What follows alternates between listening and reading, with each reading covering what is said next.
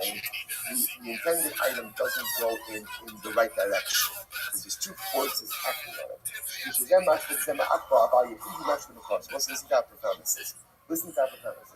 So therefore, again, if Reuben didn't die from impact, so what happens over here? So again, the two of them together lift up the stone and they throw it down. So they lift it up together, but only number two throws it himself in order to go ahead and ensure that it's going in the right direction. I want to point out a tremendous Musar Haskell in this. There are life-affirming lessons even in execution. What do I mean by that? So it says, think about this just a moment. In life, there are stones we have to lift. Right? In life, there are things we have to accomplish. And a lot of times in life, in order to accomplish things, you need other people to assist you. Right? And that's true, right? I need other people to help me lift. You should only rely on other people to a certain degree. At a certain point in time, you gotta take ownership for getting the stone where it needs to get. Too often in life, you rely on other people from beginning to end. Right? I want to accomplish, but I need this one for this, I need this one for that. We all need other people to assist. No one can live life without assistance. So you need other people to help you lift the stone of personalistic accomplishment. But at the end of the day, to get that stone where it needs to get, to accomplish the things you need to do, it's got to be you and you alone. Other people can assist, but the execution, no pun intended, right? The execution of your life goals, the execution of the things you want to accomplish, own it, take it, direct it. It's got to be you and you alone. Tremendous. Life-affirming lessons, even in the midst of execution. Remember like that. Himlo, Rigi Masel, the Bakanya. The Olam Moshana Ba'adam. So the Gemara says, interestingly enough, the Gemara says, but yet again, so remember, the Gemara says, if that first stone didn't work, then all of Kali Yisrael gets involved. So the Gemara says, but Bryson says, it never happened. It never happened. It never happened that you had a person who didn't die either from impact or at least from impact and then initial stone after that. So the Gemara says amazing. That kind of life, so it doesn't mean that they did it right. It doesn't mean that actually, again, they threw additional stones. That's not what it means. What it means is you reach that. In other words, if it was needed, this is what would happen. In other words, here's the process, right? We're laying out the process. The process was that halacha l'maisa, again, first push him off. If he dies on impact, good. If he doesn't die on impact, then second witness comes along and throws down a big stone. And if none of that works, then again everyone else will use the stone. Now, did that ever happen? That they needed Klal Yisrael to get involved in the stoning? No. But nevertheless, that's part of the process. Amar Evan Akash Shmiskaba. What's the reason for this? Now, this is incredible. So the Mishnah made it sound like, again, there was a stone that was prepared for the second witness to throw if it was necessary. Essentially,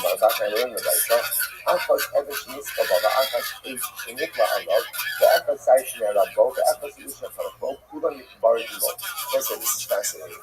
After a person was executed, anything used in the process of execution was buried along with the guilty party. So the Gemara says over here, the sword that was used to kill him, the tree that he was hanged on, the stone that was used to stone him, right?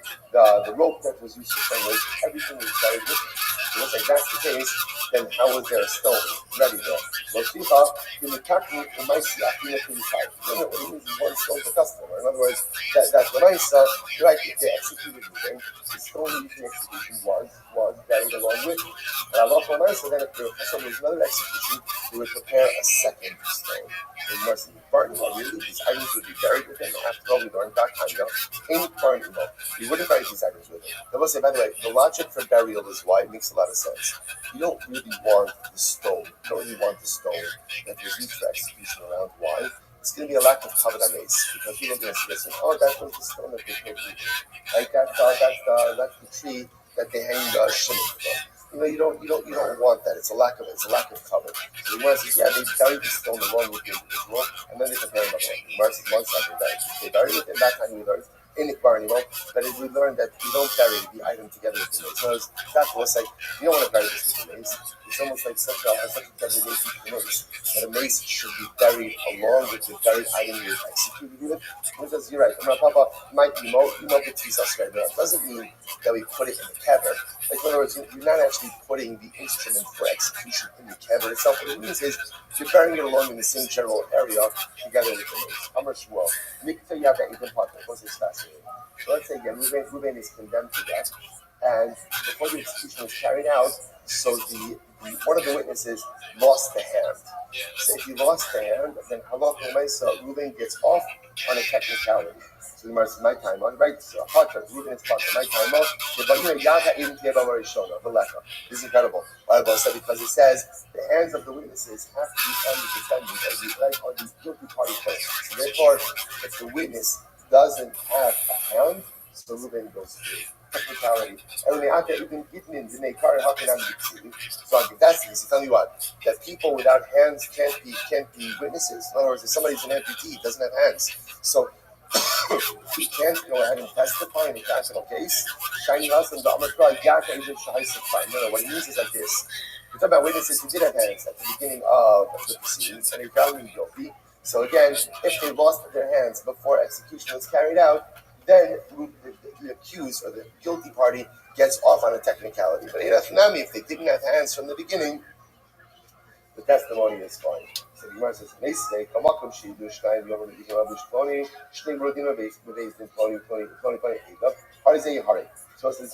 the problem. The Gemara says, what about the following situation? Witnesses show up in another basis, right? Witnesses show up and they testify about the following. We are here to testify that in so-and-so basin, Reuven was found guilty of killing Shimon, and so-and-so and so-and-so were his witnesses. So they're showing up in Beis Din, talking about Reuven being found guilty in a different Beis Din, and ultimately again, and so-and-so and so-and-so were the witnesses. Now listen, interestingly enough, how are they believed? Based on what we just said, the witnesses have to be the ones who go ahead and carry out the execution. They have to have their hands to carry this. In this case, Reuven is going to be condemned based on testimony about different testimony that occurred in a different Beis Din. Jewish Gemara says, no, Shmuel, Shmuel said, no, actually we're talking about over here is those second set of witnesses that show up, those are actually the original witnesses who testified that Reuven was guilty. So we'll say, now here's what's interesting about this entire discussion. What's fascinating about this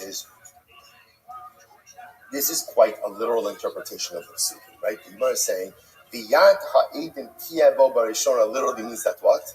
The witnesses, their hands have to be on him first, right? The witnesses would push him off the side of the building by skila, and therefore the Gemara is literally saying, if one of the witnesses doesn't have hands, then what? Reuven goes free. So the Gemara says that is a pretty literal interpretation of the pasuk. So is that how we operate? Is that how we operate? That we're literally going to require such a literal interpretation? So the Gemara says, sorry, I lost the place. All right, me ba'in across. The Gemara says, do we really need such a literal interpretation? Think it's it. But Tanya, most humas hamakeh rotzeach. Amy other than misak sulaba. Most is about this, right? Somebody kills someone else. Allah wants to execute him. Now I only know that you have to execute him in the particular execution that the Torah highlights, right? What's the first line? How do I know? So let's say someone's chayiv skila.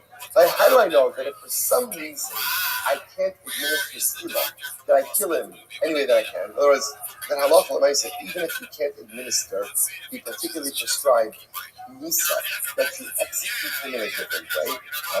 Most you must execute it. So what do you see from here? Well, you see from here is that halacha l'maaseh, even if he says something, there's some latitude in some interpretation. Right? So the Torah says that Reuben is supposed to get skila. If you can't give skila, you can only give a hereg. Right? That you give him hereg.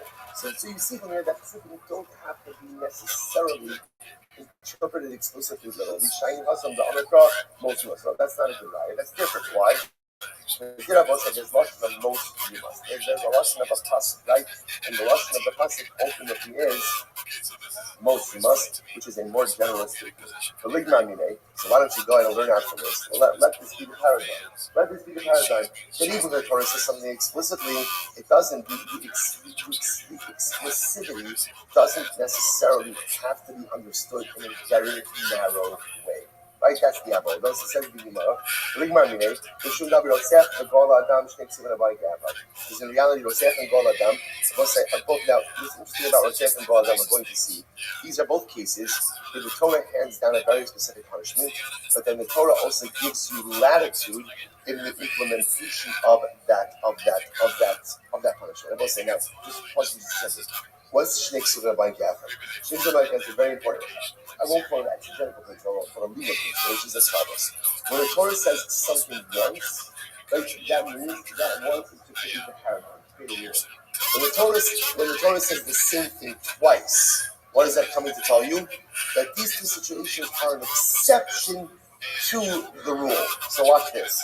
So here we go. So the Gemara says, whenever the Torah says this twice, that is to create an exception and not to create a rule. So watch this. The Gemara says, Rotzeach Hadam. What's it? Just a Rotzeach. What's this Rotzeach?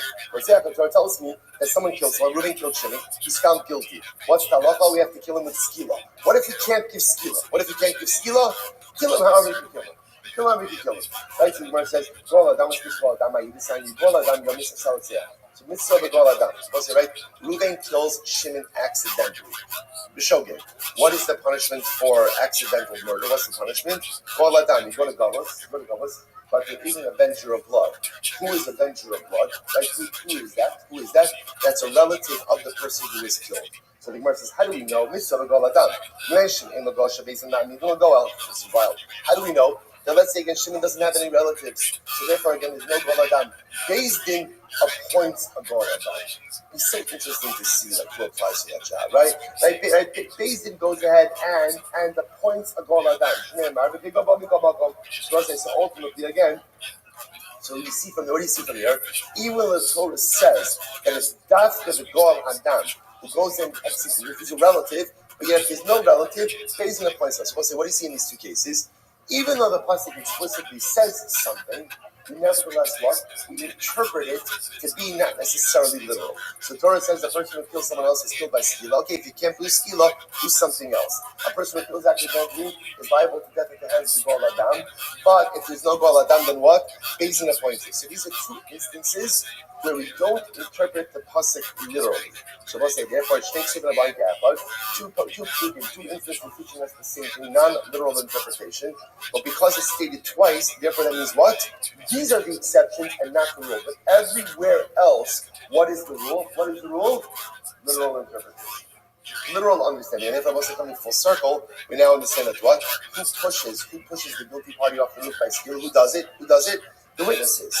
And therefore, if between the verdict and the pushing, one of the witnesses becomes an amputee, loses his hands, then what's the halacha? Reuven goes free on a technicality. He goes free on a technicality. Incredible. Besides the Gemara, only Markish, very good for Rashi, Milo Ba'inan. But do we not need the positive to be? I will say, no, we're going to stop over. By the way, excellent job. Let's say excellent job. Shkoya. Okay, it would have been nice to get to the Mishnah. I would say you did fantastic. Right? We did it together, Baruch Hashem. We leaned into it. We accomplished it. We finished off the week literally on the same page, almost on the same page as the Kali. So let's say what a week of learning Shana has been such a tremendous zuchus. And Halavai, I just want to point out one last piece. One of the most important yisodos in all of this. What do you think? I was saying, think about it. It's like a shtickle downer learning these gemaras. Like what do you do with all these gemaras of execution? I always find when you learn about death, what death does is learning about death creates the most life-affirming lessons. These are tragic circumstances where someone's life is coming to an end. So I must say, what it has to really ingrain within us is that Baruch Hashem, if we're here, if we're living, if we're breathing, Baruch Hashem, we are not, Baruch Hashem, subject to these inyanim, then it means we got to accomplish. We got to do. Every breath we have is a tremendous gift from the Ribono Shel Olam, and we should just be able to maximize it. Let's say, Shkoyach, a good Shabbos. We can put microphone by next week. We get the microphone set up by next week. I do. So, we have it. We gotta figure out. We invest in this. So we gotta figure out a way. Deducing is right or live by reasoning draws up. So let's look at what deducting is. Okay, deducting is something financial. Deducting. I think I might have been wrong. Subtracting or taking away. Oh, so I'm trying to add to it. You're trying to take it away. All right, so it's like good morning, good morning. Use deduct or deduce. Morning, let us begin by thanking all of our sponsors for this morning's share to thank our annual Talmud sponsor for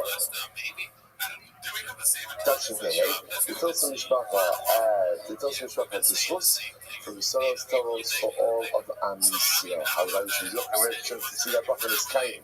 The Kara. Our week of learning sponsors, Rabbi Ari and Kara Richter, memory of Rabbi Richter's dear grandmother, Sarah Bas Shimon, who passed away earlier this week. I'm sorry, Talmud Torah sponsor for the son of the Talmud Mishpacha, for dedicated Shimon Joshua in memory of Amit Ben David Levi, Zichron Bracha Bracha, Itai Levi, killed fighting in Gaza on the first night of Hanukkah. The only sponsors for today, Elio and Dwar Ramenfar, and memory of Elio's grandfather, Nisan Ben Abraham, Zichron Bracha, and in honor of their son Yehuda on his 11th birthday. Thank HaKadosh Baruch Hu for the release of the more hostages today. And in Hashem, hope to see all of our hostages come home.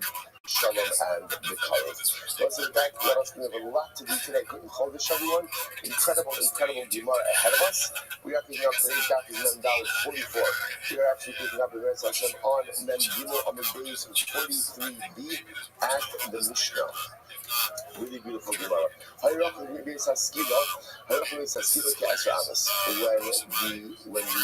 convicted individual, right? So again, remember, following along our progression, Reuben was accused of killing Shimon.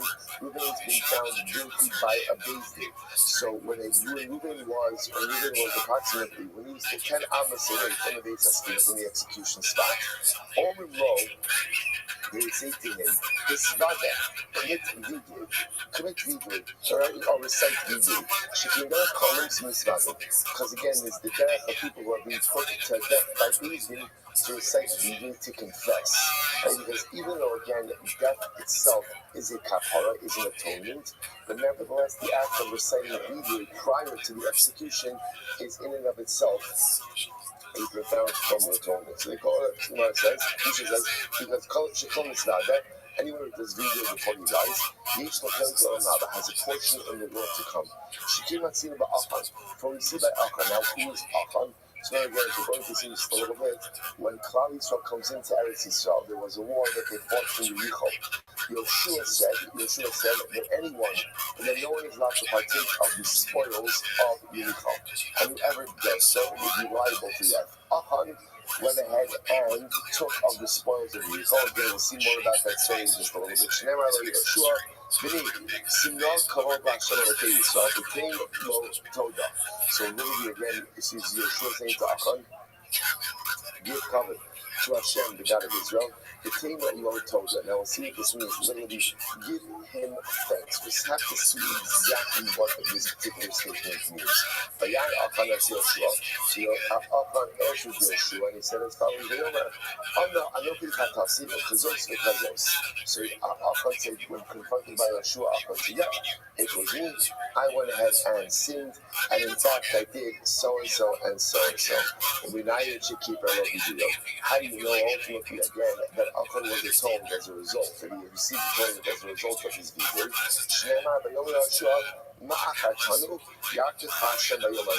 So Yeshua says to Achan, Achan, just as you have like destabilized us, literally again muddied the waters for us, so Hashem should go ahead and obscure you on this day. So the Gemara says, it's only on this day, in this world, that you are, so to speak, punished. But you are not compromised in the world to come. So you see over here that halacha because Achan did tshuva, Achan did the vidui, therefore ultimately again he is forgiven. It's incredible. In any of the other stados, what happens? doesn't know how to do vidui, the same person just doesn't know how to recite vidui. So we say to him, Emor, say the following: Tehei nisasi kapara akol avonasi. My death should be an atonement akol avonasi for all of my sinful behavior. Right? My death should be an atonement for all of my sins. Rabbi says. So again. So this I just want to point out something very interesting. There's a concept ultimately of saying vidui when a person is dying. It's called vidui shchimera when the person is dying. So there's a longer form of that vidui, but there's also a shortened form of that vidui that essentially just says Tehei misasi kapara akol avonasai. So that again, let this be a kapara on all of my averos, and that's it. That's the entirety of the vidui. But Yehuda says in Hayayodea Shuvu Mezumam. But Yehuda says if at the end of the day, let's say Yehuda knows that he's innocent, right? And let's say as much as Bezdin says that the defendant, if you're innocent, don't worry about anything. Sometimes things can happen. So let's say he's being led out to be executed, and he knows he's innocent. So what does the Mishnah say? Ruben could say, my death should be an atonement for all of my averos, except for this avera.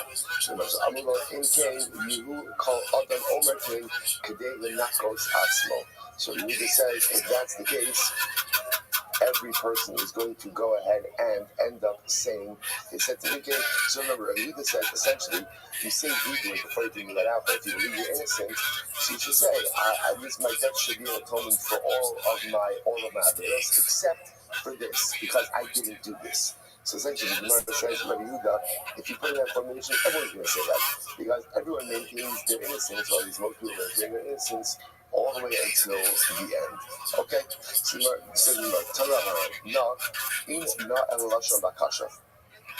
so interestingly enough, so remember again, Yoshua says to Achan is the paradigmatic example of this concept of saying vidui prior to go ahead and being killed. So Yoshua says to Achan, please, when he asks him, Lashon over here, the Haged no li ma'asisi, please tell me what happened. Ultimately, again, no is a lashon, is a request. What does this mean? Hakadosh Baruch Hu Yoshua Chata Yisrael. Hakadosh Baruch Hu said to Yoshua, Klal Yisrael has sinned. So remember again, Hashem is telling Yoshua that someone took from the spoils of Yericho who wasn't supposed to. So Yoshua says, okay, Hashem, tell me, who did it? Who took from the spoils?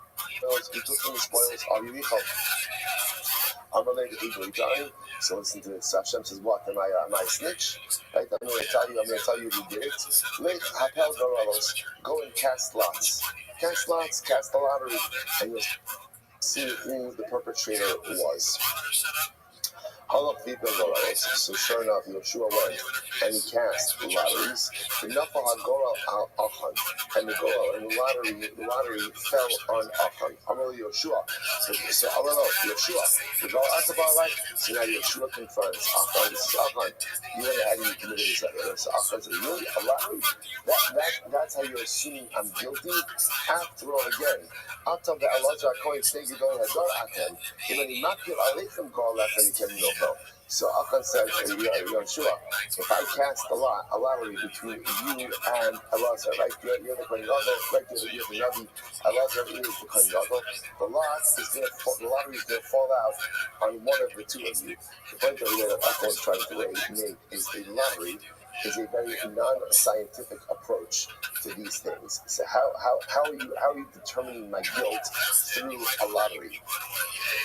So Yoshua responds back to him, please, Achan, so whatever you do not cast dispersions on the lottery. Why not? Because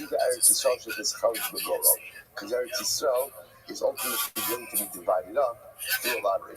Lottery is a very important mechanism in the division and distribution of Eretz Yisrael.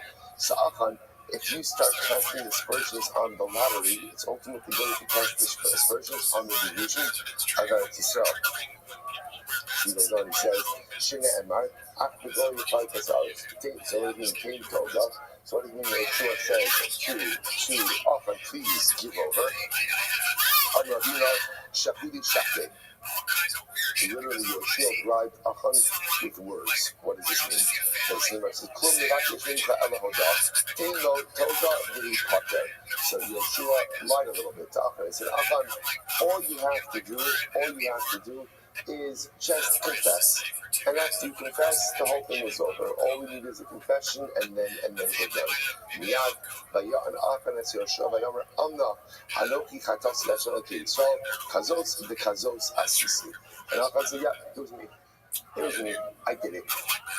Right? This is what I did. And he admitted that he had stolen some of the spoils from Yericho. I'm Rabbi, Malami, Shema'al Achan b'shlosh Chalalim. So interesting afterwards, it turns out that Achan didn't just violate the Chayim. Chayim means also Chayim. We use the Chayim in a particular context. Rabbi doesn't put someone in Chayim. But Chayim also means the concept where the base thing, right, goes there and says something is off limits. So, for example, Yericho was Chayim. Right? The spoils of Yericho were Chayim. So the next thing very interesting that Achan went ahead and violated 3 different Charalim. First of the white lines at the bottom, Shnayim b'nei Moshe. The Achan made Yoshua 2 during the days of Moshe Rabbeinu and 1 during the days of Yoshua. So apparently, although we don't necessarily see it stated, apparently during a number of the wars under Moshe Rabbeinu, there was also a Chayim. Do not go ahead and partake of the spoils. Of the war. So apparently Achan didn't just violate the one by Yericho, but he violated 2 by Moshe and by Yoshua. Kazos Asisi. Kazos, there are 3 Rishonos over here. Like this one and like this one have I done. So ultimately again that represents 3 acts of performance or 3 acts of violation. 3 Chalalim you violated. Hamisha. He violated 3 Chalalim. Arba Moshe Achan Yoshua. Shneimar. Anochi Chatasi, because those Asisi. Okay. So what up until this point, so if that's the case, that Achan in fact violated multiple other Charamim, why is he only punished after Yericho? Shouldn't he have been punished earlier than that? So Rabbi Yochanan Shorbaza is beautiful. Rabbi Yochanan, the fish of Anshu Alan Staros. So this is incredible. One of the hallmarks of Klal Yisrael is Kol Yisrael Reivim Zeh B'Zeh, mutual responsibility. Now, mutual responsibility means that not only are we supposed to take care of each other, but halacha l'maisa, I'm responsible for your averos, you're responsible for my averos. That's the way it works. I share in the zechuyos of your mitzvos, you share in the zechuyos of my mitzvos. That's the mutual responsibility. So there's this concept, and the Gemara says, and this is really quite dramatic, that we're responsible for each other even when it comes to the averos that maybe we don't know about. What if I commit an avera privately? No one else knows about it. So I say, is your mutual responsibility for that avera. So listen to this. So Rabbi says, there is, but that mutual responsibility only occurred right after we crossed the Yarden. So therefore, again, halacha l'maisa, even though Achan went ahead and violated multiple other Charamim prior to Yericho, no one knew about it. And there's only mutual responsibility for private averos after you cross over the Yarden. Therefore, the only one Klal Yisrael was held accountable for was what? Was Yericho. This is actually not called this tonight. Listen to this. So literally translated, that which is hidden is to HaKadosh Baruch Hu, but that which is revealed is for us and for our children for all eternity. So you must say, Nana Nakod Al Lanu V'Lanu Vanenu Yal Ayin Shebad. So what is it? What's the Philippians say? There are dots over. Lanu Ulevanenu and the ayin of Ad. The Lamed Shloch Onesh Kalim starts at Avras Hayagim Divrei Yehuda. So Yehuda also teaches us that the din of mutual responsibility didn't apply for private averos until after we crossed into Eretz Yisrael. What you see is actually incredible. There is a heightened level of mutual responsibility in Eretz Yisrael more than exists in Golos. In other words, when you're outside Eretz Yisrael, there's still mutual responsibility. But when we are in Eretz Yisrael, there's a heightened sense of mutual responsibility. So the Rabbi said, hold up over here. Is there ever liability for private averas? Right? So let me get this straight. I understand that we are responsible for the public behavior of one another, but is there such a thing that I'm responsible for your private averas, for my private averas? That is a very difficult thing to swallow, right? If you think about it, that's a pretty overwhelming concept. So the Gemara says, "V'halot k'var ne'emar ad olam, el k'shem shlo onash al esteros, kach lo onash al osi shebegavri ad she'avri Yisrael es hayarden." Rather than I will say this second model, the mechanism like this. There's never mutual responsibility for hidden averas. You see, right? You can't operate that way. When I say I can't be responsible for things you do in private, you can't be responsible for things that I do in private. That's impossible. But again, when it comes to the miglos, the revealed averas, there's responsibility for that only once we entered into Eretz Yisrael. No responsibility for that before we entered into Eretz Yisrael. Ella, that's the case. Top of them down. All fine. My time at Enosh. So that's the case on one side. Essentially, Achan's taking the property from the Rico was a private act. So if that's the case, even though it happened in Eretz Yisrael, why wouldn't there be any level of mutual responsibility for that? Ella, Achan, my time, my Enosh. To which we might say, Mishum, the Habu Yadi Day Ishto Ubonah. Ultimately, again, because his family knew about it. Even though it wasn't public, that Kali's family, it was public enough that his family knew about it, and they didn't do anything about it, creates a sense of mutual responsibility. Rashi says at the end, okay, no, not yet. Let's point out what a tremendous hospital that there is a certain, not certain, there is a level of mutual responsibility that a family has. And if a family knows that one of the members of the family is struggling with something and doesn't do anything to help with that struggle, there is a responsibility for those failures. Overwhelmingly so, it's just whatever's true in Klal Yisrael is true on the microcosm of the family as well. So in Klal Yisrael, we're responsible for each other. Now it's the stuff we don't know about. I give you responsibility for the secret stuff to you. You give me responsibility for the private things of mine, but for the revealed things, we're absolutely responsible. I'm sitting in a family.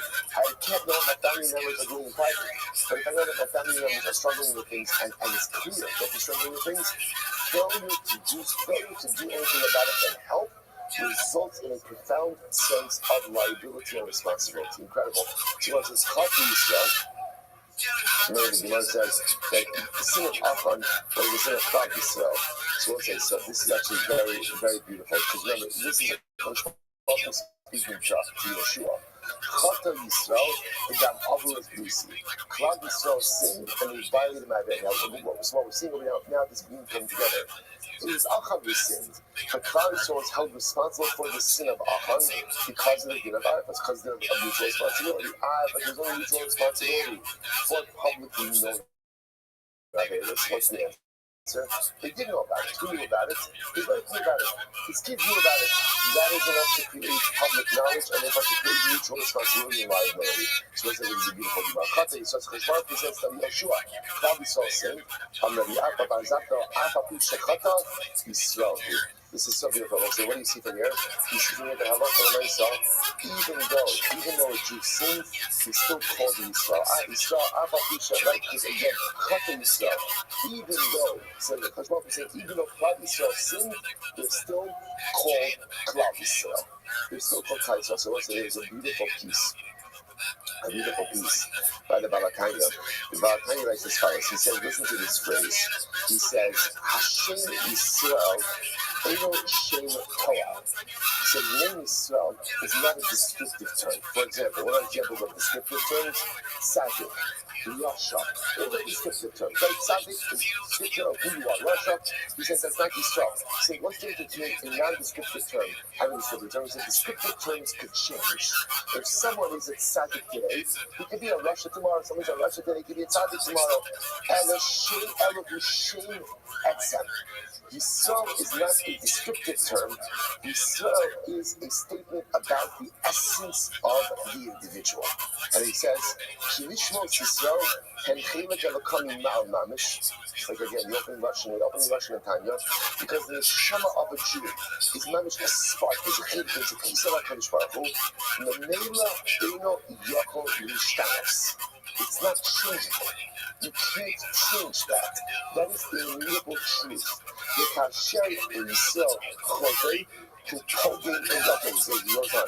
This is actually good to know. What does it mean that the Yisrael Shechata, Russian over here is Chati Yisrael, Avadu Shechati Yisrael? Again, I will say, the fact that I'm a Yid, the fact that I'm Yisrael, the fact that I'm a Neshama, the fact that I'm a Spark from HaKadosh Baruch Hu, there's nothing in the world that I can do to change that. I can commit the worst Avera possibly imaginable, Chas v'Shalom. And even if I do that, I'm still Yisrael. Why? Because being a Yisrael, being a Yid, which by definition... I love him. Doug, if I could talk to Eddie Bravo right now, I'd be like, Doug, and the whole Rogan verse, I like you the most, man. I'm sorry, it's not a Santa Ana for life. It's not a Shem Toar. But no, those fucking football pencils and... which are descriptive terms, and Shem He's the funniest of them all. Is an essence term. Descriptive terms change. I think he's the smartest of them all. He doesn't take all the bullshit. Like, what part of Ace Ventura? That's a great question. No matter what I do, Let's hear about this. This is probably one of the most important primaries in all of Shas, because this is the reason why Tshuva is possible. Why is it that no matter how badly I debase myself, that I have the ability to rehabilitate myself? Why is that? There aren't just certain avenues that after a certain point, like if you hit the point of no return, there's no going back, that's it. So why do I have the ability to bring myself back, not just like from the edge of the cliff, but even if I went over the spiritual cliff, I can still bring myself back. Why? Because I'm a Yisrael, because I'm a Neshama, and that Neshama is a spark of HaKadosh Baruch Hu, and no matter what I do in life, I can't change that. I can't change it. And because I can't change it, it's always there. And because it's always there, those represent the fundamental building blocks that I can use to rebuild myself. So that's what it means when it says, no matter what I do, I might not be a tzaddik any longer. I may actually be a Russia right now. That's possible. But no matter what those descriptive terms may be, my essence term is always intact. And if that's there, then the ability to spiritually and personally rehabilitate is always present as well. Incredible. This is what people say. The common expression people say, Asa Bikar Bene Kofi, Asa Shmen, Asa Karele. Even a myrtle branch that is nestled amongst the willows is still a myrtle branch. And it's still called a willow. In other words, you can have a myrtle branch, you can have a hadas that is surrounded by little branches all around it. It still has its identity. And no matter how long it's there, no matter how much it's outnumbered, no matter how camouflaged maybe it becomes, in all of the willow branches, it still remains a myrtle. Incredible. The Gam obviously, I should see your son. Sakash Baruch tells Yeshua, Klal also violated the covenant that I commanded them. Gam not chumen achered, gam ganvu, gam kakashu, gam samu b'kelehem. So he's talking about all the things that, again, I want to point out, Klal didn't do this, it was Achan who did it, but Klal being held responsible. I'm going to rely on Yeshua to do the bar, mistarfa. The Lamed Sha'aba Achan, Achamishin Kumshu Torah. You see from here that Achan violated all, he didn't just take from his father's of Yisrael, he violated halacha, right? And he violated everything that's written in the 5 books of the Chumash. Shnei Kamisha Gam. A little bit of a play on words over here. Kamisha Gam, he also violated the Kamisha, the 5 books of the Torah. Already, right? Yishum Rabbi Bar Misparta. Achan Moshe Bar Allah Sohaya. Achan tries to cover up his bris milah. Right, so it's before about other Mishnah also. She don't use this either. Ksiv Hakam says over here, but down public street. So you Ksiv Hakam as you do see Hakam. So Shita, that's obvious. Mount the Moji up front. Mitzvah, the Butay no Pakar. Maybe not. Maybe even though Achan was a sinner, ultimately, again, perhaps he did not go so far so to cover up a mitzvah on his body. Kamash Malon that he did. But he also never Israel. He did something terrible in Klal Israel. I'm not the Abba.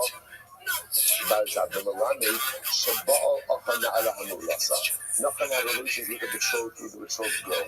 Ksiv Haka says over here that the Asana Balot, Ksiv Haka with the Asana Balot Israel. So Pshita, Ma'ad Roji of Thought, Kuli high, low Paka Nafshe, that far, Alchan wouldn't do. Like, you wouldn't make the Paka Nafshe, what's the situation? Paka Nafshe means make his soul hefker. The act of sin, by definition, is making your soul hefker. So isn't that incredible? Like, none of us are taking our wallet, putting it on the table, and say, you know what, hefker, no debit card, go and enjoy the cash, all yours. No one in their right mind says that. Why? Because my wallet is valuable. Yet, my neshama, which is the most valuable thing of all, when I commit an avera, essentially what I'm saying is, it's hefker. It's hefker. Whatever it is, do what you want, do how you want, what you want, it doesn't make a difference. So I say, none of us in our right mind will ever actually, choose to do that. Yet, the default reality definition of an avera is making my neshama hefker. It's incredible. Rabbi says, Dine kinara amurasa. If the Achan was judged like an Aram Murasa, did a skila, ultimately in a skila. But now, what does this mean? What do you mean with the skila? That Achan violated all 5 books of the Torah, that Achan went ahead and tried to cover up his skila, that he had relations with an Aram Murasa. Like, first of all, that's not, we might learning that from like Gezerah Shabbos, but it's not like, or it feels like we need even be going out of our way to find culpability for Achan. So the Gemara saying is like this. It's important, we see this all the time. Sin doesn't just occur, and dramatic sin doesn't just dramatically occur. Very often, big averos are a result of a culmination of smaller missteps that may by themselves be relatively innocuous, but they lead me on a particular path, and they put me on a particular trajectory, which manifests and results in truly negative behavior. So the Gemara saying is like this: whether Achan actually had a relation with Nara Murasa tried to cover up this need, but so what the Gemara said, the Gemara saying is like this: Achan, Yeshua give you an explicit command. Don't partake of the spoils of evil. Remember, the Jews are wealthy.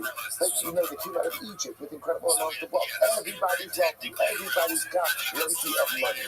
So, Achan, how do you make such a dramatic mistake to compromise you, your family, and Klal Yisrael? What's the answer? The answer is, this wasn't the first mistake. Achan was making multiple mistakes all along the way. He was committing multiple averos all along the way. And in life, when you get used to making bad decisions, even if they're small, bad decisions, that leads you down a path. And that path is going to end only in one way: a really bad, big decision. That's why I was saying, sometimes in life we think that it's like the big crossroad decisions that make a difference. That's true, but it's also the everyday decisions that we make that fundamentally chart our course forward. And if I'm consistently making the wrong, small decisions, maybe they're sinful, maybe they're relatively innocuous by themselves, but they come together, they conglomerate, and they become a derech of my life, and that derech sometimes just results in the most catastrophic circumstances. That's what Chazal is saying over here. Don't think that Achan just woke up that morning and said, hey, let me take some of those spoils of you know, Yeshua told me not to. That's not what happened over here. The ability to violate the words of Yeshua and take the spoils of Yericho was the culmination of a series of prior decisions that put Achan on the path. This is why I was saying this so often. It is so important to live with a sense of mindfulness, of awareness, to recognize every single decision has consequences. Big or small, every decision puts me on a derech. And if I live that life, mindfulness, I set myself up for ultimate good. If I live without mindfulness, one day I find myself taking the spoils of Yericho. So in other words, like the Right now, Yoshua Akan Ben Zarach, that's a Kesa Ben Saidaras, that's the Shor Azal, that's Mona, that's Penosa, that's Shor, that's Kamona, that's Sola, that's Olo, that's Kolan Shalom. Because as you know, the Pasuk says, Yoshua took Akan, the entire family, all the spoils. So the Gemara says, in the Bukhata, one of the Penosa Nachatu, I understand. So it sounds like Yoshua executing Akan's family. But Akan is going to commit the idea. What did his family do wrong? The Gemara says, Futame, he's in that same logic. Bukhata. Also says in some of Klal Yisrael. So again, Achan committed the sin. What did Klal Yisrael do? So the Gemara says, the Chsiv B'Chol Yisrael Imo Elo Lidosan Hakanam Lidosan. Yeah, of course, Achan's family wasn't executed just as Klal Yisrael wasn't executed. So what happened? You have one Moshe gathered the execution of Achan to give them Musar. To show them ultimately again that what was done was incorrect. And it's important that we see the Chala Anbiyah Yishmu, just like again, executions were public, in order that the people should understand the severity of actions. So Yoshua gathers the family of Achan and Klal Yisrael as well. But Yisrael also beige, Yisrael also Rabbanim. So they went ahead, so Yoshua went ahead and burnt everything. Everything means Achan, besides it means Achan, his possessions, and stoned them. So the Gemara says, I don't understand, the Tarki, why do you need burning and stoning? What's the shot with that? How do this straight, how do this skew? No, what it means is the things that were supposed to be burned were burned, like inanimate objects, property, and things that were supposed to be stoned, i.e. Achan and livestock, were stoned.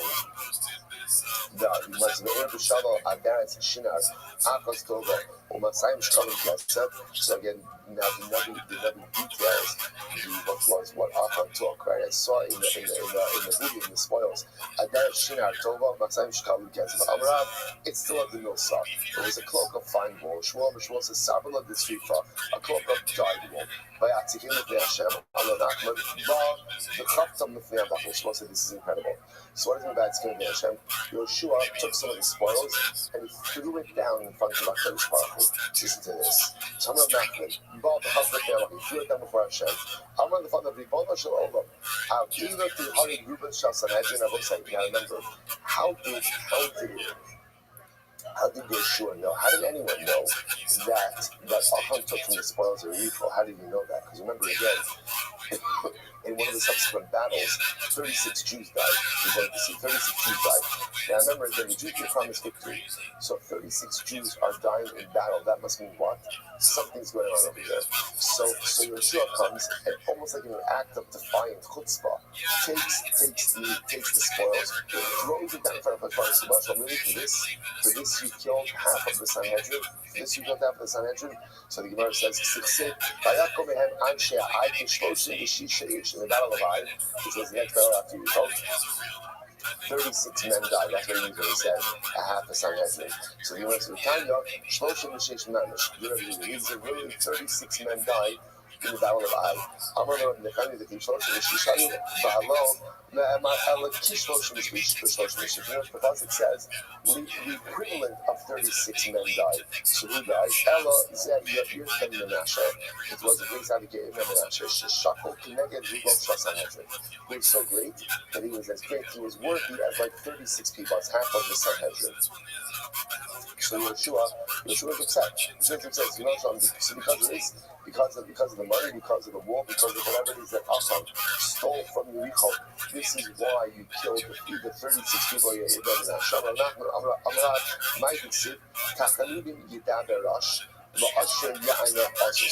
Pasuk says that literally again, the poor man speaks in a supplicatory fashion. Right? And the rich man speaks with a bit of arrogance. So the Gemara says, who is this? So Rosh is Moshe. So the poor man, this is Moshe having a response to Hashem with a sense of humility. Who's the rich man who speaks with a little bit of arrogance? Yoshua. It's supposed to be Yoshua. Right? Again, especially the fact we just saw Yoshua spoke with chutzpah to HaKadosh Baruch Hu. My time, what's the reason? He didn't want to say by Atzikim Lefnei Hashem, because the Pasuk just mentioned that he took the spoils that Achan stole and he threw it down to HaKadosh Baruch Hu. Almost like he said, HaKadosh Baruch Hu, why? Why? Okay, you want to punish us, why you punish? But why take 36 neshamas for what? For some spoils? So Yoshua spoke with a little bit of chutzpah. So he was Pinchas, didn't Pinchas do the same thing after the sin? Vayamod Pinchas, Vayipalel, Vatatzana Gefa. Pinchas now also we normally translate this as Pinchas David, and the plague which was sweeping through the people as a result of the immorality with the daughters of Midian stopped. So the Lord just said, it doesn't say Vayispalel, it doesn't say Hidabi, rather what does it say? Vayipalel. Melamed Sha'asa Polilos in Kono. So what's that? The Shoresh of Pedlan and Lamed Palal means to judge. So therefore, again, what does it mean? That Pinchas to be up and judge HaKadosh Baruch Hu. What did he do? Brought the bodies of Zimri and Cosby. Right, the Zimri was the Nazi. Cosby was the Midianite princess who committed adultery and immorality in public. And he threw their bodies down in front of his birthday. I'm going to find the bonus of all of them. For these two, 24,000 Jews should die. So you see that Pinchas also activated insolence and arrogance. So what's that? I just mentioned, you see, by Yemen's Aris and Agir, so what's the mention of the tremendous Nirah. We weren't teaching us something about Tfilah. So we weren't just this idea that the word Palal means to judge. The Church called Hirsch brings down in Holy, following idea. He said, you translate Lehit Palel as the Davi. But if you think about it, that's not actually what it means. Right? If the Shoresh Pei Lamed Lamed is to judge, Lehit Palel is the reflexive form of that verb. Which means then, what does Lehit Palel mean? To engage in the process of personalistic judgment. Reflexive, right? So let's say the process of tefillah, when Hirsch says, is not simply davening to Hashem.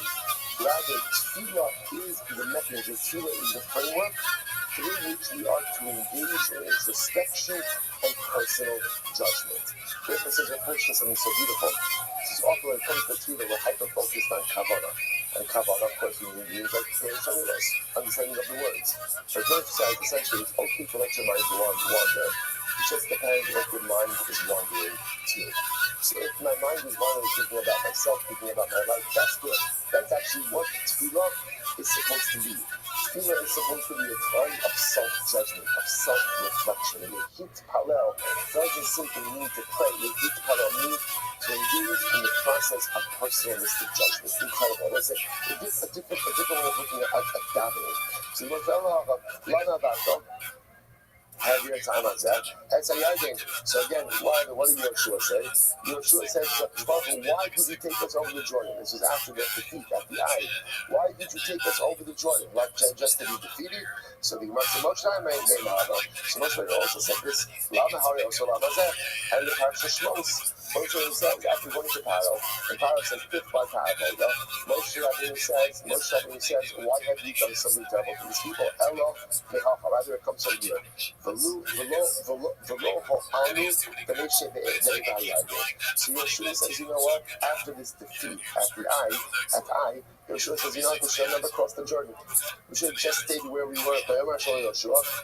Kumlach means get up.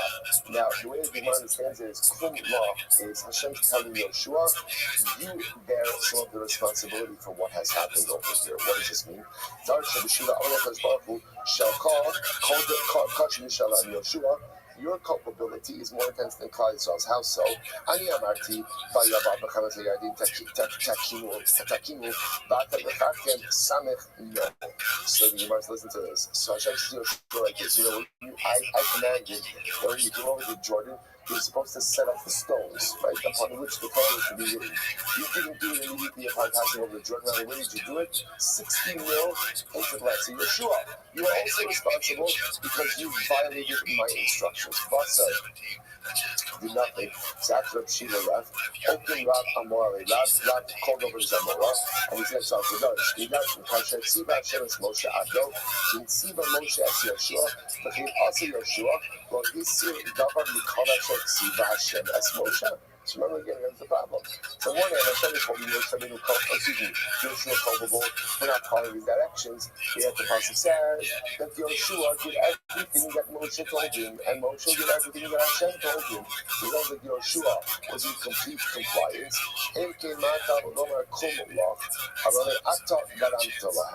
So ultimately, again, Hashem says to Yoshua, you were partially responsible. Now, why are you partially responsible? This is very interesting. So watch this. Hashem never commanded Klal Yisrael not to take from the spoils of Yericho. Hashem never commanded that. That was Yeshua's prohibition. So Hashem said to Yoshua something amazing. Why are you prohibiting extra stuff? Right? If I want something prohibited, I'll tell you it's prohibited. If I don't need it prohibited, don't prohibit it yourself. Now, Yeshua did it because, again, he wanted a singular focus on war. That's what he wanted. For his both, we said, Yeshua, I didn't ask you to create that trailer. I didn't ask you to go ahead and tell people they can't take the spoilers. You introduced that, and because you introduced it, therefore, again, you are partially culpable for what happened with Achan and Karel. I can't relate. Boy, Basisa Lai, Ulamalka, Kasha, Sisa Li, for Ulamalka. So now, and Karel, not okay. So that's the story. Achan, and they will say, why do you do all this? Because it's incredible. Right? But why else do you do all of this? Because remember, what did the Mishnah say? The Mishnah says that before a person is executed, we tell him to do vidui. Who is the source, the biblical source for vidui, for vidui? So the Mishnah over here quotes Achan. Right? Achan confessed his sin before being executed. Let's say, by the way, who is the real makar for vidui, for confession? The real makar for vidui is Cain. Cain was the first person to go ahead and do vidui. The difference is, the reason why that's not part of over here is because we're looking for a source of someone who did vidui before execution. So who is the first person to do vidui before execution? That was Achan. So now that we're going to Yoshua, it was incredible, ridiculous Yoshua story, that we saw today in Gemara since Brachos. Yoshua was in Yericho. Vayisa in a vayar. He goes ahead and he sees, and the apostle goes on to say, he sees Vayhine ish omed lenegdo v'charbo shalifo biyado. He sees a man standing opposite him with a withdrawn sword. So the Gemara says, what happened? Vayomer lo ki ani sad tzva Hashem atabasi. So now Yoshua doesn't know. He's like, who are you, friend or foe? So the man says, don't worry, I am a malach Hashem. I'm a malach. I'm only here to help. So Yoshua prostrates himself. Now remember, this was happening at night. So Yoshua, how are you able to prostrate yourself? You can't give a shalom aleichem to your friend at night. Why? You have to be concerned that maybe he's a shade. Shaking at night. So maybe Allah might say again, maybe the person you see in front of you is not going to be a person but a shade. So how do you yourself give him shalom? So the Gemara says, Shiny Hazam Yukamene Ani Sat Tzva Hashem Atabasi. This man used the name of Hashem, and ultimately, again, because he said the name of God, Yoshua knew it wasn't a shade. They deal with Meshachri, maybe it's a lying shade. Like, in other words, not maybe he's lying, right? Maybe he's just using the same shalom aleichem, right? Because he's just trying to go and pretend he's not a shade. So when it says, we have a tradition, shading, do not go ahead and use the name shalom. I will say, which by the way is such a profound story, that everyone has the line they won't cross, right? There's plenty of stuff I will do, but there's always that no, I would never do that, right? Anything and everything in front of that, I'm all in, right? I'll do all that stuff. We don't have that line. We don't have that line, which is good, right? Everyone has to have that line they won't cross. So apparently, Shaitan also have that line. So Shaitan goes to the name of Hashem and the other things that I say, I'm this is ridiculous.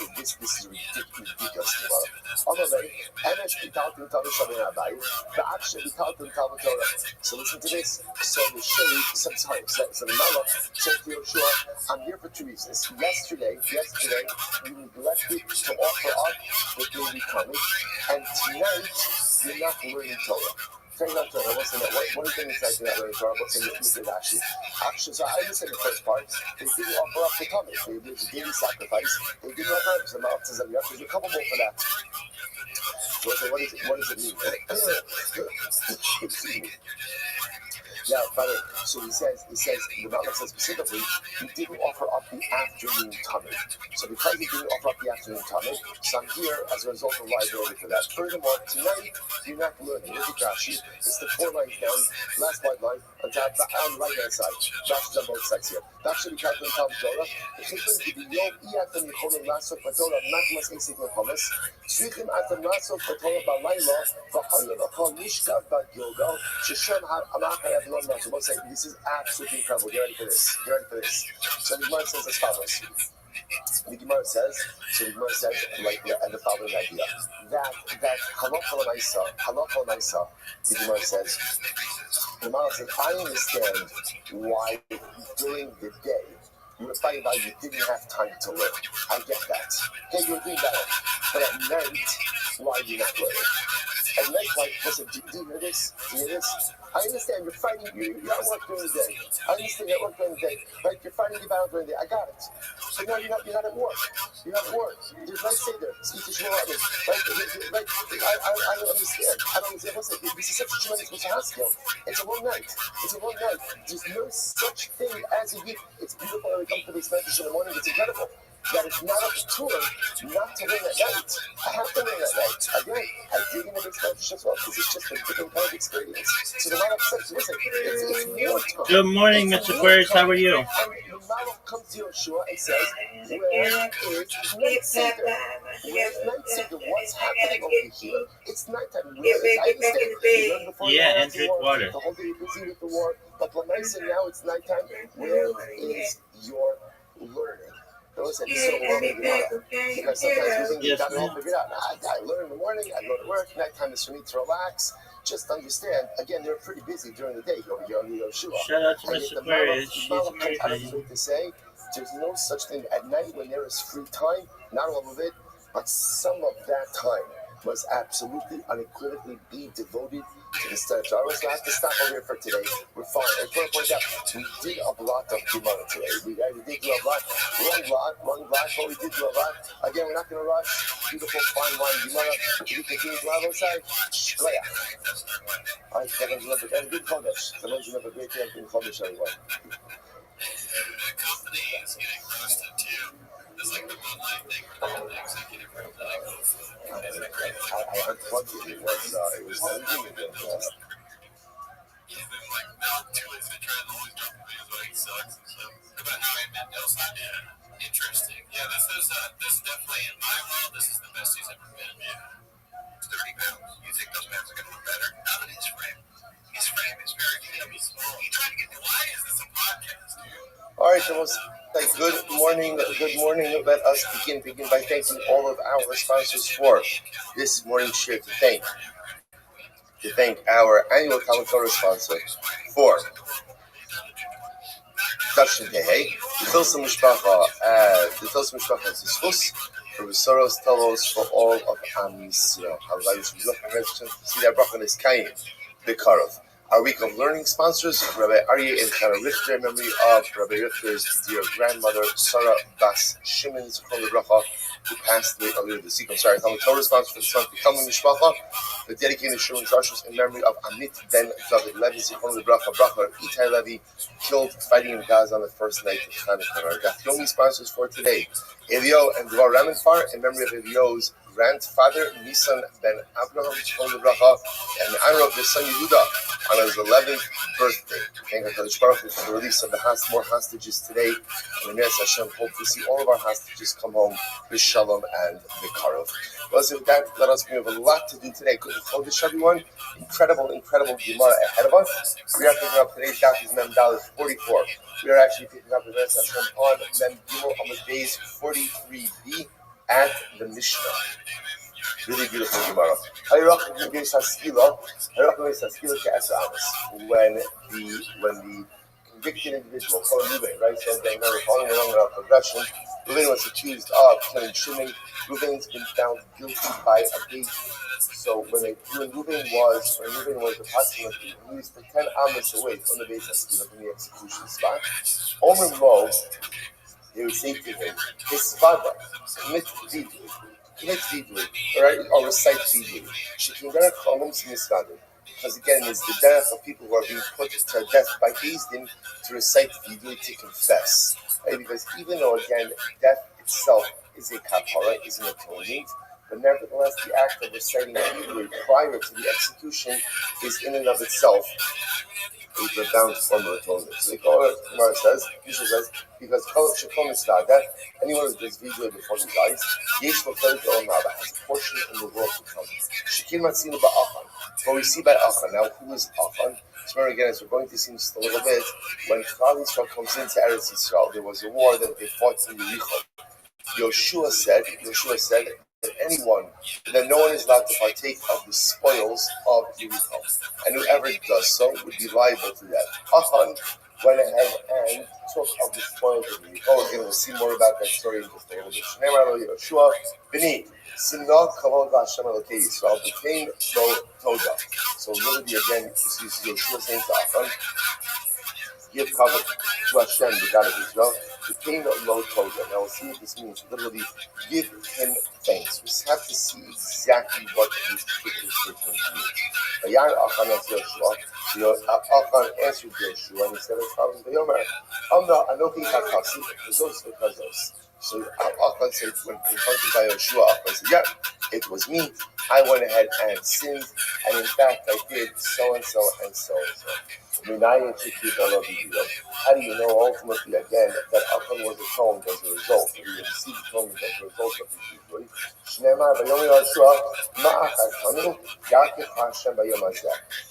Yoshua says to Achan, just as you have like destabilized us, literally again muddied the waters for us, so Hashem should go ahead and obscure you on this day. It's only on this day, i.e. in this world, that you are, so to speak, punished. But you are not compromised in the world to come. So you see over here that because Achan did Shiva, Achan did Vidui, therefore ultimately again he is forgiven. Incredible. In any of the this goes, what happens when a person doesn't know how to do Vidui? The same person just doesn't know how to recite Vidui. Omer Lo, so we say to him, Emar, say the following. My death should be an atonement for all of my sinful behavior. Right? My death should be an atonement for all of my sins. Rabbi Yehuda says, so again, so this I just want to point out something very interesting. There's a concept ultimately of saying vidui when a person is dying. If you call vidui shkidmila, when a person is dying. So there's a longer form of that vidui, but there's also a shortened form of that vidui that essentially just says tehei misasi kapara akol avonosai. So that again, let this be a kapara on all of my averos, and that's the entirety of the vidui. And Yehuda says in Yehuda says that at the end of the day, let's say Yehuda knows that he's innocent, right? As much as Bezdin says that the defendant, if you're innocent, don't worry about anything. Sometimes things can happen. So let's say Yehuda is being led out to be executed, and he knows he's innocent. So what does the Mishnah say? Omer tehini sasi kapara kol avonasai chutz mi avonzeh. Reuven could say, my death should be an atonement for all of my averos, except for this avera. So Amar lo im kain Yehu kol adam omer kain kedei lenakos atzmo. So Yehuda says, if that's the case, every person is going to go ahead and end up saying, they said to me, okay, so remember, Rabbi Yehuda says, essentially, you say vidui before you being let out, but if you believe you're innocent, so you should say, my death should be an atonement for all of my averos, except for this, because I didn't do this. So essentially, the Gemara says, Rabbi Yehuda, if you put in that formulation, everyone's going to say that, because everyone maintains their innocence, or most people maintain their innocence, all the way until the end. Okay? So Gemara says, so interestingly enough, so remember again, Yoshua says to Achan is the paradigmatic example of this concept of saying vidui prior to go ahead and being killed. So Yoshua says to Achan, please, right? He asks him, no, the Lashon over here is, V'haged no li ma'asisi, please tell me what happened. Ein no, and the Lashon bakasha. Ultimately, again, no is a Lashon, is a request. What does this mean? V'shashon HaKadosh Baruch Hu Yoshua, Chata Yisrael, HaKadosh Baruch Hu said to Klal Yisrael, Klal Yisrael has sinned. Klal Yisrael has sinned. So remember again, Hashem was telling Yeshua that someone took from the spoils of Yericho who wasn't supposed to. So Yeshua says, "Okay, Hashem, tell me who did it? Who took from the spoils? Who took from the spoils of Yericho?" So listen to this. Hashem says, "What? Am I a snitch? Right? I'm going to tell you who did it. Lech hapel goralos. Go and cast lots. Cast the lottery, and you'll see who the perpetrator was." So sure enough, Yeshua went and he cast the lotteries. And the lottery fell on Achan. I'm going to Yeshua. So Yeshua, you go out the bar light. So now Yeshua confirms Achan. You went ahead and you committed this action. So Achan says, really, a lottery? That's how you're seeing I'm guilty. After all, again. So Achan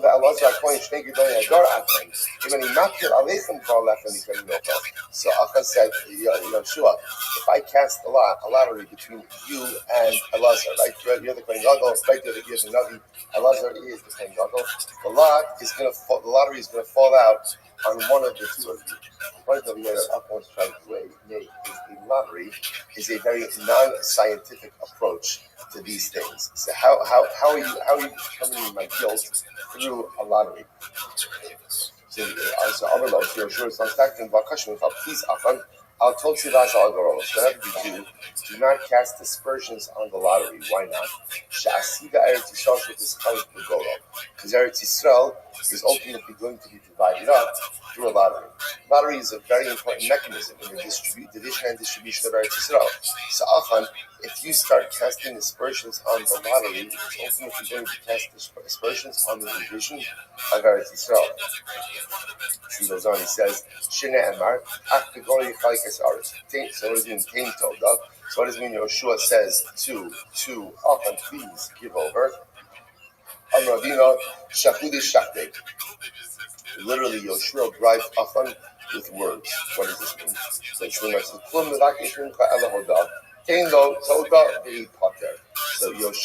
lied a little bit to Achan and said, Achan, all you have to do is just confess. And after you confess, the whole thing is over. All we need is a confession, and then we're done. Miyad, Vayahan Achan es Yeshua, Vayomer Amna, Hanoki Chatas Datzon Yisrael, Hazos v'Kazos Asis. And Achan said, yeah, it was me. I did it. Like, this is what I did. And he admitted that he had stolen some of the spoils from Yericho.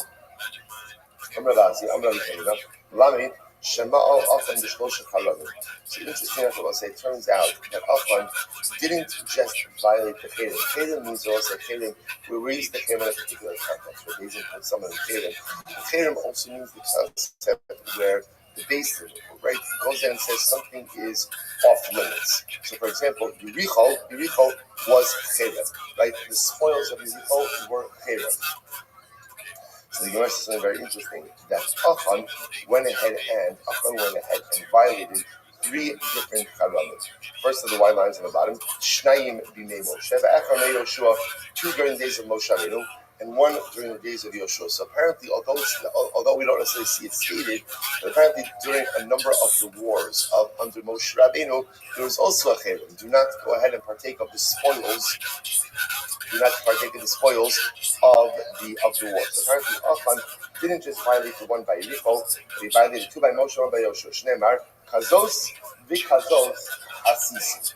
Kazos, so there are 3 Lashonos over here. Like this one, and like this one, have I done. So ultimately, again, that represents 3 acts of performance or 3 acts of violation. 3 charamim he violated. Yochanan Amar Mishmor wasn't Shimon. Anisha, he violated 3 charamim. Arba b'mei Moshe ve'echad b'mei Yoshua. Shneimar, Anochi Chatasi, Vikazos Asisi. Okay. Va'ad Hashta, my time. So what? Up until this point, so if that's the case, that Achan in fact violated multiple other haramim, why is he only punished after Yichol? Shouldn't he have been punished earlier than that? So Rabbi Yochanan Shor Lazar is beautiful Gemara. Rabbi Yochanan Rabbi Shimon Rabbi Lazar Rabbi Shimon the fish shelo anshu ala nestaros ad she'avu es hayardi. So I say this is incredible. One of the hallmarks of Klal Yisrael is Klal Yisrael raising zebazeh, mutual responsibility. Now, mutual responsibility is that not only responsible to take care of each other, but halacha l'maisa, I'm responsible for your averos, you're responsible for my averos. That's the way it works. I share in the zechuyos of your mitzvos, you share in the zechuyos of my mitzvos. That's mutual responsibility. So there's this concept, the Gemara says, this is really quite dramatic, that we're responsible for each other even when it comes to the averos that maybe we don't know about. What if I commit an avera privately? No one else knows about it. So Allah is there mutual responsibility for that avera? So listen to this. So Allah says there is, but that mutual responsibility only occurred when after we crossed the Yarden. So therefore, again, halacha l'maisa, even though Achan went ahead and violated multiple other haramim prior to Yericho, no one knew about it. And there's only mutual responsibility for private averos after we cross over the Yarden. Therefore, the only one Klal Yisrael was held accountable for was what? Was Yericho. With Yericho, this is actually my focus. Listen to this. So literally translated, that which is hidden is to HaKadosh Baruch Hu. But that which is revealed is for us and for our children for all eternity. So Gemara says, Nama nokud al lanu v'lavanenu yal ayin shebad. Right? So why is it? What's it looking at say the Torah? There are dots over lanu ulevanenu and the ayin of ad. The lanu shlo punish on the stars at Shavras Hayadin Divrei Rabbi Yehuda. So Rabbi Yehuda also teaches us that the din of mutual responsibility didn't apply to private averos until after we crossed into Eretz Yisrael. What do you see? It's actually incredible. There's a heightened level of mutual responsibility in Eretz Yisrael more than exists in Golos. In other words, when we are outside Eretz Yisrael, there's still mutual responsibility. But when we are in Eretz Yisrael, there's a heightened sense of mutual responsibility. So the Rabbi Yirmiyah starts the old wall. So hold up over here. Is there ever liability for private averos? Right? So let me get this straight. I understand that we are responsible for the public behavior of one another, but is there such a thing that I'm responsible for your private averos, you're responsible for my private averos? That is a very difficult thing to swallow, right? If you think about it, that's a pretty overwhelming concept. So the Gemara says, "V'halok kvar ne'emar ad olam." Rather, going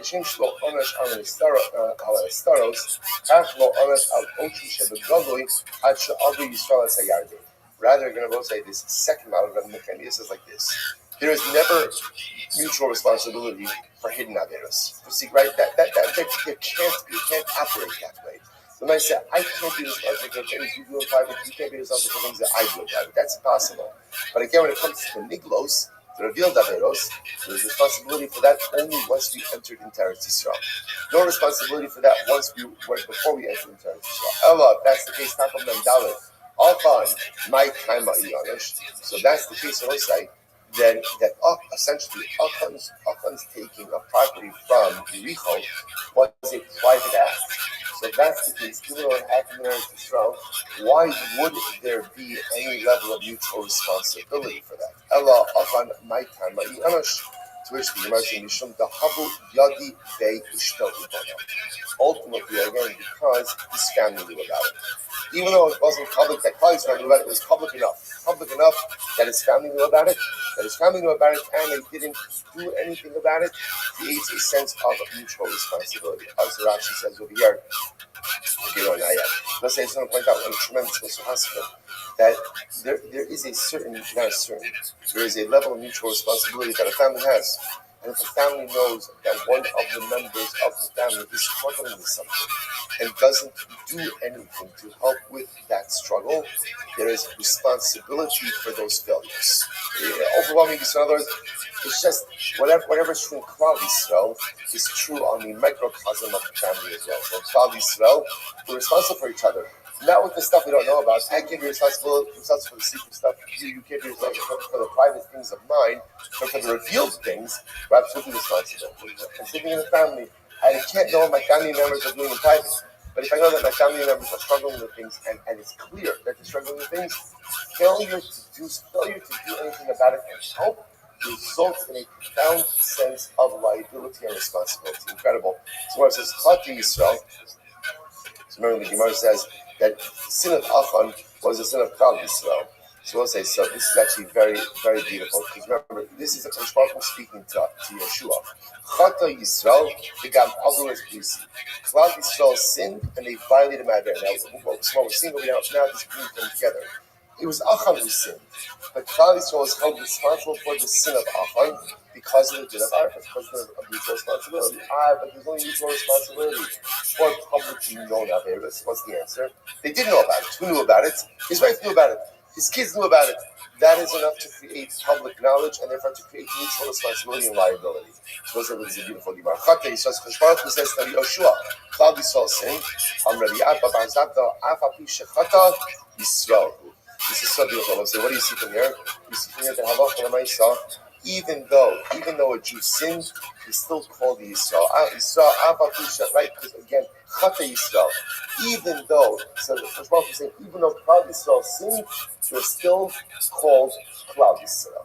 They're still called Klal Yisrael. So also there's a beautiful piece by the Baal HaTanya. The Baal HaTanya writes as follows. He says, listen to this phrase. He says, Hashem Yisrael, Eino Shem Torah. He says, the name Yisrael is not a descriptive term. For example, what are examples of descriptive terms? Tzaddik, Russia.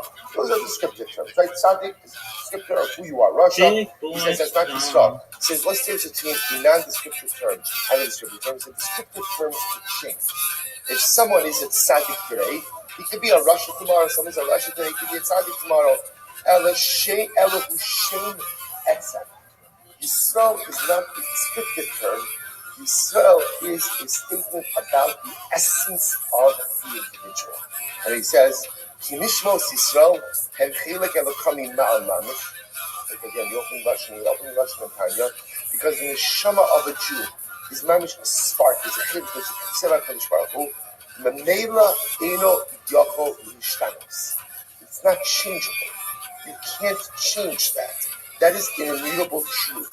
V'kasher Yisrael Chodei Hu Pogem. Okay, so he goes on. So this is absolutely incredible. What does it mean that Yisrael Shechat, the lashon over here is Chata Yisrael, Afa Pi Shechata Yisrael. Again, I will say, the fact that I'm a Yid, the fact that I'm Yisrael, the fact that I have a neshama, the fact that I'm the Baruch Hu, there's nothing in the world that I can do to change that. I can commit the worst Aveira possibly imaginable, Chas v'shalom. And even if I do that, I'm still Yisrael. Why? Because it's being a Yisrael, being a Yid, which by definition means that I have a neshama, there is a spark of HaKadosh Baruch Hu. That is what the Baal HaTanya calls a Shem Etzem. Right? It's ultimately, again, sorry, it's not a descriptive term. Again, it's Shem Etzem. It's not a Shem Toar, it's a Shem Etzem. There are things that are Shem Torah, which are descriptive terms, and Shem Etzem, which ultimately, again, is an essence term. Descriptive terms change based on where you're holding in life. A Shem Etzem, an essence term, that remains intact no matter what I do. I will say, this is probably one of the most important Gemaras in all of Shas, because this is the reason why tshuva is possible. Why is it that no matter how badly I debase myself, that I have the ability to rehabilitate myself? Why is that? Right? Which is that there aren't just certain averas that after a certain point, like you hit the point of no return, there's no going back. That's it. So why do I have the ability to bring myself back, not just like from the edge of the cliff, but even if I went over the spiritual cliff, I can still bring myself back. Why? Because I'm a Yisrael. Because I am a neshama, and that neshama is a spark of HaKadosh Baruch Hu. And no matter what I do in life, I can't change that. I can't change it. And because I can't change it, it's always there. And because it's always there, those represent the fundamental building blocks that I use to rebuild myself. So that's what it means when it says, "Ya'afa pi shechata."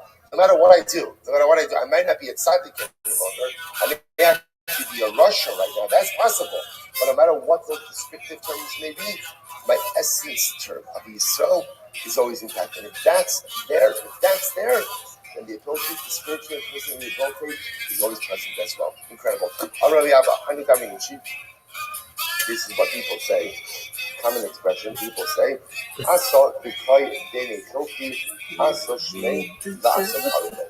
even a myrtle branch that is nestled amongst the willows is still a myrtle branch. And it's still called a willow. In other words, you can have a myrtle branch, you can have a hadas that is surrounded by willow branches. All around it still has its identity. And no matter how long it's there, no matter how much it's outnumbered, no matter how camouflaged that was great. In all of the little My favorite one. still remains. That one was incredible. The Gam Avos Bisi, Asher Tzisi Yosam, Sakash Baruch tells Yoshua, fathers are also violated the covenant that I commanded them.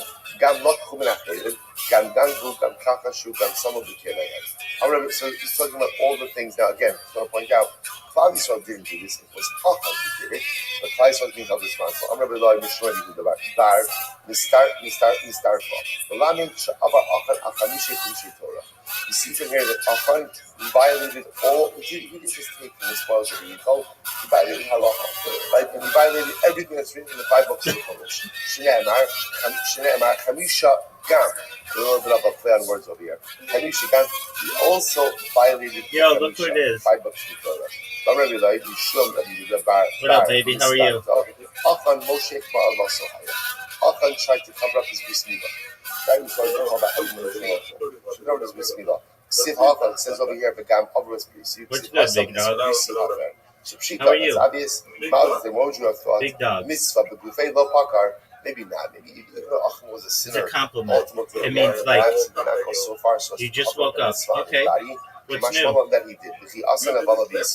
No, I slept. Something terrible in Klal Yisrael. I'm Rabbi Abba. For real, dog. I slept a lot. Nachan had relations with the betrothed girl. Siv Hacha says over here, It's 5:25 in the morning. So Pshita, Maltem, Moju Aflat, Kuli High, Lo Pakar Nafshe. That far, Achan wouldn't do. Right? He wouldn't make the Pakar Nafshe. It's actually very clear. Pakar Nafshe means made his soul. Wow, you guys slept late. The act of sin, by definition, is making your soul hefker. Isn't that incredible? Right? None of us are taking our wallet, putting it on the table, and say, you know what, hefker, my credit cards, go, enjoy, you can see the cash, reflection. all yours. No one in their right mind says that. Why? Because my wallet is valuable. Yet, I'm trying to the Shama, which is the most robots, valuable thing of all, when I'm a little preoccupied. Essentially what I'm saying is, it's hefker. It's hefker. Whatever it is, do what you want, do how you want, what you want. It doesn't make a difference. So I'll say, none of us in our right mind would ever actually, choose to do that. Yet, the default reality of the commission of an Avera is making my neshama hefker. It's incredible. Ravina says, Dine kinara murasa. Yeah, as I previously said, and ultimately, Achan was judged like an Ara Murasa, the Biskila. As I previously said, what does this mean? What do you think? As I previously said, I'm that Achan violated all 5 books of the Torah. That Achan went ahead and tried to cover up his Bismillah. That he had relations with an Ara Murasa. First of all, that's not. Or the Gemara is learning that from like Gezerah Shabbos. But it sounds like, or it feels like we may even be going out of our way to find culpability for Achan. What the Gemara is saying is like this. It's important. We see that this all the time. Sin doesn't just occur. And dramatic sin doesn't just dramatically occur. Very often, big averos are a result of a combination of smaller you gotta missteps. understand, I'm working on something They right may now. by themselves be relatively innocuous, but they lead me on a particular path and they put me on a particular trajectory, which manifests and results in truly negative behavior. So the Gemara is saying is like this: whether Achan actually had relations with Nara Murasa, tried to cover his Bismillah by it. So what the Gemara is saying? The Gemara is saying is like this: Achan, Yoshua gave you an explicit command. Don't partake of the spoils of Yericho. Remember, the Jews are wealthy. Right? They came out of Egypt with incredible amount of wealth. Everybody's wealthy. Everybody's got plenty of money. So, Achan, how do you make such a dramatic mistake that compromised you, your family, and Klal Yisrael? What's the answer? The answer is, this wasn't the first mistake. Achan was making multiple mistakes all along the way. He was committing multiple averos all along the way. And in life, when you get used to making bad decisions, even if they're small, bad decisions, that leads you down a path. And that path is going to end only in one way, a really bad, big decision. That's why I will say, sometimes I like to think that it's like the big crossroad decisions that make a difference. That's true, but it's also the everyday decisions that we make that fundamentally chart our course forward. And if I'm consistently making the wrong small decisions, maybe they're sinful, maybe they're relatively innocuous by themselves, but they come together, they conglomerate, and they become a derech of my life. And that derech sometimes just results in the most catastrophic circumstances. That's what Chazal are saying over here. Don't think that Achan just woke up that morning and said, "Hey, let me partake of some of the spoils that we Yoshua told me not to." That's not what happened over here. The ability to violate the words of Yoshua and take the spoils of Yericho was the culmination of a series of prior decisions that put Achan on a path. This is why I was saying this so often. It is so important to live with a sense of mindfulness, of awareness, to recognize every single decision has consequences. Big or small, every decision puts me on a derech. If I live that mindfulness, I set myself up for ultimate good. If I live without mindfulness, one day I find myself taking the spoils of Yericho. Shimon goes like that. Vaygav Yoshua's Afram ben Zarach, Vesakesa, Veshaderes, Es Lashon Azov, Vespona, Vespinosa, Veshora, Veskamora, Vesolo, Vesolo, Veskola Shalom. Because as now, the Pasuk says, Yoshua took Achan, his entire family, and all of the spoils. So the Gemara says, "In Buchata, one of them knows some Nachat." I understand. So it sounds like Yoshua is executing Achan's family. But Achan is the one who committed the Avera. What did his family do wrong? The Gemara says, "In Futamech Bizines Imach, in Buchata, Kol Yisrael Machat." It also says he sent Klal Yisrael. So again, Achan committed the sin. What did Klal Yisrael do? So the Gemara says, "Yosef b'Kol Yisrael imo Elo lirdosan Hachanami lirdosan." Right, of course, Achan's family wasn't executed, just as Klal Yisrael wasn't executed. So what happened over here? Why did Moshe Rabbeinu gather them for the execution of Achan? To give them Musar, to show them ultimately again that what was done was incorrect. And it's important that you see the B'Chala Ambiru Yishmu, just like again, execution of the public, in order that the people should understand the severity of actions. So to Yoshua gathered the family of Achan and Klal Yisrael as well.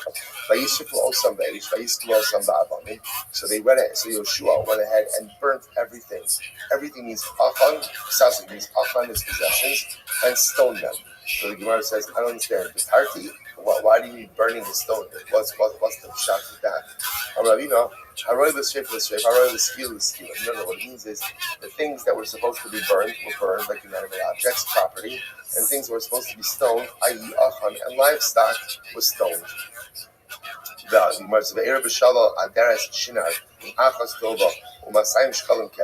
So again, now the Navi details what Achan took. Right, I saw in the booty and the spoils.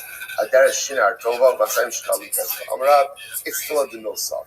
It was a cloak of fine wool. Shmuel says Sabbalah B'Srifa, a cloak of dyed wool. Vayatzikim L'fnei Hashem. Amro Nachman Ba V'Chaptam L'fnei HaMakom. This is incredible. So what does it mean by Vayatzikim L'fnei Hashem? Yoshua took some of the spoils and he threw it down in front of HaKadosh Baruch Hu. Listen to this. Amro Nachman Ba V'Chaptam L'fnei HaMakom. He threw it down before Hashem. Amro the Father Ribono Shel Olam. Now remember, how did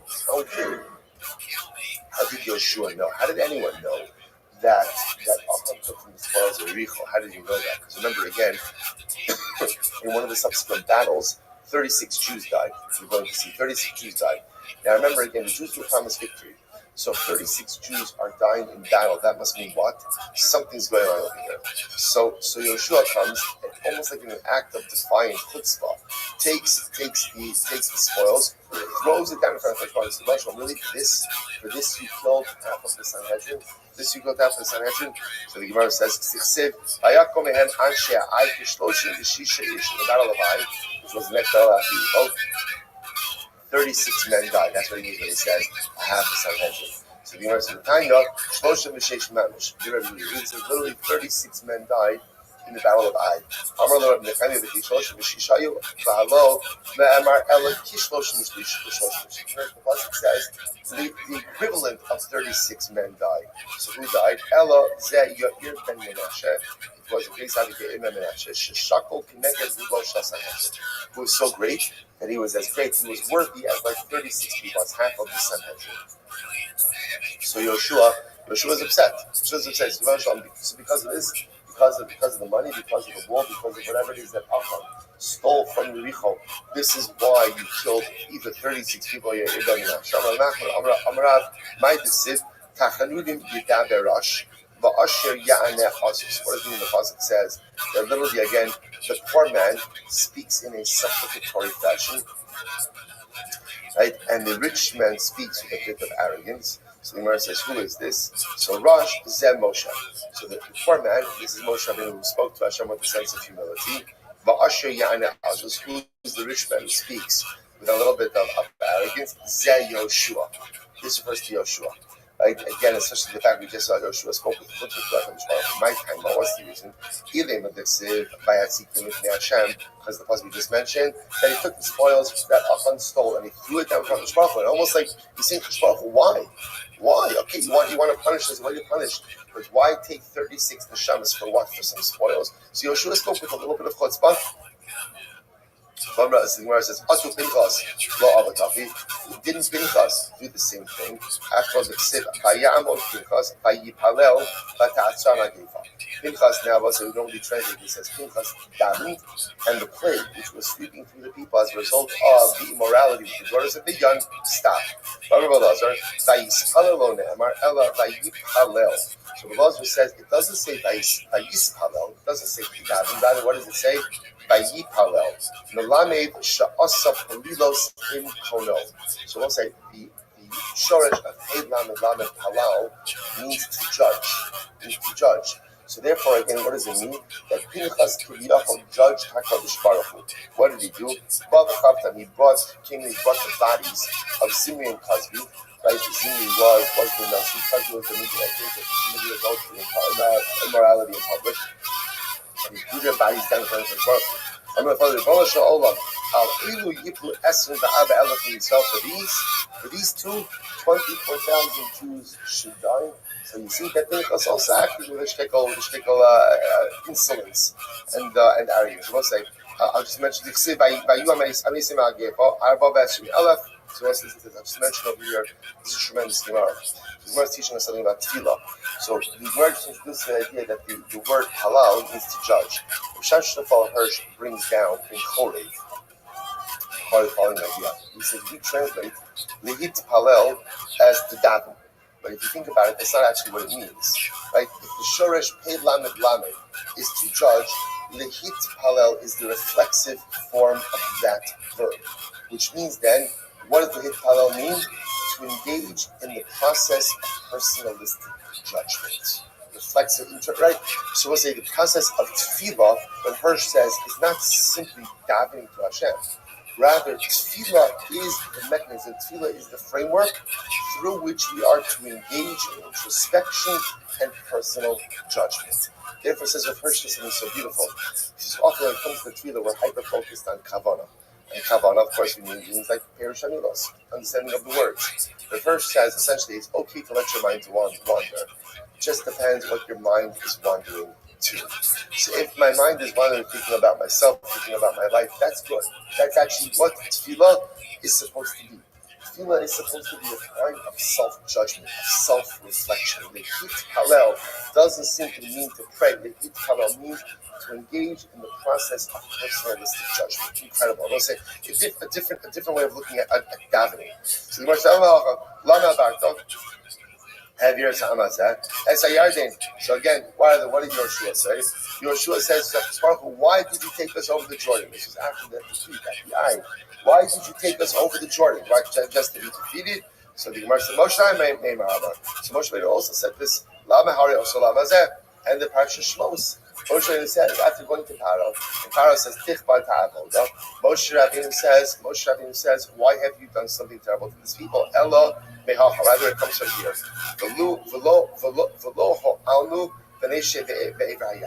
So Yoshua says, you know what? After this defeat at Ai, Yoshua says, you know what? We should have never crossed the Jordan. We should have just stayed where we were. But Yoshua, kum loch. Again, kum loch means get up. Now, the way that you understand it is kum loch is Hashem's telling Yoshua, you bear some of the responsibility for what has happened over here. What does this mean?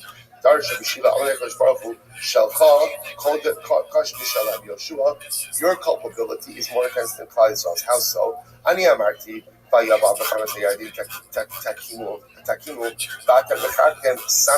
no. So the Gemara listen to this. So Hashem says to Yoshua like this, when I commanded that when you came over the Jordan, you were supposed to set up the stones, right, upon which the Torah was to be written. You didn't do it immediately upon passing over the Jordan. Rather, where did you do it? 60 mil into the land. So Yoshua, you are also responsible because you violated my instructions. Also, did nothing. So after Rabbi Shiva left, Okim Rab Amorale, Rab called over his Amorah, and he said, "Salve Darsh, Lidarsh, Kasher Tziva Hashem es Moshe Abdo, Tziva Moshe es Yoshua, V'chein Asa Yoshua, Lo Hisir Davar Mikol Asher Tziva Hashem es Moshe." So remember again, here's the problem. So on one hand, Hashem is holding Yoshua culpable for not following his directions. Yet the pasuk says that Yoshua did everything that Moshe told him, and Moshe did everything that Hashem told him. So it sounds like Yoshua was in complete compliance.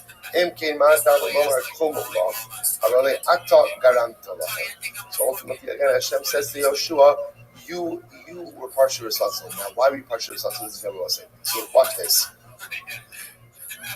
Hashem never commanded Klal Yisrael not to take from the spoils of Yericho. Hashem never commanded that. That was Yoshua's prohibition. So Hashem says to Yoshua something amazing. Why are you prohibiting extra stuff? Right? If I want something prohibited, I'll tell you it's prohibited. If I don't need it prohibited, don't prohibit it yourself. Now, Yoshua did it because, again, he wanted a singular focus on war. That's what he wanted. But Rabbi says, Yoshua, I didn't ask you to create that favor. I didn't ask you to go ahead and tell people they can't take the spoils. You introduced that, and because you introduced it, therefore, again, you are partially culpable for what happened with Achan. Incredible line of the Kamrele, Boy Ba'ai, Ba'asisalai, Ulamalka, Kashasisali Yuricho Ulamalka. So now an incredible numbers. Okay, so that's the story of Achan, and everyone says, why do we do all this? Because it's incredible. Right? But why else do we do all of this? Because again, what did the Mishnah say? The Mishnah said that before a person is executed, we come and do who is the source, the biblical source for Vidui? The Mishnah over here quotes Achan. Right? Achan confessed his sin before being executed. Let's say, by the way, who is the real Makar of Vidui? Take your question. The real Makar of Vidui is Cain. Cain was the first person to go ahead and do Vidui. The difference is, the reason why that's not part of over here is because you're looking for a source of someone who did Vidui before execution. So who was the first person to do Vidui before execution? That was Achan. So now that we're trying to Yoshua, it was incredible, ridiculous Yoshua story, and we saw trying to make more sense brachas. Yoshua was in Yericho. Vayisa in a vayar. Goes ahead and he sees. The pasuk goes on to say, he sees Vayhine ish omed lenegdo v'charbo shalupo biyado. He sees a man standing opposite him with a withdrawn sword. So the Gemara says, what happened? Vayomer lo ki ani sar tzva Hashem patabas. So now Yoshua doesn't know. He's like, who are you, friend or foe? So the man says, don't worry, I am a malach Hashem. I'm a malach. I'm only here to help. So Yoshua prostrates himself. Now remember, this was happening at night. Yoshua, how are you able to prostrate yourself? After you can't give a shalom aleichem to your friend that night. Why? You have to be concerned that maybe he's a shade. He's going to shake him at night. So maybe Allah Kalamais again. Maybe the person you see in front of you is not really a person but a shade. How do Yoshua give him shalom? So the Gemara says, Shiny Hazam the Karmele Ani Sartzva Hashem Atabasi. This man used the name of Hashem, and ultimately, again, because he said the name of God, Yoshua knew it wasn't the shade. Maybe it's a lying shade. Right? In other words, not every, maybe he's lying, right? Maybe he's just saying Shalom Aleichem, right? Because he's just trying to go out and pretend he's not a shade. So when it says Miriam, we have a tradition. Shadim do not go ahead and use the emotion. I won't say, which by the way is such a profound so. Everyone has a line they won't cross, right? There's plenty of stuff I will do, but there's always that, oh no, I would never do that, right? That anything and everything in front of that, I'm all in, right? I'll do all that stuff. We all have that line, we all have that line, which is good, right? Everyone has to have that line they won't cross. So apparently, Shadim also have that line. For Shadim, again, Shadim don't use the name of Hashem in me. Amar Jason will say, Amalei, Amish, this is ridiculous tomorrow. Amalei, Amish, Taltum, Tamish, Shavin, Abayim, the Aksha, Taltum, Talmud Torah. So listen to this. So the shade, so the Malach says to Yoshua, I'm here for two reasons. Yesterday, you neglected to offer up the daily Talmud, and tonight you're not learning Torah. Okay, that's right. I wasn't know what does that mean? You're not learning Torah. What's the actually? So I understand the first part. They didn't offer up the Talmud. There's a daily sacrifice. They didn't offer up the Malach. You have to be culpable for that. So I'll say, what does it mean? Now, by the way, so he says the Malach says specifically, he didn't offer up the afternoon Talmud. So because he didn't offer up the afternoon Talmud, so I'm here as a result of liability for that. Furthermore, tonight you're not learning. Look at Rashi. It's 4 lines down, last 5 lines, on the right hand side. Rashi's on both sides here. That should be Talmud Torah. The Kevin to be Yom Kiyat and Yicholim Lasok B'Torah Matmas Ishik Nechomas. Shrichim Atam Lasok B'Torah B'Layla B'Hayel Achal Mishkav B'Gilgal B'Shem HaMachar Avlon Matzah. Both say this is absolutely incredible. You're ready for this. So the Gemara says as follows. The Gemara says like the following idea that halakha l'maisa. The Gemara says, the Malach says, I understand why during the day you were fighting about you didn't have time to learn. I get that. Okay, you were doing battle, but at night, why are you not learning? At night, why? Do you hear this? I understand you're fighting. You're at work during the day. I understand you're at work during the day. Like you're fighting your battle during the day. I got it. But now you're not at work. You're not at work. There's nice stay there. Right? I don't understand. What's it? This is such a tremendous skill. It's a long night. There's no such thing as a gift. It's beautiful when it comes to this message in the morning. It's incredible. That it's not up to her not to learn at night. I have to learn at night. Again, I do need a base message as well because it's just a different kind of experience. So the Malach said, listen, it's wartime. It's wartime. And the Malach comes to Yoshua and says, where is Night Seder? Where's Night Seder? What's happening over here? It's nighttime. I understand. You learned before you went out to war. The whole day you're busy with the war. But Lamaisa, now it's nighttime. Where is your learning? So listen, this is overwhelming Gemara. Because sometimes we think we've got it all figured out. I learn in the morning, I go to work, nighttime is for me to relax. Just understand, again, they were pretty busy during the day over here under Yeshua.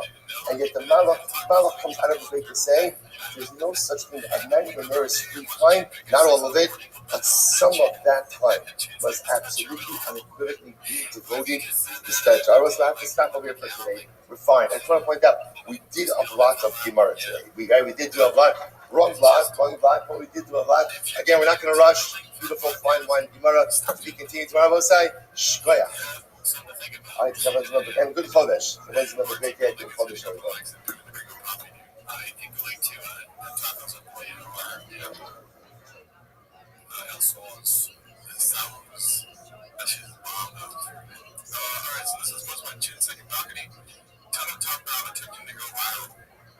I don't know if we watched this last week, but it did make me laugh.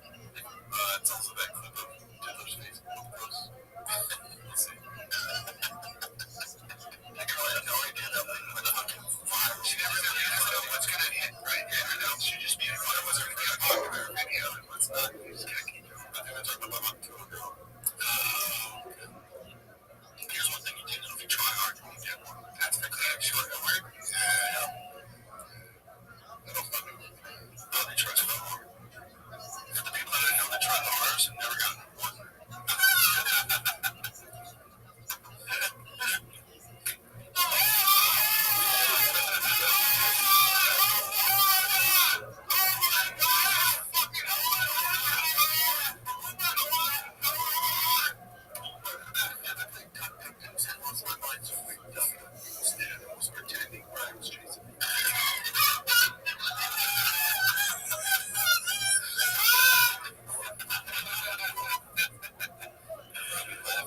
profitable site. Good morning. Let us begin by thanking all of our sponsors for this morning's shiur today. Our Talmud Torah sponsor for Tafshin Pei, our annual Talmud Torah sponsor, Totzim Shbach of ROTHSCHILD, has dedicated all of the shiurim and drushos this year as his host for the Soros Thoros for Am Yisrael. Totzim Shbach of ROTHSCHILD, we thank him very much for their generosity. That the feeling of Akash is time for all of Klal Yisrael. Talmud Torah sponsors for the month of Teves. The counting family in memory of Amit Ben David Levy, Zichron Livracha, the boy of Itai Levy, who was killed fighting in Gaza on the first night of Hanukkah. We all back in the merit of our Talmud Torah. Hashem will have an Aliyah and the family a Nechama. And our week of learning sponsors are Ari and Chana Richter, and then we have Rabbi Richter's dear grandmother Sarah Bas Shin Zichron Livracha. The ultimate merit of our Talmud Torah. Hashem will have an Aliyah.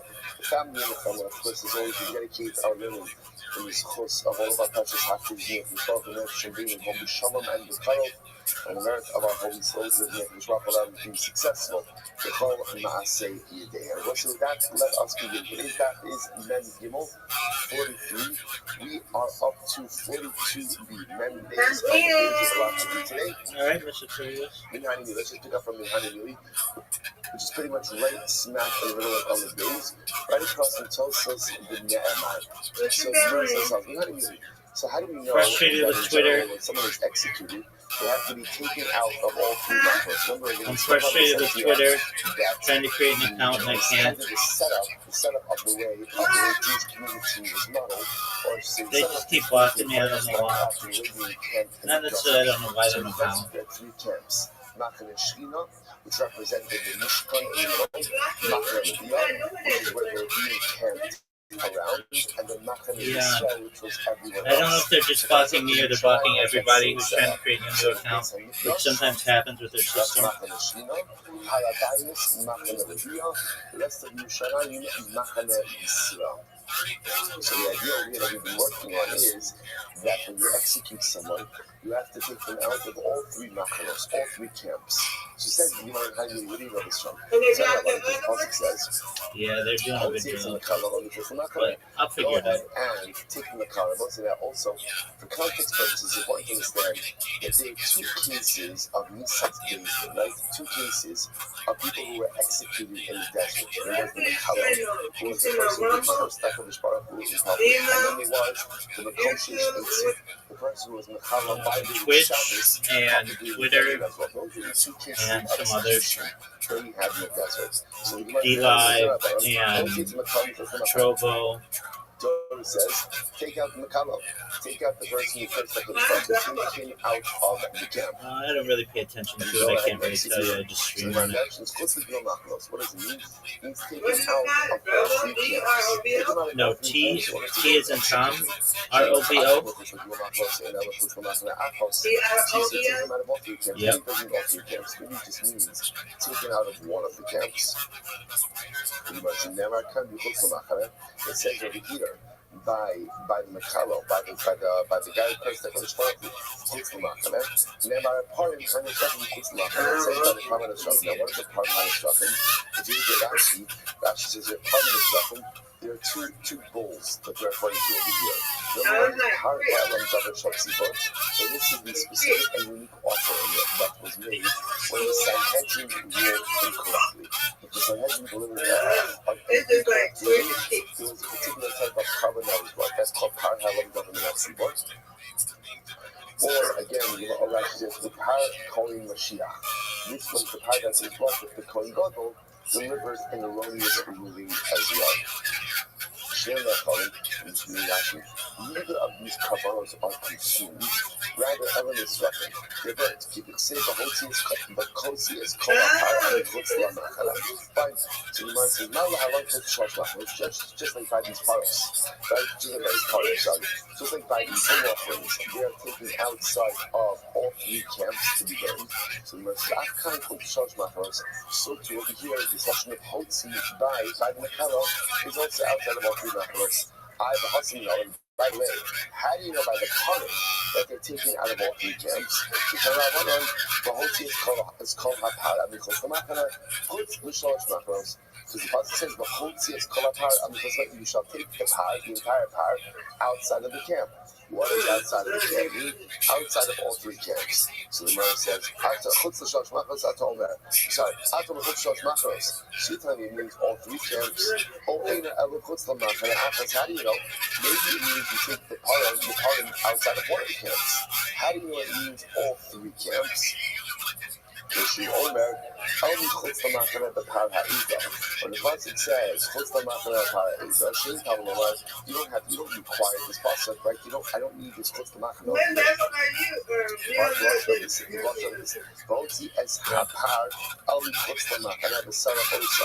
I don't need that pasuk. I don't need that pasuk. Taking the cow to the bull outside of the machana. It's like Barnamar, the son of also. It already tells me that I'm going ahead and burning this part as I burnt the other part, and just as the other part is burnt outside of the machanos, so too this one is as well. So the Gemara says, what is it going to teach me? It's going to teach me the second, the it's going to teach me removal from a second camp. So the Gemara says, and then when it says a third time by the Tzumas Adashim, taking out of the ash, that's also unnecessary. Why?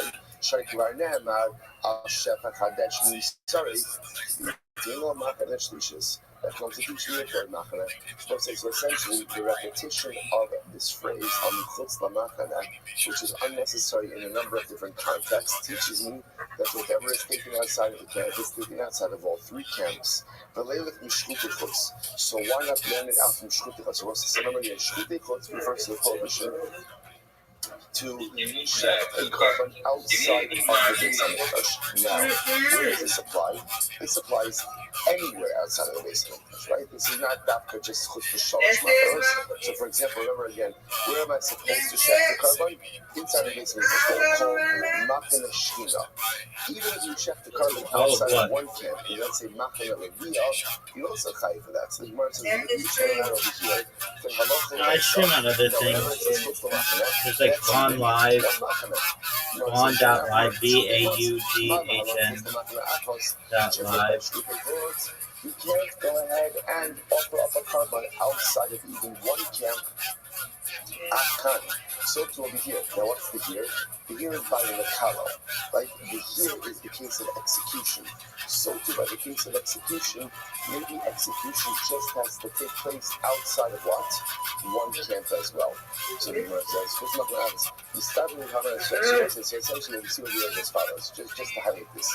So we see a number of things that are done, quote unquote, outside of the camps. Right? We have, again, we know that execution is done outside of the camps.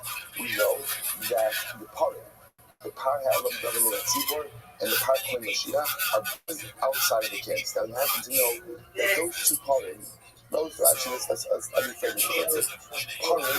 are burned outside of all three camps. That we know that, okay? And we established that just before. Shchutichutz, the prohibition to check the carbon outside of the base of the fish applies even outside of one camp. Okay, so now I have two situations where things are done outside of the camp. Shchutichutz is in one camp, parim all three camps. Now the Torah tells me by execution, v'hotzi also al michutz l'machana. Take the person who's going to execute and execute outside of the camp. What don't I know? How many camps? When executed. Now the issue is the Gemara originally wanted to compare the execution to the parim. And therefore, just as the parim are done outside of all three camps, so the execution is done outside of all three camps as well. To which the Gemara just says, well, how do you know? Maybe you should compare execution to what? To shchutichutz. And shchutichutz is only outside of one camp. Therefore, maybe execution is only done also outside of one camp. That's the shayla. So the Gemara says no. The Gemara says, go to stop when we come myself from having the notice. But it makes more sense to go ahead and compare execution to the parim. Why? Because execution and parim share all of these similarities. First of all, there are linguistical similarities. Lashon of Hotzei applies by both. By both. Both are preparatory acts, and the Mechaber both provide atonement. So it makes more sense to compare execution to the part. You might say, no, I can go ahead and learn out in this group what's why. Shikin Adam, Chokin, Beneshama, people, Makshi, other people. Because again, on the other hand, you can compare execution to Shukei Chutz in all of these other ways. There's Lashon of Adam, Lashon of Chokin, both have liability being with life. And people, all of a sudden, the people goes to listen loud. The Christian says, no, Makshi, obviously, it is better to go ahead and learn out one preparatory act from another preparatory act. So therefore, I said the Gemara sees intent on linking execution with the parim. And just as the parim are done outside of all three machanos, so too execution is also done outside of all three machanos. Okay, incredible. So says the Gemara, Rabbi says that Rabbi Moshe takes another approach. He says, look at this. Where was Moshe Rabbeinu in the desert? Where was Moshe Rabbeinu situated? So the Gemara says, the Machane Leviah. Moshe Rabbeinu lived in Machane Leviah. But remember again, Moshe Rabbeinu, he didn't live in Machane Shechina, right? Because that was the Mishkan. He lived in Mishkan. He was situated in Machane Leviah.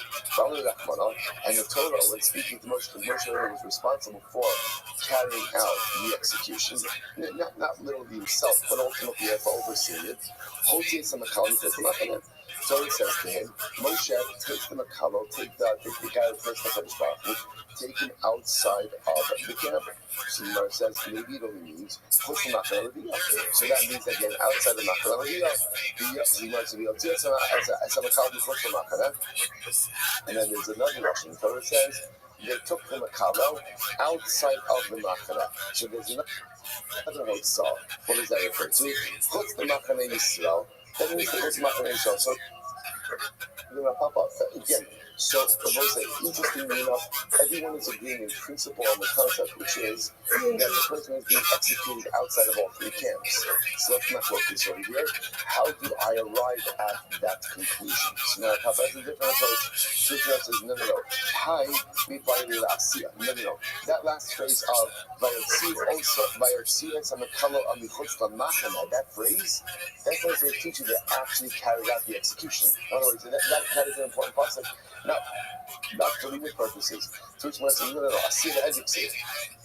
That's what the Torah explicitly says, that they executed the guy who cursed the Kodesh Baruch Hu. Where does it say? Top of Gimel 43a. So also, Kashet Siba Hashem as Moshe. The pasuk says that Klal Yisrael did as Hashem commanded Moshe. Ela me'ata.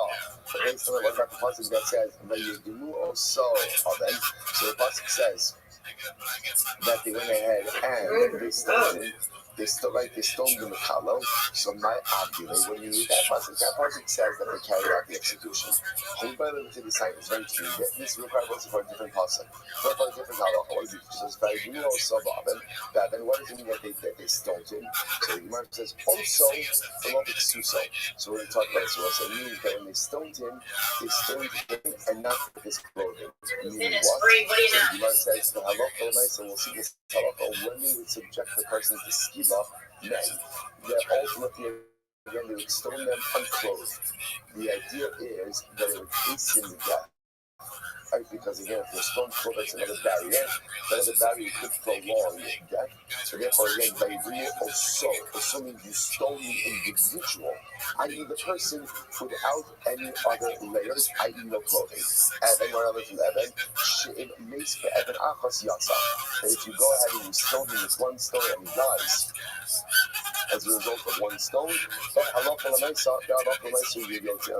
have thought that skila, by definition, requires multiple stones. Kamash only come with one stone. Now, we haven't gotten into this. It's actually an interesting study. We'll see in 2 days from now that there's a process for how you administer the punishment, the ownership of skila. So we'll discuss that in Mirz Hashem. So make so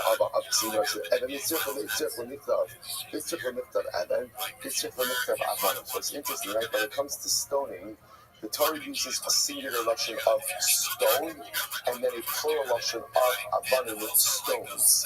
So the Gemara says you need both. Why do you need both? Because the Chaser Rahmana Evan, if it would have just said Evan singular, how would it have felt like this? Essentially, with the minister of skila, what do you have? You have a contract. If you get it right because if you kill the guy with the stone the first time, then fine. But if somehow he escapes that first stone, he's free.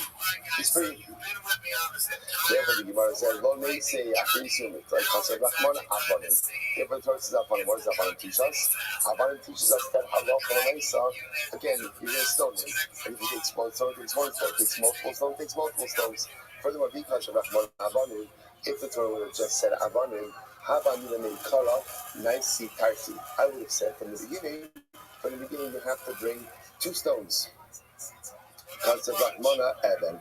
Therefore, the Torah comes along and says Evan. And you start with 1 stone. I baha high kind of ne'emar ka'amar. So let's say here's the issue. So now, just by the way, just as an aside, this skill information, this is a side point right now. Remember, let's keep focus. What are we focusing? What are we introduced to over here? That when you execute someone, you execute them where? Outside of all 3 camps. Now, interestingly enough, the way this was introduced to us is as a pasuk. Ne'emar, the Torah says, the whole tzil samikot l'machane. Now it turns out that in reality, it sounds like we're learning this out from where? From Gzeir Shava. So the Gemara says, well, which one is it? So the Gemara says, Gaha, Haitana, Ne'emar Kamar. The Tana introduces us by saying that this is learned out from a pasuk, not Gzeir Shava. So the Gemara says, Idu lo ne'emar kamar. So the Gemara says, Idu lo ne'emar kamar. Idu lo ne'emar kra. Haisi omer gzeir shava. Akshav sha'amar kra. Gzeir shava lo tzaret. So most of the Gemara says, you're right. In reality, we learn out the fact that we execute someone outside of all 3 camps from a pasuk. But had we not had a pasuk that made that statement, then what? Then Allah we would be able to learn it out from a Gzeir Shava. Okay, let's say first wide line. So Rashi says, Moshe where was Moshe Rabbeinu situated? So the Gemara says, as we said before, Moshe was situated in Machane. Rabbi Rachmana holds here in a color for the Machane Levia. So the Gemara says, I'm sorry. Rabbi Rachmana holds here in a color. Remember again. So Moshe Rabbeinu is situated in Machane Levia. The Torah is speaking to Moshe says, take the Makalo, take the cursor outside of the Machane. What does that refer to? Chutz the Machane Levia. So that refers to step number 1, taking on the Machane Levia. El Michutz the Machane. Then it says, El Michutz the Machane a second time. What does that mean? That's Chutz the Machane Yisrael. That refers ultimately again to taking them out of Machane Yisrael. Then the pasuk says they took out the Makalo, La'asiyah. That pasuk, that third statement means they actually did it. They carried through on it. So when it says Asiyah, like that they carried through on it, that we already said that. The Yisrael, Asu, Kashet, Siv, Hashem is Moshe. Pasuk already says, Chal Yisrael did as Moshe had commanded. To which Moshe says, no. Hahu, Mibayile, Chad L'Smicha, Chad L'Kriya. So we're going to see that pasuk is necessary for another detail. Let's say what we're going to call Smicha and Yechiya. So again, we'll talk about all of these items. So the Gemara says over here, essentially, the Gemara tells us the idea that when you execute someone, it's actually quite interesting. When you execute someone, before you execute them, there's a smicha, there's a laying of hands on them. Again, we'll talk about exactly what that means. And then also by skira, what we're going to see is the concept is, first you throw a person off a high roof.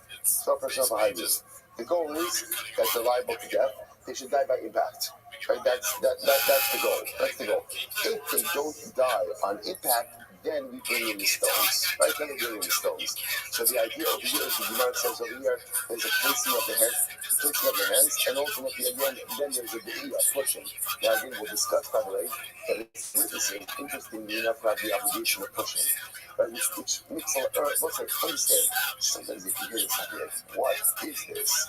So just understand, remember, this is against the backdrop. We've now seen the kishkas of the legal system, and we have seen how the system is absolutely stacked to prevent executions. Right? We've seen this. In other words, the ability for a court to actually be able to render a capital ruling after everything we've seen is virtually impossible. Virtually impossible. So again, we're not finished that as well. But nevertheless, there's a kind of this new kind of deal. The Gemara says, the Dida, so Rabbi says as follows. According to you, Kohani Hotzi Dixid Parman Asrafin, my dash for you. So Rabbi Rashi, you're dashing all of these Hotzi Minamakanes. What do you do with all of these Hotzis that are mentioned by the Parman Asrafin, which again is the Parhalon David Nasibar, Par Kohen Mashiach, which where it says Kasha. The Rashi says, yeah, I don't know. So there's a lot of Hotzis. Okay, so I'll say, what's your takeaway? Our takeaway is that when we execute someone.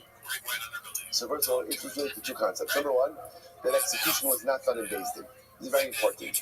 For two reasons that we saw in yesterday's that why wasn't execution done in Beis Din? Number one, that people should not think that Beis Din is eager to execute anyone. And number two, by moving the execution space outside of Beis Din, it buys a little bit more time for the defendant should new proofs, right? New proof for exoneration come to bear. That's number one. So it's like, how far outside of Beis Din do we place the execution spot? So again, we've established three macros, right? The assumption we're working with is Beis Din always operates within the city proper. That's the way of making the assumption. So for example, let's say even Yerushalayim as a model, where does the Sanhedrin operate? Where does the Sanhedrin operate? In the Beis Hamikdash. In Machane Shchina. So therefore, you're executing outside of Machane Shchina, then again, outside of Machane Leviah, outside of Machane Yisrael. Execution is happening outside of all three Machanos. Incredible. Fine. Says the Gemara. Echad Omed. So the Gemara says this today. So remember, the other thing that we saw in the Mishnah was this fascinating idea. So let's play this out, right? Reuben was accused of killing Shimon. Witnesses came along, and let's say Beis Din asking that Reuben is liable to death. So remember again, they're not going to leave Reuben out to the Beis Haskila. The Beis Haskila is situated outside of all three camps. Remember what they do? They put a guy with a flag by the entrance way of Beis Din. Remember again, they stop a guy with a flag. Another guy in ocular, right, in the greatest amount of ocular distance on a horseback, right? And then what would happen if Beis Din would find some recruit flag guy would wave his flag, horse guy would gallop out to the execution, stop everything, bring the defendant back to Beis Din. Okay, so let's say, so this is great. So I'm not going to Pshitali, Echad Evan Sheniskaba, the Echad Eight Sheniklaba, the Echad Chai Shenelagbo, the Echad Sulu Shenechnachbo. So let's say, so the thing is like this, it's clear to me that the stones used for stoning, right?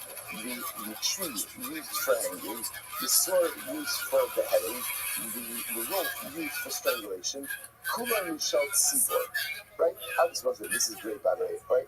This is such a Jewish sigla. What the sigla, listen what the sigla is about? When we execute someone, who's paying for it? Right? Who's paying for it? In other words, look, execution costs money. Right? Who's footing the bill for this? So the Gemara says, it is clear to me that when Beis Din is carrying out an execution, obviously, the mechanism of execution is paid for by communal funds. Right? Because remember again, this is the community that's going ahead, and executing the individual. So the stone used for execution, the tree used for hanging, the sword used for beheading, the rope or the what we call the rope used for strangulation, all these Mishal Tzibor is taken from the funds. My time out, and that's what the days. The Megidei, Lo'amina Le'zir, the Le'zir, the Likra Mashay. This is not something it doesn't really make sense. You tell a person, by the way, we're going to execute you, and it's sponsored by you, right? Today's execution of Reuven is sponsored by the short Mishpapa, right? Reuven, Reuven. You can't, let's say, I was going to point out something. If you think about it, actually, yes, you can. But why should I pay for Reuven's execution? Right? Let Reuven pay for his own execution. Reuven got himself into this mess. Right? Why is this coming from communal funds? So it's interesting because if you look at logically, it should come from Reuven, right? If the person is executed, part of the penalty should be that you or your estate pays for your execution. So Gemara says the reason we don't do it is, you know why? It doesn't look right. it doesn't feel that that's appropriate to ask a person or to tell a person that they should pay for their own execution. Okay, fine. So now you've established that. Listen to this. So by the Kuna, Sudo Shemalitimbo, the Sus Sharatsu Ma'amidan, Michel Mihu. Like this chapter, what's this? Let's go back to Mishnah. Right? So now Reuben is being sentenced to die. So what happens? As Reuben is being taken out to the Beis. So what does the Mishnah say? We have flag guy taken by the Beis. We have first guy. Who's paying for those people? So like, flag guy's not working for free, right? And first guy's not working for free. So who's paying them? Who's paying them? On one hand, on one hand you say, look, who are these guys really working for? What are they really working for? They're working for Reuben, right? And they're benefiting Reuben. So really, Reuben should have to pay for flag guy. Reuben should have to pay for horse guy. Right, the Gemara says. On the other hand, on the other hand, no. This really is an obligation on Beis Din, right? Because the obligation on Beis Din is to try to the best of their ability, to exonerate. So really, again, we want to be asking over here, who is this benefiting? I'm benefiting Reuben. It introduces some last minute evidence. On the other hand, it's part of the function of Beis Din, because Beis Din has an obligation to function in a way where they can exonerate. Therefore, I want to point out just how incredible this is. So let's say it's not a new reality that Jewish organizations have to fundraise. Right? This is not a new reality, right? Jewish organizations are fundamentally dependent on donations. So let's say, therefore again, there's not an inexhaustible supply of money to the Beis Din or to any Jewish organization. So it's interesting. So these to us the question sounds almost like a little bit cute, but again, it's not just a question of economics. Who's paying for this? Who has the responsibility for this? Right? There is not an inexhaustible amount of money for the Beis Din or for any Jewish organization. So who is responsible over here? So again, that's the Shiloh. So we say the Gemara says, listen to this. This is great. The Su, Hadam Rabbi Ravashi, Amar Rabbi Staf, Hayotzi V'Parei. It's only being executed. Masking also, Kolak Shamavona, the Kosher Yawons. Well, listen to this. They would give him a special glass of wine. And in this glass of wine, they would put a Kolak Shamavona. The one is frankincense, which is very expensive. They would put one of the ingredients for the Torah. So they would give him this wine laced with frankincense, this wine laced with Lavona. So apparently what Lavona does with wine, is that it enhances the intoxicating qualities of wine. Right? That wasn't why was this done? When the person is really executed, we wanted them to be, essentially, we get them like a sticker in the duty. Right? I was interesting to see how that actually works. But the Raisa said they would give, I want to find out some nice. This is actually very important Gemara. But let's say the Tanya of Hagin brings down that when you didn't drink together, what do we say? We say L'chaim. Why do we say L'chaim when we drink? So the Tanya of Hagin brings down because of this Gemara. Because when they would execute someone, they would apply them with alcohol so that their senses would be dulled and wouldn't fully realize what was happening. Hanan and Hagin says when we drink with each other, we drink with each other, it should never be construed chas v'shalom that we're dulling our senses because of something negative that is going to occur. Sometimes people drink as an escape. Life is difficult, I'm drinking as an escape. That's not why a Yid drinks. A Yid never drinks to escape. A Yid drinks because a little bit of mashka, like Mishna Yatsa Salt, has the ability to not dull my senses, but open my eyes. That's how much I love every single person, right? And how much love I Kadosh Baruch Hu, and how much bracha there is. Rabbi Nachman says, when two Jews drink, they got to say, L'chaim, to life. Because drinking together is a life-affirming experience, not chas v'shalom something done to dull the senses because something negative is going to occur. Now it's just incredible. So the Gemara says as follows. So the Gemara says, when they execute someone, they give them a little bit of wine with laced with Lavona, so they should try to die. Everybody shouldn't realize what's going on over here. Until they say, to you, Sheikhar, lo obey the yayin the mari nefesh. Literally again, give sheikhar. Sheikhar is like an intoxicating beverage. Give sheikhar to one who is lost, and wine to those who are bitter of soul. Which I will say, just as an aside, that's interesting. We saw some like cotton. The Gemara says, why did Nicholas create wine? Why did he create wine? For the kosher tanchumin. For the Kabbalah translation. Remember, I will say we learned some more cotton that when the person would come back from the Rabbi, right? The person would lose a loved one. Always the first thing you got when you came back from the Rabbi, first thing is you got a big gulp, a wine big gulp, right? You got like a big glass of wine. Why? Because the Cheshbon created this wine sometimes to be able to take a little bit of the edge off of life.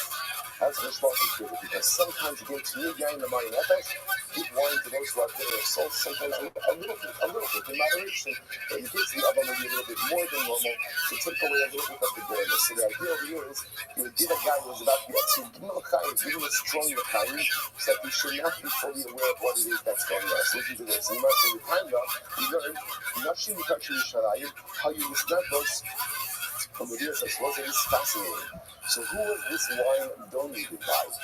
It was donated by the precious women of Yerushalayim.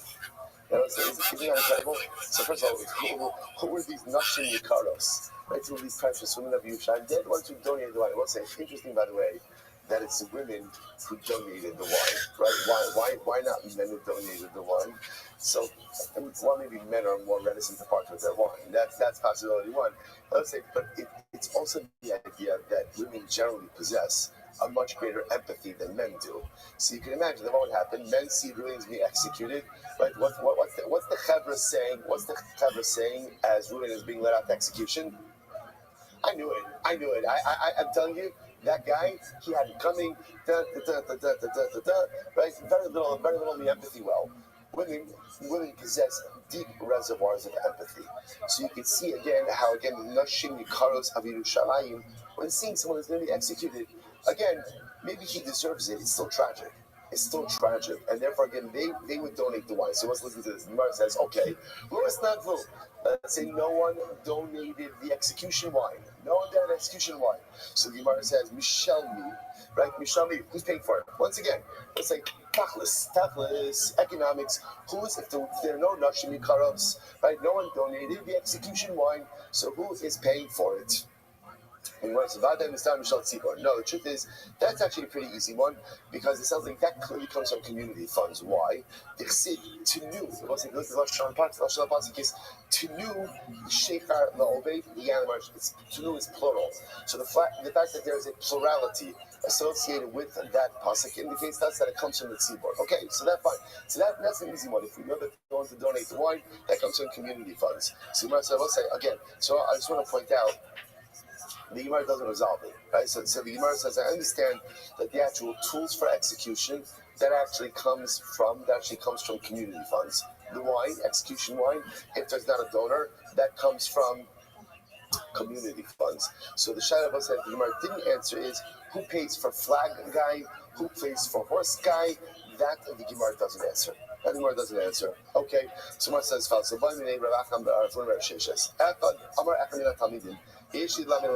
to this, watch this. So let's remember again, and it's great because all of these things coming together. Remember again, you had the Sanhedrin. Who was sitting in front of the Sanhedrin? Who was sitting there? In front of the Sanhedrin?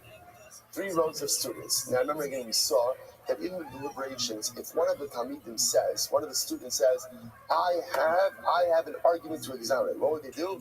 They put him on the basin. Okay, so watch this. One of these interesting things here. So let's say one of the students says, yes, I have an argument to exonerate. And what happened? Then he became mute. So he said he had an argument, but he never got to advance the argument. Then so what is the halacha? So Menafeach Rav Sheshes Biyadei, so Rav Sheshes says interesting. Menafeach Rav Sheshes Biyadei means Rav Sheshes like waved. What's the word like when you wave someone off? Dismissed, right? He like waved like in a dismissive way. So nishtatek afilu eka b'sofa olam nami. Come on, if somebody becomes mute and they can't advance an argument, because otherwise we should be choshish that maybe there's someone on the other end of the world who has some type of argument on behalf of the defendant as well. In other words, if you can say it, you can say it. If you can't say it, you can't say it. Just because someone said, I have something to say, and then he lost the power of speech, we can't accept that at all. Tush Gemara says, no. It's different. Because to be choshish for someone who may or may not exist at the other end of the world, okay, that's a possibility. And we have no reason to think that suggests. Over here, the student literally said, hey, Chevra, based in Sanhedrin, I have something to say. He stepped forward. He just never got a chance to say it. To which the Gemara says, Tashma, let's analyze. Rabbi Yossi, so let's listen to this. If you have one of the students who said, Rabbi, I have an argument to advance to exonerate the defendant. And what happened? And let's say he's put on the beis din and then he died. Rowan also kilu chai, right? So the halacha is we count his opinion even though he's dead. Right? We count his opinion even though he died. So the Gemara says, zicha in, lo zicha lo. So what do you see from here? It's only if he actually advanced the opinion. In other words, the Talmud says, I have grounds to exonerate. And we put him on the beis din, and he advances his opinion, and then he died. Okay, so we can still count his opinion even after he died, but that's because he articulated it. So the Gemara says, "Zicha in lo zicha lo." To which the Gemara says, "Zicha pshitali, amar tibay lecha." So the Gemara says, "You're right. Obviously, if the student advanced his opinion and then he died, so the chiddush is I can count his opinion even though he's dead." The shaila is what? The shaila is in our case, where what happens if a student stepped forward and a student said, I have grounds to exonerate, but he never quite gets around to actually saying it. Can we count that as something or not? So ultimately, again, the Gemara kind of ends off with a kasha. Okay, so the Gemara begins to say, afilu, let's remember again, the next part of the Mishnah said, it's really a fascinating Mishnah. The next part of the Mishnah said was as follows. Ruvain, right, let's play this for Ruvain is in the beis haskila about to be executed.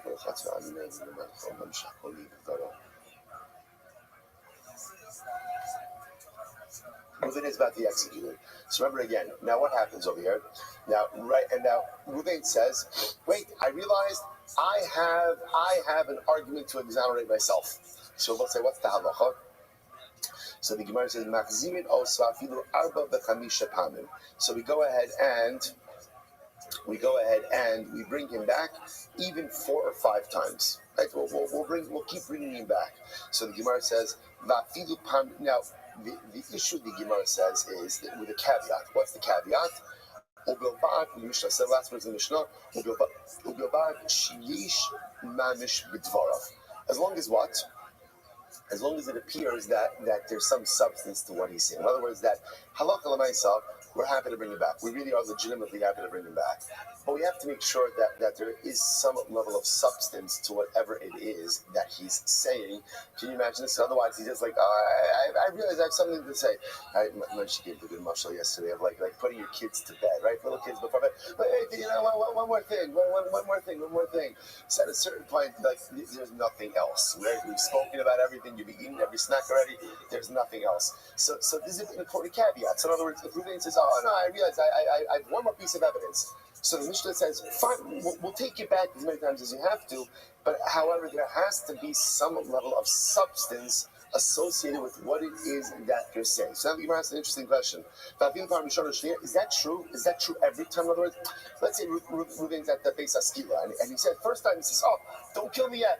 I realize I have new evidence. I just thought of something, taking back the beis din. So do we have to investigate that claim already the first time, a second time he says that, or only like if we're up to time number 3, 4, or 5? So the Gemara says, that time we learned, also we learned that if he does this the first or second time that Ruvain does this, kind of just give him a pass. Give him a pass. First or second time he says, I have new evidence, what do? We take him back. We take him back to beis din, and we allow him to go ahead and say whatever it is that he has to say. Sounds like it's only from time 3 and on that we need a little investigation over there at the beis haskila to make sure that he's legitimate in what it is. There's some legitimacy. From time 3 and on, in each mamish b'dvar machzirno, so in mamish b'dvar in machzirno, so If there's some legitimacy, right? If there's some depth, some legitimacy to what he's saying, fine, we'll take it back. If there's no legitimacy, we're not taking it back. You're right. Papa says like this. Read that. So what's that's very interesting. So it sounds like it's like this. For the first two times, you kind of get like a get out of skila free card. In other words, we'll take you back. We'll take you back from the base of skila to the base din. No questions asked. You say you have new evidence? Fine. We'll take you back. From time 3 and on, if you claim that you have new evidence, we're going to need to substantiate that a little bit, right, on the spot before taking you back. So the Gemara said, Yadi. So it says, here's the Shaila. How do you know? In other words, okay. So first 2 times it doesn't matter. First 2 times, as long as Reuven says, Chevra, I have new evidence, we take it back. From second time and on, how do you know if he's telling the truth? In other words, if there's some legitimacy to his words. This is very interesting. Rabbi, so interesting enough, we bring 2 Talmidei Chachamim to the Beis HaSkila. Fascinating, no? So essentially, we bring 2 Talmidei Chachamim to the Beis HaSkila, and they say, "Hey, Rebbeinu, what do you got? What do you got?" Right? And if after he says it, they're like, "Oh, okay, he's saying good," then we'll go ahead and we'll listen to him. But otherwise, again, we're just going to execute him. So the Gemara says, well, if that's the case, if you're furnishing 2 Talmidei Chacham to kind of vet the claim a little bit from time 3 and on, why don't you just what? Have the 2 Talmidei Chacham there from the beginning. Have them from the beginning and have them vet the claim from time 1 and on. To which the Gemara says, Agav did boys. Lo Matzi Amar Kol My Deistay. Let's say, so understandably, so Reuven is probably a little bit nervous, right? So in the beginning, he may not be able to fully articulate the rationale for his innocence. As such, they will say, can you imagine at the execution spot? Like, it's got to be profoundly overwhelming, right? Reuven's about to be executed. He's like, I have no evidence. Understandably, so he may be a bit flustered, a tad flustered. So therefore, again, what we do is for the first 2 times, we bring him back to base so that he can compose himself a little bit. From time 3 and on already, again, this has happened a couple of times already. If you got something to say it. Say it, and the two Talmidei Chacham will be there to vet it. Incredible, we'll say. Good. So we'll say, get ready for this. These things are ridiculous. Mishnah. So we'll say, so again, now this is all progression, right? All the progression is actually quite. Mishnah is like this, and sugis like this are very exciting because literally, again, they're flowing just one into the other. So now, let's say it turns out that they exonerate Reuven, right? It turns out you're right. Either they exonerated him, or it's this case where they brought him back to the Beis HaSkila afterwards, and it turns out that in fact he really does not deserve to be executed. So what? So they found grounds to exonerate, and they exonerate him. And if not, they take him out to be stoned. So the Gemara says, listen to this. There was an announcer who went out before Reuven. And what would he say? Ish Ploni ben Ploni. Yotze Lisakel al Sha'abar Plonis, right? So Reuven, the son of Yaakov, is going out to be executed because he committed the following crime. So we articulate his name, the name of his father, the crime that he committed. Uploni Edav. And so and so and so and so are the witnesses who condemned him. Kol mi sheyodeh lo zechus. Whoever knows some type of exonerating evidence, come forward now. So we'll say, this announcement really does 2 things. Number 1, the announcement publicly shames the offender, which is part of his atonement process. The announcement also puts the general populace on warning. There is accountability for what you do. And there's always accountability for what you do. And number 3, which is really the most important over here, is this a last-ditch effort to find someone who maybe knows information that could lead to the exoneration of Reuven. That's really the goal over here. So the Gemara says, Amar Abaye, Tzarach l'meimar b'yom ploni u'ploni v'shar ploni tz'makom ploni dilma ika diyadi v'asu meizanu. So it says incredible. Abaye says, by the way, you have to add in some more information. What's the other information? So and so and so and so are the witnesses, right? And they witnessed killing Reuven on Tuesday at 3 p.m. in Tel Aviv. Why do you put out that information? Because I will say there may be no one who knows exonerating evidence for Ruvain, but maybe there's someone who says, witnesses saw Ruvain kill Shimon on Tuesday, 3 p.m. in Tel Aviv. That's interesting because they were having shawarma with us at a gas station outside of Yerushalayim, right at that same time, right? That doesn't seem to make so much sense. So let's say because of that, ultimately, again, it gives us the ability to cross-examine. So the Gemara says as follows. Good. So the Gemara says, there's Cruz to the front of. So the Gemara says, and we have an announcer that goes out in front of the defendant. So the Gemara says, Lefanav in Meikaralo. So it says, this is interesting. That goes to see this. There seems to be a piece missing from the Gemara over here, because the way it reads is they have an announcer now, but not beforehand. The Rashi says Arboim Yom Kodem, not 40 days beforehand. So actually, if you have that goes for Tziyunim, you can see over here he mentions in the footnotes. I used to be able to see this level of print, right? He mentions over here that Mimcha, that there's pieces of this Gemara that were taken out, okay? But it means the Gemara is just intrigued by the idea that halacha l'maisa, we're going ahead and putting an announcer now, but we didn't put an announcer earlier on. Okay, Amadeus, we'll say Amadeus. This is a ridiculous Gemara. I'm going to show you maybe. He says as follows.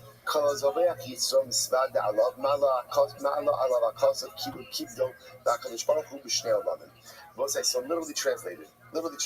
If you go, sorry.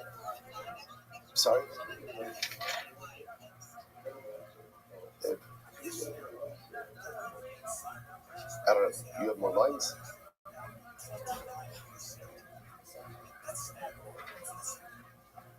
Got it. Okay. Good. We're just using a regular Gemara. All right. Sabar Shema Levi. Megillah base 43b.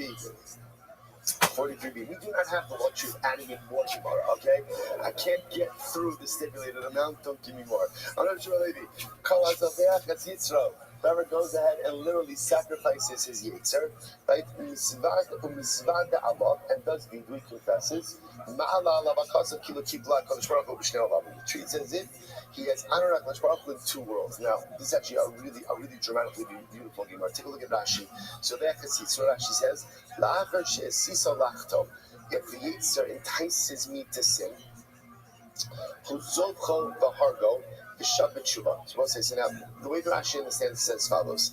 So, my Yetzer enticed me to sin. After my Yetzer entices me to sin, Zobcho, I sacrifice, which means I subdue it, and ultimately, again, I decimate it, and I do tshuva, and I go ahead and confess my sins. So, according to Rashi, what's happened over here is as follows. I fell prey to my Yetzer. I give in to my Yetzer Hara. I sinned. But afterwards, again, I overcome my Yetzer Hara. I subdue my Yetzer Hara. I confess. I do tshuva from my Averos. And I confess my Averos. That is such a spiritually Herculean task and accomplishment that it's as if I have honored the HaKadosh Baruch Hu in two worlds.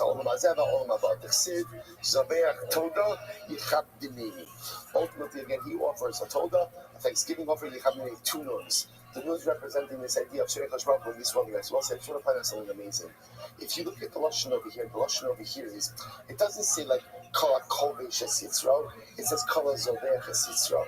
So the most incredible thing to understand is when we overcome the desire to sin, essentially the HaKadosh Baruch Hu treats that as if I'm offering a carbon, as we're going to see the juxtaposition in just a moment. See, I want to be able to commit an Avera. I want to be able to do something. I want to indulge a Yetzer, right? I want to be able to do that. I don't indulge my Yetzer. I am giving up something for HaKadosh Baruch Hu. And that's a tremendous thing. We speak about the inability to offer up karbanos in the absence of Moshe. We'll say every single day, I have an opportunity to offer up karbanos. What kind of carbon? I want to do something. I want to do an avera. I want to do an avera. Right? I want to do an avera. I have a desire for it. I have a want. I have a drive for it. If I'm able to muster up the inner strength not to do that avera, that's a carbon. That's an offering that I am making to HaKadosh Baruch Hu. And I will say, that is perhaps the most dramatic carbon that one could ever offer. When you take something, that I take something that I want very badly, and I sacrifice that because Kadosh Baruch Hu wants something different for me, the highest level of carbon a Yid could offer. And when you offer that type of personalistic carbon, the Gemara says, it is as if I'm honoring HaKadosh Baruch Hu in this world and in the next. Incredible. The Gemara goes weiter. The Gemara says, and we'll say, when you look at the Gemara that way, the juxtaposition makes a lot more sense. When the Beis Hamikdash stood on the Makrid Ola, Schar Ola biyado. So a person goes and offers up an Ola, you care for an Ola, right? Mincha, Schar Mincha biyado. You offer up a Mincha, you care for a Mincha. So we'll say, in order for the Beis Hamikdash stood, when you offer up a carbon, you get reward for the particular carbon you offered. However, listen to this, Avami Shedaito Shvela. Now we'll say, but someone is saying, now what does Daito Shvela mean? Daito Shvela we often translate as humble, but the Maharsha actually has a different idea here. The Maharsha says that Daito Shvela is the Hayu Sheshav B'chol Libo. The Maharsha says that ultimately Daito Shvela means someone who is a Baal Tshuva. We'll say, what does it mean to be a Baal Tshuva? What it means Baal Tshuva means I sinned. And now when faced with the opportunity to sin again, this time I say, Ribono Shel Olam, I'm sacrificing what I want for what you want. That's Daito Shvela. That's a Baal Tshuva. We'll say a Baal Tshuva is not someone who never sinned. Because someone who never sinned doesn't be a Baal Tshuva. Baal Tshuva is someone who's tasted sin, enjoys sin, is good at sin. Everybody's got to be good at something, right? Is good at sin. And now I want to do it again, and I say, no, I'm not doing it. Not because I don't want to, not because the fires of desire anymore diminish, but because, what I'm doing now in this moment is, I'm putting your needs above my needs. I'm sacrificing what I want for what you want. When a person rises to that level, Daito Shin, listen to this,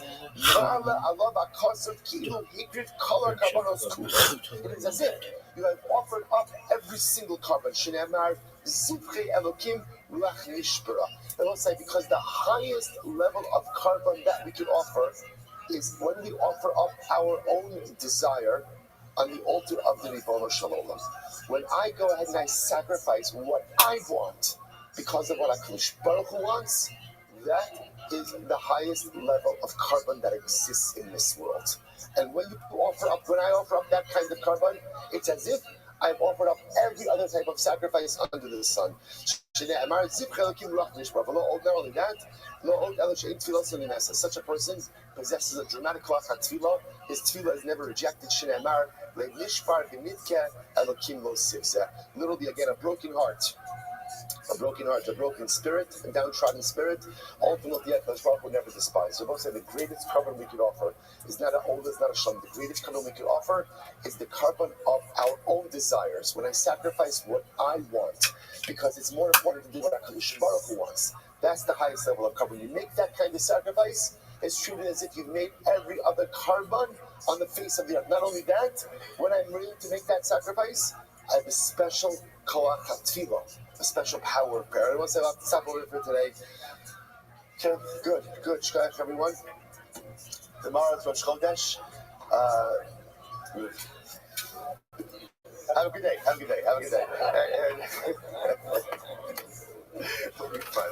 all right, have a great day, everyone. Specifically, just in general. Yeah, You think you smell that? Probably. Okay, yeah. Deodorant's for ease. I'm just kidding. Let's see here. I was in South Central. All these clips are just going to start with Papa talking. This one's called Old Papa Saw in Crenshaw. Goes by Chin Second Balcony. Do you want to take any guesses what he's on? Little Liz. Maybe a really good trap. All right, people say good morning. Let us begin by thanking all of our sponsors for this morning's trip. Thank our Talmud Torah sponsor for Tavshin Pei, our annual Talmud Torah sponsor, Tilsim Shpach of Eretz Yisrael. We're dedicating all of the shiurim and drashos this year as is close for the source. So we thank him very much for their generosity. That the feeling of Akash should be in this time for all of Klal Yisrael. Talmud Torah sponsors for the month of Teves. The Kelman family in memory of Amit ben David Levi, Zichron Livracha, the brother of Itai Levi, who was killed fighting in Gaza on the first day of Hanukkah. We hope that in the merit of our Talmud Torah, his Neshama will have an Aliyah and the family in Nechama. And our week of learning sponsors, Rabbi Ari and Chana Richter, in memory of Rabbi Richter's dear grandmother, Sarah Bas Shimon Zichron Livracha. We hope that in the merit of our Talmud Torah, the Neshama will have an Aliyah, the family in Nechama. Of course, as always, we dedicate our learning in this course of all of our precious haftarahs, the Baruch Hu, Meretz Shomrim, and Hom B'Shalom and B'Karov, and the merit of our holy soldiers, Meretz Baruch Hu, let them be successful. B'Chol Naaseh Yidei. Let's with that, let us begin. Today's daf is Mem Gimel 43. We are up to 42 Mem days on the days of a lot to do today. Minhani, let's just pick up from Minhani Mili, which is pretty much right smack in the middle of on the days, right across from Chelsos to Ne'emar. So the Gemara says, so how do we know that in general, when someone is executed, they have to be taken out of all three machlos? Remember, again, we spoke about this idea that this kind of the setup of the way Jewish community was modeled, or I should say, the setup of Jewish community was very much modeled after the way we encamped in the desert. So in the desert, there are three camps: Machane Shchina, which represented the Mishkan in the middle; Machane Leviyah, which is where the Rabbi camped around; and then Machane Yisrael, which was everyone else. So, for example, Yerushalayim has that same setup. So the base of Mikdash, that's Machane Shchina, Harabayis, Machane Leviyah, the rest of Yerushalayim, Machane Yisrael. So the idea over here that we've been working on is that when you execute someone, you have to take them out of all three machanos, all three camps. So it says the Gemara in Hanim, where do you know this from? Because the Pasuk says, go ahead and take the makala. Mostly that also, for context purposes, it's important to understand that there are two cases of Nisat David, right? Two cases of people who were executed in the desert. There was the Makalo, who was the person who cursed HaKadosh Baruch Hu in public, and then there was the Makoshes Eitzim, the person who was Makalo, violated Shabbos publicly in the desert as well. Those are the two cases of execution that we have in the desert. So the Gemara is behind the Torah about them. Doru says, take out the Makalo, take out the person who cursed HaKadosh Baruch Hu, take him out of the camp, and go ahead and execute him. The Gemara says, what does it mean? It means take him out of all three camps. Take him out of all three camps in order to go and execute him. The Gemara says, so you say take him out of all three camps. Maybe it doesn't mean all three camps. Maybe it just means take him out of one of the camps. It says over here by the Makalo, by the guy who cursed HaKadosh Baruch Hu, it says by the Parman Esrafim. Now, what are the Parman Esrafim? If you look at Rashi says they're Parman Esrafim. There are two bowls that they're referring to over here. Number one is Har Helam Davar Shal Tzipor. So this is the specific and unique offering that was made when the Sanhedrin ruled incorrectly. The Sanhedrin delivered an incorrect ruling. There was a particular type of carbon that was brought. That's called Par Halavin Government at Tzibor. Or again, the Rashi says the Par Kohen Mashiach. This was the par that was brought that the Kohen Gadol delivered an erroneous ruling as well. Neither of these karbanos are consumed. Rather, Ellen is stricken. They're burnt. Fine. So the Gemara says, just like by these paros, right? Just like by these parim, just like by these bull offerings, they are taken outside of all three camps to be burned. The Gemara says, so too over here is the lashon of hotzi by the makalo is also out of the three machlos. I have a husband now, and by the way, how do you know by the parim that they're taken out of all three camps? The Hotzi is called Hapar. And because the Machana, Chutz l'shalosh machnos. The Pasuk says the Hotzi is called Hapar. And just like you shall take the entire par, outside of the camp. What is outside of the camp? It means outside of all three camps. So the Gemara says, Chutz l'shalosh machnos ata omer. Sorry, ata omer chutz l'shalosh machnos. So you tell me it means all three camps. O eina elu chutz l'machana achas. How do you know? Maybe it means to take the parim outside of one of the camps. How do you know it means all three camps? Yeshu Omer, El Michutz Lamachane B'Par Ha'ida. When the pasuk says Chutz Lamachane B'Par Ha'ida, Shein Talmud Omar, you don't require this pasuk, right? I don't need this Chutz Lamachane over here. But the Lashon of V'Hotzi Es Hapar El Michutz Lamachane V'Sarach Osa. I don't need that pasuk. I don't need that because they're already taking the cows or the bulls outside of the machane. Shein Talmud Omar Shloik Nemar V'Sarach also. It already tells me that I'm going ahead and burning this par as I burnt the other par, and just as the other par is burnt outside of the machanos, so too this one is as well. So the Gemara says, what is it going to teach me? It's going to teach me the second, the hotzi also, it's going to teach me removal from a second camp. A second camp. So the Gemara says, and then when it says a third time, by the Chumas Hadesh, you're taking out of the ash. That's also unnecessary. Why? Sorry.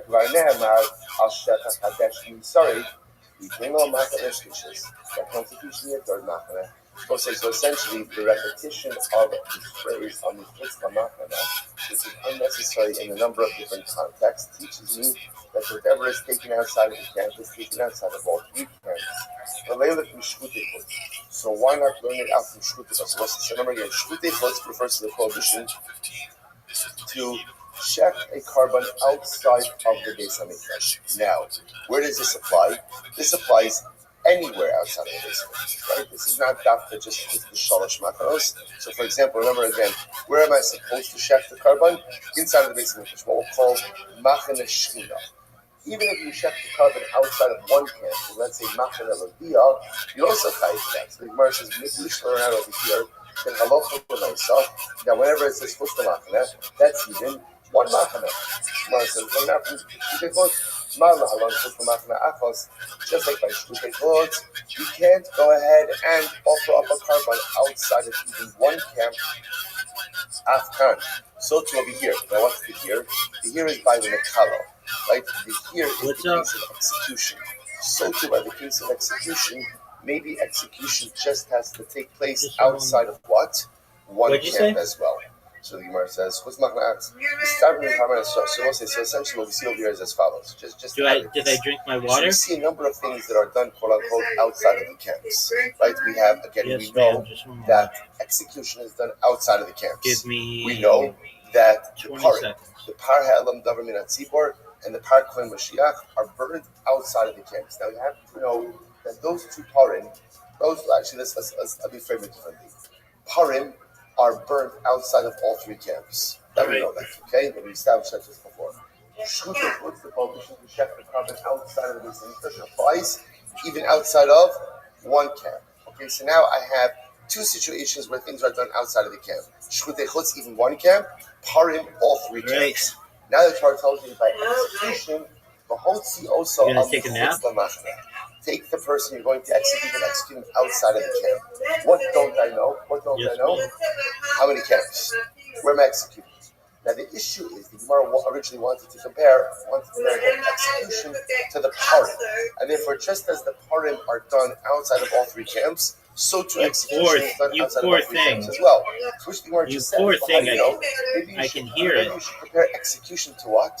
To Shkutei Chutz. And Shkutei Chutz is only outside of one camp. Therefore, maybe execution is only done also outside of one camp. That's the shayla. The Gemara says no. The Gemara says, it makes more sense to go ahead and compare execution to the part. Why? Shekain Hotzei, Amichutz Lamachane, Machshir u'Mechaper. Because execution and parim share all of these similarities. First of all, there are linguistical similarities. Lashon of Hotzei applies by both. Amichutz Lamachane, by both. Machshir, both are preparatory acts, and Mechaper, both provide atonement. How much so it makes water more did sense you drink? to compare execution to the parim. No, Adrabah. Okay, I can go ahead and learn out from the Shkutei Chutz. Why? Shekin Adam Chotei B'Neshama Pigol Machshir Pigol. Because again, on the other hand, you could compare execution to shvutei chotim or the other way. There's lashon of adam, right? Lashon of chote. Both have liability paying his wife, and pigul. Both are subject to pigul. Most of the similar Krishna says, no, makshir adivlei. It is better to go ahead and learn out one preparatory act from another preparatory act. So therefore, both say the Gemara seems intent on linking execution with the parim. And just as the parim are done outside of all three machanos, so too execution is also done outside of all three machanos. Okay, incredible. Says the Gemara, Rav says, Moshe Hecha Haviyas. It says, Rav takes another approach. He says, let's look at this. Where was Moshe Rabbeinu? In the desert, where was Moshe Rabbeinu situated? So the Gemara says, Machane Leviyah. Moshe Rabbeinu lived in Machane Leviyah. Right, remember again, Moshe Rabbeinu, he didn't live in Machane Shchina, right? Because that was the Mishnah, it was the living Mishnah. He was situated in Machane Leviyah. And the Torah was speaking to Moshe, because Moshe Rabbeinu was responsible for carrying out the execution. Not literally himself, but ultimately for overseeing it. Torah says to him, Moshe, take the makalo, take the guy who takes the responsible, take him outside of the camp. The Gemara says, maybe you don't mean, push the makalo. So that means again, outside the makalo.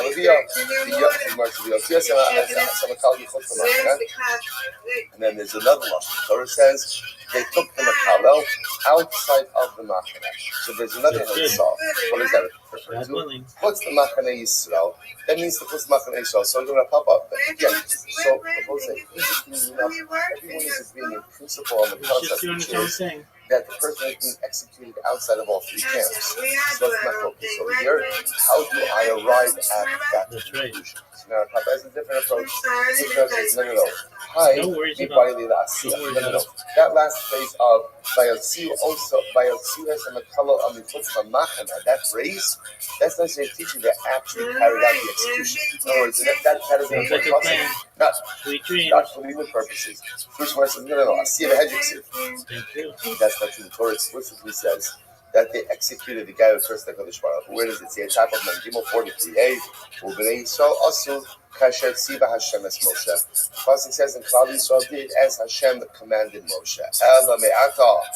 But based on that, what about the pasuk that says vayirgumu oso aven? So the pasuk says that they went ahead and they stoned him. They stoned the Makalo. So my Avdile, what do you mean with that pasuk? That pasuk says that they carried out the execution. When we buy the Chiddush, it's very interesting. This requires also for a different pasuk, for a different halacha. What does it do? So it's and what does it mean that they stoned him? So the Gemara says also below the ksuso. So we're going to talk about this. So it means that when they stoned him and not with his clothing. Meaning what? So the Gemara says the halacha l'maisa. We'll see this halacha when they would subject the person to skila men. That ultimately, again, they would stone them unclothed. The idea is that it would hasten the death, right? Because again, if they're stone clothed, that's another barrier. That other barrier could prolong death. So therefore, again, assuming you stone the individual, i.e. the person without any other layers, i.e. no clothing. Evan, we're another from Evan. That if you go ahead and you stone him with one stone and he dies, as a result of one stone, then halacha l'maisa you yotzi. In other words, I would have thought that skila, by definition, requires multiple stones. Kamash with one stone. Now, again, we haven't gotten into this. It's actually interesting. So you'll see in 2 days from now that there's a process for how you administer the punishment, the onesh of skila. So we'll discuss that in the Hashem. So obviously, so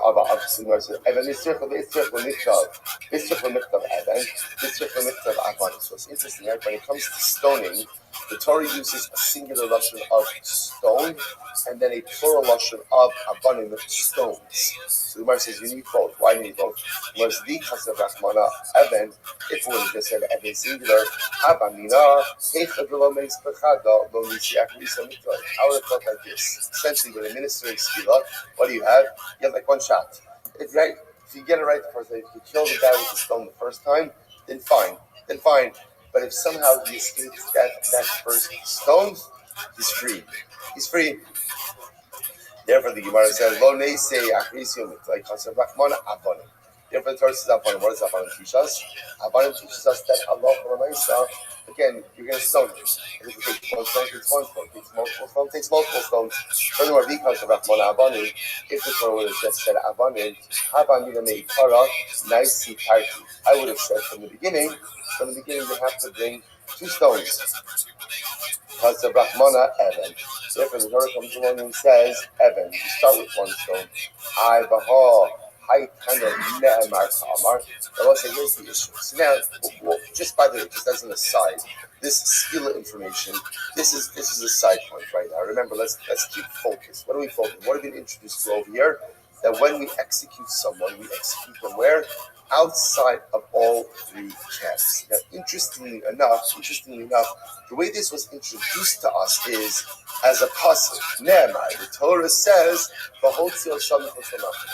Now it turns out that in reality, it sounds like we're learning this out from where? From Gzeira Shava.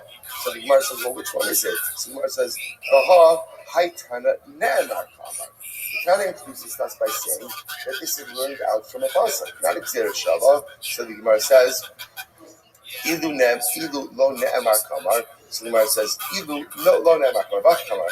Ilu lo ne'emar kra, hayisi omer Gzeira Shava. Achshav she'amar kra, Gzeira Shava lo tzayat. So the Gemara says, you're right, in reality, you learn out the fact that we execute someone outside of all three camps of a pasuk. But had we not had a pasuk that made that statement, then what? Then Allah we would be able to learn it out from a Gzeira Shava. Okay, let's say first wide line. Rashi says, Moshe where was Moshe Rabbeinu situated? So the Gemara says, we said before, Moshe was situated in Machane Leviyah. Puts the machane Leviyah out. So the Gemara says, I'm sorry. So remember again, so Moshe Rabbeinu is situated in Machane Leviyah. The Torah is speaking to Moshe says, take the makala, take the cursor outside of the machane. What does that refer to? Puts the machane Leviyah. So that refers to step number one is taking out machane Leviyah. El Michutz L'Machane. Then it says El Michutz L'Machane a second time. What does that mean? That's Chutz L'Machane Yisrael. That refers ultimately again to taking him out of Machane Yisrael. Then the pasuk says they took out the Makalo La'asiyah. That pasuk, that third statement means they actually did it. They carried through on it. The Gemara says Asiyah, right? That they carried through on it. That we already said that. In Israel, Asu Kashet Sivashon is Moshe. Pasuk already says, Chal Yisrael did as Moshe Rabbeinu commanded, which where it says, no. Hahu mibayile chad l'smicha v'chad l'tchiyah. So we're going to see that pasuk is necessary for another detail. I'll say what we're going to call smicha and d'chiyah. So again, we'll talk about all of these items. So the Gemara says over here, essentially the Gemara talks about the idea that when we execute someone, it's actually quite interesting. When we execute someone, before we execute them, there's a smicha, there's a laying of hands on them. Again, we'll talk about exactly what that means, and then also by skira, what we're going to see is the process is, first we throw a person off a high roof. The goal is that they're liable to death. They should die by impact. Right? That's the goal. If they don't die on impact, then we bring in the stones. Right? So the idea over here is the Gemara says over here is a placing of the hands, and ultimately again, then there's a dechiyah, pushing. Now again, we'll discuss, by the way, that it's the witnesses, interestingly enough, have the obligation of pushing.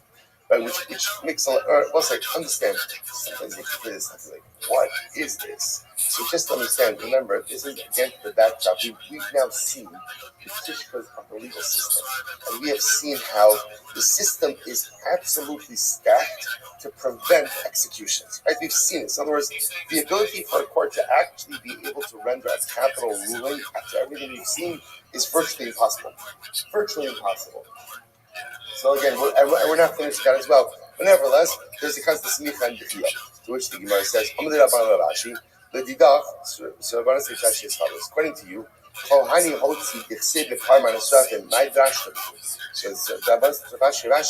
you're darshaning all of these hotzi min hamachnes. What do you do with all of these hotzis that are mentioned by the Parim, Parman Asrafim, which again is the Par Helam, David Nefsibor, Par Kohen Mashiach, which Gemara says kasha. Rashi says, yeah, I don't know. There's a lot of options. Okay, so I'll say, what's our takeaway? Our takeaway is that when we execute someone. So first of all, introduce the two concepts. Number one, that execution was not done in Beis Din. This is very important. The two reasons that we saw yesterday is that why wasn't execution done in Beis Din? Number one, that people should not think that Beis Din is eager to execute anyone. And number two, by moving the execution space outside the Beis Din, it buys a little bit more time for the defendant should new proof for exoneration come to bear. That's number one. So I'll say, how far outside of Beis Din do we place the execution spot? So again, we established 3 machos, right? The assumption we're working with is Beis Din always operates within the city proper. That's what we're making the assumption of. So for example, let's say using Yerushalayim as a model, where does the Sanhedrin operate? Where does the Sanhedrin operate? In the Beis Hamikdash, in Machane Shechina. So therefore, again, where are you executing? Outside of Machane Shechina, then again, outside of Machane Leviah, outside of Machane Yisrael. So execution is happening outside of all 3 machanos. Incredible. Fine. Says the Gemara. Echad Omeid. So the Gemara says, listen to this. So remember, the other thing that we saw in your Mishnah was this fascinating idea. So let's play this out, right? Reuven was accused of killing Shimon. Witnesses came along, and let's say Beis Din asking that Reuven is liable to death. So remember, again, they're now going to lead Reuven out to the Beis HaSkila. The Beis HaSkila is situated outside of all 3 camps. Remember, what would they do? They put a guy with a flag by the entranceway of Beis Din. Remember again, it's not the guy with the flag. Another guy in ocular, right, in the greatest amount of ocular distance on a horseback. Right, and then what would happen if Beis Din would find some new proof? Flag guy would wave his flag, horse guy would gallop out to the execution, stop everything, bring the defendant back to Beis Din. Okay, so let's say, so this is great. So Amrafuna, Pshitali, Echad Eben Shenischal Ba, Ve'echad Eid Shenitla Ba, Ve'echad Shais Sheneragbo, Ve'echad Suda Shenechna. So let's say, so Rafuna says like this. It's clear to me that the stones used for stoning, right? The tree used for hanging, the sword used for beheading, the rope used for strangulation, Kula Mishal Tzibor, right? I'm supposed to, this is great, by the way, right? This is such a Jewish sugya. What the sugya, you know what the sugya is about? When we execute someone, who's paying for it? Right? Who's paying for it? In other words, look, execution costs money, right? Who is footing the bill for this? So the Gemara says, it is clear to me that when Beis Din is carrying out an execution, obviously, the mechanism of execution is paid for by communal funds, right? Because remember again, this is the community that's going ahead, and executing the individual.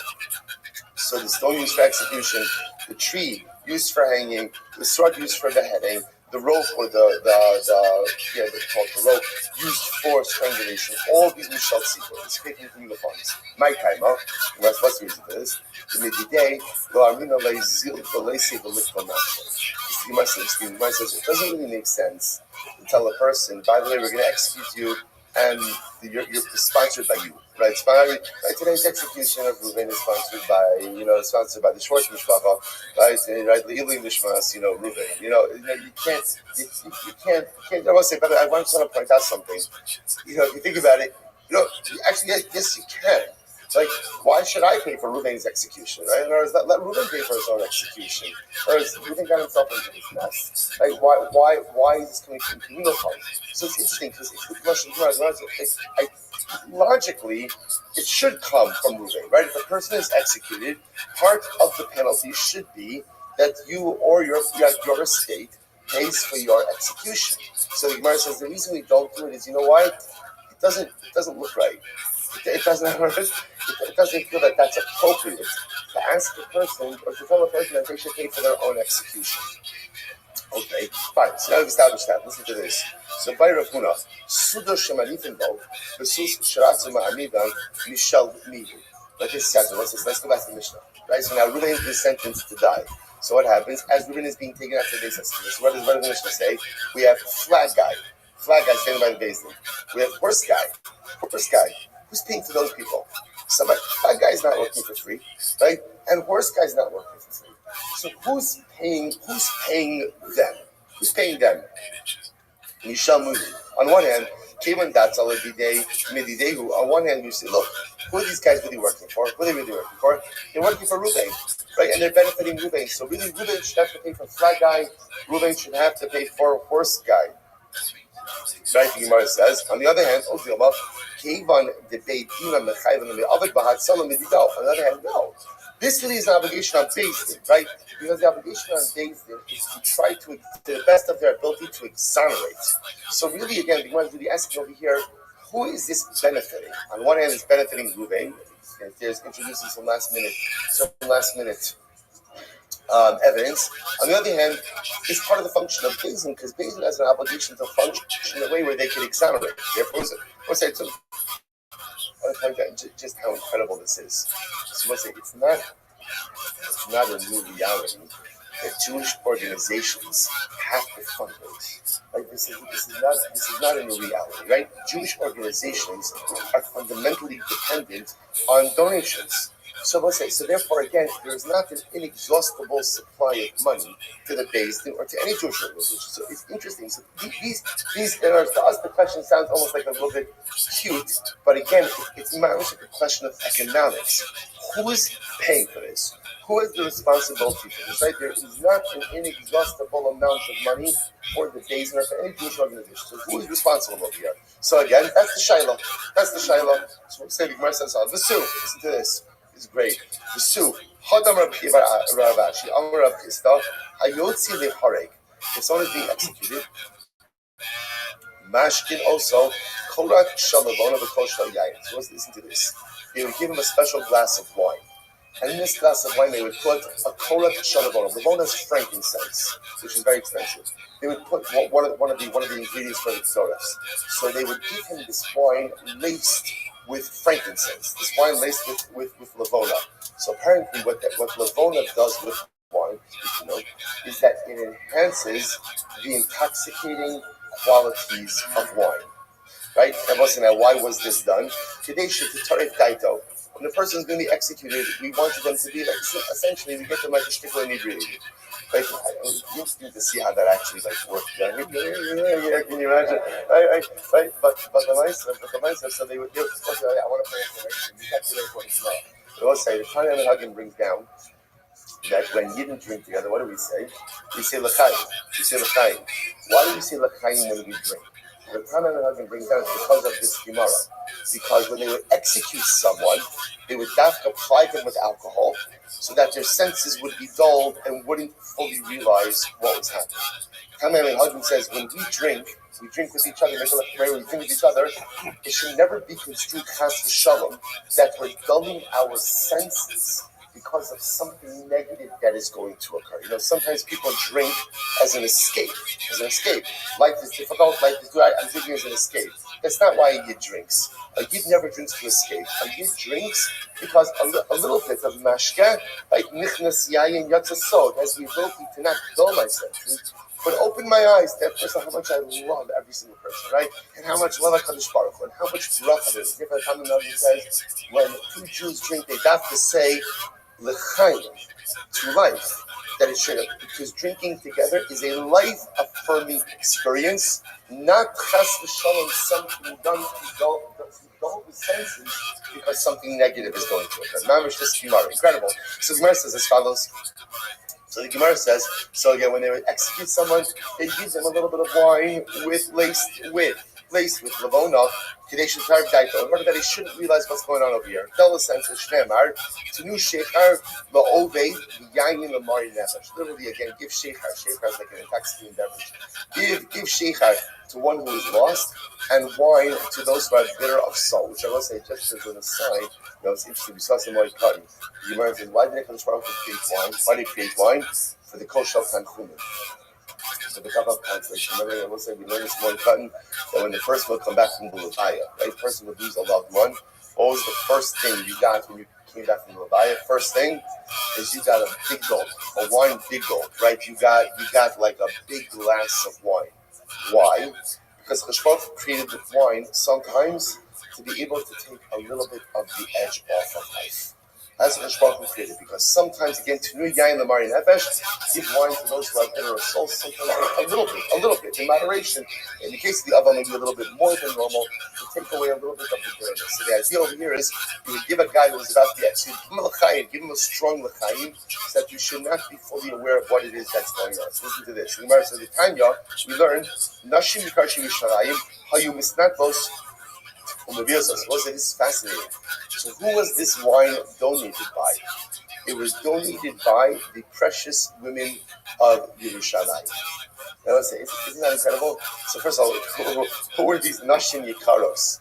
Right, who were these precious women of Yerushalayim? They're the ones who donated the wine. Well, it's interesting, by the way, that it's the women who donated the wine, right? Why not men who donated the wine? So, one, maybe men are more reticent to talk about their wine. That's possibility one. Let's say, but it's also the idea that women generally possess a much greater empathy than men do. So you can imagine what would happen. Men see ruins being executed, right? What's the Chevra saying? What's the Chevra saying as ruin is being let out to execution? I knew it. I'm telling you, that guy, he had it coming. Right? Better than all the empathy well. Women possess deep reservoirs of empathy. So you can see again how the Nashim Yikaros of Yerushalayim, when seeing someone who's really executed, again, maybe he deserves it. It's still tragic. And therefore, again, they would donate the wine. So let's listen to this. The Gemara says, okay, let's say no one donated the execution wine. No one did an execution wine. So the Gemara says, Mishalmi, right? Mishalmi, who's paying for it? Once again, let's say, Kachlis, economics. If there are no Nashim Yikaros, right? No one donated the execution wine, so who is paying for it? No, the truth is, that's actually a pretty easy one, because it sounds like that clearly comes from community funds. Why? Exid Tenu. It was a good Tenu Shechar La'oveis Yanamar. Tenu is plural. So the fact that there is a plurality associated with that pasuk indicates to us that it comes from the tzibur. Okay, so that's fine. So that's an easy one. If you know that there's no one to donate the wine, that comes from community funds.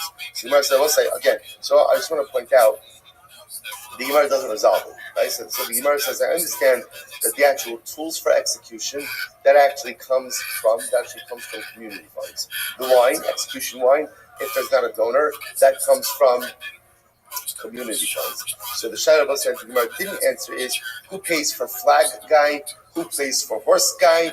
That the Gemara doesn't answer. The Gemara doesn't answer. Okay, the Gemara says so by me Ravacham the Red Sheshes. Amar Akamina Hamidin. Yeshi Lamil of Skos. This is static. Watch this. So let's remember again, in these cases, all of these things coming together. Remember again, you had the Sanhedrin. Who was sitting in front of the Sanhedrin? Who was sitting there? In front of the Sanhedrin? 3 rows of students. Now remember again, we saw that in the deliberations, if one of the Talmidim says, one of the students says, I have an argument to examine. What would they do? They put him on the base. Okay, so watch this. One of these interesting things here. So let's say one of the students says, yes, I have an argument to exonerate. And what happened? He became mute. So he said he had an argument, but he never got to advance the argument. What is the halacha? So Menafeach Rasheshus Biyadei, Rav Sheshes says it's interesting. Menafeach Rasheshus Biyadei means Rav Sheshes like waved. It's the way like when you wave someone off.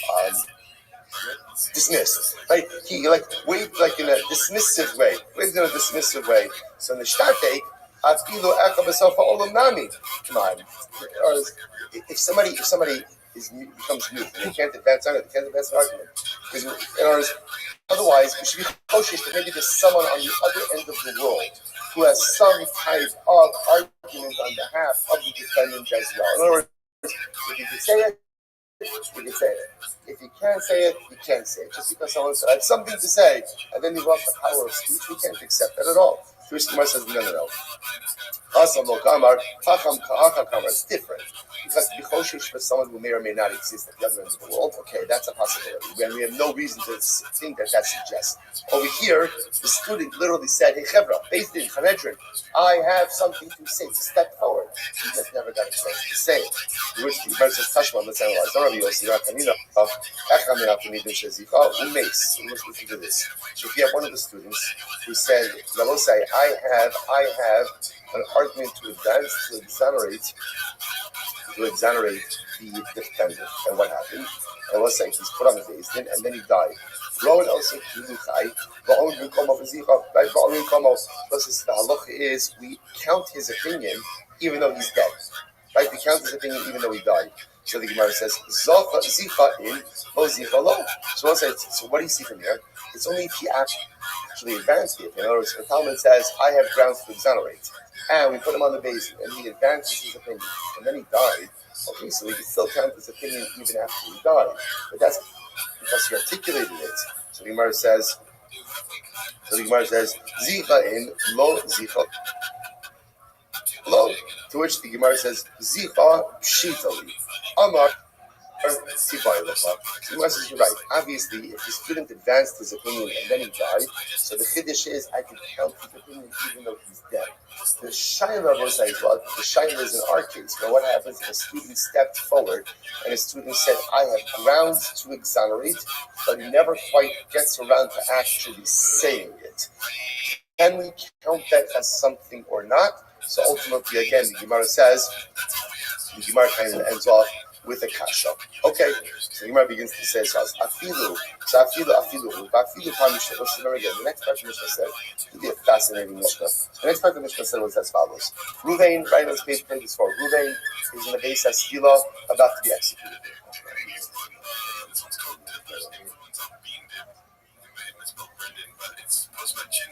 Ruvain is about to be executed. So remember again, now what happens over there? Now, right, and now Ruvain says, wait, I realized I have an argument to exonerate myself. So let's say, what's the halacha? So the Gemara says, Maximin osafilu arba v'chamisha tam. So we go ahead and we bring him back even 4 or 5 times. Right? We'll keep bringing him back. So the Gemara says, now the issue the Gemara says is with a caveat. What's the caveat? The Mishnah said last verse in Mishnah. As long as what? As long as it appears that there's some substance to what he's saying. In other words, that halakha l'maisa, we're happy to bring it back. We really are legitimately happy to bring it back. But we have to make sure that there is some level of substance to whatever it is that he's saying. Can you imagine this? Otherwise, he's just like, I realize I have something to say. I mentioned it yesterday, like putting your kids to bed, right? Little kids before bed. But hey, one more thing. So at a certain point, like, there's nothing else. We've spoken about everything. We've eaten every snack already. There's nothing else. So these are important caveats. So in other words, if Ruvain says, oh no, I realize I have one more piece of evidence. So the Mishnah said, fine, we'll take it back as many times as we have to, but however, there has to be some level of substance associated with what it is that we're saying. Now the Gemara asks an interesting question. Is that true? Is that true every time? In other words, let's say Ruvain got the base of and he says, first time he says, oh, don't kill me yet. I realize I have new evidence. I just thought of something, take me back to base. So, do we have to investigate that claim already the first time or second time he says that, or only let it for up to time number 3, 4, or 5? So the Gemara says, that time we learned, there was we learned that if he does this the first or second time that Ruvain does this, kind of just give him a pass. First or second time he says, I have new evidence, what do? We take him back. We take him back to Beis Din, and we allow him to go ahead and say whatever it is that he has to say. Sounds like it's only from time 3 and on that we need a little investigation over there at the Beis HaSkila to make sure that he's legitimate and what there's some legitimacy. From time 3 and on, in each mamish b'dvar machzirino, so in mamish b'dvar in machzirino, so if there's some legitimacy, right? If there's some depth, some legitimacy to what he's saying, fine, we'll take him back. If there's no legitimacy, we're not taking him back. You're right. It's like this. Read that. So that's very interesting. But it sounds like it's like this. For the first 2 times, you kind of get like the get out of skila free card. In other words, we'll take you back. We'll take you back from the base of skila to the Beis Din. No questions asked. You say you have new evidence? Fine, we'll take you back. From time 3 and on, if you claim that you have new evidence, we're going to need to substantiate that a little bit right, on the spot, before taking you back. So the Gemara said, no, Yodi. So it says, here's the Shaila. How do you know? In other words, it's okay. So first 2 times it doesn't matter. First 2 times, as long as Ruben says, I have new evidence, you take him back. From second time and on, how do you know if he's telling the truth? In other words, if there's some legitimacy to his words. This is very true. Rabbi, the Masminon is good Rabbanon. See? Interesting enough, we bring 2 Talmidei Chachamim to the Beis Haskila. Fascinating, you know? Low. So essentially, we bring 2 Talmidei Chachamim to the Beis Haskila, and they say, okay, Ruvainu, what do you got? Right? And if, after he says it, they're like, oh, okay, saying good, then we'll go ahead and we'll listen to him. But otherwise, again, we're just going to execute it. So the Gemara says, well, if that's the case, in other words, if you're furnishing 2 Talmidei Chachamim to kind of vet the claim a little bit from time 3 and on, why don't you just have the 2 Talmidei Chachamim there from the beginning? Have them from the beginning and have them vet the claim from time 1 and on. To which the Gemara says, Agav the boys, Lo Matzi Amar Kol My Deistek. Let's say, understandably so, Ruvain is probably a little bit nervous, right? So in the beginning, he may not be able to fully articulate the rationale for his innocence. Especially, I will say, can you imagine at the execution spot? Like, that's got to be profoundly overwhelming, right? Ruvain's about to be executed. He's like, I have no evidence. What he's saying is, he may be a bit flustered, a tad flustered. So therefore, again, what we do is for the first 2 times, we bring him back to base. Instead, he can compose himself a little bit. From time 3 and on already, again, this has happened a couple of times already. If you got something to say it, and the two Talmudim will be there for that. That's what I'll say. Good. So I'll say, get ready for this. These suggestions are ridiculous. Mishnah. We'll say, so again, now this is all progression, right? All the progression is actually quite. Mishnah is like this. The sugyas like this are very exciting because really, again, they're flowing just one into the other. So now, let's say it turns out that they exonerate Reuben. Right? It turns out you're right. Either they exonerate him, or it's this case where they brought him back to the Beis Haskila afterwards, and it turns out that in fact he really does not deserve to be executed. So what halacha? So matzulos chos matrua. So they found grounds to exonerate, and they exonerate him. Ve'im lav, and if not, yotzu lisakel. They take him out to be stoned. So the Gemara says, "Who's yotzei lefanav?" Listen to this. There was an announcer who went out before Reuben. And what would he say? Ish Ploni ben Ploni. Yotzei lisakel al sha'avar plonis, right?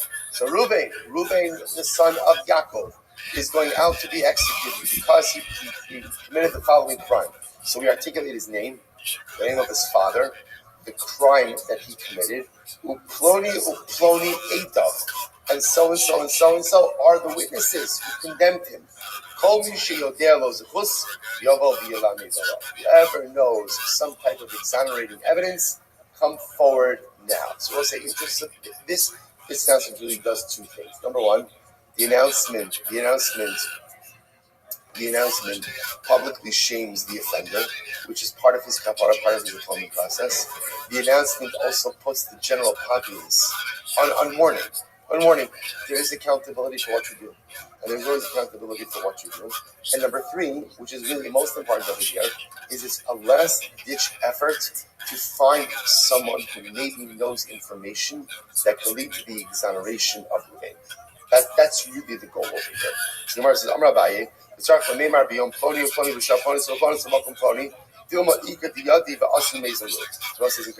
says, by the way, you have to add in some more information. What's the other information? So and so are the witnesses, right? And they witnessed killing Ruvain on Tuesday at 3 p.m. in Tel Aviv. Why do you put out that information? Because I will say, there may be no one who knows exonerating evidence for Ruvain, but maybe there's someone who says, witnesses saw Ruvain kill Shimon on Tuesday, 3 p.m. in Tel Aviv. That's interesting because they were having shawarma with us at a gas station outside of Yerushalayim, right at that same time.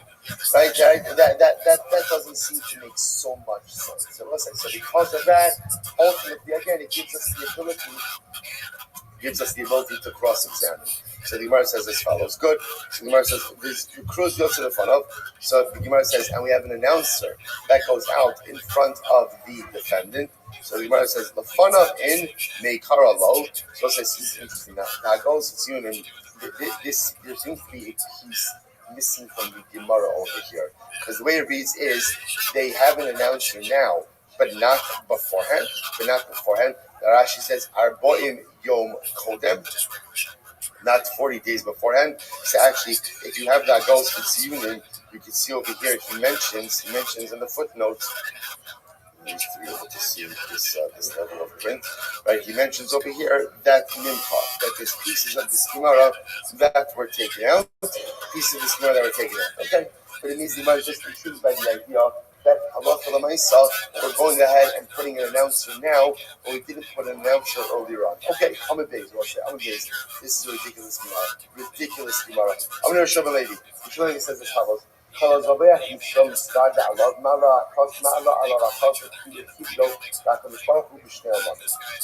literally translated.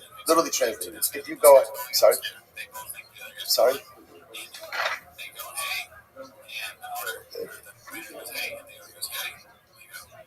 I don't know.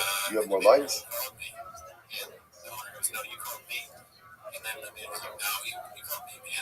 Got it. Okay. Good. We're just using a regular Gemara. All right. Samir Shaladi. Let me go, base. 43B. We do not have the luxury of adding in more Gemara, okay? I can't get through the stipulated amount, don't give me more. I'm not sure, lady.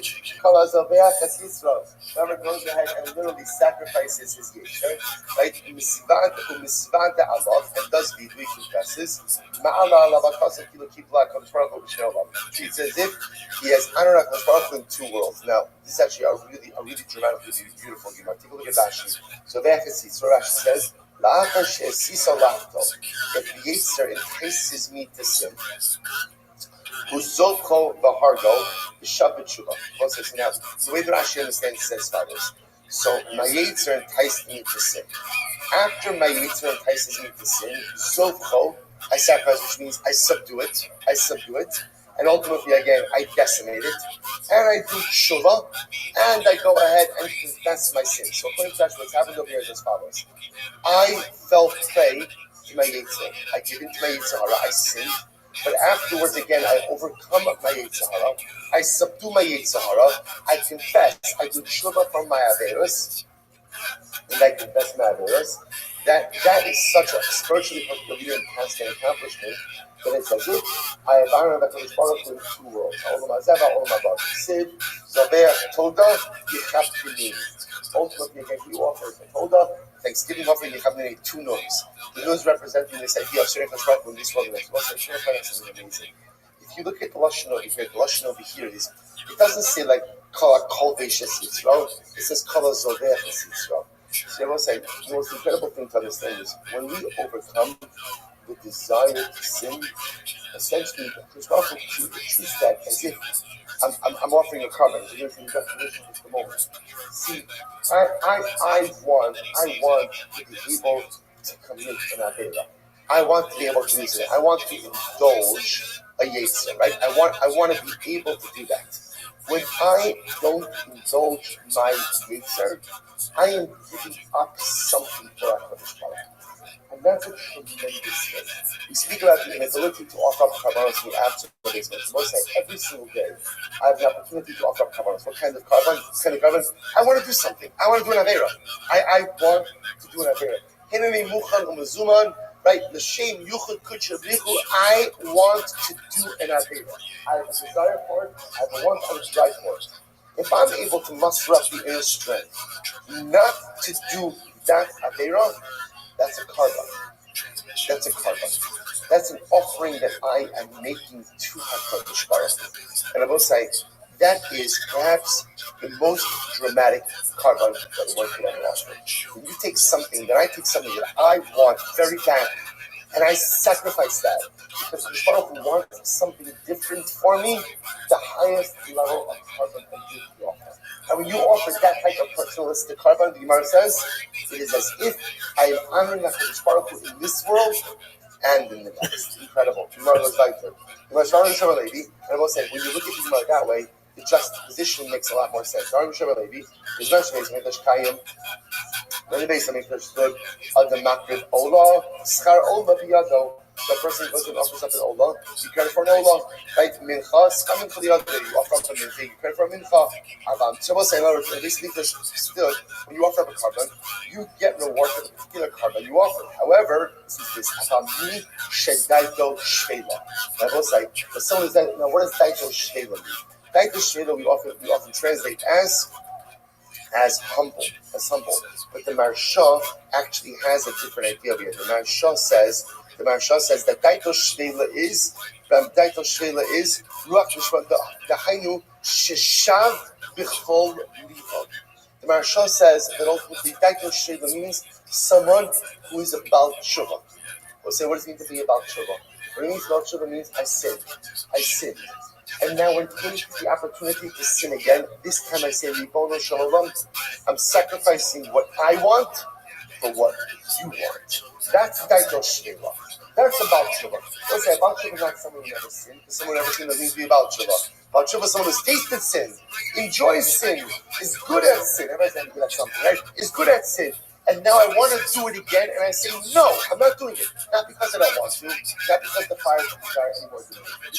Because what I'm doing now in this moment is, I'm putting your needs above my needs. I'm sacrificing what I want for what you want. When a person rises to that level, Daito Shir, listen to this, Ma'ala Allah B'Kosov Kidu Hikrit Kolor Karbonos Tuho. It is as if you have offered up every single carbon. Shinamar Zivri Elokim Ruach Nishbura. It will say because the highest level of carbon that we could offer is when we offer up our own desire on the altar of the Ribono Shalom. When I go ahead and I sacrifice what I want because of what HaKadosh Baruch Hu wants, that is the highest level of carbon that exists in this world.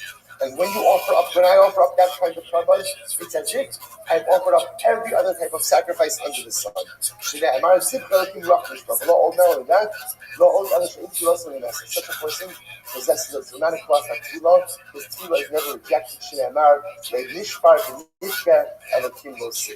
Literally, again, a broken heart, a broken spirit, downtrodden spirit. Ultimately, HaKadosh Baruch Hu would never despise. So, say the greatest carbon we could offer is not an older, it's not a shalom. The greatest carbon we could offer is the carbon of our own desires. When I sacrifice what I want, because it's more important to do what HaKadosh Baruch Hu wants. That's the highest level of carbon. When you make that kind of sacrifice, it's feeling as if you made every other carbon on the face of the earth. Not only that, when I'm ready to make that sacrifice, I have the special koach hatila, the special power of prayer. Everyone say, I'll stop over for today.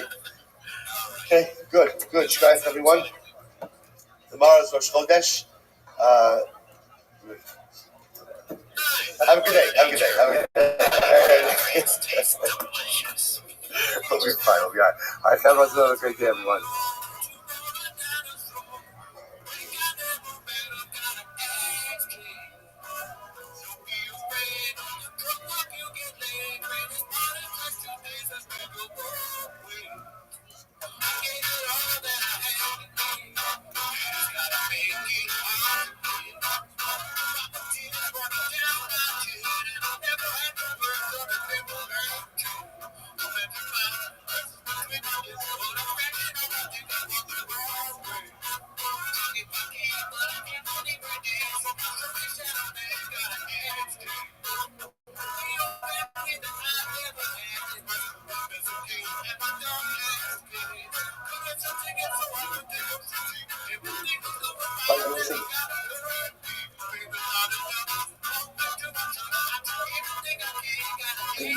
Good morning. Let us begin by thanking all of our sponsors for this morning. We thank our Common sponsor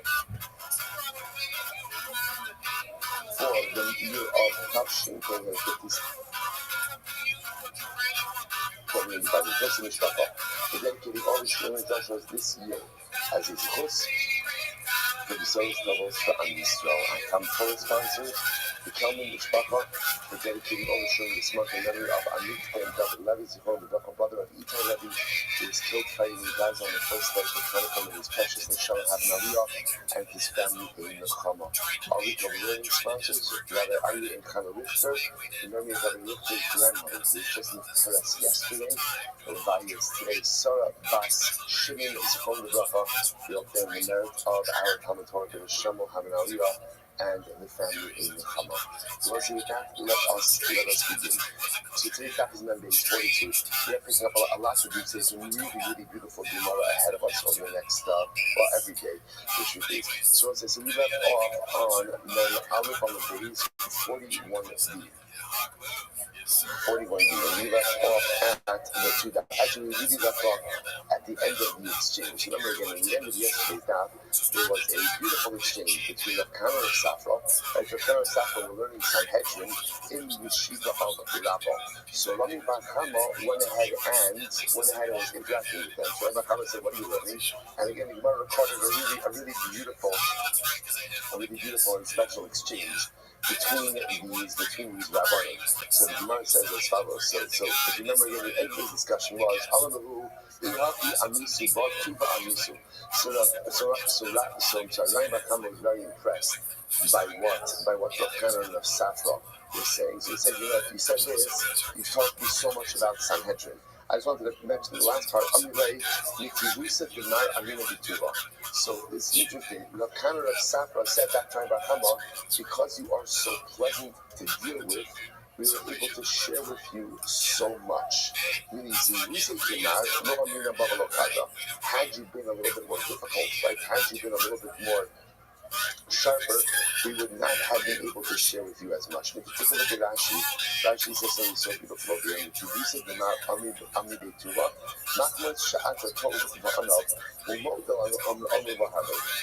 beautiful. So Rav Safra, because you are so pleasant and you are so humble, we're able to share with you so much.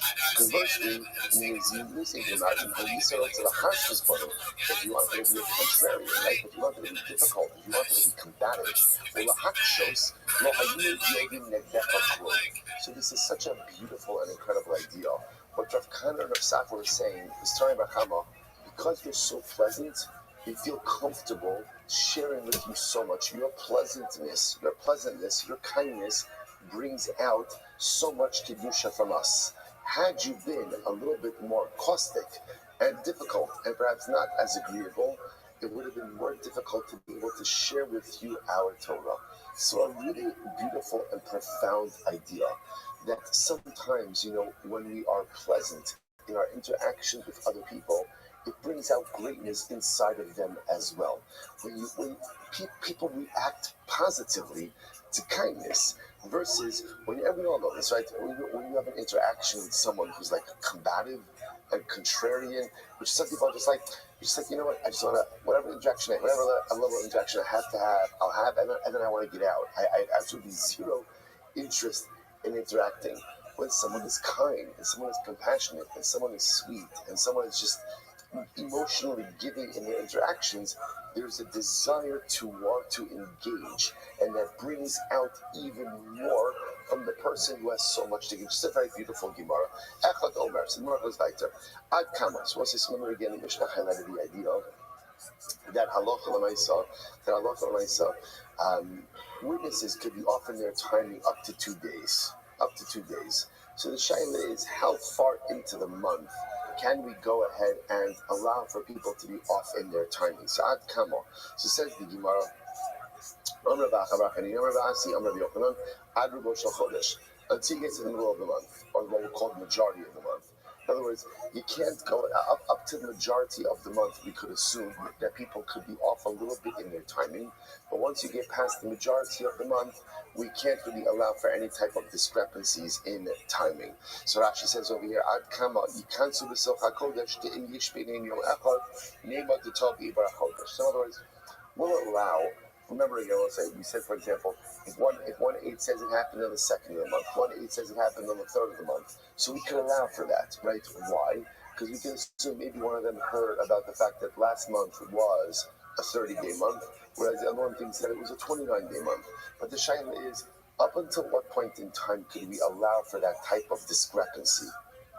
So Rabbi is in there, Yochanan, up until the majority of the month. So Amar Rabba, Amar Rabba, Afana Nami Tanina. So we learn this in Mishnah as well. If one witness says the murder happened on the 2nd of the month, one witness says it happened on the 5th of the month, their edus is batal.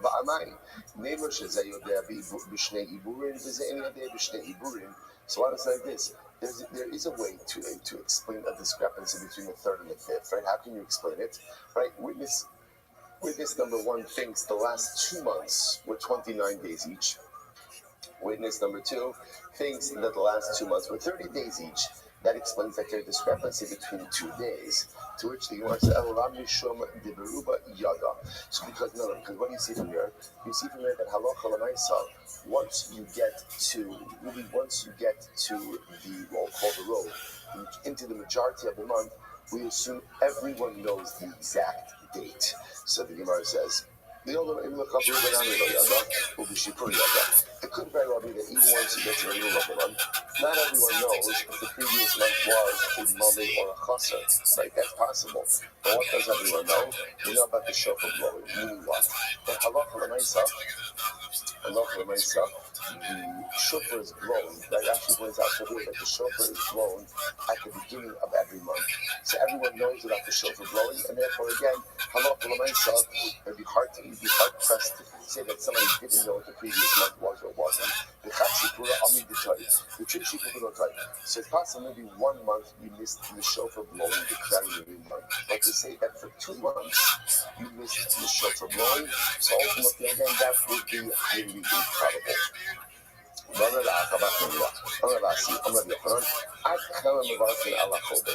So as I say now, interfering up because we're talking about the new month, so now we go ahead and transition a little bit to a really great discussion. Up until what point in time can one recite Kiddush HaChodesh? That's halabana. Kiddush HaChodesh. When can you, up until what point into the month can you bench the new moon? So you must actually until the deficiency of the moon is completed. So the Gemara says, okay, how much is that? So what we're asking is, at what point up to what point in the new month is one permitted to say Kiddush HaChodesh? So the Gemara gives us an answer. Until the deficiency of the moon is filled in. The Gemara says, Shkoyach. What is that? Give me a date. Give me a time in the month that I can say Kiddush So the Rebbe says, up until the 7th of the month. Up until the 7th of the month, you can go ahead and say Kiddush Levana. Okay, so the Gemara says, and I say up until the 16th of the month. What's the interesting? That's what this over here. You can say Kiddush Levana until the 7th of the month. You can say Kiddush Levana up until the 16th of the month. Top of Mondays, 42A. Says you know the Tarai can look on cereal. And both of them hold. Like Rabbi Yochanan, that was like interesting enough. So here's what's fascinating. Rabbi Yochanan says the rule. The rule is you can say Kiddush Levana until the deficiency of the moon is filled in. So there's a machlokes in terms of what does that mean. Rabbi Yehuda says up until 7 days into the month, and then I'm going to say up until 16 days into the month. So the Gemara says both hold it for Yochanan. One says that the moon has to look like a bow. So one says that's the opinion ultimately again of Rabbi Yehuda. Up until 7 days, and then our gun says we will take a seed. Now, seed means it's fully circular. Because by the time you get to the middle of the month, what does the moon look like? The moon is complete. So let's say some fundamental machlokes over here. Reading terrible machlokes, an important machlokes. Up until when can one say Kiddush Levana? That Yehuda 7th of the month, because at that point again, the deficiency of the month has been of the moon has been filled, that the moon no longer looks fully complete. Looks like a bow. And I don't know up until the deficiency is complete. That means the middle of the month when the moon is completely full. So let's go right there. So the Gemara says, "Amar Rabbi Acham gets the Ravina." So the Baruch had Tova Hametiv. So maybe the bracha that you make over the moon should be at Tova Hametiv. So it's actually quite beautiful. If you look at Rashi, so if I three lines down in Rashi from the top, the Baruch had Tova Hametiv. Again, you read the part and you hear Nami, the Meshiva ve'elech leka l'minna l'kadosh kadoshim. The Baruch has Yachmiya HaTova Hametiv. Shekol Shah Shumit Vela B'Milusa Hamid Shmo Shefesh L'Hayir L'Olam. So Rashi points out the way that this is really going to be Yehuda. Right, that is interesting, right? So Yehuda holds that halacha ma'isa you could recite Kiddush Levana up until the 7th of the month. So the Gemara says, okay, but from the 7th up until the 16th, you should be able to say HaTova Hametiv. But listen, HaTova Hametiv is the bracha. Essentially, HaShechianu and HaTova Hametiv are like sister brachas. So Shechianu is a bracha when you say something positive that benefits you. HaTova Hametiv is something that benefits you and also has the ability to benefit others. So that why do we say HaTova Hametiv on the filling in of the moon each and every month? So according to Yehuda, say Kiddush Levana up until the 7th of the month. And from the 7th up until the 16th, you should be able to say HaTova Hametiv. To which the Gemara says, if that's the case, so maybe then you should say that from the 16th and on, when the moon begins to diminish, you should say Baruch Dayan Ha'aretz. Right, at the end of the remember, HaTova Hametiv by definition means, right, to say HaTova Hametiv means that the completion of the moon is something objectively positive, which would then have to mean the converse would have to be true as well, which is that the diminution of the moon is something objectively adverse or negative.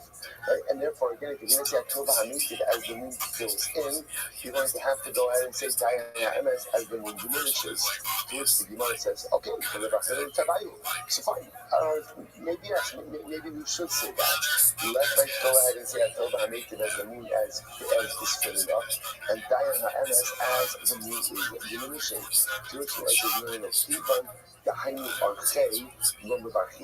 so I'll say this is fascinating. Since this is the natural way of the moon, we don't recite the bracha. Now, what does it mean? If you look at Rashi, almost right across in Rashi, Dahainu Archei, the Kol Chodesh Mirias Olam Kimin Hagoki, the Inkan Din Kolonis B'Chasona, V'lo Haptaka L'Nikasa. So the Gemara also here, this is the natural way the world works. Because it's natural way the world works, it's interesting. There's not per se a bracha in the completion of the moon, and there's not a klala, there's nothing negative in the diminution of the moon. It just is the way that it works. So let's say, to me, I don't know, I was last night, brothers, I would encourage you, take your down to your space meditation at night. Sure, I'm going to start spending the next day of the program here at the shul. Hashem, I was here last night, it was like 9:45, which I filed. It was surreal. It was beautiful. I like it quite well. It was so beautiful. So I was thinking about this. Because this Gemara seems to almost fly in the face a little bit of like how we normally think. So you're telling me now, like, I said the Gemara saying it's Olam Kimin Hago Noe. Like, the world just kind of operates in a certain Hashbaruch program, certain things. The moon gets bigger, the moon gets smaller. It's not bracha, it's not klala, it just is. So it was a difficult time wrapping my head around this because it's just certainly feels like it's not the way we're programmed to think. But the way we're programmed to think is that Hashbaruch obviously directs everything, and everything in this world kind of fits into a bucket. It's either like a good bucket or a bad bucket, or positive or negative, or bracha or klala, or HaTova Hametiv or Dayan Ha'emes. And what Gemara is introducing us to is that there are certain things in the world that it's just a program. It's just a program, like sunrise and sunset, right? In other words, it's not good, it's not bad, it is. There's certain functionality in the world that just by definition is. Just by definition is. Now again, is there beauty in it? Is there solution? Is there messages in it? Absolutely. But it's interesting, I think perhaps what you want trying to teach us over here is maybe you don't have to necessarily read into everything. Maybe there are certain things in life that just are. That just are.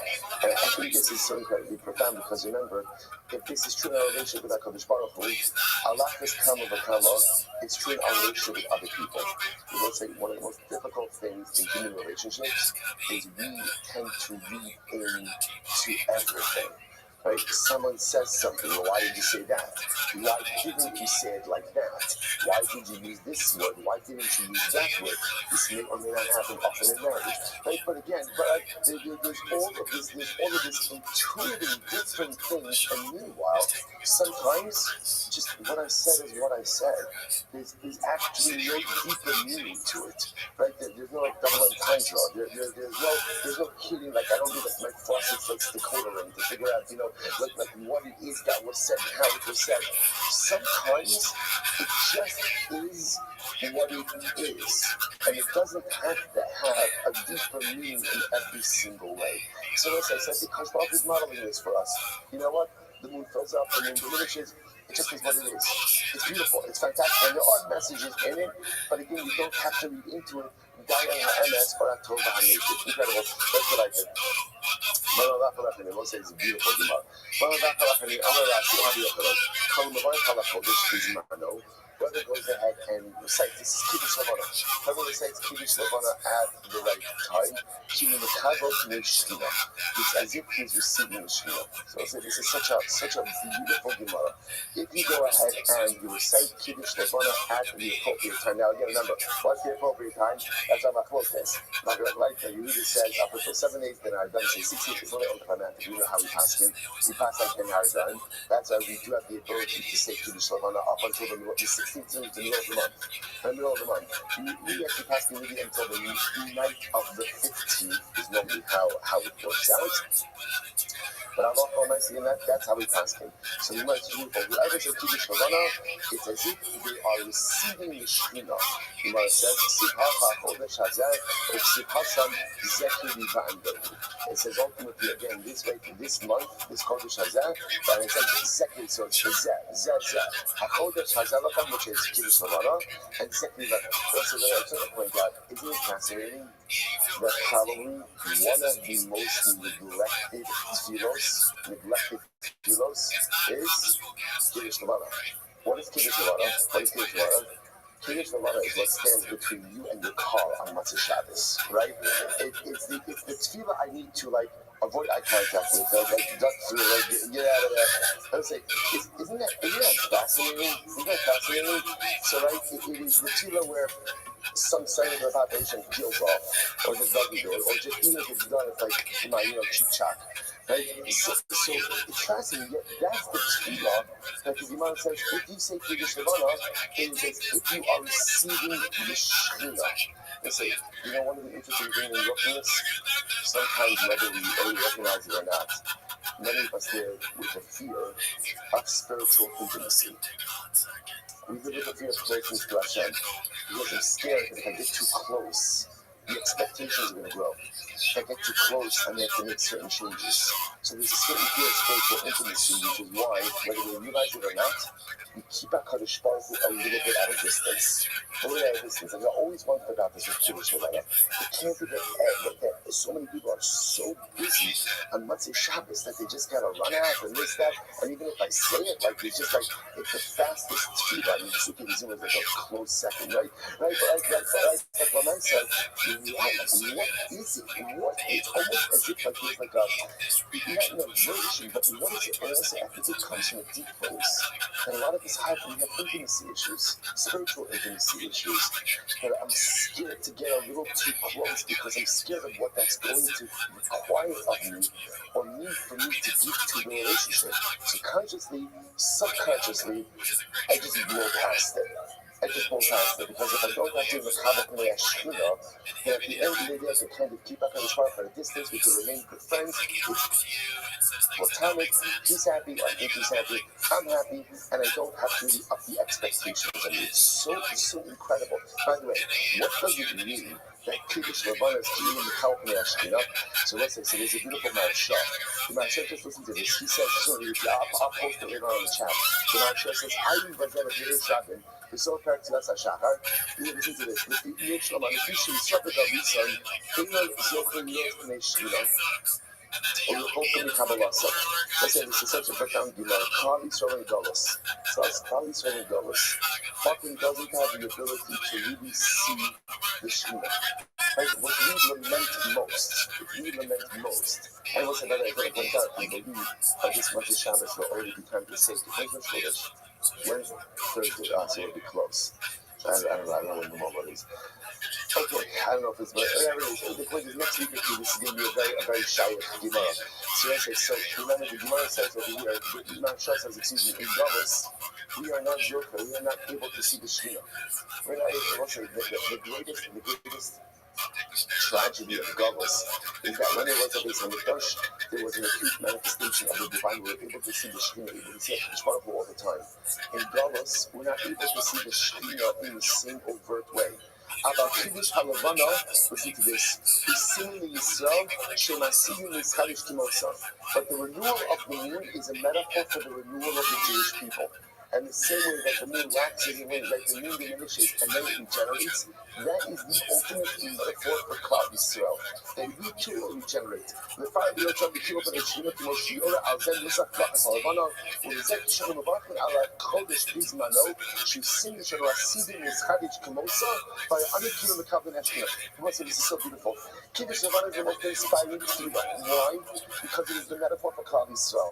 The moon is beautiful and then it wanes, right? And then it wanes, right? And then it goes and it diminishes and it becomes almost invisible.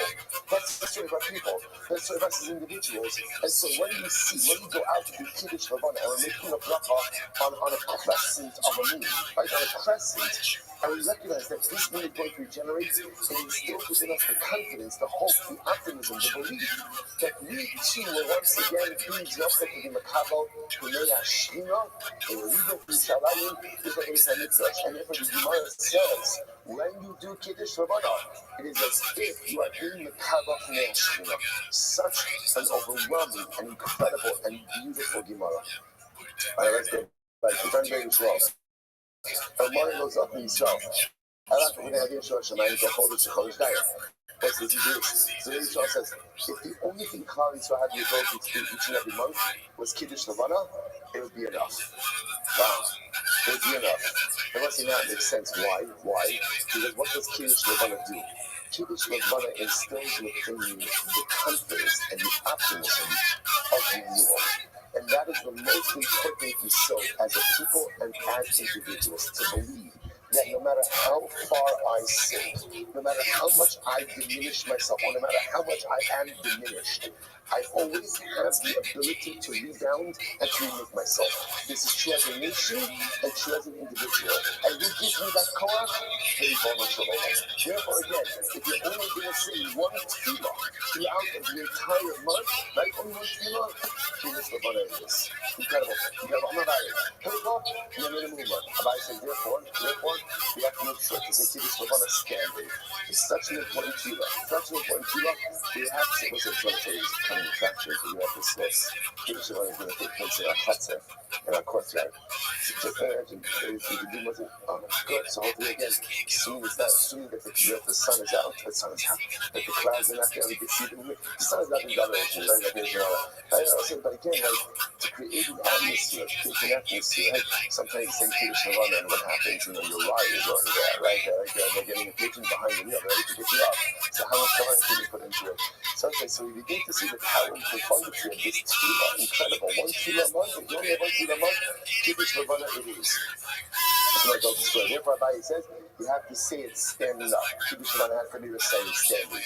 Rema Mazutra, Mikasvi. Rema Mazutra was saying we're elderly and couldn't stand up on their own, would support themselves on the shoulders of others in order to be able to recite Kiddush Levana. And you make a bracha, I'm going to bracha, in Eretz Yisrael, they make the following bracha. Baruch Mechadish Chadashim. That was what he was money in Eretz Yisrael. Okay, you know, that meant a long time on the Quran. I think I can get behind that. Right, Baruch Mechadish Chadashim. That was it. Bracha that came to the Melech Olam. Mechadish Chadashim. Right? That was like that's it. So listen to this. Amalei. So he said, Hi Nashi, he's not letting Baki. They were saying that what it sounds like over here, well that's a woman's bracha. What is that? What does that mean? That's a woman's bracha. It's like a good like Talmud stuff, right? Let's say so the Mashal points out over here, he said Rosh Chodesh, and again not a topic for that, but Rosh Chodesh is a women's Yom. There's a special connection between women and Rosh Chodesh. So the problem over here is this only makes note of Mechadish Hadashim of Rosh Chodesh. This bracha doesn't really make note of the moon itself. So they're saying the bracha is okay. It's not Rosh Chodesh, which is beautiful for women, but it doesn't really make reference to the dynamic of the moon, which is what we're trying to highlight over here. Hello, which is such a beautiful. One second. We're going to now go through the bracha of Kiddush Levana. Eschatani Maski. I was going to say Kiddush Levana for many years. I never said the bracha in a way that the Gemara highlights it. And you see what you just look at this. Like I said, usually for whatever reason, unless the child is in a rush. What we're in a rush for or rush to is not. And you need to be clear. But we're always in a rush. So look what the Gemara says. So here's the bracha. Baruch. Now obviously it's Baruch Atah Hashem Elokeinu melech haolam. Asher ma'amaro bara shechati. Through his word, through your words, he created the heavens. And ultimately, again, through the breath of his mouth, all of the hosts. So there will be again, Chok means like a rule. Uzman and set times we have given to each of the celestial hosts. Shalom Yishani as Takiba. Everyone has a job. And ultimately, again, no one switches their job. Everyone has a mission, and no one forsakes their mission for something else. Sasim usmeitim lasos v'sankono, and they are so happy to perform the work of their Creator. Holy MS. So I just want to point out over here again, what's so beautiful is the man shot comment on this. He says, "Shlo yishanas takidam peirush shelo yishu ishanu minu shelahem." You know what's incredible when you look at the heavens? The stars never say, you know what, today I'm going to be the moon. Right? And the moon never says, you know what, today is my turn to be the sun. Everyone has a mission, and everyone in the celestial sphere stays focused on their mission.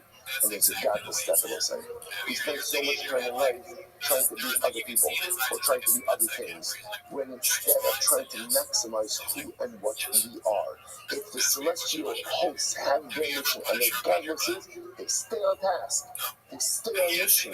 So my avodah in life is to figure out, I want your mission. I want to be like you, I want to be like this, I want to be like this. Of course, there's always going to envy positive qualities in other people, but sometimes we spend so much time trying to be like others that we forget to maximize our own personalistic mission. And when I look up at the heavens and I see everyone being the best version of themselves, I recognize that is my avodah as well. Stay on point, stay on mission, stay on task, fulfill your shlichus.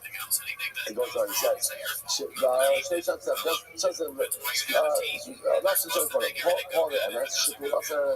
again, they affect the works of truth, and the work is truth. There's one possessed to the moon to renew and literally again there's a crown of glory to those who come from the womb. For they are destined to renew like the moon itself. Like the moon itself. Just as the moon renews, so too human beings are destined to renew as well. Well, the fire and to go ahead and literally again praise their Creator, Hashem so through the name of your everlasting kingdom.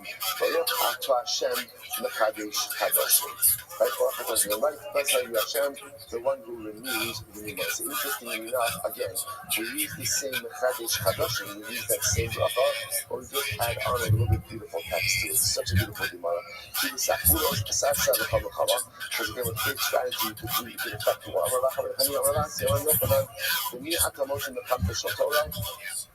And boom, can you find more of Torah who can wage the war of Torah? Who is capable of waging the war of Torah?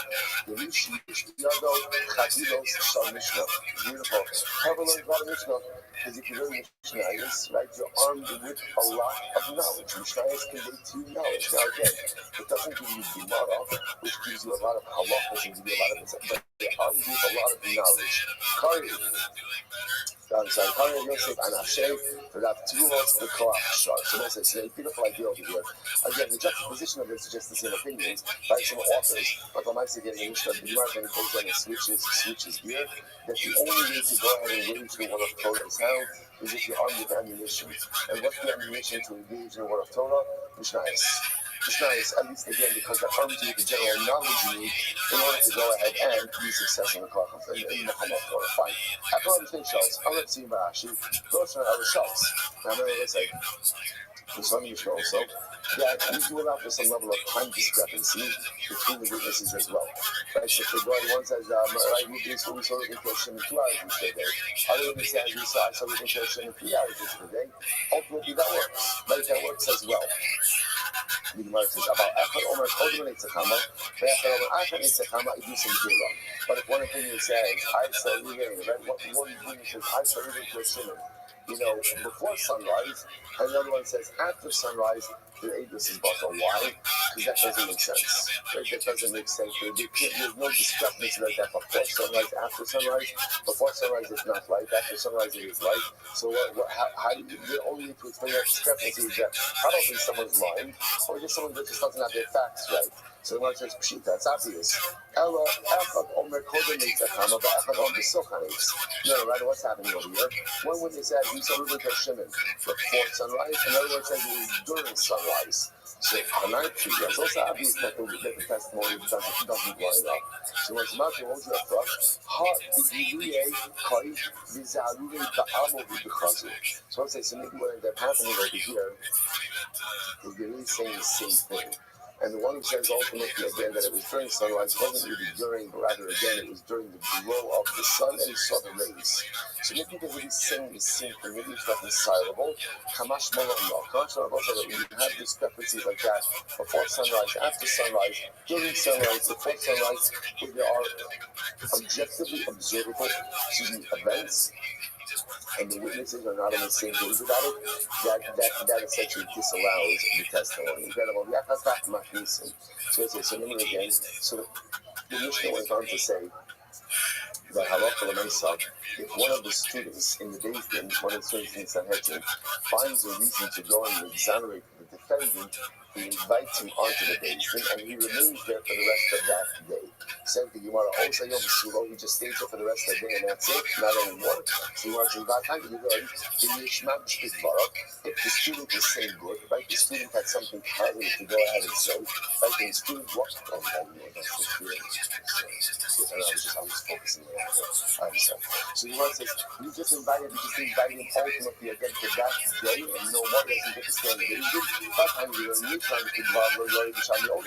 If the student says, good, we invite him to be part of the Sanhedrin, and we don't go ahead and ever take him down, then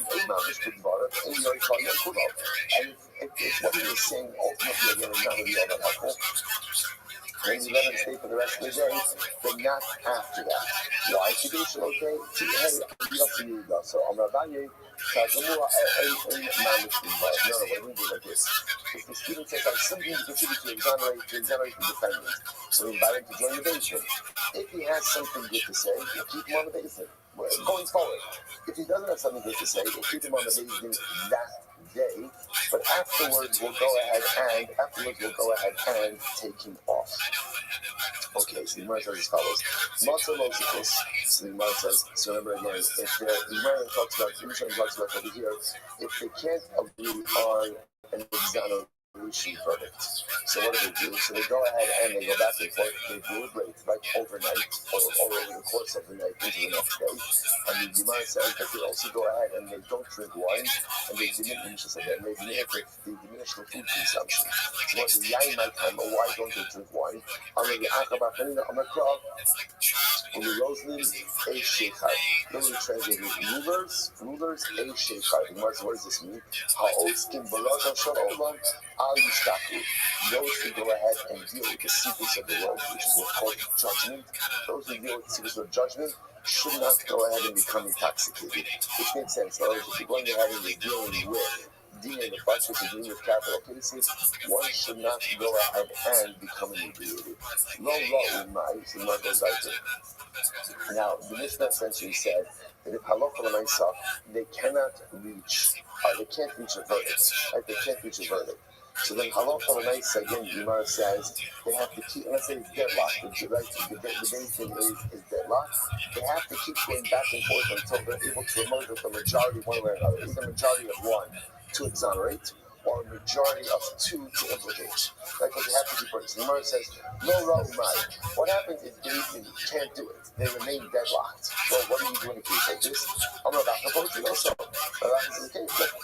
Essentially, a deadlock based in results in a not guilty plea, a not guilty verdict. That's what it does. So the Gemara says, the thing we're looking at, so deadlock based in will result in a not guilty verdict. Rabbi, that's the case. Then why when the baby is deadlocked earlier on, or when it was smaller, why not go ahead instead of because the process is you keep adding on until you get to 72. So instead of doing that, why not as soon as you're deadlocked earlier on, give them a not guilty plea?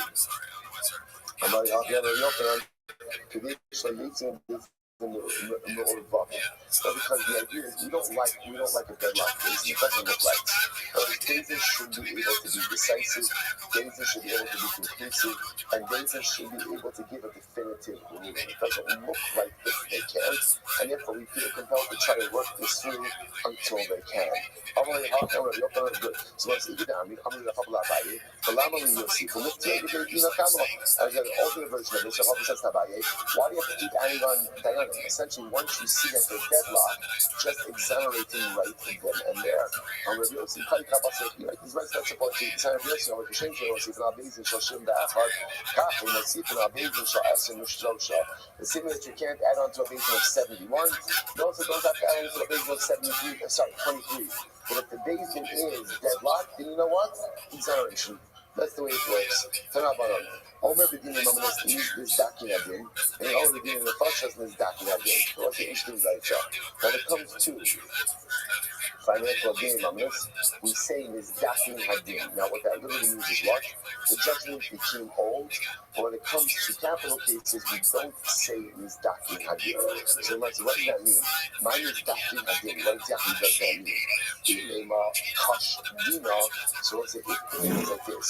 Kash dina means that halacha the is saying this case is too difficult for us, and we can't issue a verdict now. We have to give it more time. That's what it means. It comes by that. The Rabbi said you should say that dafka by capital cases and not by monetary cases. So the Rabbi says, I'm not fooling about money. We should have Acha, raise up Ika. Ipo, you like push it around. But Hashem will not say, no, don't push it around. What does it mean? Mine is dakin adin. What does it mean dakin adin? Chacham dina. It means a declaration that we decided appropriately. Right? We decided appropriately. So therefore, again, when it comes to being imamness, Beis Din says we have decided appropriately. Even the Pashas, they don't make that declarative statement. So once the Mesa is the Kasha, so the head of the judges, he makes the declaration as Dakin Hadin. So much what's happening. If you want to say that ultimately again is Dakin Hadin, meaning a declaration. We did good. We judged appropriately. Then Hayid the Amar Gadol. Makes sense to have the Beis Din says this. But if you say that halacha l'maaseh means that the din is too difficult and we can't find a resolution, lo sagi de lo amar gadol kisuvili become nechsef na'ashem. Why does the gadol have to say it? And not that it has to be declared by the Bezdin, but does the gadol, does the head of the Bezdin have to say it? Isn't that embarrassing? Jewish Gemara says, yeah, there's going to be some level of embarrassment if the Bezdin can't reach resolution, but it is better to have the embarrassment come from the Dayan himself than to have it come from others. Incredible. So much as you down, the others say, yeah, Mr. Stone Kashtina, if you want to say that it's a declaration that Bezdin says, it's too difficult, you can't reach your verdict. How do you end up with Spashman as well as If you want to say that it is a declaration, but the Bezdin is making, the Bezdin is saying, we did a good job adjudicating this case. Hashpuche Mishpach Nafeh, is the person supposed to praise themselves? The Pasuk says, you know, if you're deserving of praise, let other people praise you, and don't praise yourself. So how could the head of the Bezdin be saying, we did a good job of adjudicating this case? Shiny nose of the Bezdina, no, because whenever it comes to a Bezdin, everything that comes from the Bezdin always comes from the head of the Bezdin. Every declaration always comes from the head of the Bezdin. To this night, Gamra Sagavar, are you Machnisin also Gamra Omer Aish Boni Atazakai, Aish Boni Atakai. In the same way that the Gadol of the Bezdin would announce the verdict, any other announcements of the Bezdin would come from the head of the Bezdin as well, including if the Bezdin did a good job, they would say,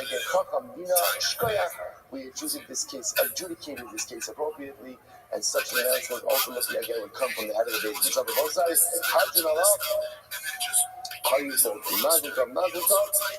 okay, short celebration, let's go back to Nigmar.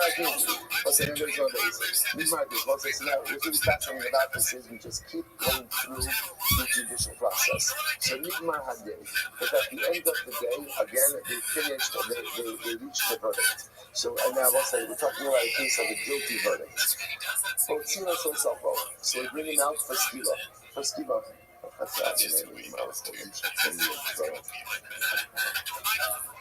So you bring him out for skila. So obviously, we're talking about a case over here with a punishment for skila. So we have a skila. So based on skila, how the place where they did. Now, interestingly, was the place where they did stoning. And again, we'll talk more about this in greater depth in a little bit. But the place ultimately, again, where they would do skila was outside of David. Right? The Pasuk says again, so in order the execution spot wasn't by Bezdin, it was somewhere removed from Bezdin. Because the Pasuk says, so let's say, so now, right, so let's say witnesses came, Reuben's killed Shimon, Reuben's been sentenced to death. Okay, so now they're taking Reuben out to be executed through skila. They positioned the one guy to stood by the entrance here of the Bezdin. And ultimately, again, he had a sugar, like a cloth.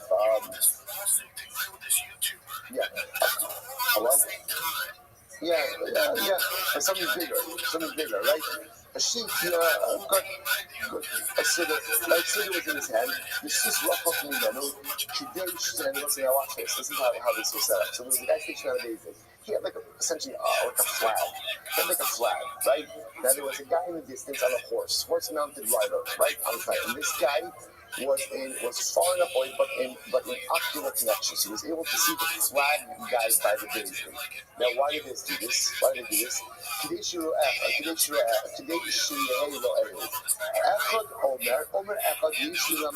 So Moses said, now watch this. So the leading group had to be executed. But let's say as they're leaving him out, someone comes into Bezdin and they say, I have testimony that could exonerate Reuben. Remember again, Bezdin was accepting testimony to exonerate Reuben literally up until the moment he was going to be executed. So therefore, again, they needed a mechanism that if there was last-minute testimony, that they would be able to get word so that Reuben wouldn't be executed. So that if somebody came into Bezdin and said, I testimony, what would happen? Flag guy would wave his flag, horse-mounted rider would quickly go to the base of Skila and say, wait. And same thing. So the Gemara says, "Halal made this disregard. Basus flats from Amigay." So flag guy was in this flag. First mounted rider would race off to the base of Skila. I would tell everyone to pause.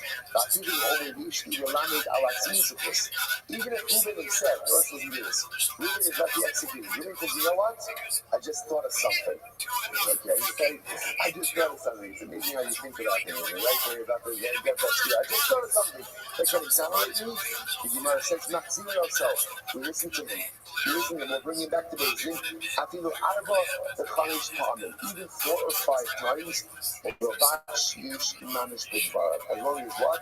Obviously, say, there's going to be some level of investigation over it, right? We're not just going to bring him back to the basement. This is what you got, right? Tell us, right? What information do you have that is new and necessary that is going to be helpful over here? So the Gemara says, "Ubeisa skila puts the base." Now, the Gemara says, by the way, was the base skila outside the base? I mean, it's not over here, obviously, because the place where they executed Reuben was a good distance away, right? Because at the end of the day, it said they took him out. So it sounds like he was a good distance away. So the Gemara says, "That's true." The Gemara says, "Yeah." It makes it sound like all you had to do over here is put the base skila somewhere out of base. It didn't have to be far. It just had to be somewhere away. So the Gemara says, "Really, is that true?" Your base skila hayakut l'shalosh machanos. In general, say the base skila was outside of the 3 camps. Now remember again, the rest of the 3 camps is usually reminiscent of the desert. But the truth is, we also have the same 3-camp model by Yerushalayim. Right? Rashi actually points out this over here. Rashi, Chutz l'shalosh machanos. Yerushalayim would be shayach to Mimadi to Azara Machane Shkina, Barabayish Machane Leviyah, so Chalayir Machane Yisrael. This 3-camp model existed by the Beis HaMikdash as well. The Azara, the Beis HaMikdash itself, that's called Machane Shkina. Right? The Harabayis, that's called Machane Leviyah, Levitic camp, and Yerushalayim itself is called Machane Yisrael. Where was it? If they had to stone someone, where was he stoned? Outside of Yerushalayim. So the Beis HaSkila is outside. So it's not enough for the execution spot just to be a little bit removed from the basin, but it really has to be outside. Yes, outside. So when it says, right, yeah, absolutely. When we say that the Beis HaSkila is outside of the basin, it doesn't mean a little bit outside of the basin. It means it was really removed or called 3 camps worth outside of the basin. I much rather turn it off you. And so why does the Mishnah list it this way? So you want to listen to this. Nothing can do with less than Chutz l'shalosh machanos. Adin and Beis HaSkila chutz l'beis. So you want to listen to this. So you want to say, come to this line halacha. That even if Beis Din, let's say the Beis Din that is convened outside of the city. So you have a Beis Din that's kind of like outside of the 3 machanos. I might have thought that since the Beis Din is already situated outside of the 3 camps, and therefore what? Therefore you have the Beis HaSkila anyway, because the Beis Din itself is already outside of the 3 camps. Kamash Malon, that if Beis Din is outside of the 3 camps, the Beis HaSkila itself still has to be distant from the Beis Din even more. Why is that? It shouldn't look like it's a Beis Din of murderers. Meaning, it shouldn't look like Beis Din is eager to execute. So we don't want Beis Din to look eager to execute. So because we don't want it to look like Beis Din is eager to execute, we always distance the execution spot from the Beis Din in a significant way. Other possibility, so I'll say furthermore again, distancing the execution spot from the Beis Din is also beneficial. Why is it beneficial? Because it'll say the longer it takes for the accused to get from Beis Din to the execution spot, the longer we have to find some last-minute late breaking evidence that will exonerate him. Right? If the Beis HaSkila is right next to the Beis Din, so then again you pass the verdict to execute the guy. There's no time. By making again the Beis HaSkila a little bit further out, ultimately allows just for a little window, a little bit of an additional window of examination. So it's like the window that the Beis HaSkila is supposed to point out again, just saying his friend that this 3-camp model is based on the way we camp in the desert. Right in the middle of the camp, in the applied on the desert, you had the Mishkan. That's called Machane Shkina. Who lives around the Mishkan? The Leviyah. That's called Machane Leviyah, the Levitic camp. And around that, you had Yisrael, the Machane Yisrael. So essentially, that becomes like the domicile model for Klal Yisrael. And it was replicating Yerushalayim. So in Yerushalayim, you have the base on Mikdash, that's Machane Shechina. Rabbi is the Temple Mount, that's called Machane Leviah. And then the rest of the city, that's called Machane Yisrael. So for example, suppose we operated again in the base on Mikdash. But the base of Skila was outside of Yerushalayim. So you see that the base of Skila has to be outside of the three camps. Either, number one, because you don't want to look like dangerous either to execute, or that's way number two, by distancing the execution side from the base itself, you give the accused a little bit more time to be examined. So let's move on. Where do you notice that ultimately, again, the base of Skila has to be outside of the base of Mikdash itself. And I'm going to say, stop the liver today. We're making great time. Don't worry about it. We're good. But say, tremendous. Again, treating that Amud Aleph is like Kiddush Levana. You can't rush to Kiddush Levana, right? You can't rush to the Amud of Gemara like that. The other side, Shkoyach.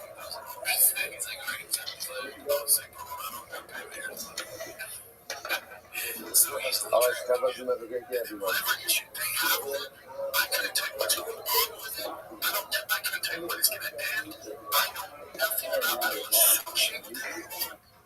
couldn't do it. I could not get it. But my point is, all of that, you're talking about the wrong people around me. I mean, I take accountability because... Yo, what up, Mr. Meaty? I had the wrong people around me. I take accountability.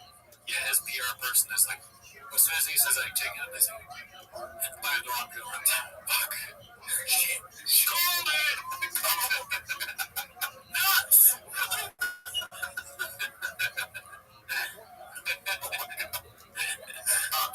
The wrong people around me that I hired, horrible people, right? I have this business guy that should have no business managing any of my bad information.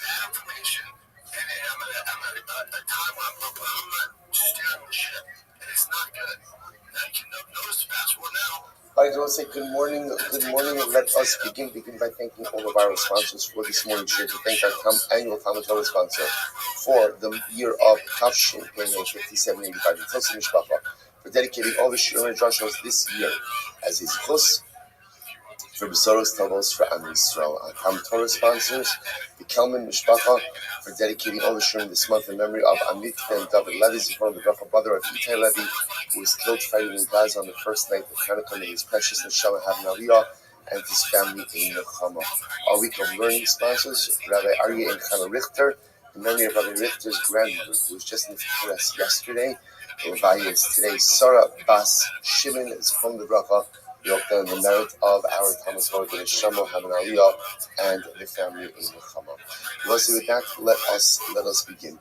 So today's topic is Memday 42. We are picking up a lot to do today. It's a really beautiful Gemara ahead of us for the next, every day.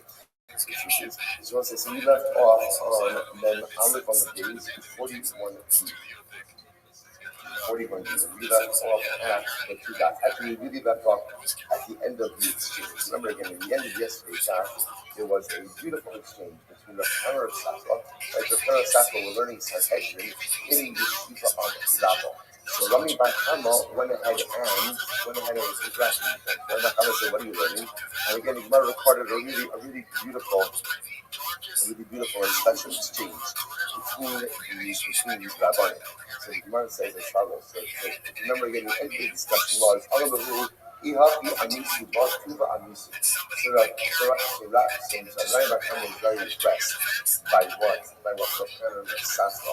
He said this. He's talking so much about Sanhedrin. I just wanted to mention the last part. Anyway, Mitibusa Demar Arina Bikiva.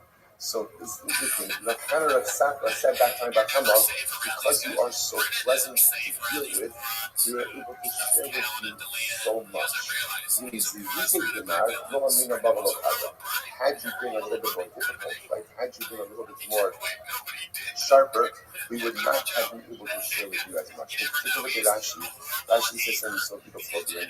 You said the Mar Amid Betuva, Mahmud Sha'at Tov Anab, Umoda Anubahav. So this is beautiful. So kind of at the same time because you are so pleasant and you are so humble, we're able to share with you so much. Conversely, you say the Mar. If you want to be contrarian, right? If you want to be difficult, if you want to Ulahakshos, Lo Hayinu Yodim Negekatu. So this is such a beautiful and incredible idea. What the canon of Safra is saying is telling about how because you're so pleasant, we feel comfortable sharing with you so much. Your pleasantness, your kindness brings out so much kedusha from us. Had you been a little bit more fussy and difficult, and perhaps not as agreeable, it would have been more difficult to be able to share with you our Torah. So a really beautiful and profound idea that sometimes, when you are present in our interaction with other people, it brings out greatness inside of them as well. When people react positively to kindness, versus when you're having all of this, right? When you have interaction with someone who's like combative and contrarian, which some people are just like, you know what, whatever interaction, whatever level of interaction I have to have, I'll have, and then I want to get out. I absolutely zero interest in interacting.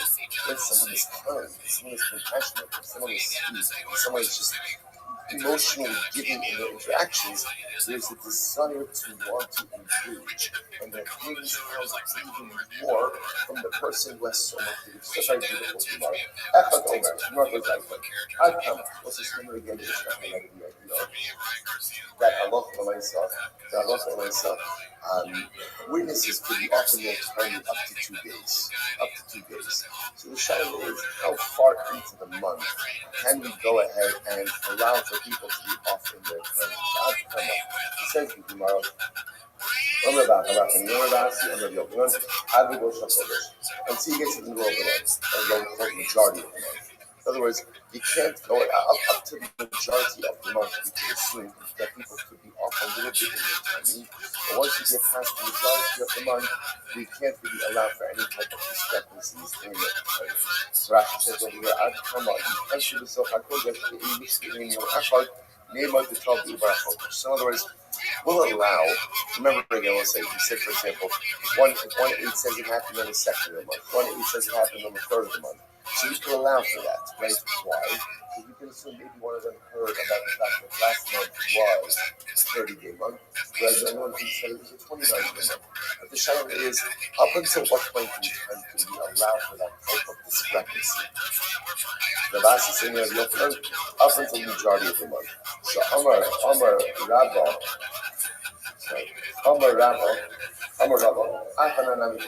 so we don't use the hey, if you son if one witness says the murder happened on the second of the month, one witness says it happened on the 5th of the month, then Edus is bottle, but am I?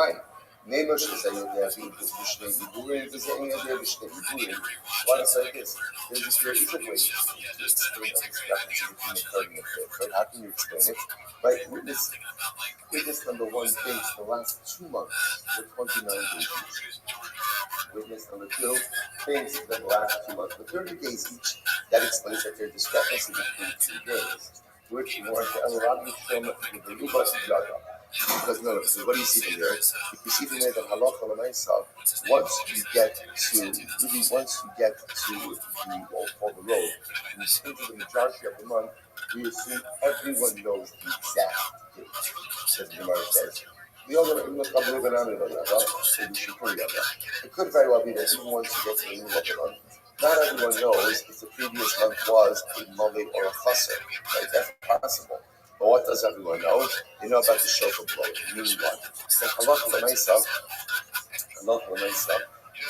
the shofar is blown, right? Actually, points out here that the shofar is blown at the beginning of every month.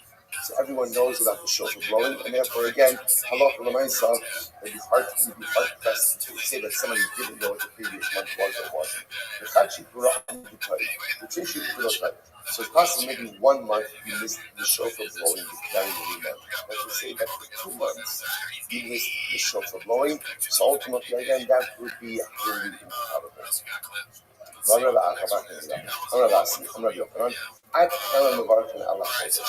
Okay, so now, interestingly enough, because we're talking about the new month, so now we go ahead and transition a little bit. I really gave this reference. Up until what point in time can we recite Kiddush HaChodesh? Okay, Berachas Halavana. Kiddush HaChodesh. When can you, up until what point into the month can you bench the new moon? So you want to do that. until the deficiency of the moon is completed. So you can the comma, okay, how much is that?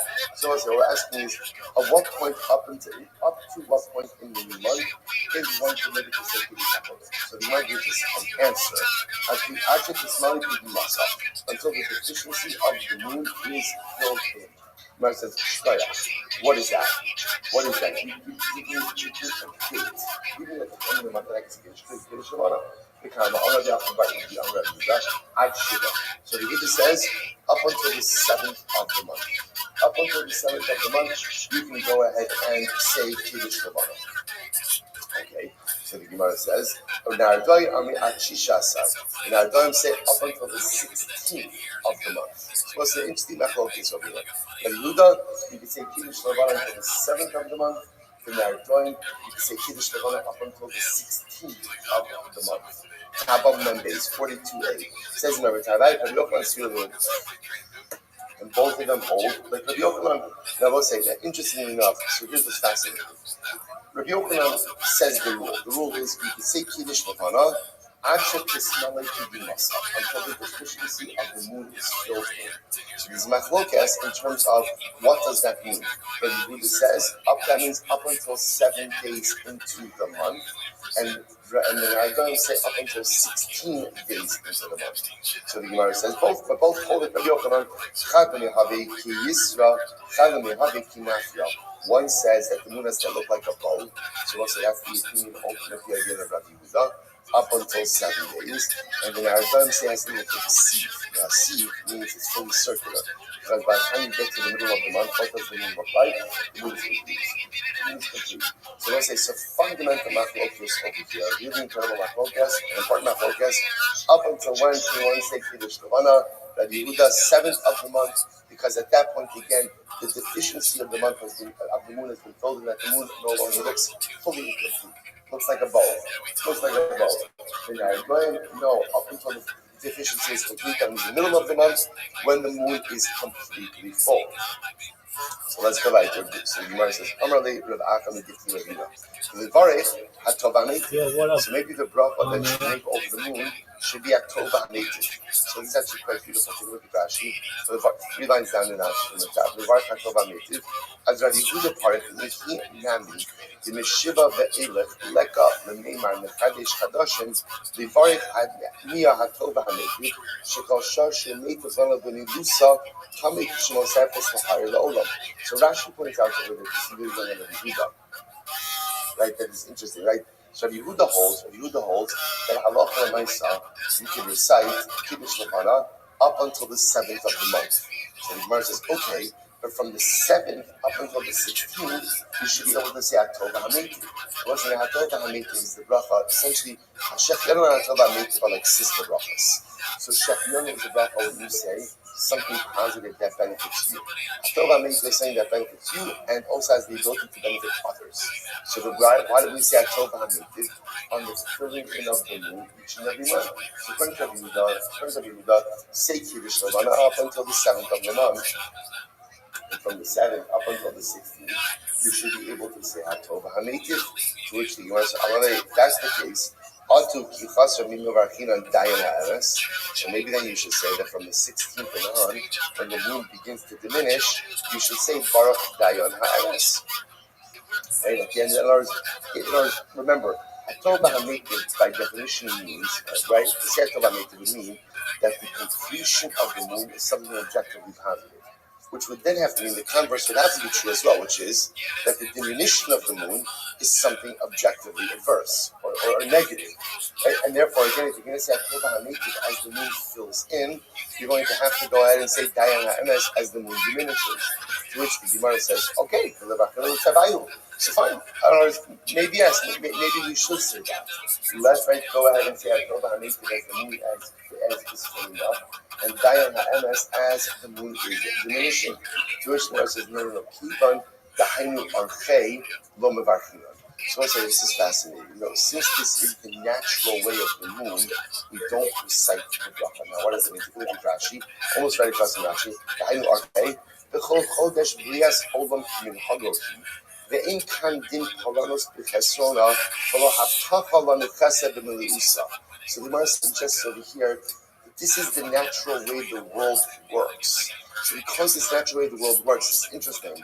There's not per se a bracha in the completion of the moon, and there's not klala, there's nothing negative in the diminution of the moon. It just is the way that it works.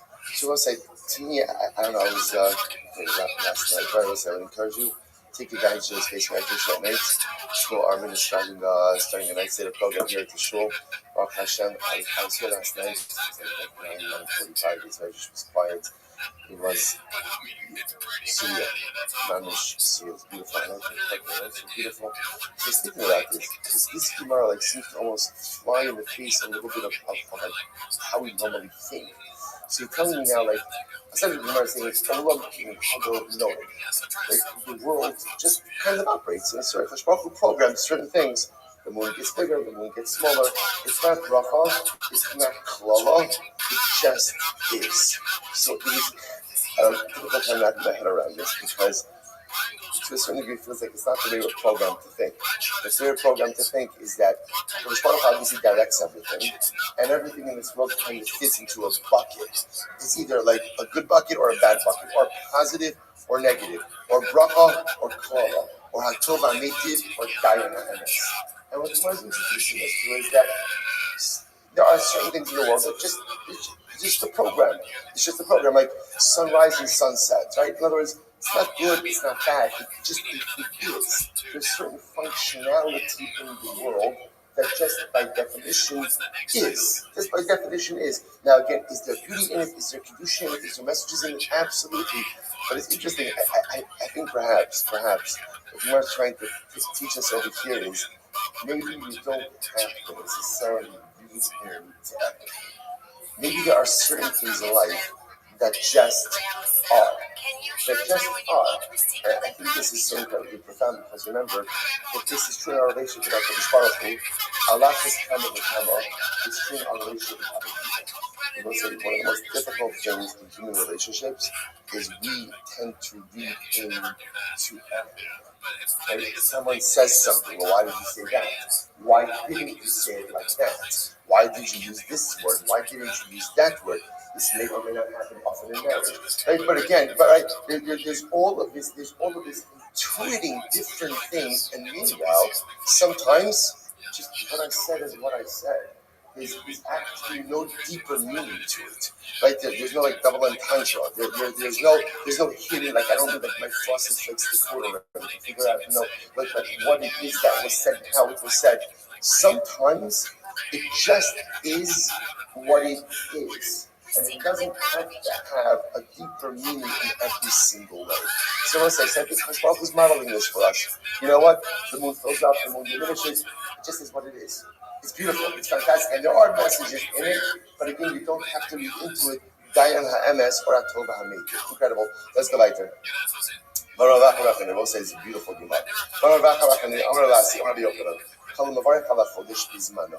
Whoever goes ahead and recites, this is Kiddush Levana. Whoever recites Kiddush Levana at the right time, it's as if he's receiving the Shekhinah. So this is such a beautiful Gemara. If you go ahead and you recite Kiddush Levana at the appropriate time. Now again, remember, what's the appropriate time? That's our machlok is. The Yehuda says up until 7 days the Nahar done, so 16th minute, and you know how we pass him. We pass like the Nahar done. That's why we do have the ability to say Kiddush Levana up until the middle of the 16th minute, the middle of the month. The middle of the month. We actually pass the middle until the night of the 15th is normally how it works out. But Allah, that's how we pass it. So the Gemara is so beautiful. Whoever says Kiddush Levana, it's as if they are receiving the Shekhinah. The Gemara says, Ksiv hacha chodesh hazer, uksiv hasam zekili v'amdei. It says ultimately again, this month, this chodesh hazer, and it says zekili, so it's the zeh. Chodesh hazer lachem, which is Kiddush Levana, and zekili v'amdei. That's what I want to point out. Isn't it fascinating that probably one of the most neglected tefillos is Kiddush Levana. What is Kiddush Levana? Kiddush Levana is what stands between you and your car on Motzei Shabbos, right? It's the tefillah I need to like avoid eye contact with, right? Like duck through, like get out of there. I was like, isn't that fascinating? Isn't that fascinating? So right, it is the tefillah where some silent population peels off, or just doesn't do it, or just even if it's done, it's like, come on, chip chop, right? So fascinating. Yet that's the tefillah that the Gemara says. If you say Kiddush Levana, it is as if you are receiving the Shekhinah. Let's say, one of the interesting things in Ruchnis, sometimes whether we recognize it or not, many of us live with the fear of spiritual intimacy.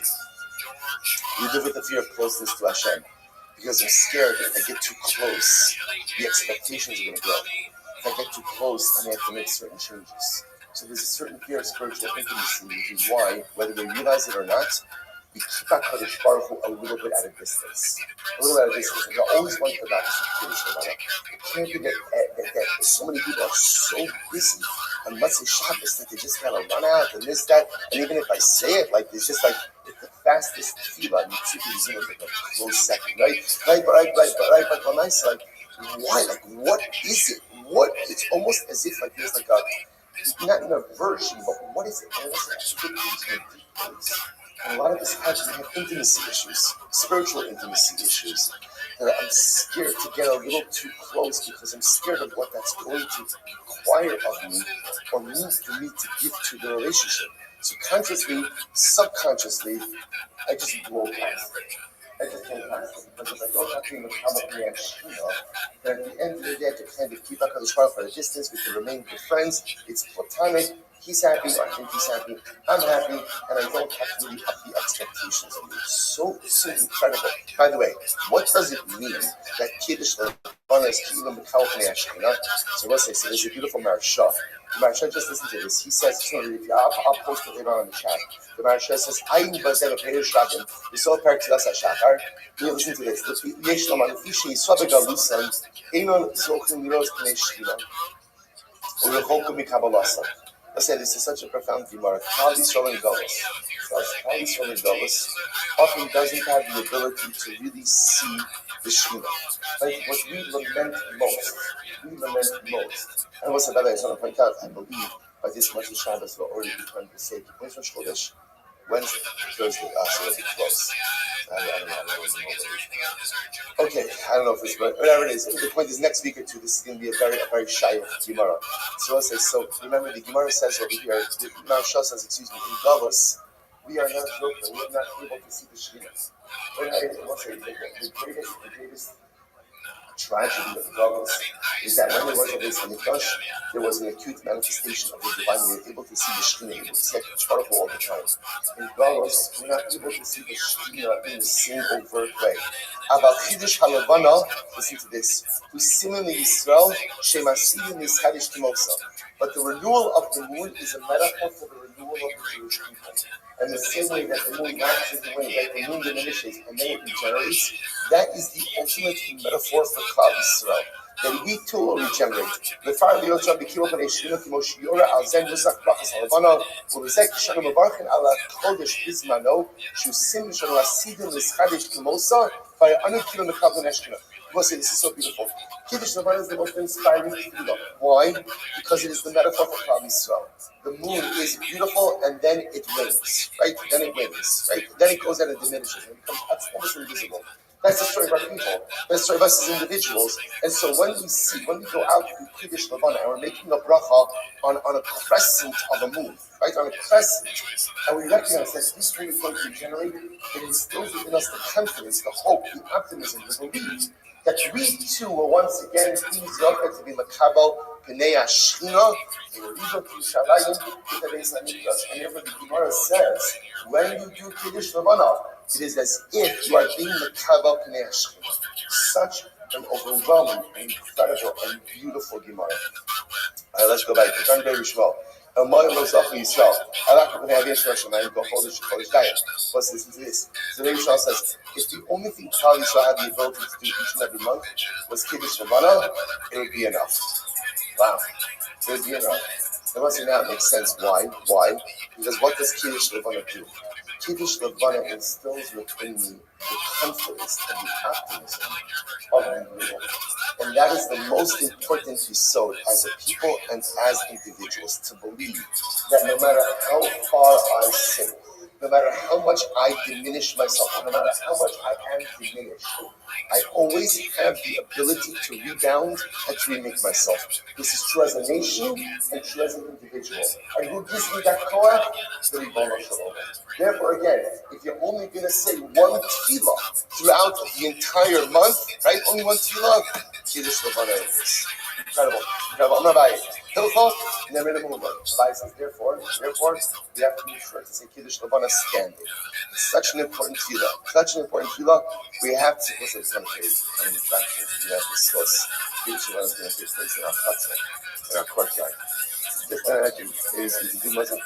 Good. So hopefully again, assuming that the sun is out, that the clouds are not there, we can see them. The sun is out, there's other issues, right? Like there's a lot of, but again, like to create an atmosphere, right? Sometimes the same Kiddush Levana, and what happens, your ride is already there, right? They're getting impatient behind the wheel, they're ready to pick you up. So how much kavanah can you put into it? So I say, so we begin to see the power of the function of this incredible. One tefillah a month, if you only have one tefillah a month, Kiddush Levana it is. Somebody tells the story. Therefore, Rabbi says, you have to say it standing up. Kiddush Levana has to be recited standing. Remar Marzutra, Mikasvi. Remar Marzutra was who were elderly and couldn't stand up on their own, would support themselves on the shoulders of others in order to be able to recite Kiddush Levana. And you make a bracha Kiddush Levana. What's the bracha? Amalei Rabak Elu Rabak. Shemina Rav Mevarchi. In Eretz Yisrael, they make the following bracha: Baruch Mechadish Chadash. That was their Kiddush Levana in Eretz Yisrael. Okay, got my head around kavanah for that, and I think I can get behind that. Right, Baruch Mechadish Chadash. That was it. Bracha Dash Elokim Melech Olam Mechadish Chadash. Right? That was like that's it. So listen to this. He said, "Hi, Nashi, you done that in Bracha." Listen, what it sounds like over here is that's a woman's bracha. What is that? What does that mean? That's a woman's bracha. It's like a good like Talmud Shtach, right? That's what. Let's say. So the Maharsha points out over here. He says Rosh Chodesh. And again, not a topic for that, but Rosh Chodesh is a women's language. There's a special connection between women and Rosh Chodesh. So the problem over here is this only makes note of Mechadish Chadashim of Rosh Chodesh. This bracha doesn't really make note of the moon itself. So the same is the bracha is okay, makes reference of Rosh Chodesh, which is beautiful for women, but it doesn't really make reference to the dynamic of the moon, which is what we're trying to highlight over here. Hello, this is beautiful. One second. We're going to now go through the bracha of Kiddush Levana. That's Fatani Maski. Okay, the secret one for many years. I've never said the bracha in a way like the Gemara says. You see, listen, you just need to take this. Like I said, usually for whatever reason, we must have found us in a rush. What we're in a rush for or to is not immediately clear, but we're always in a rush. So look what the Gemara says. So here's the bracha. Baruch. Now obviously it's Baruch Hashem Elokeinu Melech Olam. Asher b'ma'amaro bara shefot. Through his word, through your words, he created the heavens. Uberuach piv kol tzivar. And ultimately, again, through the breath of his mouth, all of the hosts. Chok uzman nasan lahem. So literally, again, chok means like a rule. Uzman, and set times you have given to each of the celestial hosts. Shelo yishanu es tafkida. Everyone has a job. And ultimately, again, no one switches their job. Everyone has a mission, and no one forsakes their mission for something else. Sasim usmeitim lasos v'samkona, and they are so happy to perform the work of their Creator. Paul MS. So I just want to point out over here again. What's so beautiful is the Maharsha comment on this. It says, "Shelo yishanas tafkidam perush shelo yishanu minui shelahem." You know what's incredible when you look up at the heavens? The stars never say, "You know what? Today I'm going to be the moon." Right? And the moon never says, "You know what? Today is my turn to be the sun." Everyone has a mission, and everyone in the celestial sphere stays focused on their mission. And it's a God that's stepping us. We spend so much time in life trying to be other people or trying to be other things. when instead of trying to maximize who and what we are. If the celestial hosts have their mission and their pragmos is, they stay on task, they stay on mission. So my avodah in life is to figure out, oh, I want your mission. I want to be like that, I want to be like this, I want to be like this. Of course, it's always good to emulate positive qualities in other people, but sometimes we spend so much time trying to be like others that we forget to maximize our own personalistic mission. And I see everyone being the best version of themselves. I recognize that is my avodah as well. Stay on point, stay on mission, stay on task, fulfill your shlichus. He goes on, he says,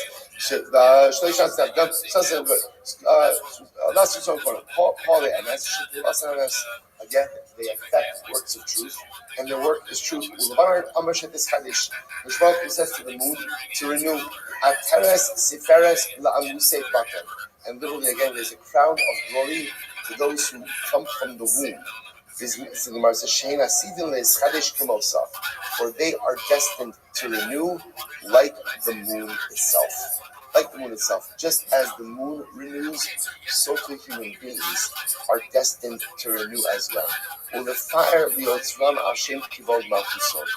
go ahead and literally again praise their Creator, so through the name of your everlasting kingdom. Baruch atah Hashem Mechadesh Kadosh. Right, blessed are you Hashem, the one who renews the new month. Interestingly enough, again, we use the same Mechadesh Kadosh, and we use that same bracha, but we just add on a little bit beautiful text to it. It's such a beautiful Gemara. Because again, with great strategy you could do, you could affect people.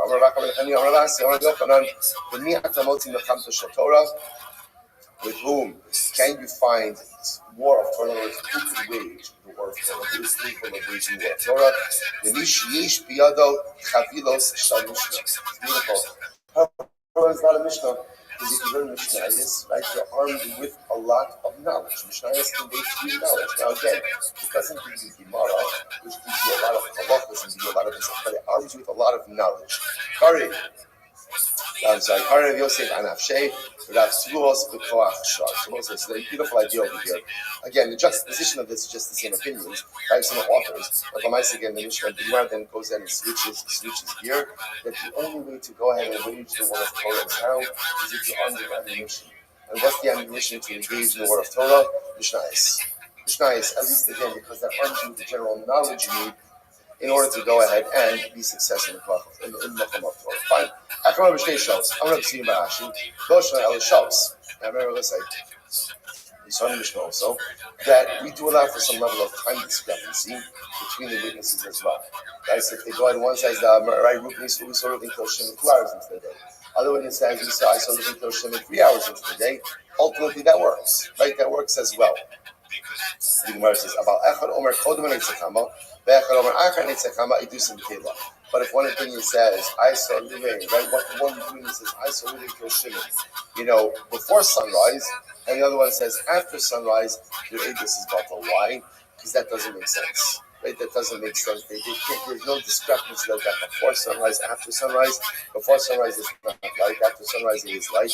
So how do you, the only way to explain that discrepancy is that probably someone's lying, or just someone that just doesn't have their facts right. So the Gemara says, "Shit, that's obvious." No, rather, what's happening over here? One witness says we saw Ruben kill Shimon before sunrise, and the other one says it was during sunrise.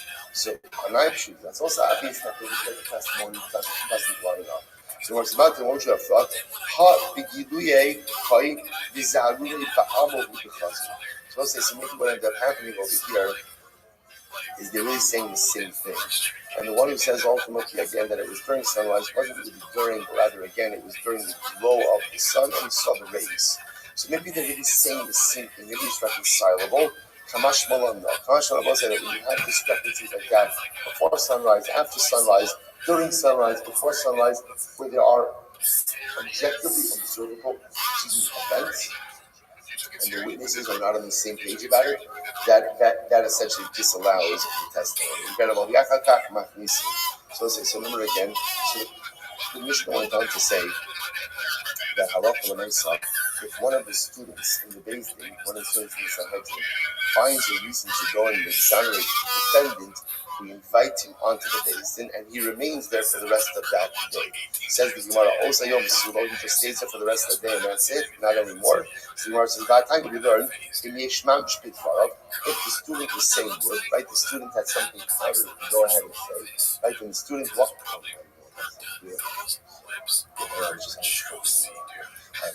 So the Gemara says, we just invite him ultimately again for that day, and no more, he doesn't get to stay on the Beis Din. But we learn if the student says good, we invite him to be part of the Sanhedrin, and we don't go ahead and ever take him down. Then and if what he was saying ultimately again is not really all that helpful, then we let him stay for the rest of the day, but not after that. Why? No,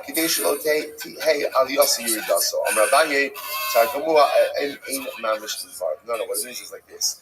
If the student says, I have something to contribute to exonerate the defendant, so we invite him to join the Beis Din. If he has something good to say, we'll keep him on the Beis Din. Going forward, if he doesn't have something good to say, we'll keep him on the Beis Din that day, but afterwards we'll go ahead and take him off. Okay, so the Gemara says as follows. So the Gemara says, so remember again, if the Gemara then talks about over here, if they can't agree on an exoneration verdict. So what do? So they go ahead and they go back and forth, they deliberate right overnight or over the course of the night into the next day. And the Gemara says that they also go ahead and they don't drink wine and they diminish the food consumption. So the Gemara says, Yain my time, but why don't they drink wine?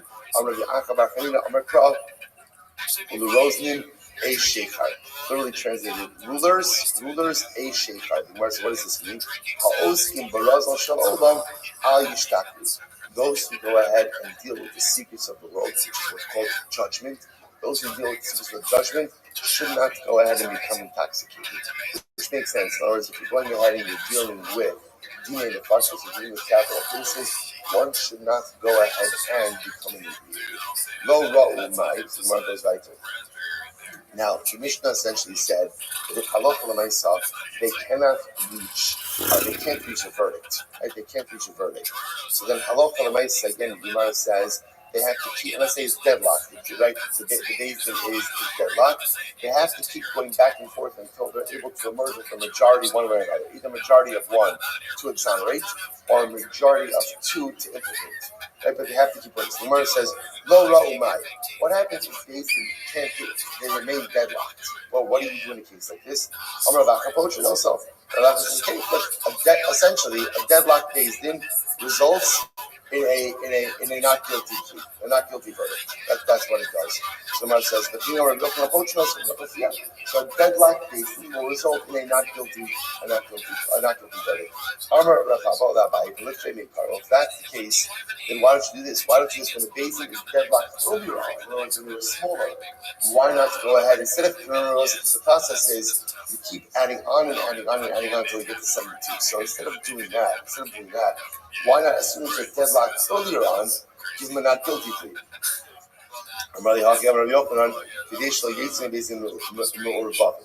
because the idea is we don't like a deadlock case. It doesn't look right.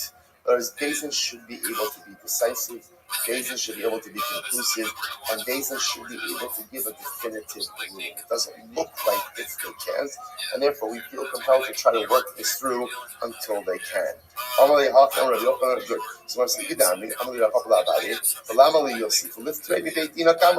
got an alternate version of this.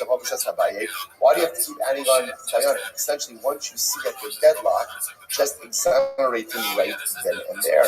Rabbi Yossi, right? This verse does support you. Rabbi Yossi, over to change the same way that you can't add on to a Beis Din of 71, you also don't have to add on to a Beis Din of 23. That if the Beis Din is deadlocked, then you know what? Exoneration. That's the way it works. Omer b'dinei mamanas is dakin adin. In order in the Fashas Nizdakin Hadin. It was an interesting Gaisa. When it comes to financial Adine Mamanis, we say Nizdakin Hadin. Now, what that really means is what? The judgment became old. When it comes to capital cases, we don't say Nizdakin Hadin. So, what does that mean? Mine is Dakin Hadin. What exactly does that mean? Ilema Kash Dina. So, let's say if it means like this, Kash Dina, it means that Halakha Lamaisa Basin is saying this case is too difficult for us, and we can't issue a verdict now. We have to give it more time. That's what it means. Then if coming by it, then I will say you should say that dafka by capital cases and not by monetary cases. So the words Amra Funa Barmanuach Mushed Rav Acha, Braid Rav Ika, Ipoch, you're right, switch it around. No, don't switch it around. What does it mean? Mine is Dakin Adin. What does it mean Dakin Adin? Chacham Dina. It means a declaration that we decided appropriately. Right? We decided appropriately. So therefore, again, Allah for the money. So when it comes to Dini Mamanis, Beis Din says we have decided appropriately. Even the Fashas, they don't make that declarative statement. So once the Mesa is a kasha, so the head of the judges, he makes the declaration is Dakin Hadin. So once 1 second. If you want to say that ultimately again his Dakin means a declaration. We did good. We judged appropriately. Then Hayud the Amar Gadol makes sense. The head of the Beis Din says this. But if you say that Halach Lamaisek means that the din is too difficult and we can't find a resolution, Lo Sagi the Lo Amar Gadol Sufi would become Nefsaf Nafshay. Why does the Gadol have to say it? Enough that it has to be declared by the Beis Din. But does the Gadol, does the head of the Beis Din have to say it? Isn't that embarrassing? So Ishmael says, yeah, there's going to be some level of embarrassment if the Beis Din can't reach resolution, but it is better to have the embarrassment come from the Dayan himself than to have it come from others. Incredible. So the others say, if you want to say that it's a declaration that Beis Din says, if too difficult, you can't use your verdict. If you want to say that you do a declaration that the Beis Din is making, the Beis Din is saying, we did a good job adjudicating this case. Is a person supposed to praise themselves? Beautiful Pasuk says, you know what, if you're deserving of praise, let other people praise you, and don't praise yourself. So how could the head of the Beis Din be saying, Shkoyach, we did a good job in adjudicating this case? Shiny mills of the Beit Din, no, because whenever it comes to a Beis Din, everything that comes from a Beis Din always comes from the head of the Beit Din. Any declarations always come from the head of the Beit Din. Kibisnan.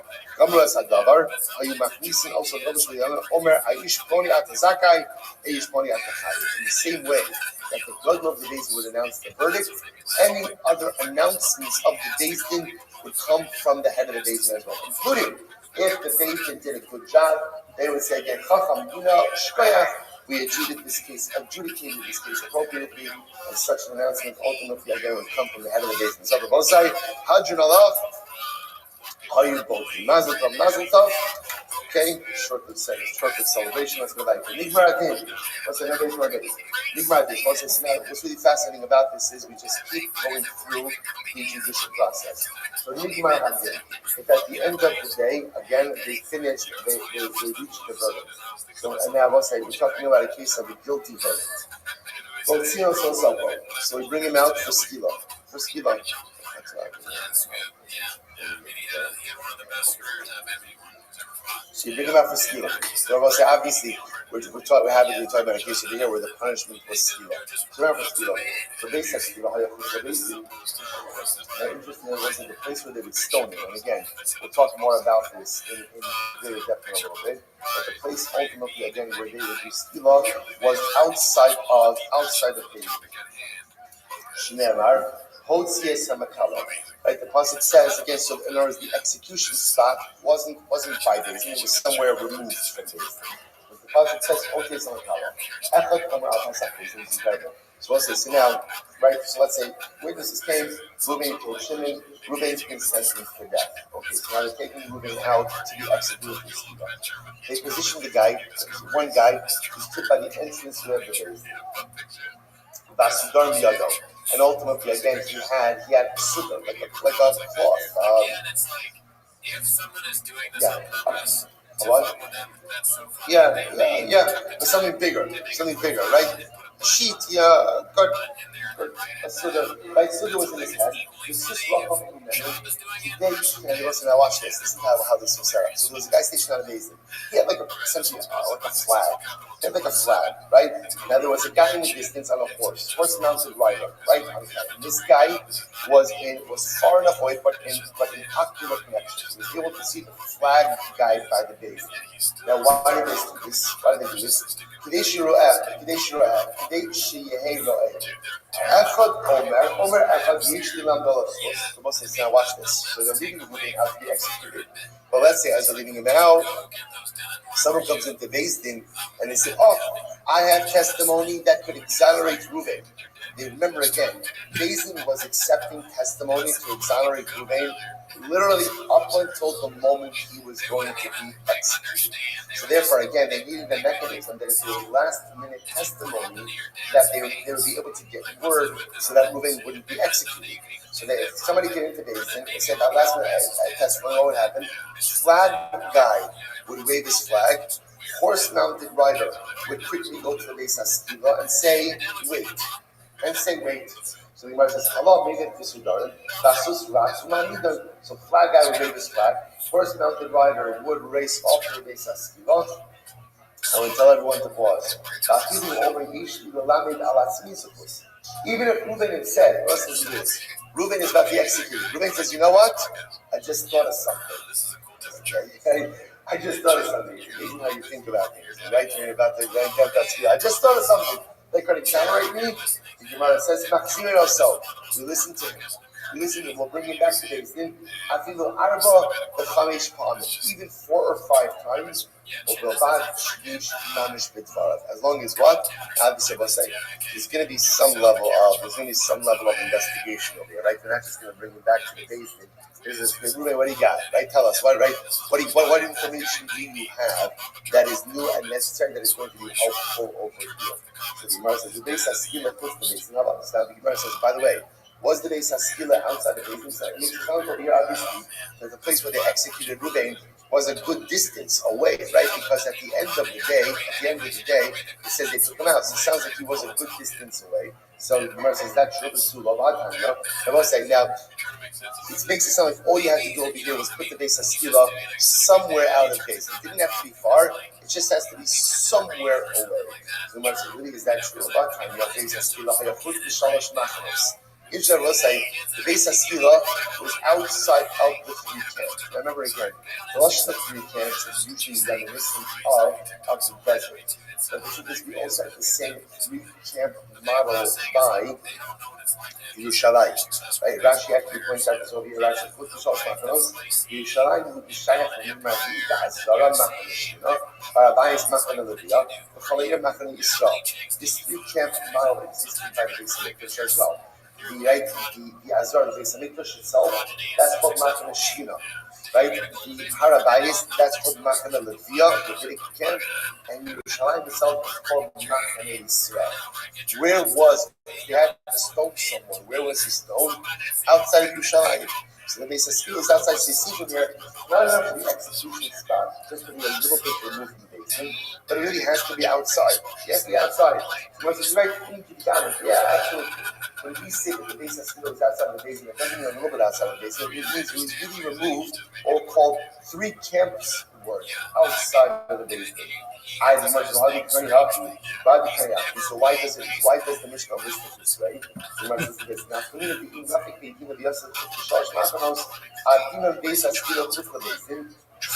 to this. The Mishnah comes to this telling halacha that even if Beis Din, let's say you have a Beis Din that is convenient outside of the city. Sure, you already have a Beis Din that's kind of like outside of the 3 miles.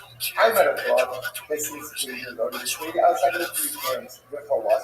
Therefore, you can have the Beis HaSkila anywhere because the Beis Din itself is already outside of the 3 camps. Mashmallah, that if Beis Din is outside of the 3 camps, the Beis HaSkila itself still has to be distant from the Beis Din even more. Why is that? It shouldn't look like it's a Beis Din of murder. Meaning, what it shouldn't look like Beis Din is eager to execute. So we don't want Beis Din to execute. Because we don't want Beis it to look like Beis Din to execute, we always distance the execution spot from the Beis Din in a significant way. Other possibility, the Gemara says, "Inami ki hechi b'tehavi le'hatzala." So also, furthermore, again, distancing the execution spot from the Beis Din is also beneficial. Why is it beneficial? Because also, the longer it takes for the accused to get from Beis Din to the execution spot, the longer we have to find some last-minute late breaking, evidence that will exonerate him. Right? If the Beis Haskila is right next to the Beis Din, so then again you pass the verdict, you execute the guy. There's no time. By making again the Beis Haskila a little bit further out, ultimately allows just for a little window, a little bit of an additional window of exoneration. But how do you mean it? So it's like, where do you know if the Beis Haskila is? So I just want to point out again, just to understand that this three-camp model is based on the way we camped in the desert. Right in the middle of the camp, in the place on the desert, we had the Mishkan. That's called Machane Shchina. Who lived around the Mishkan? The Levium. That's called Machane Leviya, the Levitic camp. And around that, we had Israel, the Machane Israel. So essentially, that becomes like the domicile model of Klal Yisrael. That was replicated in Yerushalayim. So in Yerushalayim, you have the base of Mikdash, that's Machane Shchina. Harabai is the Temple Mount, that's called Machane Leviya. And then the rest of the city, that's called Machane Yisrael. So, for example, Beis Din operated again in the Beis Hamikdash, but the Beis Haskila was outside of Yerushalayim. So you see, when the Beis Haskila has to be outside of the three camps. Either number one, because we don't want it to look like Beis Din is executed, or possibly number two, by distancing the execution spot from the Beis Din itself, we give the accused a little bit more time to be executed. Where do you know this? That ultimately, again, Beis Haskila has to be outside of the Beis Hamikdash. So the Rebbe said, "Stop the for today. We're making great, and don't worry about it. We're good." Let's say, again. Truth is that Amud Aleph was like Kiddush Levana. You can't rush to Kiddush Levana, right? You can't rush with Amud of Gemara like that. The Rebbe said, "Shkoyach."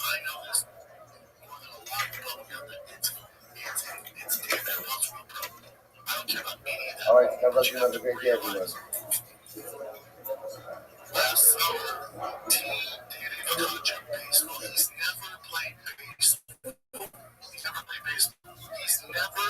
Yo,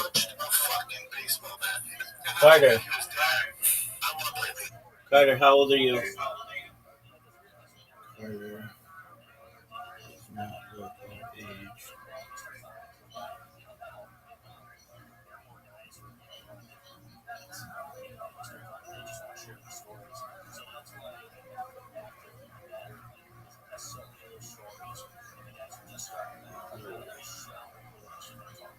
See you, Carter.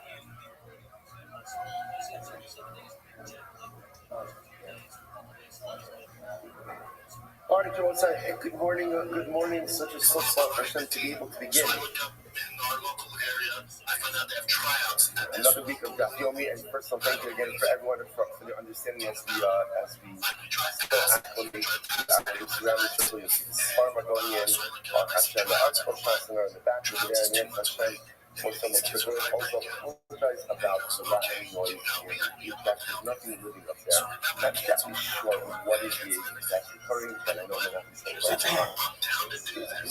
building settling. Okay, that's our cat all place for everything. The building settling. We'll find out what that is in their touchdown. So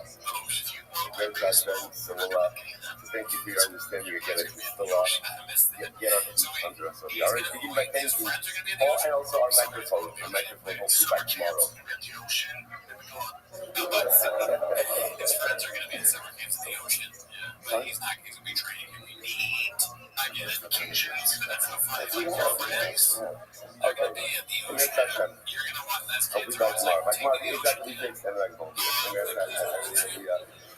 We invite all of our sponsors for this morning to thank our annual sponsor for top support. We thank the Ocean Russell as his host for the Solar Fellows Am Yisrael. Our sponsor for the month of Kiddush have already took over the Kiddush Mishpacha, the memory of Amish and Rabbi Rabbi, brother of Yitzhak Rabbi, who is putting down on the first head of Kiddush and the next one comes to Hashem will have an aliyah.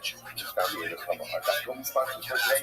Matt and Diane Marks, in memory of Matt's mother, Sylvia Marks, Sarah Pesha Bas Moshe Mordechai, to whom is roughly looked at as American about Amazora, for the Shem will have an aliyah, and her family in the Kama.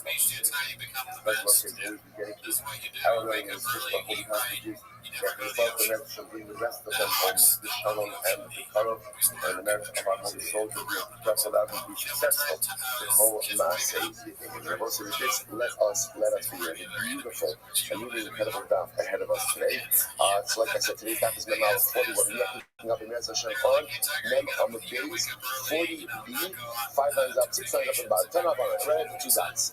Makir Matamoso, 10 up on it. Also, so remember, we are continuing in Mezah Shem with the, we'll call it the cross-examination of the witnesses, right? In other words, we're making sure the drishos of the Hakidas.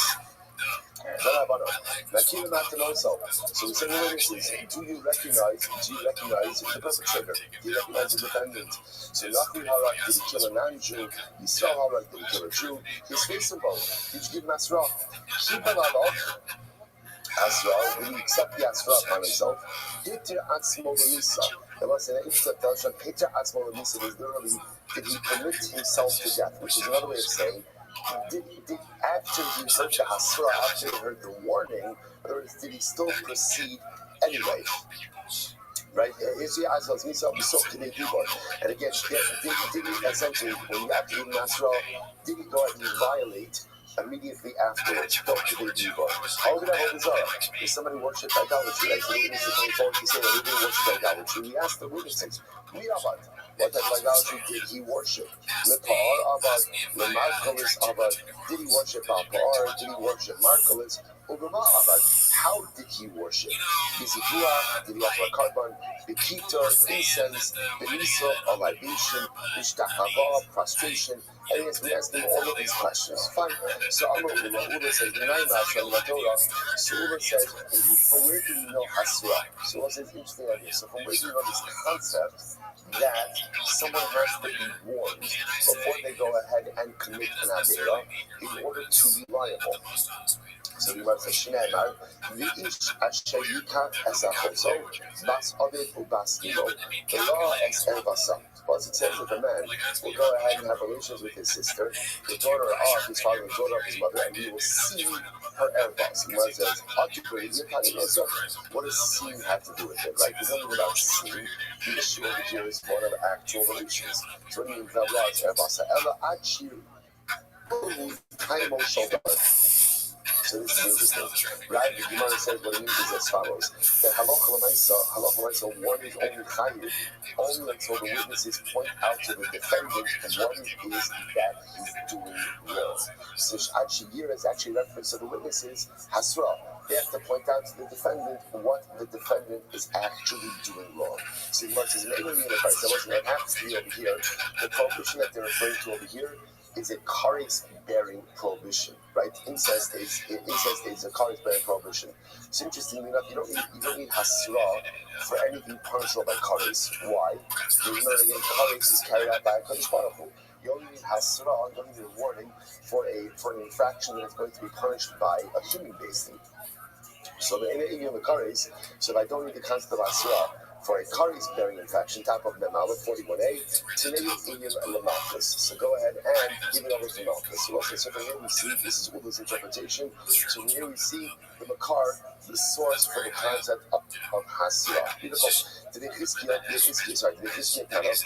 Chiv, Yazid Ish Arei Laharga Ba'arba. So the pasuk says if a man will intentionally go ahead and kill another person, the arma means with cunningness. What does this mean? Shehistruvo ba'dayin, which means they warned him, and halacha l'maisa, he is still acting intentionally. Okay, so we'll say all just different sources for the concept of hasra. Today, Rabbi Shmuel Tana Hamotziyam Osam Mekoshesh. So it says they found him gathering with his mother Mekoshesh. This was one of the Jews who violated Shabbos in the desert. Shehistruvo ba'dayin Mekoshesh. So Lashon over here is Hamotzi Otso Mekoshesh. They found him gathering. So the idea over here is they warned him, Shehistrubo ba'dayin Mekoshesh, and he was still gathering the wood. Today, Rabbi Tana Al Davar Asher Ina. So the idea, it's a bunch of what Yer says, Al Barshin, Al Iske Dibor. So again, a reference to the idea that they weren't in, and so by Nara Murasa, and still went ahead and violated it. So essentially, we have all of these different sources for the concept of Hasra. So we want to just point out, each of these sources are actually important. Why? The Gemara says this. Because of Rahman Achoso, so as if it would have just said something by Achoso, by the case of the sister incest, remember again, as much as incest is punishable by kares, so halakha l'maisa, again, halakha l'maisa, you still get malchus for that. So had it just brought down the concept of hasira by a sister, I would have said, oh, it's dafka by infractions that you get malchus for, that halakha l'maisa you get hasra. But when by chayim so you don't. Therefore, kasavach mon kiyazit. Therefore, the Torah brings up lashon of kiyazit, right? Because that's an intentional avera. That's an intentional avera of kares that is punishable again by death. So that shows that this current also by Misa's basis. Okay, so the Gemara says, I'm sorry, and if it would have just said, ultimately again, that's what, that halakha l'maisa, I'm trying to go ahead and give hasra by an act which has Misa's based in Hanimili Sayif to kill. I would have thought, what type of kill is over the head, but by a sword, which is considered to be a more lenient form of death. Now we'll talk more about this in the next paragraph. So let's say, again, it sounds strange to talk about death penalties as more lenient, right, and less lenient. What it means is really more painful and less painful. So I would have thought again that there's hasra by Sayif, abaskila de chamura imaloba by skila, which is considered to be more chomer than Sayif, perhaps not. To which the Gemara says, the Gemara says, but why do I need two sources that both talk about skila? So the Gemara says, so Rabbi Shimon to include streifa, because knows that streifa is a lesser form of skila. The Rabbanan knows that the Asir B'Kavachomer, Tarek the Kasav Lokra. And according to the Rabbanan, about some of this concept that even something to begin by Kavachomer, sometimes the concept will still go out of its way to mention it, nevertheless. I will lift up Rahman bin Iskalim. So why not just write it by skila? I want to have it written by skila here and everything else by skila, because skila is considered to be the most common form of death penalty. And I mean, most of that should become a former talk to Kasam Lekla. You're right, but sometimes people say that you're by Kavachomer, Torah goes out of its way to explicitly write it like what's the takeaway? Takeaway is that halakha l'maisa there's a concept of hasra. Hasra is doraisa. Three different sources of hasra. Either again by achosa, by incest, by intentional murder, or ultimately again the kosher's violation of Shabbos. And again, all three sources are necessary for the aforementioned reasons that we just stated. Beautiful. Page means as well as the back now to the Gemara said, we ask the witnesses a series of questions. One of the questions we ask the witnesses. So number one, did you give hasra? Did you give hasra? Did you give warning? And number two, hitir asmo l'misa. So ultimately, again, did the individual literally give himself over to death? Which means, after the hasra, did he still proceed with the commission of the infraction? That was the shayla. So that was the statement. So you might say, so the Gemara says, from where do you know this? From where do you know this? So the Gemara says, okay, so we know one. The Pasuk says, Yumas Hanes, Ad Shiyatir Atzmo L'Misa. What's in it is like this. For the defendant to be guilty, it is not enough that he received hasra. He has to have received it, processed it, and still clearly gone forward despite it. That's what it means. So the defendant received the hasra, he understood the hasra, and nevertheless he moved forward with the commission of the avera. So the Gemara says, how do you know this? Because the lashon is yumas hames. This double lashon. This double lashon yumas hames means he heard it, he processed it, but he nevertheless violated the avera. So the Gemara says, until literally again he commits himself to death, which means he moves forward even though he received the hasra. Think about this just a moment. It sounds so crazy, right? Can you imagine this? Like the Abel said to Reuben, if you kill Shimon, you're going to be put to death. And yet what? And Reuben proceeds with it, knowing that there's Eidos there, right? There's Eidos there. So these two Eidos are going to show up and make there, Reuben's going to be them to death. So you wonder to yourself, what's the pshat? How could someone do something so crazy? I always say, but if you think about it, so the truth is we do the same thing each and every day, right? Every time I come into an Avera, deep down I know it's wrong, not even so deep down. I know that it's wrong. I get Hasra every single time. It's not like, okay, maybe there are some things that I do that I know that are not correct. Or maybe there might be some things I do that I don't know that they're incorrect, right? Maybe I'm just ignorant in certain areas, which happens to all of us. But there are so many other things that I know that I'm still doing that are incorrect. And yet, I still do it. Sometimes, day in and day out. Human nature is that sometimes we just do what we want to do, even though I'm fully aware of the repercussions. Why is that? A variety of different reasons, right? It could be just a bloated sense of self, right? A bloated egotism that what I need and what I want is just more important than anything else. I just don't care about the ramifications. I just care about making myself happy. But again, it's just interesting to see me read these commands where I think it's ridiculous that anyone could act this way. But it's important to know that so often we do this, we engage in this very pattern of behavior day in and day out. And as bizarre and as ludicrous as it looks to us here, we have to kind of bring that same mindset of bizarrety and ludicrosity, into our own lives as well. And next time I'm ready to commit an Avera, like, come on, this is ridiculous. Like, this is ridiculous. It doesn't even make sense. I have Hasra. The Rebbe Shalom sees it. What am I doing? And whatever it is, it's simply not worth it. And yes, bizarrety and ludicrosity, two new words just coined here in our new base measures.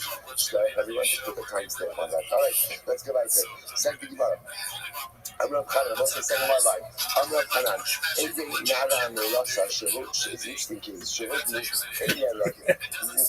This Nara Merasa. Nara Merasa is a case of a Nara who is betrothed, right? Innocent, but has not yet had the sin. Now, if that girl commits adultery or has relations with another man, that's adultery, and she's put to death. Right? As is the man with whom she has relations. So now, this is an interesting observation. He says, I got rid of Rasa. What up, girl? So watch this. So when does this come forward? You sound better. Who is Lesses, right? She's innocent with you, right? You sound better. She's trying to have relations with the Shimon.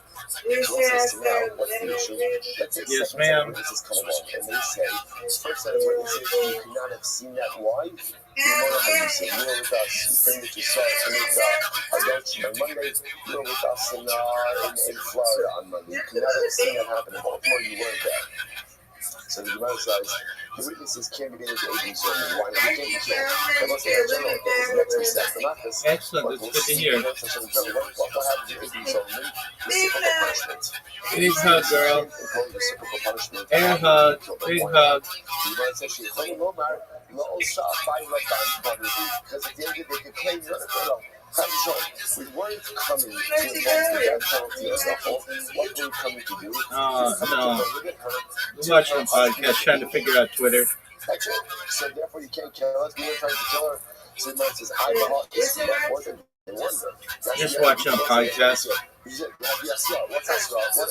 What's that? What was the Hasra that they be giving you? Don't have a shame. You know why? You got it. He's not your husband. That's called adultery. And adultery is controlled by God. So you give her Hasra. Oh, it's fine. Thank you. What's happening? If they didn't give her Hasra, then how could they execute her all? Which means to be Shechadira. I'll give you this interesting. What are we talking about here? A very wise woman. And she might be young, she might be an arrow, but she's very wise. And in accordance to the Yossi, where's the Yossi hold? So we must decide that Yossi will Omer, Chaber Eino Tzarek Hasra. A Chaber Kam Chachom doesn't need Hasra. This Yossi, we've seen the Yossi before.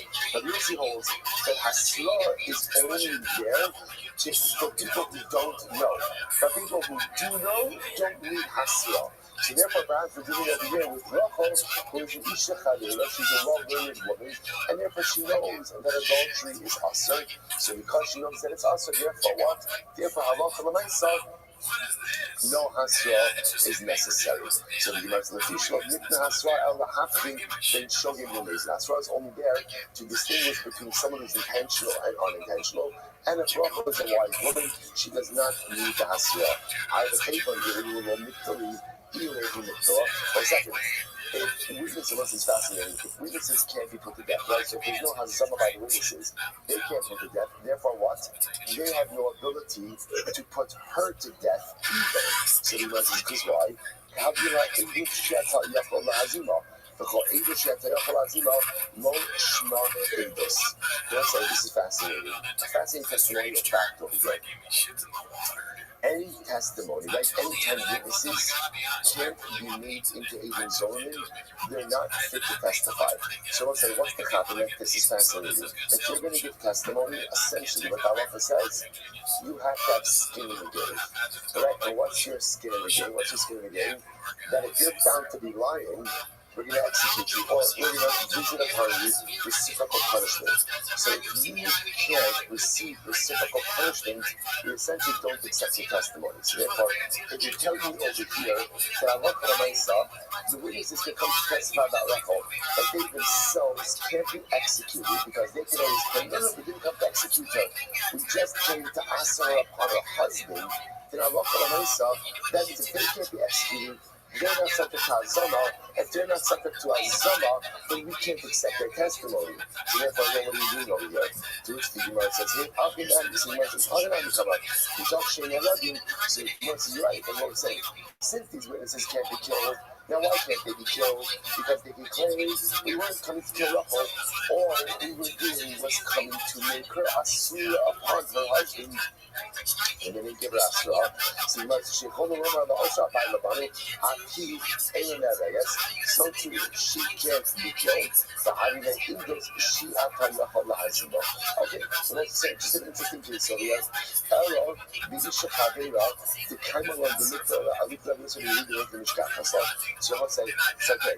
So where is there ever a case of a wise woman, Isha Kavera, according to Yossi, remember, according to Yossi, a Kavera, a learned person, doesn't require Hasra.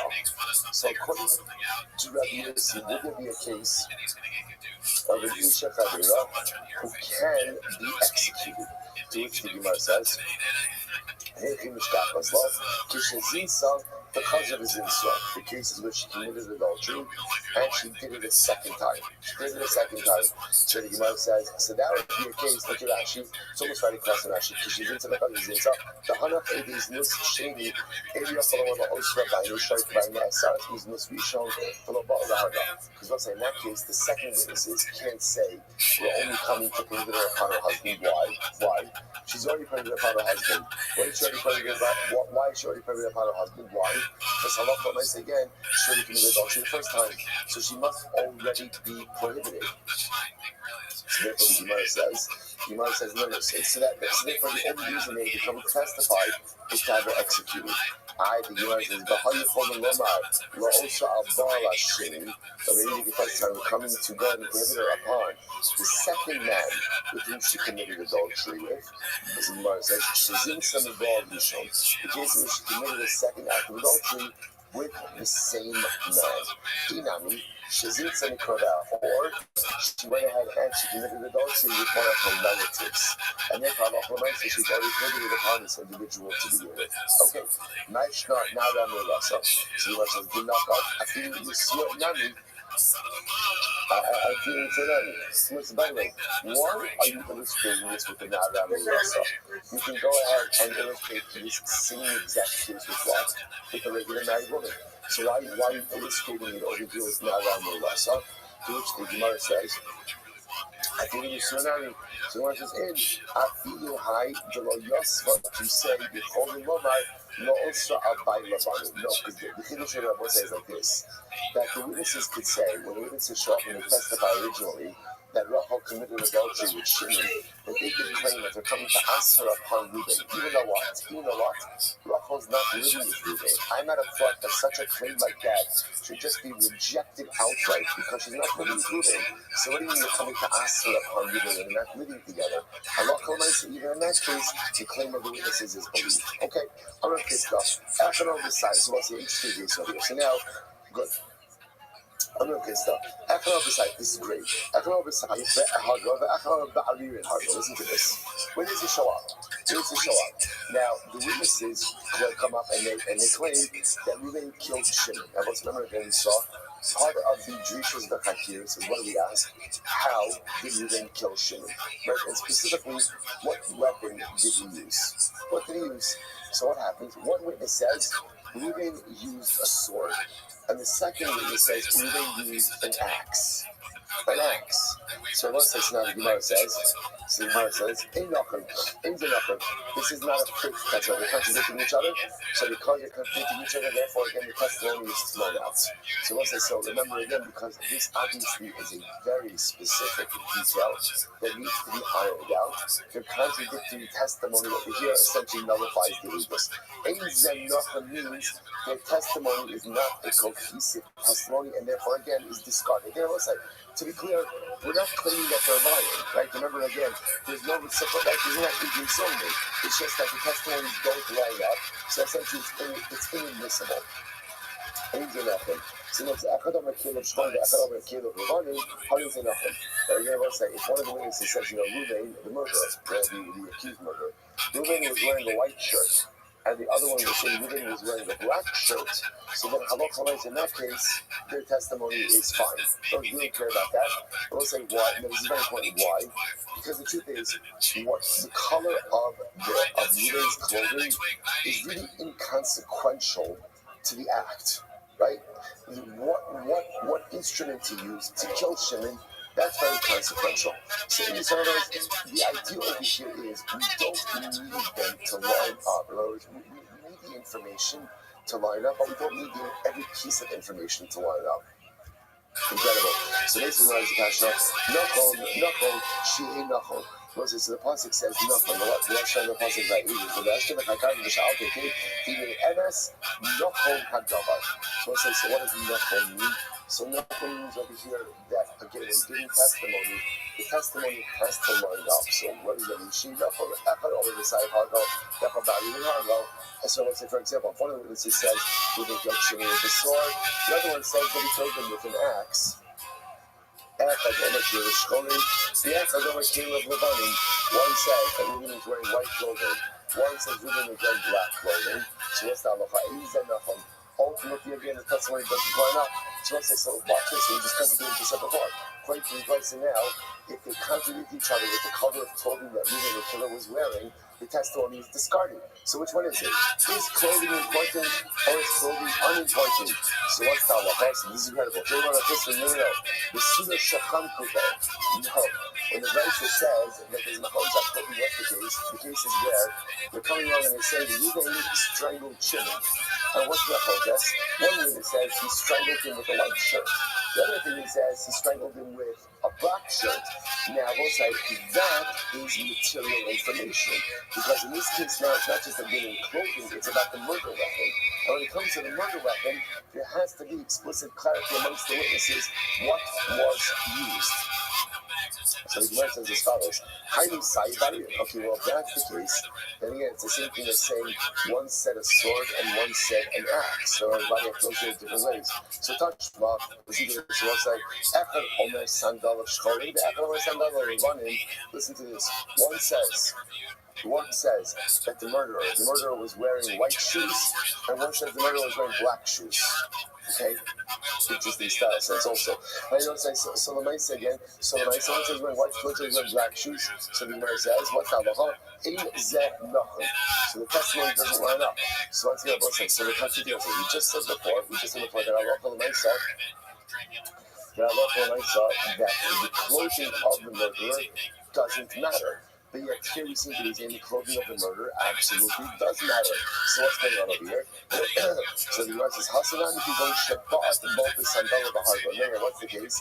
The case is where Reuben kicked Shimon and killed Shimon by kicking him. If that's the case, the shoes are the murder weapon. If the shoes are the murder weapon, then I love how nice you need exclusive clarity as to what it is. Tashma, Maisu, but the Ben Zakkai, but say Te'ila, says remember when it's from Mishnah. So one time, Ben Zakkai was examining witnesses, and he asked them, they claim that Reuben killed Shimon underneath the fig tree.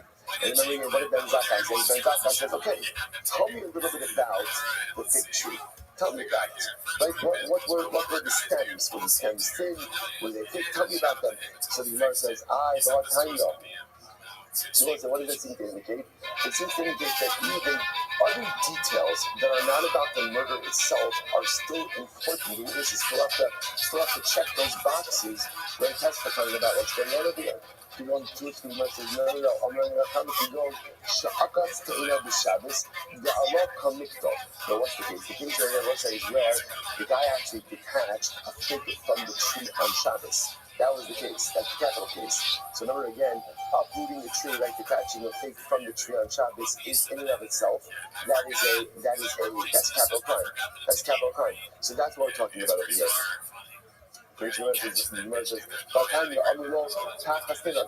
what the Mishnah said. The witnesses said that Reuben killed Shimon underneath the tree. That's what happened. That's what happened over here. To which the Gemara says, and what's the case over here? The case over here is the halacha l'maisa again. Well, Reuben killed Shimon with a stem of the fig. That's what happened there. Killed him, to use the stem of the fig as the murder weapon.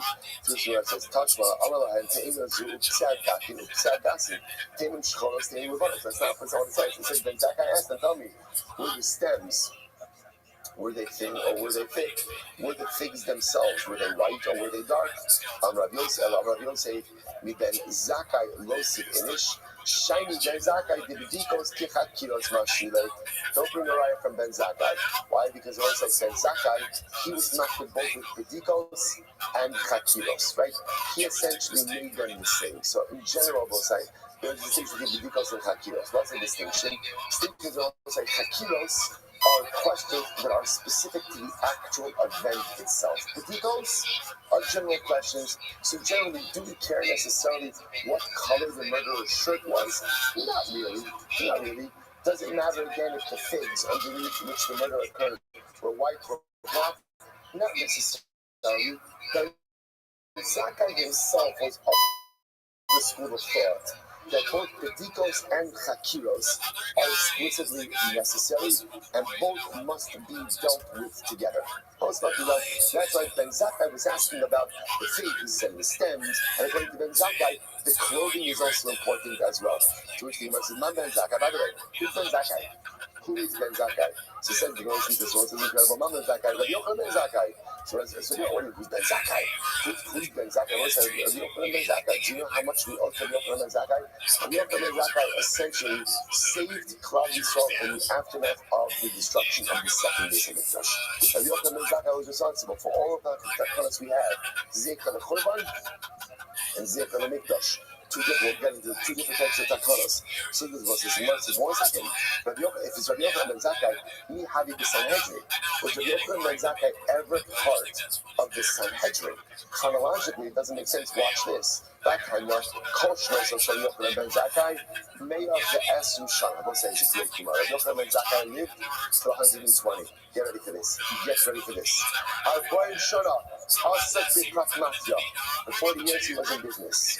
Like Ned Shana Lamad, for 40 years, he learned. Right, he did his things in business and he learned. And Arboim Shana Linate, and for 40 years, he went ahead and he became a Rabbi. Like he taught students. So it's a point out something amazing. So first of all, it doesn't mean that the 40 years he was in business, he didn't learn. I'm sort of point out. But what it means is he was in business. So what happened in business? Again, you come to Torah, you have Chamusi, you come to a shir. Learning was not his full-time occupation. At the age of 40, he decided to go, or after 40 years, he decided to pivot. So it's such an incredible result. We sometimes think that like great people are just born that way. right? They're just born with a Talmudic spoon in their mouth, right? Like this is what they know. This is what they're born for. This is what they're destined for. This is, listen, people make choices about the kind of lives they want to lead and about the kind of people they want to be. It's not an accident. If you think about it, by the way, there are three people who follow the same paradigm, right? Same people. Who are the same people? Moshe Rabbeinu, Rabbi Akiva, Rabbi Yochanan ben Zakkai. All this 40-40-40 paradigm. Right? 40-40-40 paradigm. Now again, that's what the Mepharshim say, especially when you see three people, 40-40-40 paradigm. Is it exact? Maybe it is, maybe it's not. It doesn't even matter. It doesn't matter. What it means is great people make a choice to become great. Great people hit a crossroads in life and they realize, okay, in this moment now, I have a choice. I can just keep on going. I can just keep on going, right? The path that I'm on is very nice. The path that I'm on is very comfortable. The path that I'm on is very convenient. I could continue down that path, and it's good. Or I could choose to pivot, go in a different direction, and self-actualize. Moshe Rabbeinu did not have to turn to see the burning bush. Rabbi Akiva did not have to take the Musar from the rock. And Rabbi Yochanan ben Zakkai, I don't know what his pivotal event was. I don't know what his pivotal event, but I guarantee there was something. Each of these men could have just continued down their path. And can you imagine what the world would be like without the Moshe Rabbeinu, Rabbi Akiva, and Rabbi Yochanan ben Zakkai? Life is all about making the decision at those crossroads, at those pivotal moments, to go in a different direction. Okay, often our pivotal moments are not necessarily as dramatic as these. First of all, we all have it. We all have it. Sometimes we're just too distracted to even see the crossroads of life that we're at. And I was saying, this is tremendous. Just because my life has been a certain way up until this point, just because I've been a certain way, doesn't mean I have to be the same person or have the same life going forward. Change always possible. Pivoting is one of the most exciting things in life, and that's where your true personal greatness comes out. It's incredible. So real comments, that's what happened. The time that our body current was covered in Abayis, no Sanhedrin. 40 years before the Sanhedrin was destroyed, the Sanhedrin was exiled. That means, remember, the Sanhedrin only sat in the temple compound in the Lishkas HaGal's chamber of hewn stone. 40 years before the Sanhedrin was destroyed, it was no longer in the chamber of hewn stone. Rather, where was it? It was in the storefront. It wasn't, by the way, there are excavations now in the old city, right by the Kosel. So it's like the Hanos were areas in front of the walls that is in front of the retaining walls. They literally, again, had stores there. They had stores there. There's two things there. Mikvahs, right? Because they had to make the mikvahs, so they unearthed these mikvahs with two sets of staircases, right? One going in, one going out. And again, stores. What were they selling at the store? What were they selling? What were they selling? Like oil, wine, sheep. You don't want to schlep your sheep, right? It's like, all right, it's a, listen, can you imagine packing up the car with livestock? I'm just saying, right, just the family is enough, right? So now again, so there are people, so the good part is, the Jews are industrious, there are people who set up shop, literally set up shop right in front of right before they went into it, in front of the Harabais. So the Sanhedrin was relocated to one of those storefronts by the Harabais. And while they were there, they could not adjudicate Knas law. Why not Knas law? They weren't able to adjudicate capital cases. So remember, the Sanhedrin itself was exiled from Lishkas HaGazis 40 years before the Beis Hamikdash was destroyed, which means there are no capital cases adjudicated already 40 years before the destruction of the second of the Beis Hamikdash, the second Beis Hamikdash.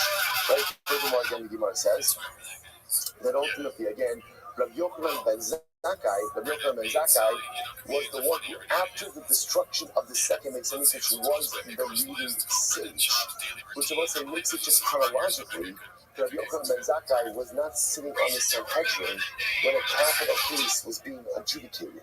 So if that's the case, the Ben Zakkai over here in the Mishnah that's asking about fig trees can't be Rabbi Yochanan ben Zakkai. It can't be him. To which the Gemara says, it's always exciting. I always find it exciting. I guess I don't get that much, but and it's like just like when the Gemara gives you history, right? It's just fascinating because a lot of times what we're missing when we're learning Gemara is any kind of historical context. Where is everybody living? What's happening over here? So here, this is a major piece of Jewish history over here, right? Because Rabbi Yochanan ben Zakkai, the Gemara says, could not have been a member of a Sanhedrin which adjudicated the capital case, because Rabbi Yochanan ben Zakkai is the linking stage when the Beis Hamikdash was destroyed, and there was no capital cases being adjudicated for at least 40 years earlier. So the Pasha says he was never involved, at least as a sitting judge on a capital case.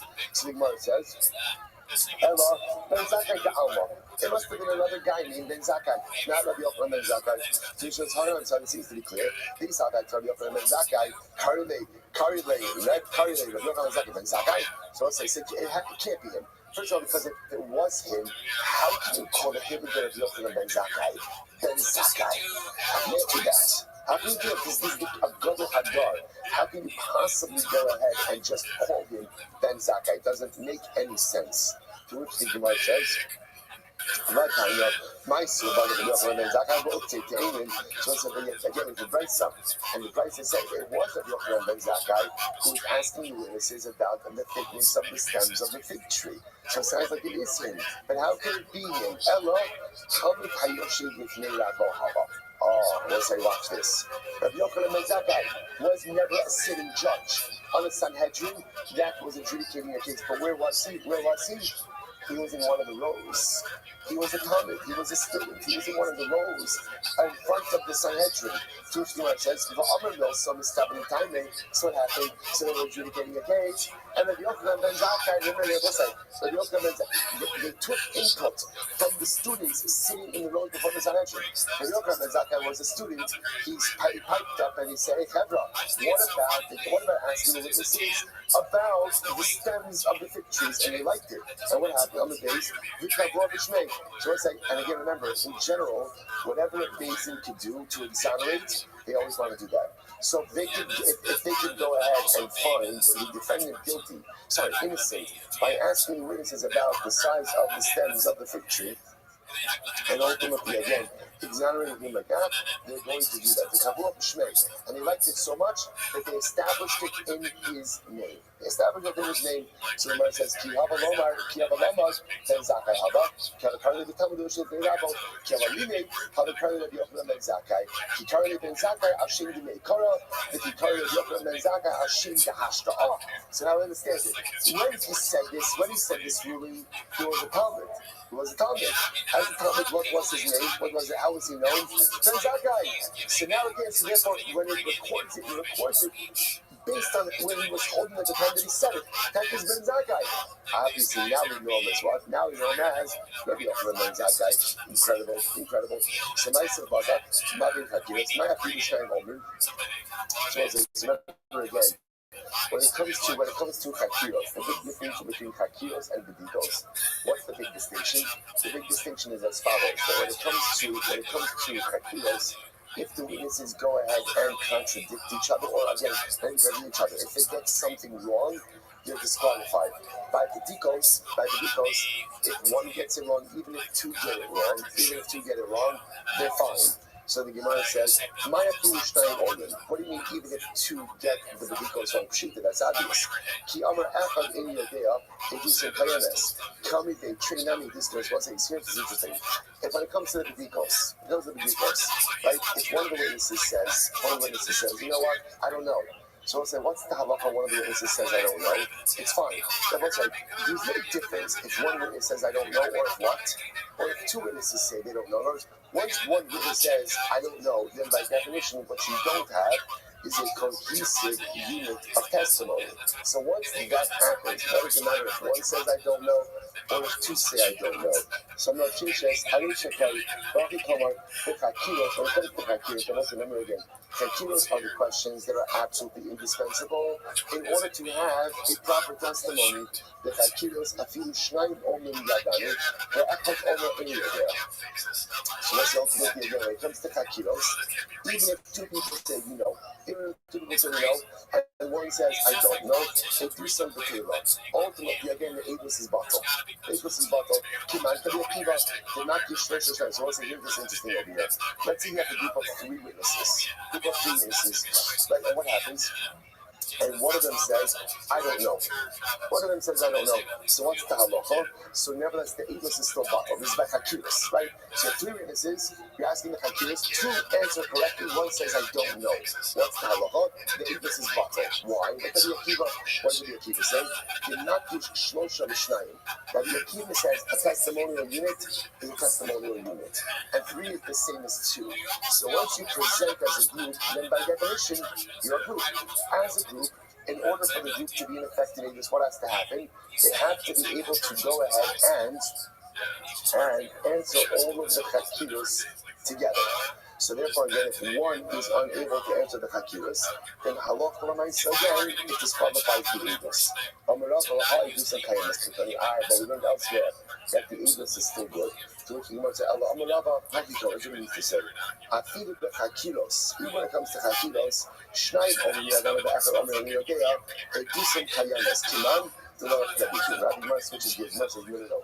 When you have a group of 3 witnesses, we'll say, as long as 2 out of the 3 to get the chakiros together, to get the list correct, then the Eidos is good even if the 3rd one messes up. That's the halacha. If the 3rd one messes up, halacha might say the Eidos is still good. Not like Rabbi Akiva. So we'll say, I'm going to point that over here. There's a fascinating machlokes. We've actually seen this before, which is when you have a group of 3 witnesses, in order for the testimony to go ahead and be upheld, do I need all 3 to be certified, or is it just enough to get 2 out of the 3? Rabbi Akiva says, you know, we don't paskin that way.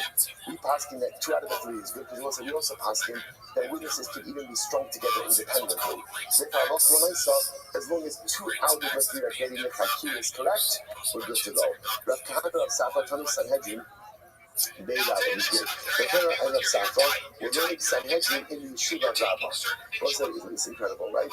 They learned Sanhedrin, we learned Sanhedrin, and their Sanhedrin was a little bit different than our Sanhedrin. But they were learning the Sugi of Sanhedrin in the Yeshiva Rabbi. Shabbat to them, I'm a little, oh my Lisa Bob, it's a Sanhedrin. Rabbi, what did you learn? What did you learn? Like, what did you learn? What did you learn in Sanhedrin in the Yeshiva Rabbi? I'm leaning they Sanhedrin great us. But what do they say about Sanhedrin in general? Right? What in general do we go ahead and cheer it and learn about? Well, my question, like, what do you have questions on? Allah, may how determine Mabin Chakiros Leviticos. What is the distinction between Chakiros and Leviticos? Chakiros, Echad Omer in Yodea Yusuf Tiva. When it comes to chakiros, if one of the parties says, I don't know, then ultimately, again, the Eidos is bottle. Eidos is bottle. The Digos, when it comes to the Digos, Echad Omer in Yodea, Avil Shtayim Omer in Yodea, a decent kayanes.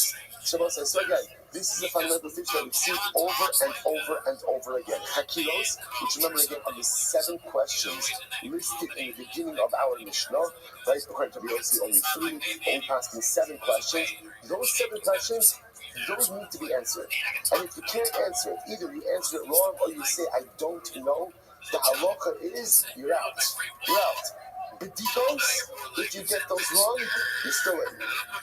What's an example of a Bedika question? For example, Bedika question, like color shirt, like stems of the fig tree, color of the face. They're important. Now again, they are important. And remember, Beis could do discussion with those. They're important, but they're not necessarily part of the core details of what it is that occurs. So therefore, again, one or both witnesses gets chakiros wrong, you're out. One or more witnesses get Bedikos wrong, you're in. And the word says, but one, Mikti, Idi, Raisiki, Maishna, Chakiros, and Maishna Bedikos. So I understand, why is that? They're both Doraisa. Both Chakiros and Bedikos are Doraisa. They're both Doraisa. Then why do you have latitude with one now with the other? Amalei, how do you ask for the Chakiros, and the Ephraim, and do something to look. The Hagi, the Edu Shata Yakola Azimo. The Tikos, Echas Omanahan in Yodea, Kayamas, Edu Shata Yakola Azimo. So we'll say it's a very simple distinction. By Chakiros, we'll say all of those questions Those questions are what are necessary in order to make the Eden susceptible to our summer. Hey, remember, I was saying, the cloud level is witnesses who cannot be made into Eden Zomanim. They have no skin in the game. Therefore, their testimony is not accepted. Anything that for any of the Hakira questions, if they get those wrong, those leave them susceptible to being made into Eden Zomanim. The deeper questions, if you get them wrong, it doesn't lead to Hazama. So because Hakiras are the questions that make them subject to reciprocal punishment, Hazama, therefore they're indispensable realities. But the other ones ultimately, again, are not necessarily indispensable realities. So now, for example, that's why you get them wrong. For who Amaru, Iahi, so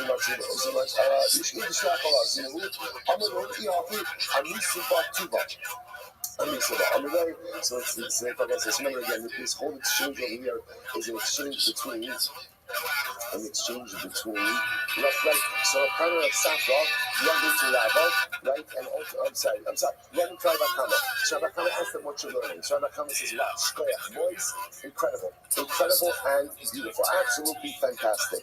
So the Gemara says as follows: Amar Lehu Ihafi Amishu Batuba. So Rabbi Kama said, incredible, you learned a lot. Amishu Ba, they said back to him, Amar Lehu Tuvasa Demar Aminon, Mitivusa Demar Aminon Vituba, Mitivusa Demar Lo Aminon Ba Bolochada. So this is actually quite beautiful.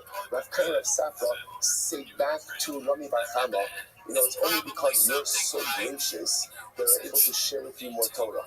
Had you been a little bit sharper, ultimately we would not have been able to give you back so much Torah. Also, what they were saying was we're able to share with you because of your pleasing countenance. Had you not been as nice, it would have been more difficult to share with you. Now, we're gonna pick up with that last piece tomorrow. It's some fun to finish up the sugya. That was we end up with the distinction between B'dikos and Chakiros. Again, that last piece of the conversation between Rami Bar Chama and Rav Kain of Safra will pick up with that because there's a tremendous and beautiful, magnificent Mishaskil in that dope. I know I ran through it. We'll pick up with that tomorrow. What are we going to start giving one side? Shkoyach. One side. That was a trick question, dude. You passed, brother. That's a Latino female right there. Is she Mexican? I don't even know Spanish. Oh, yeah. That sounded like British. I was just a little bit. I like that celebrates our family a little bit because that's her. She did it, and then also you pulled the clip up because it's basically the same thing. So Papa's playbook, though redacted, seems to be at least successful enough for us to like it. Right? Yep. Papa the celebrity is funny shit. There's always a funny shit. Funny shit. Forward. Okay, sorry, I'll stop. Here we go. This one's called Craig Jones Confirmed Homeless. It's posted by S. Lee 2. Let's see what this is about. Like you're traveling, you have a home? I'm homeless. I'm a homeless guy. All right. Good morning. Such a schosbach Hashem to be able to begin another week of Daf Yomi. And first of all, thank you again for everyone for their understanding. As we still acclimate to our new surroundings, first you'll see the Svarma going in, Baruch Hashem, the Arshkoshas are in the back over there, and there's Hashem, more so much trickle it. Also apologize about the rattling noise in HVAC. There's nothing living up there. Not exactly sure what it is that's occurring, but I know Menachem shows always on it. It's building settling. Okay, that's our catch-all phrase for everything. The building settling. We'll find out what that is in Meretz Hashem. So we'll thank you for your understanding again as we still get our feet under us. All right, begin by thanking all and also our microphone hopefully by tomorrow.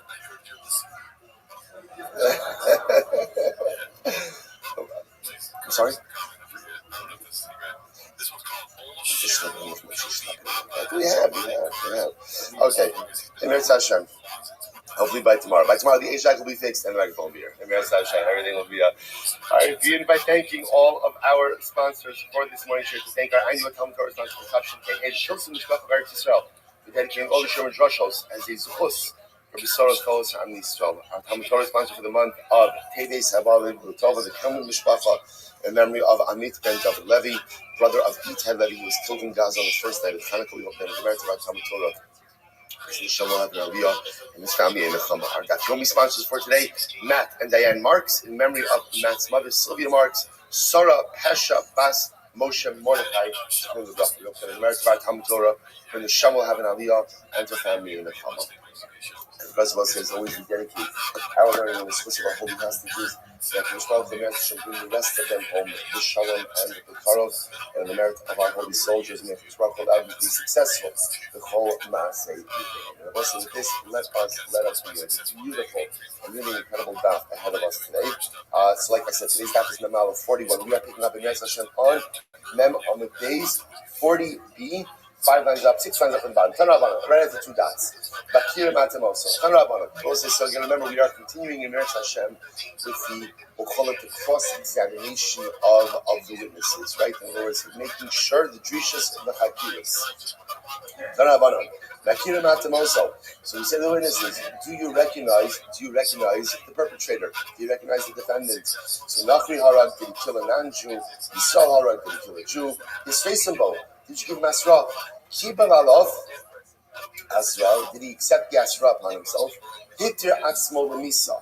There was an interesting Telsham. Hitir Atzmo Lemisa means literally, did he permit himself to death? Which is another way of saying, did after he heard the Asra, after he heard the warning, in other words, did he still proceed anyway?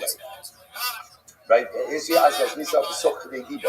again, did he essentially, when you have to give him Asra, did he go ahead and violate immediately afterwards? Somebody worshipped idolatry, right? So the witness is coming forward to say that Reuben worshipped idolatry. We asked the witnesses, what type of idolatry did he worship? Lepa'ar Avad, Lemarkolis Avad. Did he worship Pa'ar? Did he worship Markolis? How did you worship? Is he buach, Christian, Ishtachava, prostration? And yes, we ask him all of these questions. Fine. So Amr Ula says, so Ula says, from where do we know Hasra? So Ula says, interesting idea. So from where do we know this concept that someone has to be warned before they go ahead and commit an Avera in order to be liable? So the Gemara says, "Shneimar v'ish asher yikach esachoso bas aviv ubas imo v'ra es ervasa." Because it says that the man will go ahead and have relations with his sister, the daughter of his father, the daughter of his mother, and he will see her ervas. The Gemara says, "What does seeing have to do with it?" Right? He's not even about seeing. The issue over here is one of actual relations. So what do you mean, V'ra es ervasa? Ela actually, taimo shel davar. So this is interesting. Rabbi, the Gemara says what it means is as follows. The halach l'maisa, one is only chayiv only until the witnesses point out to the defendant what it is that he's doing wrong. So Shashir is actually reference to the witnesses. Hasra, they have to point out to the defendant what the defendant is actually doing. So the Gemara says, it happens to be over here. The prohibition that they're referring to over here is a kares-bearing prohibition, right? Incest is a kares-bearing prohibition. It's interesting enough. You don't need hasra for anything punishable by kares. Why? Because again, kares is carried out by a Kadosh Baruch Hu. You only need hasra, you only need a warning for an infraction that is going to be punished by a human being. So in the kares, so if I don't need the concept of hasra for a kares-bearing infraction, top of Mem Aleph 41a, Tineu Inyan Lamalchus. So go ahead and give it over for Malchus. So from here we see, this is Uber's interpretation, so from here we see the Makar, the source for the concept of hasra. Beautiful. So the Yazid Ish Areyu Laharga Ba'arma. So the pasuk says if a man will intentionally go ahead and kill another person, ba'arma means with cunningness. What does this mean? Shehisrubo ba'adayin b'mezid, which means they warned him, and halacha l'maisa, he is still acting intentionally. Okay, so again, we'll say all just different sources for the concept of hasra. Today, Rabbi Yishmael Tana Hamotziam Osam Mekoshish. So it says they found him gathering with this Mekoshish. This was one of the Jews who violated Shabbos in the desert. Shehisru Bo Ba'adayin Mekoshish. So the lashon over here is Hamotsim also Makoshish. They found him gathering. So the idea over here is they warned him, his Rubal, he was still gathering the wood. Today, Rabbi, Tana, Al Davar Asherina. So the idea, so Bosik over here says, Al Davar Asherina, Al Iske Tibor. So the reference to the idea that they warned him, and he spoke about Nara Murasa, they still went ahead and violated the Srika. So essentially, we have all of these different sources for the concept of Hasra. So we want to just point out each of these sources are actually important. Why? The Gemara says this. Because if it would have just said something by a choso, by the case of a sister incest, remember again, as much as incest is punishable by kares, so halacha l'maisa, again, halacha l'maisa, you still get malchus for that. So had it just brought down the concept of hasra by a sister, I would have said, oh, it's dafka by infractions that you get malchus for, that halacha l'maisa you get hasra. But maybe by chayvim misos, you don't. Therefore, kasa rachmana kiyazid. Therefore, the Torah brings up lashon of kiyazid, right? Because that's an intentional avera. That's an intentional avera of kares that is punishable again by death. So that shows that this kares also by misas beis. Okay. So the Gemara says, "V'hi kasa rachmana kiyazid." And if it would have just said ultimately again that what the halacha l'maisa, I'm chayiv to go ahead and give hasra by an act which has misas based in honeymoon saif to kill. I would have thought what type of chiyuv misa? Only beheading, if by a sword, which is considered to be a more lenient form of death. Now we'll talk more about this in the next paragraph. I would say again, it sounds strange to talk about death penalties as more lenient, right, and less lenient. What it means is really more painful and less painful. So I would have thought again that there's hasra by saif. Abaskila de Chamura Imalova by Skila, which is considered to be more chomer than Sayid, perhaps not. To which the Gemara says, the entire teaching, the Gemara says, the entire teaching is spelled normally. But why do I need two sources that both talk about Skila? So the Gemara says, Rabbi Shimon la'asuye nisrafim. So according to Rabbi Shimon, to include Sreifa, that feels that Sreifa is a lesser form than Skila. Rabbanon knows that the Asib Chomer Tarach the Kasav Lakra. And according to the Rabban, Rabbi say sometimes you have this concept that even something can be learned by Kavah Homer, sometimes the pasuk will still go out of its way to mention it, nevertheless. I have a lift of Rahman bin Ishkalim, so why not just write it by Skila? And once I've written by Skila, you learn everything else by Skila, because Skila is considered to be the most common form of death penalty.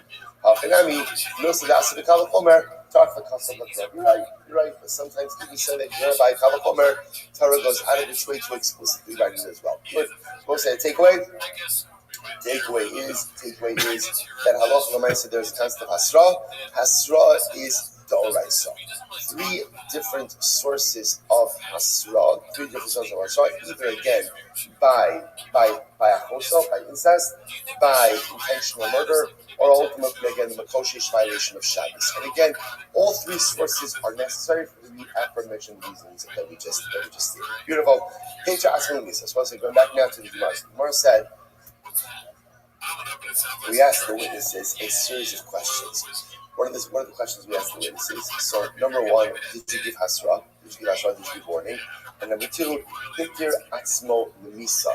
So ultimately, again, did the individual literally give himself over to death? Which means, after the hasra, did he still proceed with the commission of the infraction? That was the shayla, or that was the statement. So the Gemara says, Minala. So the Gemara says, from where do you know this? So the Gemara says, okay, so Minavan, Amarav Vitina Chiska Amakra, Yumas Hames. The pasuk says Yumas Hames ad Sheyatir Atzmo Lemisa. So let's say, what we're saying over here is like this. For the defendant to be guilty, it is not enough that he received Hasra. He has to have received it, processed it, and still clearly gone forward despite it. That's what it means, Alashon of Yatir Atzmo Lemisa. So the defendant received the hasra, he understood the hasra, and nevertheless he moved forward with the commission of the avera. So the Gemara says, how do you know this? Because the lashon is yumas hames. This double lashon. Yumas hames means he heard it, he processed it, but he nevertheless violated the avera. So the Gemara says, until literally again, he permits himself to death, which means he moves forward even though he received the Hasra. I'm not, one second. Think about this for just a moment. It sounds so crazy, right? Can you imagine this? Right? They even say to Reuven, if you kill Shimon, you're going to be put to death. And yet what? And Reuven proceeds with it, knowing that there's angels there. Right? There's angels there. So these two angels are going to show up in days and Reuven's going to be them to death. So you wonder to yourself, what's the pshat? How could someone do something so crazy? I always say, but if you think about it, so the truth is we do the same thing each and every day, right? Every time I come into an Avera, deep down I know it's wrong, not even so deep down. I know that it's wrong. I get Hasra every single time. It's not like, okay, maybe there are some things that I do that I know that are not correct. Or I should say differently. Maybe there might be some things I do that perhaps I don't know that they're incorrect, right? Maybe I'm just ignoring in certain areas, which happens to all of us. But there are so many other things that I know that I'm still doing that are incorrect. And yet, I still do it. Sometimes, day in and day out. Human nature is that sometimes we just do what we want to do, even though I'm fully aware of the repercussions. Why is that? A variety of different reasons, right? It could be just a bloated sense of self, right? A bloated egotism that what I need and what I want is just more important than anything else. I just don't care about ramifications. I just care about making myself happy. But again, it's just interesting to see we read these commands and think it's ridiculous that anyone should act this way. But it's important to know that so often we do this, we engage in this very pattern of behavior day in and day out. And as bizarre and as ludicrous as it looks to us here, we have to kind of bring that same mindset of bizarrety and ludicrousity, into our own lives as well. And the next time I'm ready to commit an Avera, like, come on, it's ridiculous. It doesn't even make sense. I have Hasra, the Rebbe Shalom sees it. What am I doing? And whatever it is, it's simply not worth it. And yes, bizarrety and ludicrousity, 2 new words just coined here on a new base medrash. Shkayach, everyone, just put the timestamp on that. All right, let's go back there. Says the Gemara. I'm Rav Chanan. I'm going to say second one live. I'm Rav Chanan. Eide Nara Morasa Shevuch is interesting to Shevuzmu Ein Neragim. This is interesting. About that. Nara Morasa. Nara Morasa is a case of a Nara who is betrothed, right? Erusin, but has not yet had Nisuin. Now, if that girl commits adultery or has relations with another man, that's adultery, and she's put to death, right? As is the man with whom she had relations. So now it makes an interesting observation. He says, Anara Murasa Sujuzu. Now watch this. So witnesses come forward. The witnesses say, we saw Rachel, right? Rachel is the Nara, who is Uresas, right? She has Erusin with Ruvain. We saw her have relations with Shimon. Yo, so let's say, so now, let's say a second set of witnesses come along, and they say, first set of witnesses, you cannot have seen that yo, dog, you gotta be 18 to be in here. You saw her commit adultery on Monday. You were with us in Florida. You cannot have seen that happen in Baltimore. You weren't there. So the Gemara says, the witnesses can't be made into Eidim Zolman. Why? They can't be killed. That was in general, again, is next Masech Tamakas, but we'll see in Eretz Hashem in general what happens with Eidim Zolman, reciprocal punishment. In this case, you can't impose reciprocal punishment upon the Eidim and kill them. Why not? The Gemara says, Sheicholum Romar, La'osra Baila Banu, because at the end of the day, they could claim, no. We weren't coming to impose the death penalty on Rachel. What were we coming to do? We were coming to prohibit her to her husband, Ruvain. That's it. So therefore, you can't kill us. We weren't trying to kill her. So the Gemara says, "I v'ha is shubah." What's it? They warned her. That's why it's here. She said, "There has to be hasra." What's hasra? What's it? What would be the hasra that they would be giving Rachel? Rachel, don't have relations with Shimon. You know why? Small little detail over here. He's not your husband. Right? That's called adultery. And adultery is controlled by death. So you give her hasra. Which was the Asra. No, they didn't give her Asra. They didn't give her Asra. You know, Asra, Hechim Miktula. 1 second. If they didn't give her Asra, then at the end they have to execute her at all. Which was the Isha Chavira. I'll get to Rabbi Yosef with this interesting. Who are we talking about over here? A very wise woman. And she might be young, she might be a Nara, but she's very wise. And in the course of Rabbi Yosef, what does Rabbi Yosef hold? So the Gemara says, the sign of Rabbi Yosef with the Omer, Chaver Eino Tzarech Hasra. Chaver Kam Chacham doesn't need Hasra. This is what we've seen with Rabbi Yossi before. Rabbi Yossi holds that Hasra is only there for people who don't know. But people who do know don't need Hasra. So therefore, perhaps we're dealing over here with Rachel, who is an Isha Chadera. She's a well-learned woman, and therefore she knows that adultery is asur. So because she knows that it's asur, therefore what? Therefore, halacha l'maisa, no hasra is necessary. So the Gemara says, hasra is only there to distinguish between someone who's intentional and unintentional. And if Rachel is a wise woman, she does not need the hasra. 1 second. If the witness, this is fascinating, if witnesses can't be put to death, right? So if there's no hazama by the witnesses, they can't put to death. Therefore, what? They have no ability to put her to death either. So the Gemara says, because why?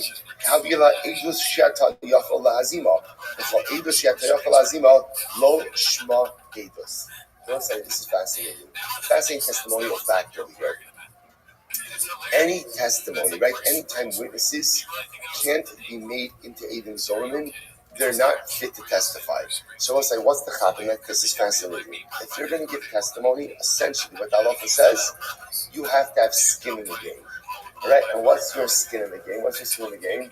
That if you're found to be lying, we're going to execute you, or we're going to visit upon you reciprocal punishment. So if you can't receive reciprocal punishment, you essentially don't accept your testimonies. Therefore, if you're telling me over here that Allah L'maisa, the witnesses could come to testify about Rachel, but they themselves can't be executed because they could always claim, no, we didn't come to execute her. We just came to ask her upon her husband. Then Allah L'maisa, that means if they can't be executed, they're not subject to Azama. If they're not subject to Azama, then we can't accept their testimony. So therefore, again, what are we doing over here? To which the Gemara says, hey, Achinam. So the Gemara says, Achinam Kamar. You talk Shein Eragin. So the Gemara says, you're right. That's what we're saying. Since these witnesses can't be killed, now why can't they be killed? Because they can claim we weren't coming to kill Rachel. All we were doing was coming to make her asura upon her husband. And then they give her asura. So the Gemara says, so too, she can't be killed. Okay, so let's say just an interesting case over here. Ella, the Isha Chavera, the Kaimalan, the Mikvah, Alif Gagos, the Yehuda Hechem Mishkafas. So I want to say, so okay, so where is there ever a case of a wise woman, Isha Chavera, according to Yossi? Now remember, according to Yossi, a Chavera, a learned person, doesn't require Hasra. So according to Rabbi Yossi, would there be a case of an Isha Chavera who can be executed? To which the Gemara says, the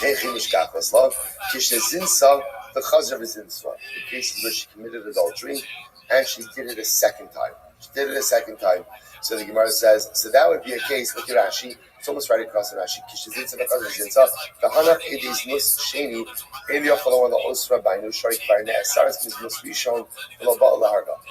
in that case, the second witnesses can't say, we're only coming to prohibit her upon her husband. Why?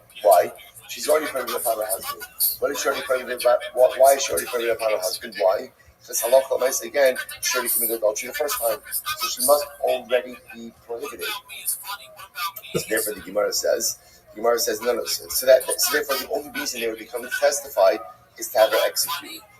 The Gemara says, or maybe they can testify we're coming to go and prohibit her upon the second man with whom she committed adultery with. As the Gemara says, the case where she committed a second act of adultery with the same man. Inami, or she went ahead and she committed adultery with one of her relatives. And therefore, Allah she's already prohibited upon this individual to begin with. Okay. So the Gemara says, Afilu Niswa Nami. So by the way, why are you illustrating this with the Nara Murasa? You can go ahead and illustrate this same exact case with what? With a regular married woman. So why are you illustrating it over here with Nara Murasa? To which the Gemara says, Afilu Niswa Nami. The Gemara says, in Afilu Hai Lo Yosva to say Becholim Lomar Lo Osra Al Bay Lavan. No, the condition Rabbi says like this. That the witnesses could say, when the witnesses show up and they testify originally, that Rachel committed adultery with Shimon, that they could claim that they're coming to Aser upon Reuven, even though what? Rachel's not living with Reuven. I might have thought that such a claim like that should just be rejected outright because she's not living with Reuven. So when you're coming to Aser upon Reuven when they're not living together, Allah even in that case, the claim of the witnesses is believed. Okay, so what's the interesting case over here? So now, good. This is great. Listen to this. Witnesses show up.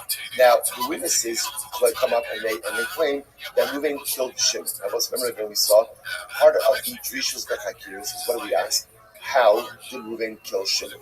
Right? And specifically, what weapon did he use? What did he use? So what happens? One witness says Reuven used a sword, and the second witness says Reuven used an axe. An axe. So let's say, so now the Gemara says, this is not a fake testimony. They're contradicting each other. So because they're contradicting each other, therefore then the testimony is thrown out. So let's say, so remember again, because this obviously is a very specific detail that needs to be ironed out. The contradictory testimony over here essentially nullifies the Eidos. Ein Zenocha means their testimony is not a cohesive testimony and therefore again is discarded. Again, let's say, to be clear, we're not claiming that they're lying, right? Remember again, there's no reciprocal, right? These are not Eidim Solomon. It's just that the testimonies don't line up. So essentially it's inadmissible. Ein Zenocha. Similar to Echad Omer Kelev Shchor, the Echad Omer Kelev Levanim, Harei Zenocha. But again, let's say, if one of the witnesses says, Reuven, the murderer, the accused murderer, Reuven was wearing a white shirt, and the other one was saying Reuven was wearing a black shirt, so then halacha in that case, their testimony is fine. In other words, we don't care about that.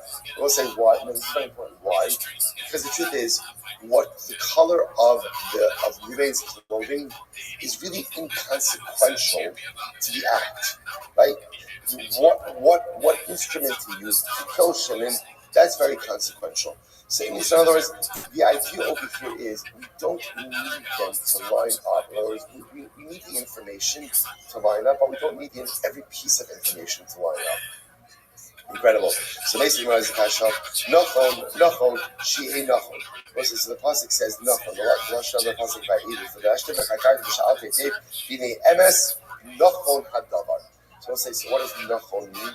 So Nachon means over here that again, when giving testimony, the testimony has to line up. So what does that mean? Nachon Echad Omer B'Sayif Hargo, Echad Barid and Hargo. So we'll say, for example, one of the witnesses says Reuven killed Shimon with a sword. The other one says that he killed him with an axe. Echad Omer Kelev Shchorin, the Echad Omer Kelev Levanim. One says that Reuven was wearing white clothing. One says Reuven was wearing black clothing. So what's the halacha? Ein Zen Nachon. Ultimately, again, the testimony doesn't line up. So we'll say, so watch this. We just contradict what we just said before. According to this price now, if they contradict each other with the color of clothing that Reuven, the killer, was wearing, the testimony is discarded. So which one is it? Is clothing important or is clothing unimportant? So what's the halacha? This is incredible. No. The Suda Shechan Kupo. No. And the Bryce that says that this Machalizat clothing was the case is where they're coming along and they're saying Reuven strangled Shimon. And what's the Machal? Guess? One witness says he strangled him with a white shirt. The other thing it says he strangled him with a black shirt. Now, once that is material information. Because in this case now, it's not just that they didn't clothing, it's about the murder weapon.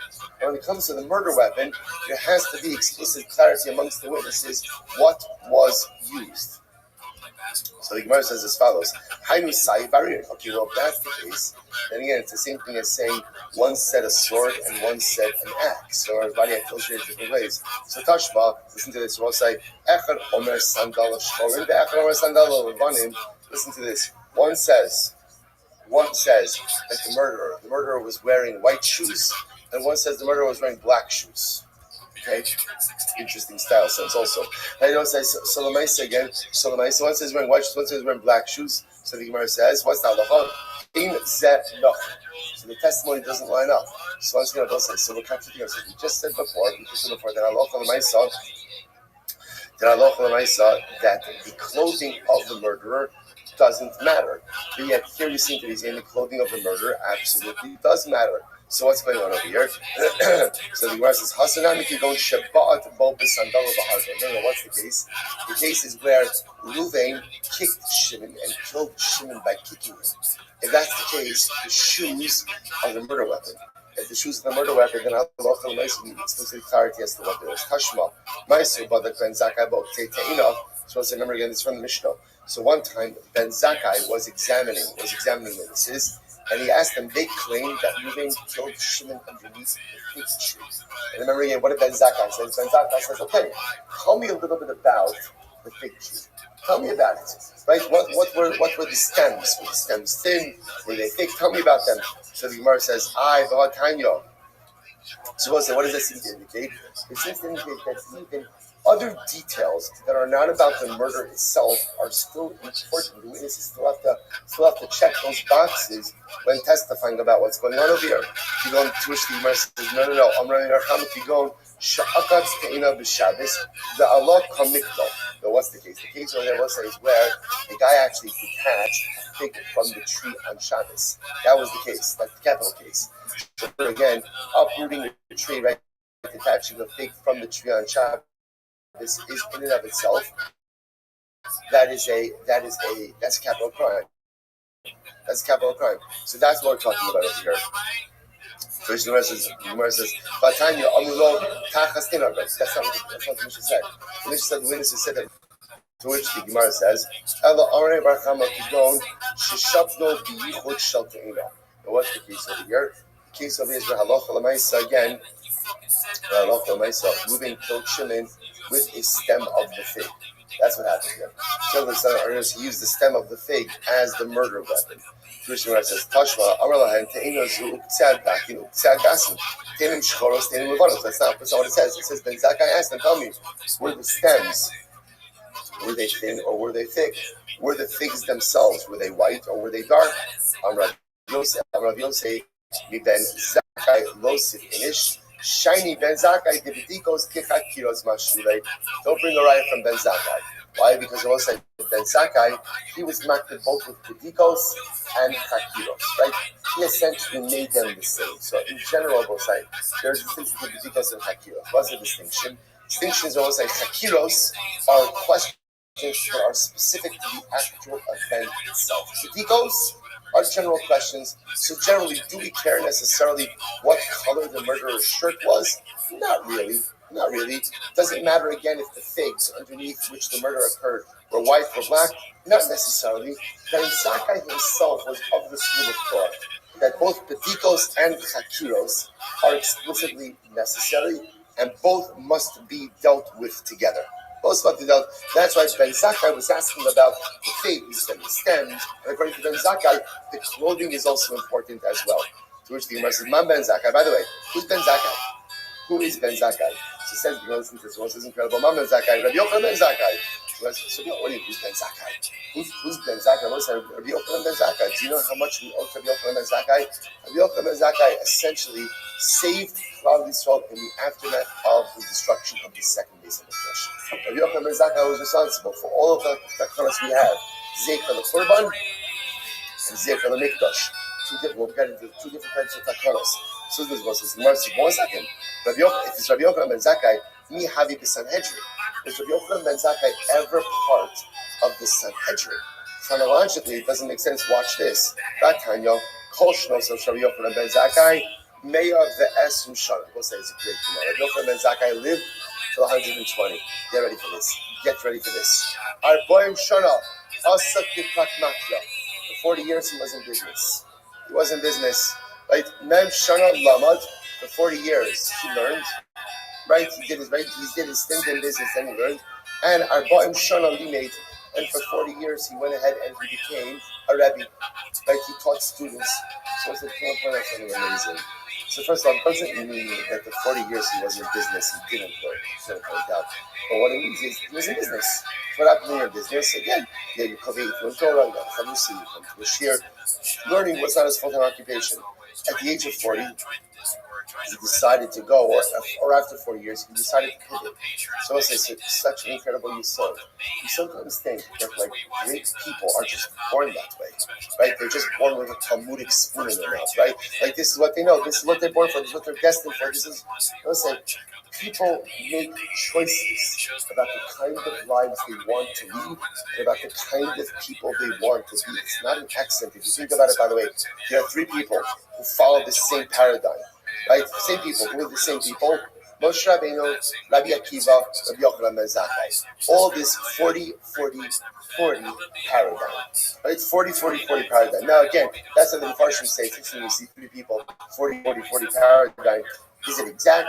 Maybe it is, maybe it's not. It doesn't even matter. It doesn't even matter. What it means is great people make a choice to become great. Great people hit a crossroads in life and they realize, okay, in this moment now, I have a choice. I can just keep on going. You just keep on going, right? The path that I'm on is very nice. The path that I'm on is very comfortable. The path that I'm on is very convenient. I can continue down that path, and it's good, Or I could choose to pivot, go in a different direction, and self-actualize. Moshe Rabbeinu did not have to turn to see the burning bush. Rabbi Akiva did not have to take the Musar from the rock. And Rabbi Yochanan ben Zakkai, I don't know what his pivotal event was. But I guarantee there was something. Each of these men could have just continued down their path. And can you imagine what the world would be like without the Moshe Rabbeinu, Rabbi Akiva, and Rabbi Yochanan ben Zakkai? Life is all about making the decision at those crossroads, at those pivotal moments, to go in a different direction. Okay, often our pivotal moments are not necessarily as dramatic as these. First of all, we all have it. We all have it. Sometimes we're just too distracted to even see the crossroads of life that we're at. But listen, this is tremendous. Just because my life has been a certain way up until this point, just because I've been a certain way, doesn't mean I have to be the same person or have this same life going forward. Change is always possible. Pivoting is one of the most exciting things in life, and that's when you truth performance the greatest comes out. It's incredible. So what happened? The time that Rabbi tried to collect from Rabbi Gol Sanhedrin. 40 years before the Beis Hamikdash was destroyed, the Sanhedrin was exiled. It means that the Sanhedrin normally sat in the temple compound in the Lishkas HaKos, the chamber of hewn stone. 40 years before the Beis Hamikdash was destroyed, it was no longer in the chamber of hewn stone. Rather, where was it? It was in the storefront. I must say, by the way, there are excavations now in the old city, right by the Knesset. So I said, Chonos were areas in front of the walls of the Beis Hamikdash, in front of the retaining walls. They literally, again, had stores there. They had stores there. They had 2 things there, mikvahs, right? Because they had to go to the mikvah, so they unearthed these mikvahs with 2 sets of staircases, right? One going in, one going out. And again, stores. What were they selling at the stores in front of the Beis Hamikdash? What were they selling? Like oil, wine, sheep. You don't want to schlep your sheep, right? It's not right. Again, it's like. Can you imagine packing up the car with livestock? I'm just saying, right? Just the family is enough, right? In other words, so now again, so there are people. So the good part is Jews are industrious. There are people who set up shop, literally set up shops right in front of right before we went into the Rabbi. So the Sanhedrin was relocated to one of those storefronts by the Harabayas. And while they were there, they could not adjudicate Knas law. The Gemara said, why not Knas law? They weren't able to adjudicate capital cases. It's not we learned. So here we have it. So remember, the Sanhedrin itself was exiled from Lishkas HaGazis 40 years before the Beis Hamikdash was destroyed, which means there were no capital cases adjudicated already 40 years before the destruction of the second Beis Hamikdash. Right? Furthermore, again, the Gemara says that ultimately, again, Rabbi Yochanan ben Zakkai was the one who, after the destruction of the second Beis Hamikdash was believing sage, which I will say makes it just chronologically. Rabbi Yochanan ben Zakkai was not sitting on the Sanhedrin when a capital case was being adjudicated. So if that's the case, the Ben Zakkai over here in the Mishnah that's asking about fig trees can't be Rabbi Yochanan ben Zakkai. It can't be him. To which the Gemara says, it's always exciting. I was probably excited. I don't get that much, but so like I said, just like when the Gemara gives you history, right? It's just fascinating because a lot of times what we're missing when we learn Gemara is any type of historical context. When is everybody living? What's happening over here? So here, this is a major piece of Jewish history over here, right? Because Rabbi Yochanan ben Zakkai, the Gemara says, could not have been a member of the Sanhedrin which adjudicated the capital case. Because Rabbi Yochanan ben Zakkai is the ranking sage when the Beis Hamikdash was destroyed, and there was no capital cases being adjudicated for at least 40 years earlier. So the Pashtus, he was never involved, at least as a city judge on a capital case. So the Gemara says, Ella ben Zakkai da'alma. It must have been another guy named Ben Zakkai, not Rabbi Yochanan ben Zakkai. This was Haganam, so it seems to be clear. He saw that Rabbi Yochanan ben Zakkai, Rabbi Yochanan ben Zakkai. So let's say it can't be him. First of all, because if it was him, how can you call the Hizuk of Rabbi Yochanan ben Zakkai? Ben Zakkai. How can you do that? How can you do that? This is a Gadol Hadar. How can you possibly go ahead and just call him Ben Zakkai? It doesn't make any sense. To which the Gemara says, so it's again with the Brisa. And the Brisa says it was Rabbi Yochanan ben Zakkai who was asking the witnesses about the thickness of the stems of the fig tree. So it sounds like it is him. But how could it be him? Ella, oh, we'll say, watch this. Rabbi Yochanan ben Zakkai was never a sitting judge on the Sanhedrin that was adjudicating a case. But where was he? He was in one of the rows. He was a Talmud. He was a student. He was in one of the rows in front of the Sanhedrin. Jewish Gemara says, so what happened? So they were adjudicating the case, and Rabbi Yochanan ben Zakkai, they took input from the students sitting in the rows before the Sanhedrin. Rabbi Yochanan ben Zakkai was a student. He piped up and he said, "Hey, Chevra, what about asking the witnesses about the stems of the fig trees?" And they liked it. And what happened on the base? So let's say, and again, remember, in general, whatever they do to exonerate, they always want to do that. So they could, if they could go ahead and find the defendant innocent, by asking the witnesses about the size of the stems of the fig tree, and ultimately, again, exonerating him like that, they're going to do that. And they liked it so much that they established it in his name. So the Gemara says, Ki hava lamad ben Zakkai haba. Ki hava karli b'shamad says v'rabo. Ki hava limei hava karli Rabbi Yochanan ben Zakkai. Ki karli ben Zakkai Hashem d'mei kara. If he karli Rabbi Yochanan ben Zakkai Hashem d'hashka. Oh, so now I understand it. When he said this ruling, he was a Talmud. As a Talmud, what was his name? How was he known? Ben Zakkai. So now again, so therefore, when he reports it based on where he was holding at the time that he said it. That was Ben Zakkai. Obviously, now we know him as what? Now we know him as Rabbi Yochanan ben Zakkai. Incredible. So nice of Bada, Mavin Chakiros, Maya Fidishtain Omen. So remember again, when it comes to Chakiros, the big distinction between Chakiros and Beditos, what's the big distinction? The big distinction is as follows: that when it comes to Chakiros, if the witnesses go ahead and contradict each other, or again, maybe contradict each other, if they get something wrong, they're disqualified. By Bedikos, if one gets it wrong, even if two get it wrong, they're fine. So the Gemara says, Maya Fidishtain Omen. What do you mean, even if two get the Bedikos wrong? Two, that's obvious. Ki Amar Echad in Yodea, Bedusan Kayanes. Kami Be Trainami Discos was here's interesting. If when it comes to the Bedikos, right? If one of the witnesses says, you know what, I don't know. So we'll say, what's the halacha? One of the witnesses says, I don't know. It's fine. Then we'll say, there's no difference if one witness says, I don't know, or if what? Or if two witnesses say they don't know. In other words, once one witness says, I don't know, then by definition, what you don't have is a cohesive unit of testimony. That happens. What does it matter if one says I don't know or if two say I don't know? So Rav Sheshes, Areshakai, The chakiros, when it comes to chakiros, I must remember again, chakiros are the questions that are absolutely indispensable in order to have a proper testimony. The chakiros, afilu shnayim omer yadanu, ve'echad omer ein yodea. So ultimately, again, when it comes to chakiros, even if two people say we know, and one says I don't know, they do some detail. Ultimately, again, the Avis is bottle. Kiman Kadiakiva, the Nakish Rosh Hashanah. So let's say this is interesting over here. Let's say you have a group of three witnesses. Right? And what happens? And one of them says, I don't know. So what's the halacha? So nevertheless, the eidos is still batal. This is by chakiros, right? So you have three witnesses. You're asking the chakiros. Two answer correctly. One says, I don't know. What's the halacha? The eidos is batal. Why? What does Rabbi Akiva say?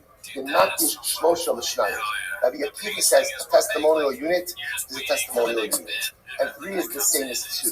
So once you present as a group, then by definition, you're a group. As a group, in order for the group to be an effective aidus, what has to happen? They have to be able to go ahead and answer all of the chakiros together. So therefore, again, if one is unable to answer the chakiros, then halacha again, it disqualifies the aidus. But we learned elsewhere that the aidus is still good. Even when it comes to chakiros,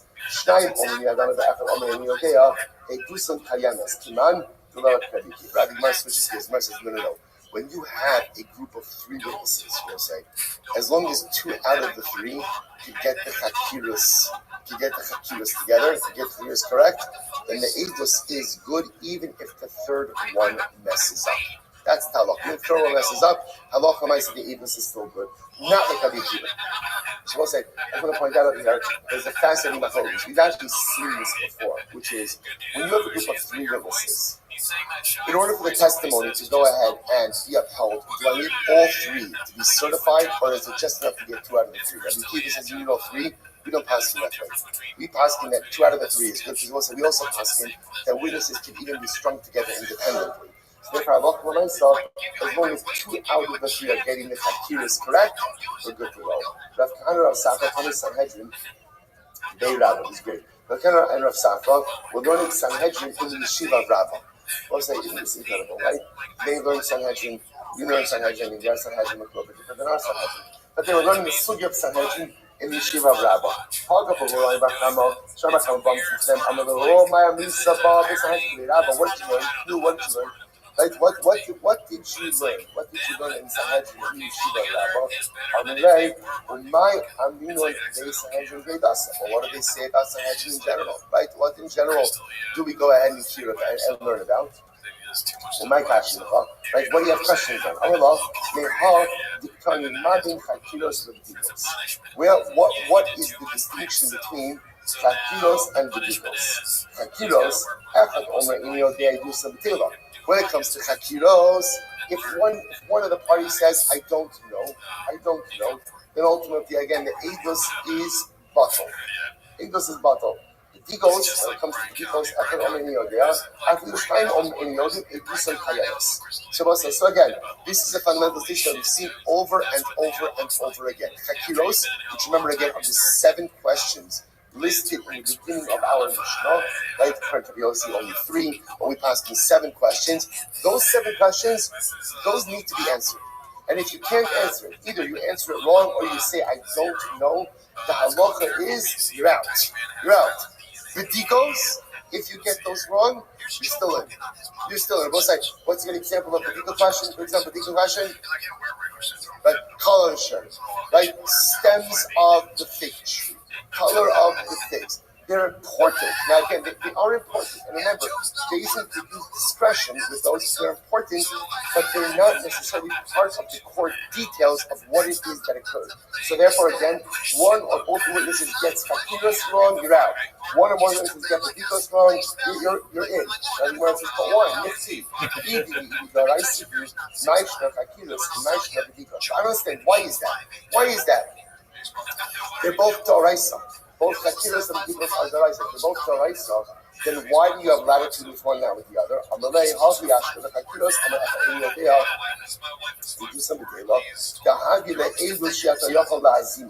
Dikos echad omer me'en in yodea kayemes eidu shatu yachol la'azimahu. So we'll say it's a very simple distinction. By hakiros, I will say all of those questions are what are necessary in order to make the edim susceptible to asama. Right? Remember, I will say the cloud level is witnesses who cannot be made into edim zomamin. They have no skin in the game. Therefore, their testimony is not accepted. Anything that for any of the hakira questions, if they get those wrong, those leave them susceptible to being made into edim zomamin. The deeper questions, if you get them wrong, it doesn't likely to hazama. So because chakiras are the questions that make them subject to reciprocal punishment to hazama, therefore they're indispensable realities. But the other ones ultimately, again, are not necessarily indispensable realities. They're not because that's why you get them wrong. So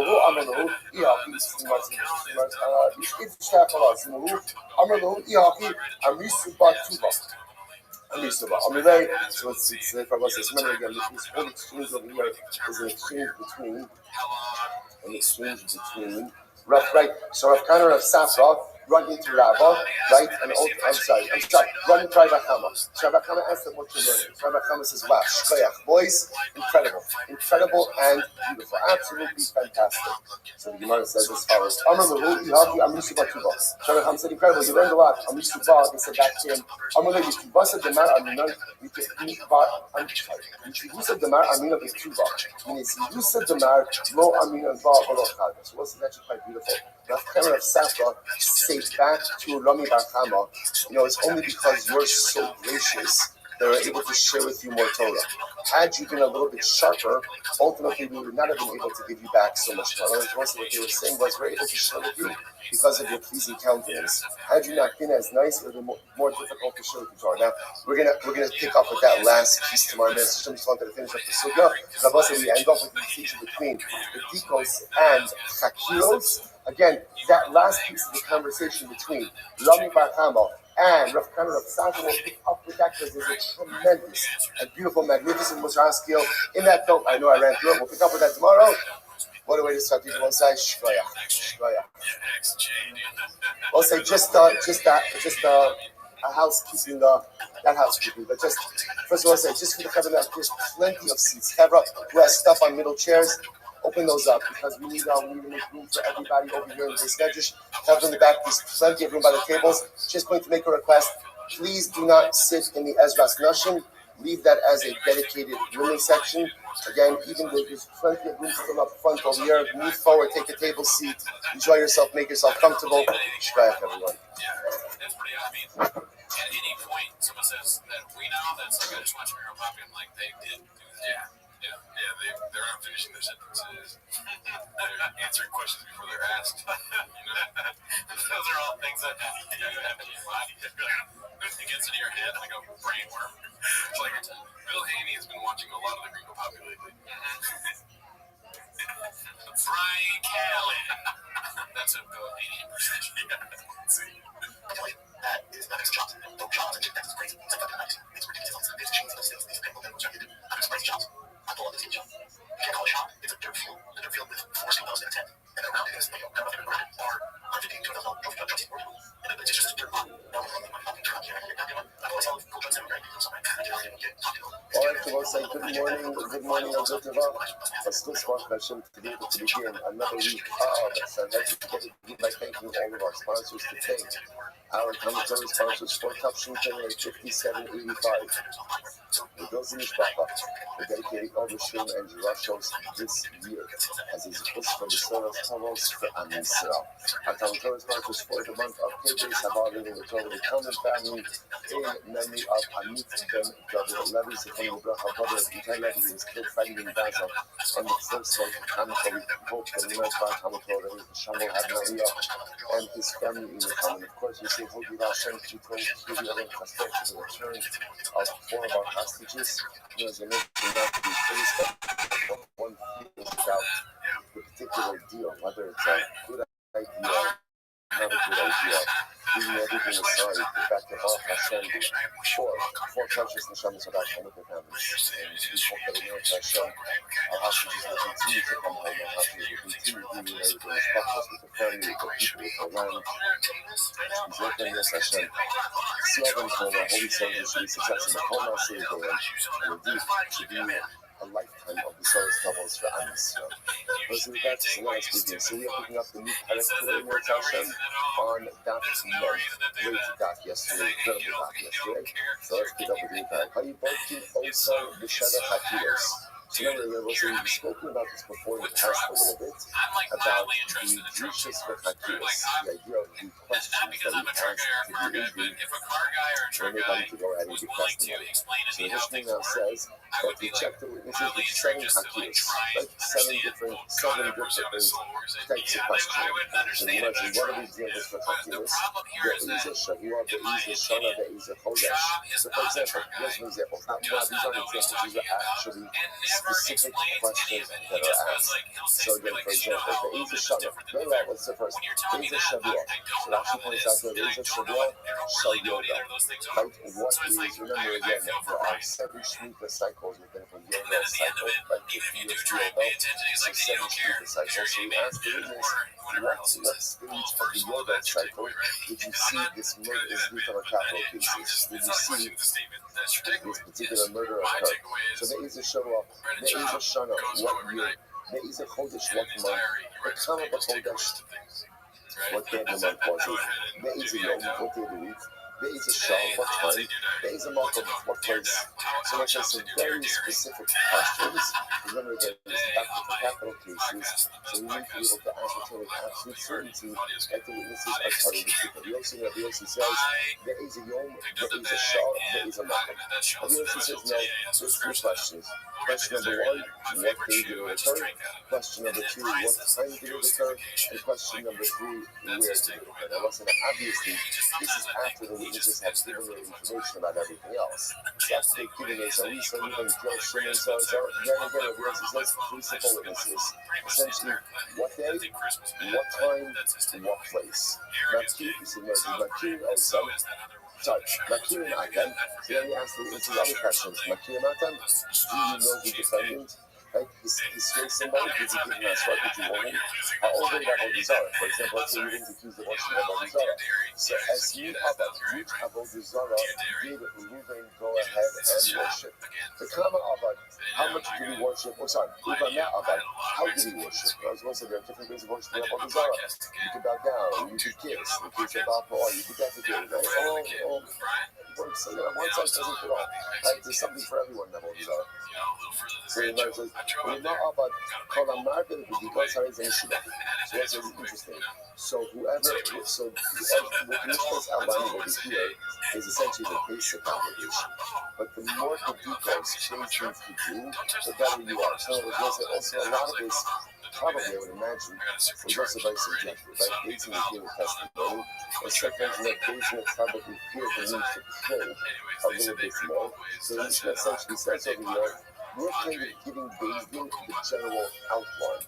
But of course, feel free to go ahead and amplify and add on to this as well. Nice Bada, then Zakai Bo'otiz, and we've actually seen this mentioned a number of different times. One time then Azai, so witnesses testified that they saw Reuven put Shimon underneath the fig tree. So the Azai says, tell me, what did the stems of the figs look like? So depending on the season, ultimately, we know the situation also. Understand also, this is all part of the same motif as well, that Halacha L'Maisa, we have to go ahead and try to do whatever we can in order to exonerate. Like that's always our goal. We always try to exonerate. So I saw even such specific questions like what would the stems of the pigs look like would be potentially helpful in the exoneration of the defendant. Not in Chakiros, but because so remember again, the 7 questions that we outlined over here are what are called Chakiros. Now the Gemara says, what's the distinction between Chakiros and Beditos? First, why lie? Chakiros, Echad Omer Inyer, or do something. So I'll say for the Chakiros, which are the questions mentioned in our Mishnah, if someone responds to any of the Chakiros and he says, I don't know, right? The way to say I don't know, that is grounds for automatic disqualification, which makes sense, right? If you can't identify which month, how much, what day during the month, which day, what time, where. These are very specific questions. You can't answer them. The testimony is automatically disqualified. So the Gemara says, "Goodbye." Because Echad Omer Ein Yodea, Vafilu Shnayim Omer Ein Yodim. It is an element for the details. For example, well, give an example of the details. So let's say when you ask the witnesses, what color shirt was he wearing? That would fall into the category of details. So at the end of the day, the witnesses can't answer that. Even if one can't answer, both can't answer, that does not disqualify the others. Okay?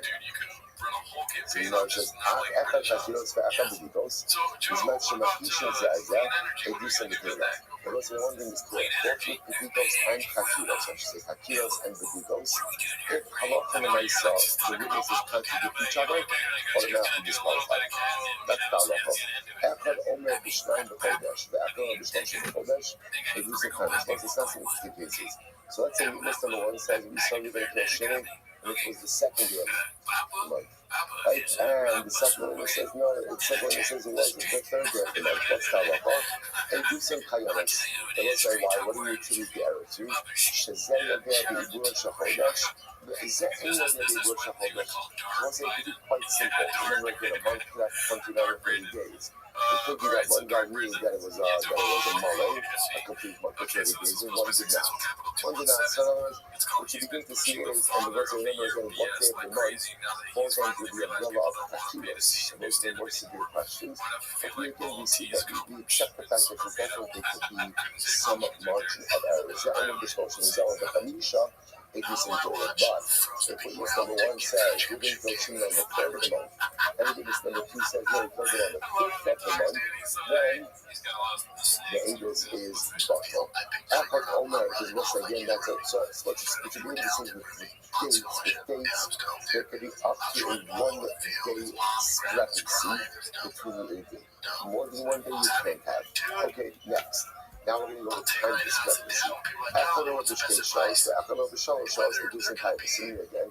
If let's say, we then say, right, we didn't kill Shimon, that's the accusation. Witness number one says, we saw the day kill Shimon at 9 o'clock in the morning. Shimon says we saw it, second witness says we saw it at 10 o'clock in the morning. So what's Halacha? They do some Kayanis. Ultimately, again, the Idris is good. Idris is good.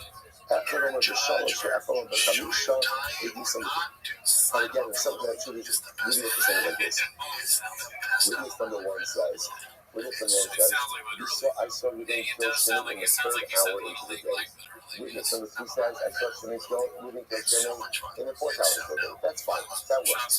But let's say, but essentially, Rashi points out that we allow for is up to a 2-hour discrepancy in time. That we accept.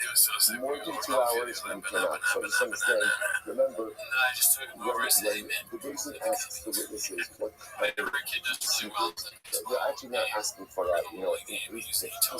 What they're asking is the general hour of the day. So therefore, again, if there is up to a 2-hour discrepancy, the testimony could combine. More than a 2-hour discrepancy, testimony cannot combine. But Yehuda says, and Yehuda says, no, Halacha L'maisa, even in the case where there is a more than 2-hour discrepancy, ultimately, again, you can still accept the testimony. And what she says over here, declaring high issue. People make mistakes. Even more than 2 hours, people make mistakes. But here's this interesting. Echad Omer B'Chodesh ve'Echad Omer B'Sheva, they do some of the Torah. And also, now, interestingly enough, you don't really agree. Let's say one witness says, we think we'll Shimon in the 5th hour. And another witness says, we think we'll Shimon in the 7th hour. That ultimately is irreconcilable. Why? Because remember, again, we'll say, 5th hour is before noon, 7th hour is after noon, and the sun is in two fundamentally different positions. So with that, already again, that is considered to be an irreconcilable contradiction. Okay? So the Gemara says as follows. So that's all of this is how we go ahead and cross-examine the witness. So that after we do all of this with the first witness, then we repeat the same process with the second witness. So it turns out now we've done our Hakiros, and our depots with the witnesses. So it turns out now testimony is checked out. Okay, now what do we do? What's the first thing we do? Raising with the capital case, post-script discourse. And also remember what post-script discourse means. We tell the defendant, don't worry, we're going. If you didn't kill Shimon, you have absolutely nothing to worry about. I think post-script discourse. Today's episode, I was on the road and we wanted to put a shout out to Brendan. Brendan can't be here. Brendan had an emergency, but everything's okay. Emergency wasn't published shows on the podcast. I have the ability to go ahead and bring down something in favor of you. I've also just even That's right, and I can't be seen with that fucking guy. the witnesses came to debate. Sean is not here. Witnesses therefore. It is here in the making. Say that we The don't first show shit. golden hour with no That Sean. witness is He testimony. is One of the witnesses turned around and he said, "Oh, you know what? I actually now have something to say in favor of the defendant. Like, oh, Echamina Talmidim, Yesh me Melamed ala Kol." One of the students, remember the name was the person who Moses students who was sitting from the basement. One of the students said, "I think I find a way. I have a way to find you them guilty. In either of these two cases, we trust the rest. We don't listen to these people. No, we don't listen to different reasons." Remember, but so it says in the last paragraph.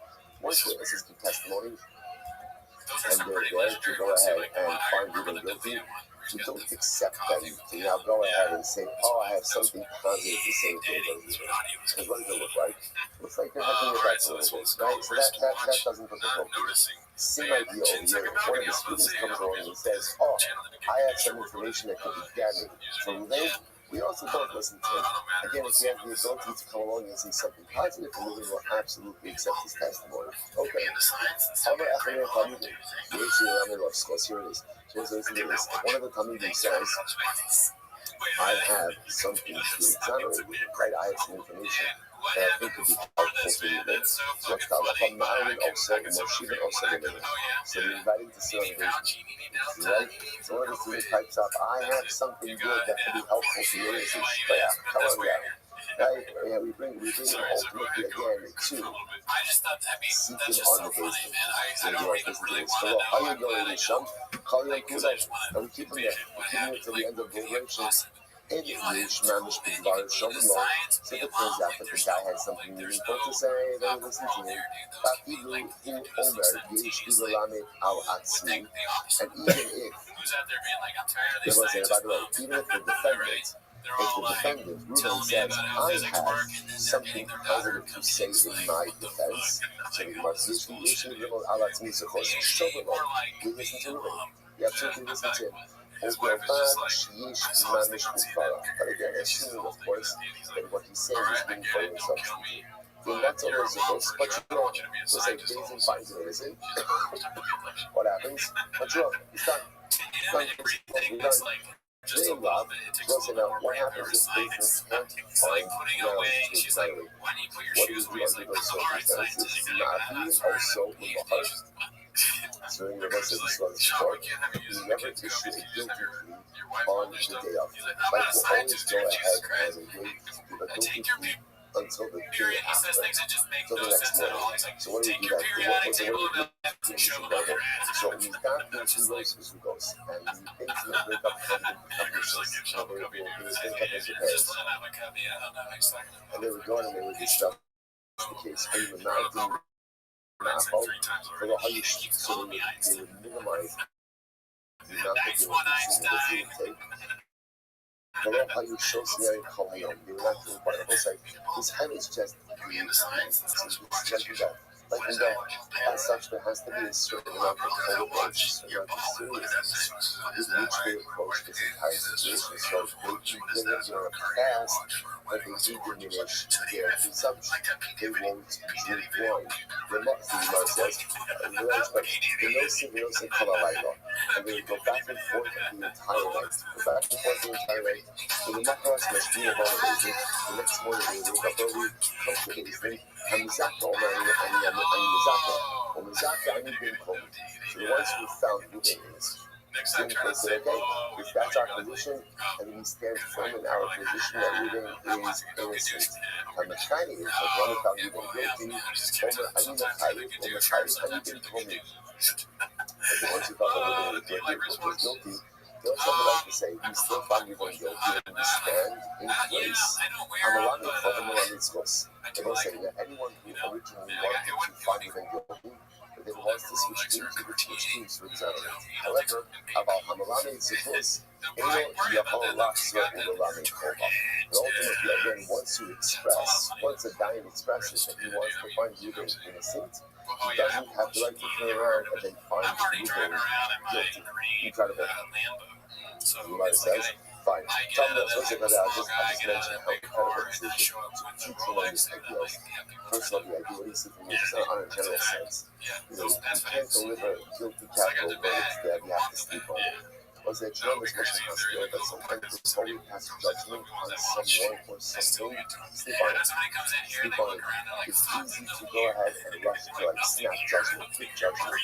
And sometimes we're wrong, often we're wrong. We just take a little bit more time to be deliberate before you pass judgment on another person. Sleep on it. Sleep on it. Sometimes you end up avoiding tremendous and terrible mistakes. Other pieces also, sometimes once you go ahead, it's good to keep your time for yourself and also your formulation of opinions. But sometimes in life, once you become rooted in an opinion, it's very difficult to back out there. So sometimes it's good to go and give myself a little bit of time to formulate those opinions. But you see, the ones that Diane says innocent, that's it, no backsies. Right? You can't get out of it. That's it. That's too much because the goal is to exonerate. Because sometimes we back ourselves into certain opinionated corners, and we shove ourselves in there and we can't get out. Take a little bit more time to deliberate, a little bit more time to concretize our ideas, our shkakas, our thoughts, our approaches, our opinions, and it comes out so much better. You know, it was like that. So, tell the Dabar, Shnei Sofer Aglan Ashkei Yosef. That was our favorite judge, who yesterday again said, we found you guilty. Today he's saying this is all opposite. So don't worry about it, because remember, there are stenographers. We spoke about this before. Remember again, 3 stenographers, right? One to go ahead and record the opinions of the judges who exonerate, one to record the opinions of the judges who find guilty, and one to go ahead and record all of the opinions of all of the judges together. So the nice, again, are all of these stenographers. Pretty much, so one of the variables will say, the stenographer will be able to remind him about his opinion. So what's in Matsulo is supposed to you're in that. So once again, if we finally go to the exonerate and let Ruben move on his way. Get in Rabbi, that's only thing you need. We count. Shnei Rasul Zaki, Zakab is in the height, and Zakab. So 12 find innocent, and 11 people is the 23 right now. Like 12 find innocent, and 11 find guilty is innocent. All you need to remember again for innocent is what? Simple majority. Majority of one. However, Shnei Rasul on the height and that. What if 12 find guilty and 11 find innocent? You have a majority of 1 for a guilty verdict. And remember, we need at least a majority of 2. Even if there are 11 who exonerate and 11 who find guilty, the Echad Homer in Yodea, right? And one says, I don't know, but what happens when the judge says, I don't know? What does I don't know? I don't know means you don't exist. I don't know means that you don't exist based on the basic context, right? So you get him out of there. Rabbi Esrim Yisrael Muzakim, Omer Chayim, and you know, let's say if you have 22 judges who either find guilty or exonerate, the Echad Homer in Yodea, and one judge says, I don't know, you'll see who had that other voice. Remember again, we're reiterating the problem here, that when you have a judge who says, I don't know, it's as if he's not there. So, for example, it's actually an interesting case. So, let's say also, for example, you have a situation of 22 judges who say Ruben is innocent, or 22 judges who say Ruben is guilty, and one judge says, I don't know. So, again, essentially what happens, it's as if he doesn't exist. He's the only individual of 22. You can't adjudicate capital cases in the days of 22. So essentially disqualifies the process. So what do you do? You mentioned how much do you actually have to add on judges? How many additional judges do you have to add on? How much do you think? Nine, I'm sure that. And then when you add on judges, some people from the bench. This one is from the bench. 2 at a time. Add shooting the effort. Until we get ultimately again to a total of 71. A total of 71. So you know what it says? So add shooting the effort. Shloshim V'Shishim Zakim, Shloshim V'Chamishim Zakim. So if you have 36, who go ahead and find him innocent, and 35 who find him guilty, he's not going to ultimately, again, he's going to go ahead and he's guilty. Shloshim V'Shishim Zakim, Shloshim V'Chamishim Zakim. But if you go ahead and you find 36 that find him guilty, and 35 that find him innocent, done it, so this is the number again. Here's the issue. Once you get to 71, so that's it. Like we kept us, and then remember one of two things has to happen. You need to get to a majority of 2 in order to convict, or you need to get to a majority of 1 in order to exonerate.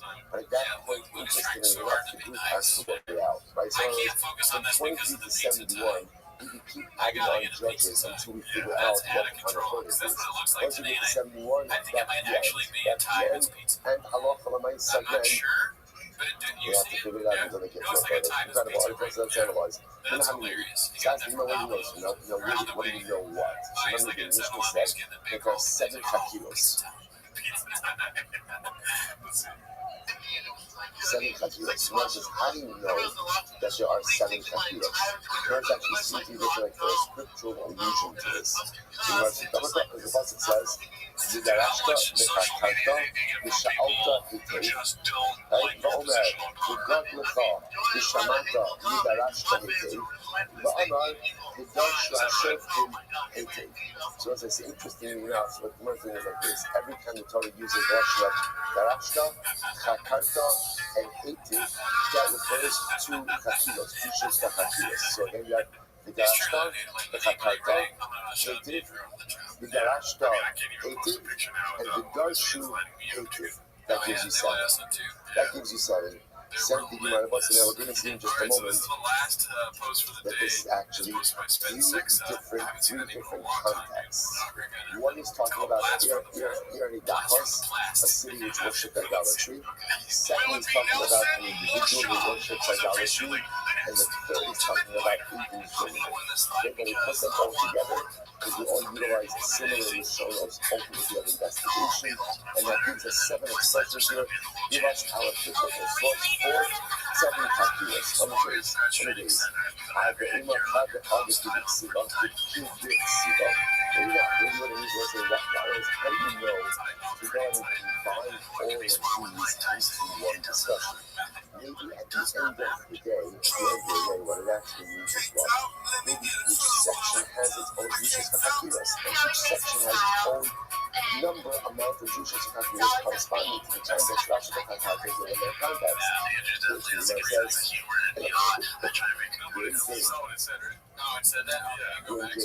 Because if not, if the intention of the group was to go ahead and keep everything together, then why not write everything in just one context? So it's the Moses Kingdom, the Kingdom, the Hajj, the Shiva, the Hajj, the Hajj. Because we all are already close to each other, therefore I'm not going to mention it to learn nothing one another. But they don't be laughing at everything that can be learned nothing one another, else we can get similar expressions. The man would say that the Hajj, it's as if they were all written in one single context. But the 3 photos, again, these 3 things that we're going to see in just a moment are not similar to each other. They're not comparable. We must, for example, for example, Iranidachos is a city where the inhabitants worship idolatry. Everything is wiped out. So Iranidachos is not comparable. Why? The Gemara says, Shekin, Mamona, and Halak. Because by Iranidachos, everything is destroyed. People are wiped out, possessions are wiped out, everything is destroyed. So that's the thing. I have a person, an individual wants to he may be executed, but his property is not destroyed. They get reciprocal punishment, whatever that may be. Abu Zara, he's also not is an individual stuff of Zara. He's not comparable to the other 2 cases. Why? She can decide. Because Abu Zara is controlled by Sayyid. And Aiden Zone in the Hanaf Taki was done. Aiden Zone is not comparable to Ernie. Yo, what's going on, real shit?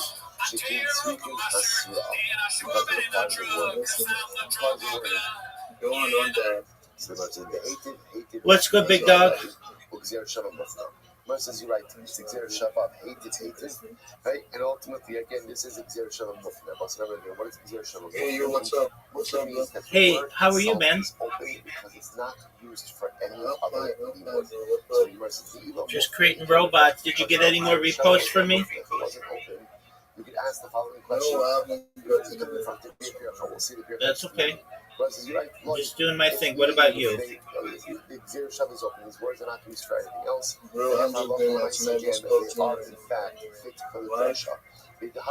Okay, cool, man.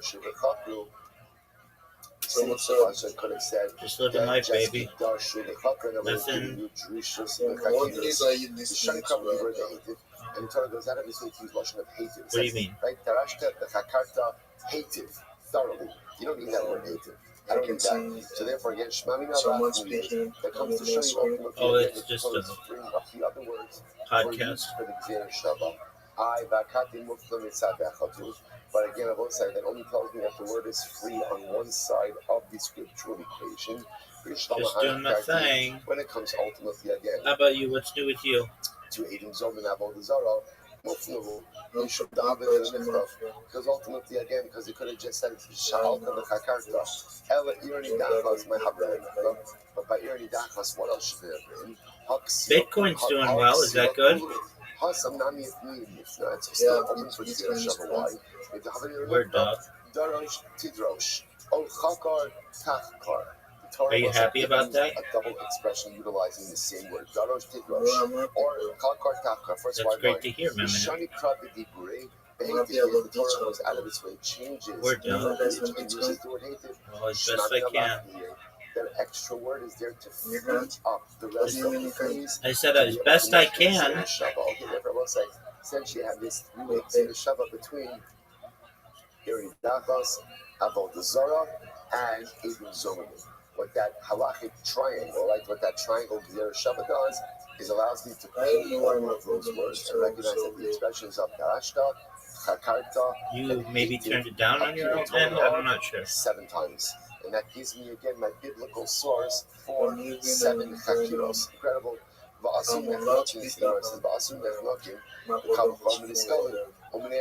Okay. And also, ultimately, again, those subject to Chanika could be learned out from the Kavachomer from those subject to Skila. I'm not sure, big man. And ultimately, again, those subject to Skila could be learned from the Kavachomer from Skila. What about it? When we say that skila is more chamura, this makes sense. Yep. But according to Rabbi Shimon, says Sreifa is more chamura. What is there to say? I do what I can. Seemingly okay. Which Rabbi says. Is it sorry. Sorry, so once here's the issue. It says if you add in that sacrifice, total of 11. Like in other words, if we're darshaning every single time you have You're gonna be darshta, sacrificed. and now why not adding ms to the home? That gives me 11. I don't know. The Gemara says. Sorry. Sheva, the Sheva No, Hakilos. tell me about it. So I'll use 7 of that for the 7 Hakilos. Dal plus the Xer Shabbat. Go ahead and take out 3 views of Xer Shabbat. Partial Chazal. That'll give me 1 left. But Rabbi Shimon last week, Rabbi Shimon comes to include those or those cases that are subject to Sreifa. The Rabbanon knows that the Aseh B'Kavachomer Tarach L'Kasov L'Kra. And right to the Rabbanon, even sometimes that you learn from Kavachomer, Torah goes out of its way to state it in the pasuk itself. Okay, the God gave Rabbi Avon. Rabbi Avon did not like any of this. He did not like these drashas. Eva la sui shmona chakiros. So Rabbi Avon says maybe it chakiros. Comes with it chakiros. Which means what? The shmona chakiros me. He said this would be told children of 7 chakiros. every year total sacrifice. Why not? Why can't there be an 8th chakira or an 8th chakira? But the last week, Oh, they're just joking about that. They're just joking about that. Sorry, Rabbi Abba posits. Maybe there's an 8th chakira. What's the 8th chakira? What time? Remember again, Mishnah's chakiras, the chakira was what hour? What hour?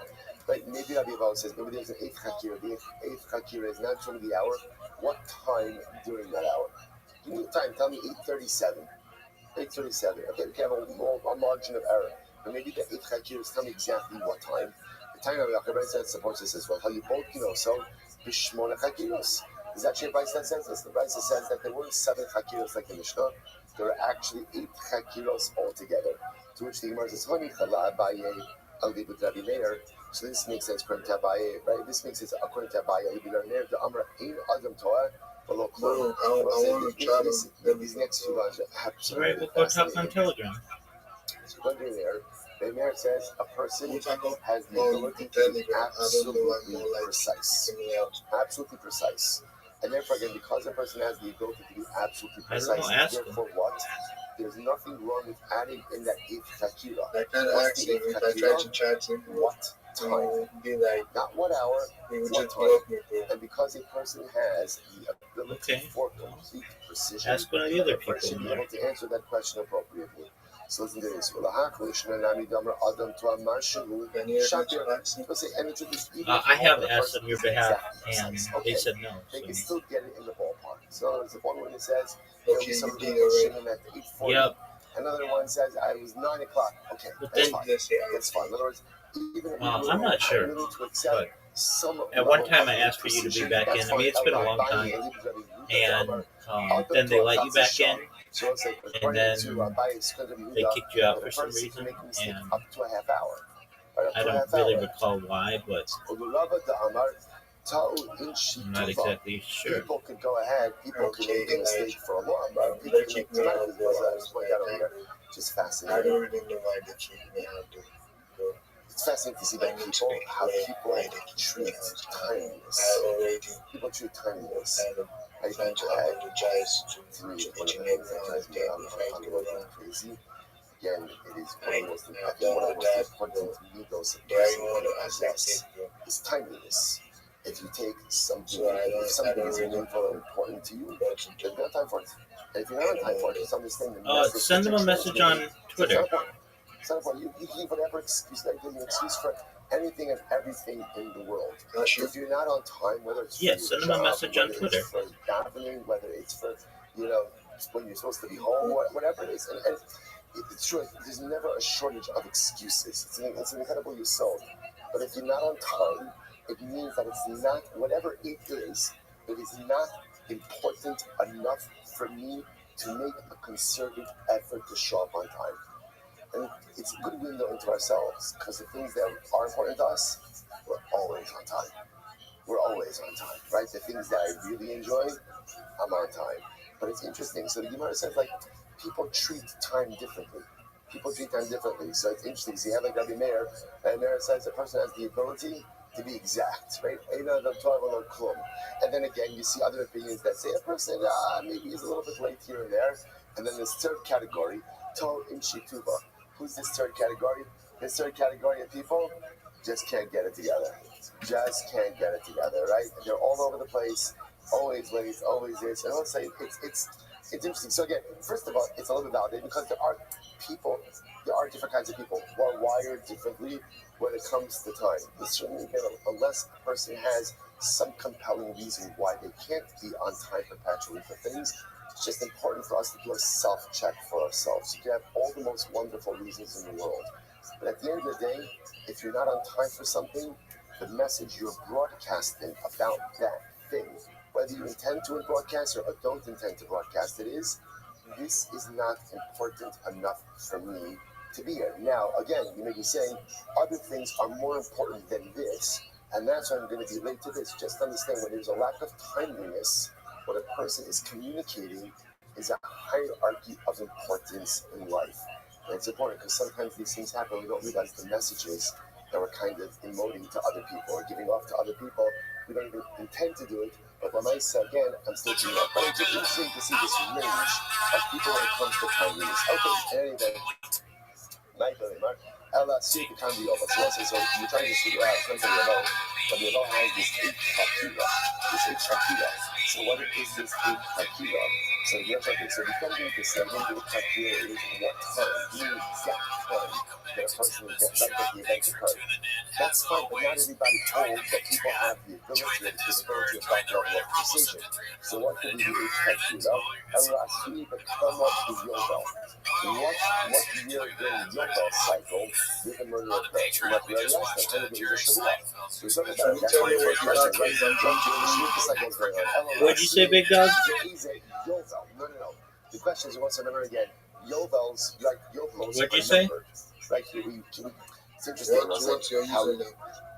I don't really use Twitter like that anymore. They banned my account, so we count hours. I just kind of do my own thing. We count minutes. Like, well, you just did actually message you. You don't have any tweet on it. Oh no! Don't message me. Message a member of the community and ask if they'll let you back in. We count minutes. We count hours. We count days. We count weeks. We count months. We count years. We count years in a Shemitah cycle. We count Shemitah cycles. Any of the people from Harry Potter Wellness on Canino, look up one of their tweets and comment on it and say, hey, I'm Real Schiller X. I used to be a part of the community. I got banned. I apologize for anything that I did wrong. Please let me back. And therefore, time management is the most important tool. That's why, again, going back to Friday's daf, we saw the accounting of Adam Arishon's day. Every hour was accounted for. Granted, not every hour was great. Every single hour was accounted for. The key to success in life is absolute, complete Just time send someone a management. DM and send Are we them going to the. get down to the halakim? Maybe if I knew what a chiluk was, I'd be able to manage a lot of that, right?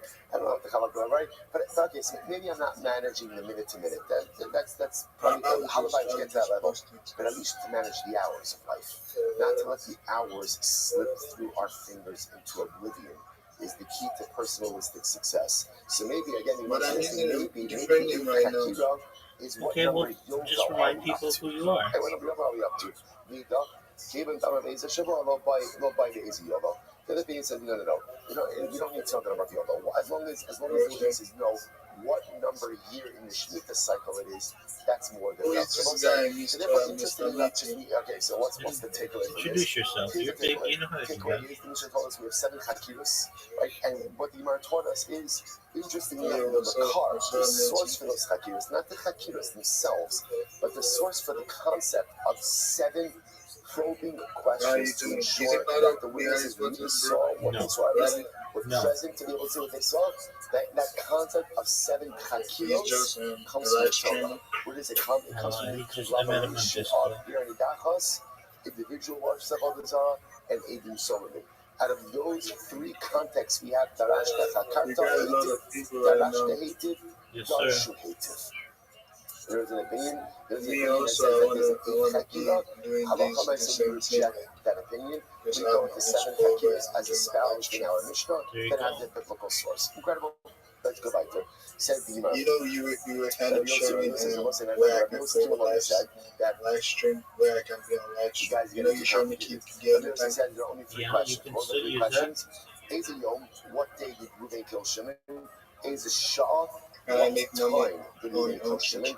You have to work really hard. You'd have to stream like many hours a day. What does Shah mean? 8th hour of the day, 9th hour of the day, something like that. And there is a makom. There is a makom. What place? That's Rabbi Yossi's. Yeah, if you do IRL streaming and stuff and do interviews with people, there's a chance. I'm not guaranteeing it, but there's a chance. So Rabbi Yossi said to them, according to you, what about do you know the live stream going on? Yeah, they used to have it, but then they took it away. So what happens? They show up on Monday and they say, yesterday, Reuven killed Shimon. And he says, yesterday. Are we going to say, oh no, Be'ez Shavua, Be'ez Shana? You can't do it anymore, though. Or I don't know how. I tried within the last 3 months to try to stream on there. They say that yesterday, Sunday, Reuven killed Shimon. You're going to start asking now the witnesses all of these questions, right? But which year of the Shemitah year was it, right? Which year? Which month? What day of the month? He just told you yesterday. So in other words, what Rabbi Yossi is trying to highlight is that very often all of these chakiras that you Chacham are espousing, they're unnecessary. Guys rolling into days and saying yesterday Reuven killed Shimon. So the chakiras, so because that Rabbi Yossi says, I'm going to tell you the 3 core questions, and this is all you need. What day? Okay, you answered that yesterday. What time? And where did it happen?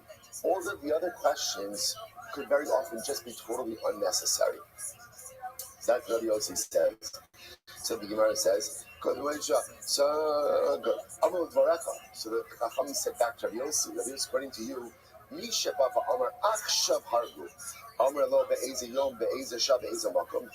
Yossi, according to your logic, let's say witness Hashem is, and they say witness Hashem, and they say literally, we just saw Reuven kill Shimon.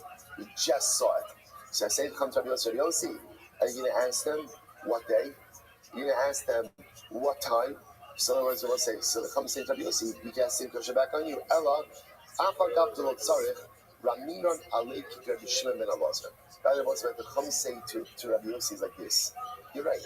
It could be that sometimes the questions are unnecessary, but we will ask them anyway. For what purpose? We want to impose the need to share this information. And according to Rabbi Shimon ben Elazar, what's his name again?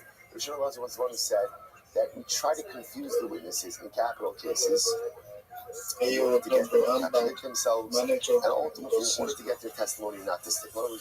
Okay, so in the Harry Potter Obama Sonic 10 you know there's a Harry Potter Obama Sonic 10 Enu Discord? And the Chacham essentially say we fully recognize that there are times when all of these questions may be unnecessary. But we ask Alright, we'll join that and ask to be unbanned. In an effort, first of all, to ensure that the witnesses are really telling the truth. And if it ends up that they trip over themselves with the information, then again, we're happy for that to occur as well. Rabbi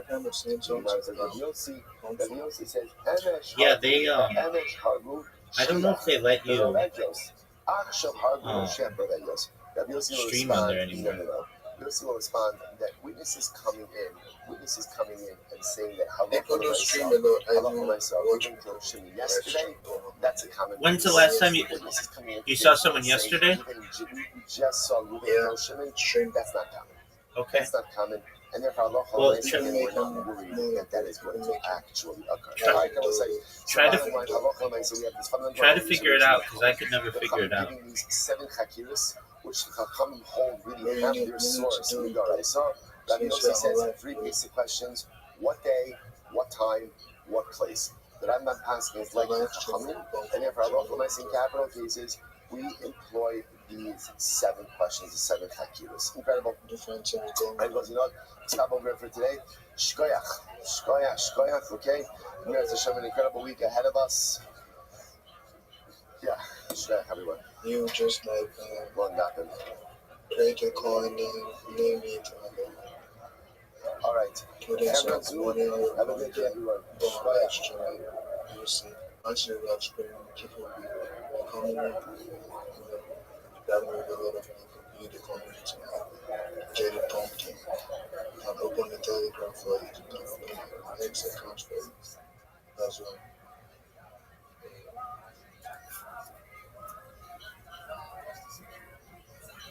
You say that, bro?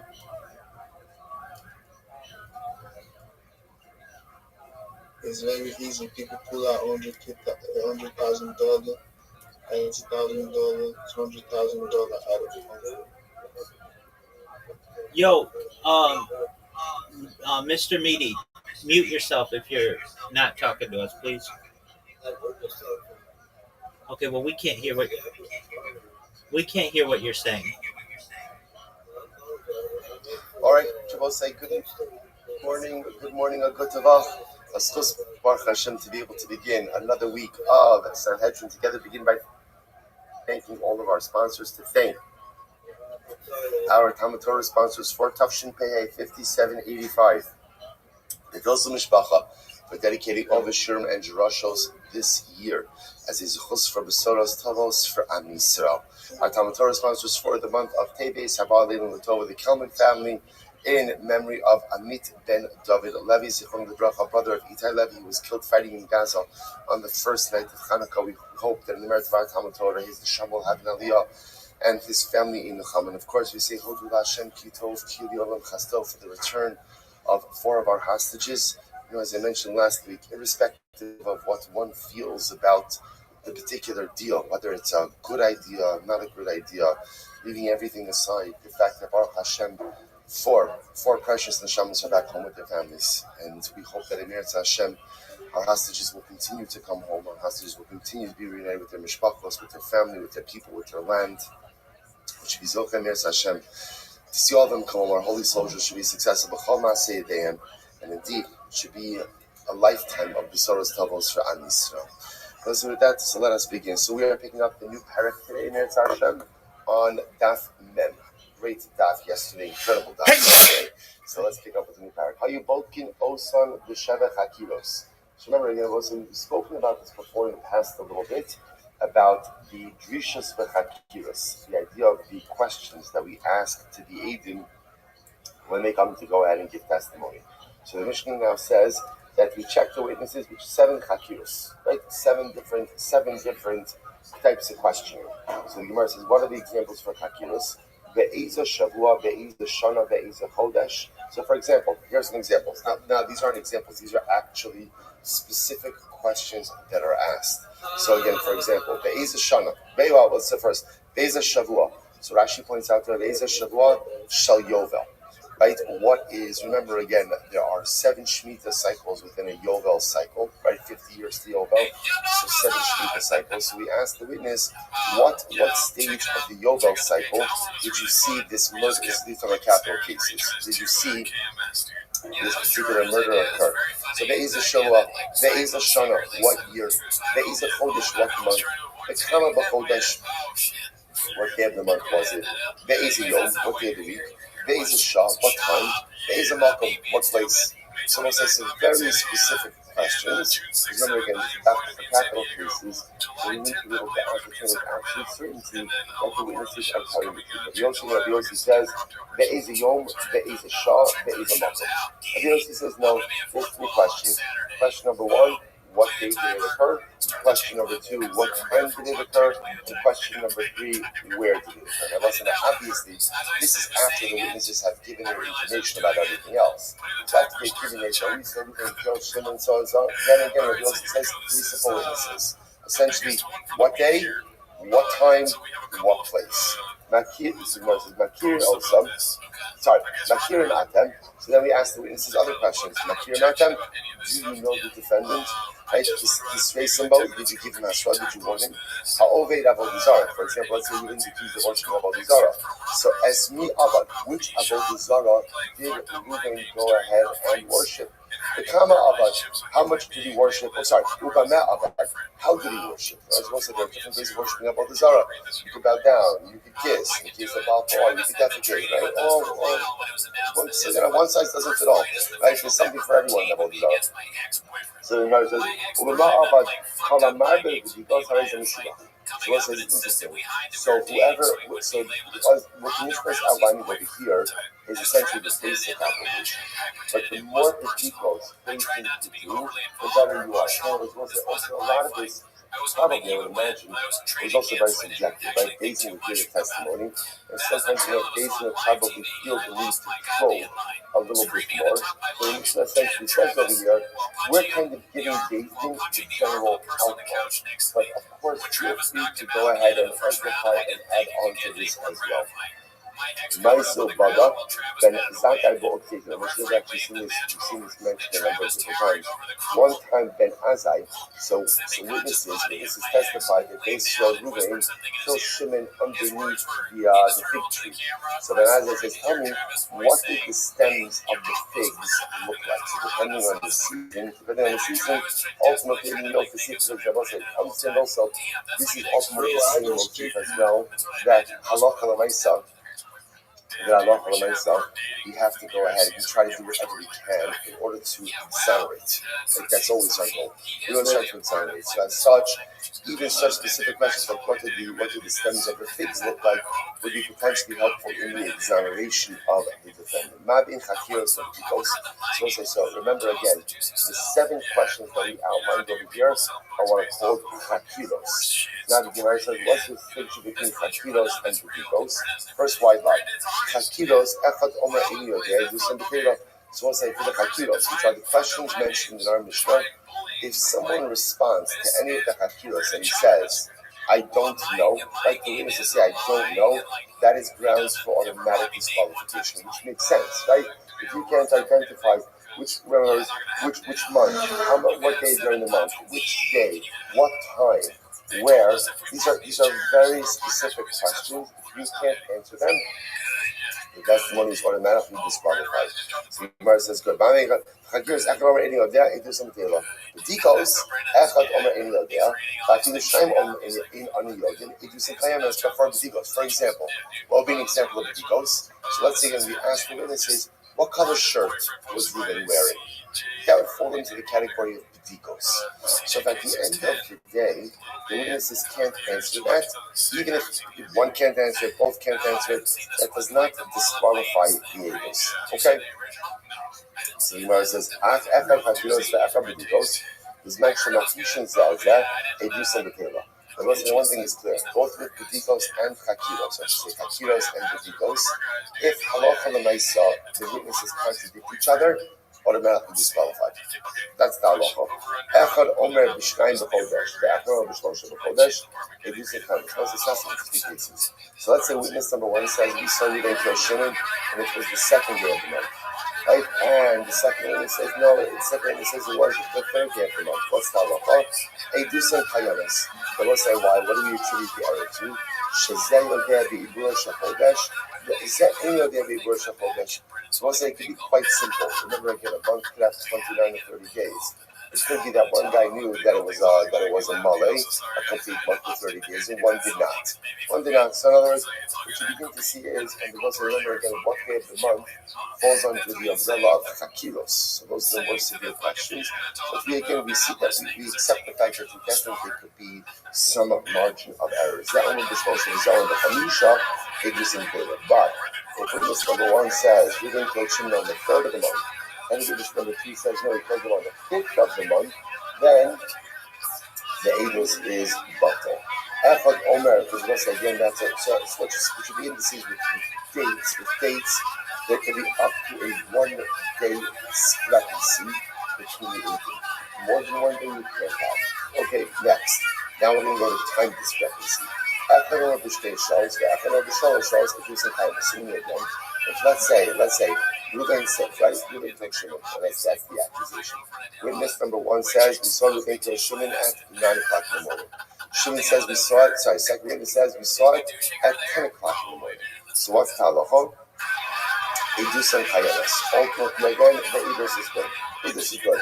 Echad omer b'shalosh, echad omer b'chamisha, Eidos and but again, it's something that should really what the saying is like this. Witness number 1 says, I saw Reuben kill Shimon in the 3rd hour into the day.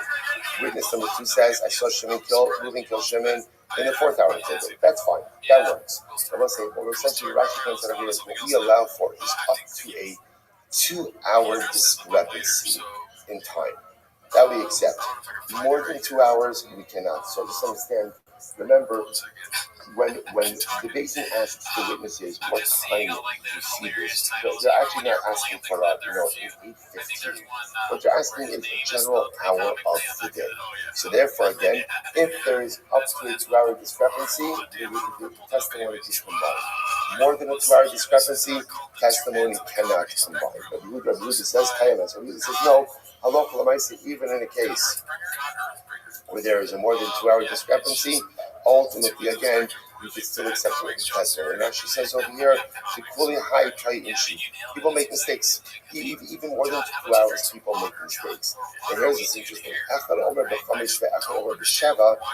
do some betela. So let's say that interestingly enough, even if you would agree, let's say if one witness says, you didn't kill Shimon on the 5th hour, and the other witness says drinking shouldn't in the 7th hour, that ultimately again is irreconcilable. Why? Because remember, again, on both sides, 5th hour is before noon, 7th hour is afternoon, and the sun is in two fundamentally different positions. So with that already, again, that is considered an irreconcilable contradiction. Okay, so the Gemara says as follows, right? Good. So that's all of this. This is how we go ahead and we cross-examine the witness. So that after we do all of this with the first witness, then we repeat the same process with the second witness. So again, it turns out now we've done our chakiros and our bedikos with the witnesses. So it turns out now testimony is checked out. Okay, now what do? What's the first thing we do in Beis Din with the capital case? Poskim bischos. And also remember what poskim bischos means. Beis Din tells the defendant, don't worry, Ruvain, if you didn't kill Shimon, you have absolutely nothing to worry about. That's the poskim bischos.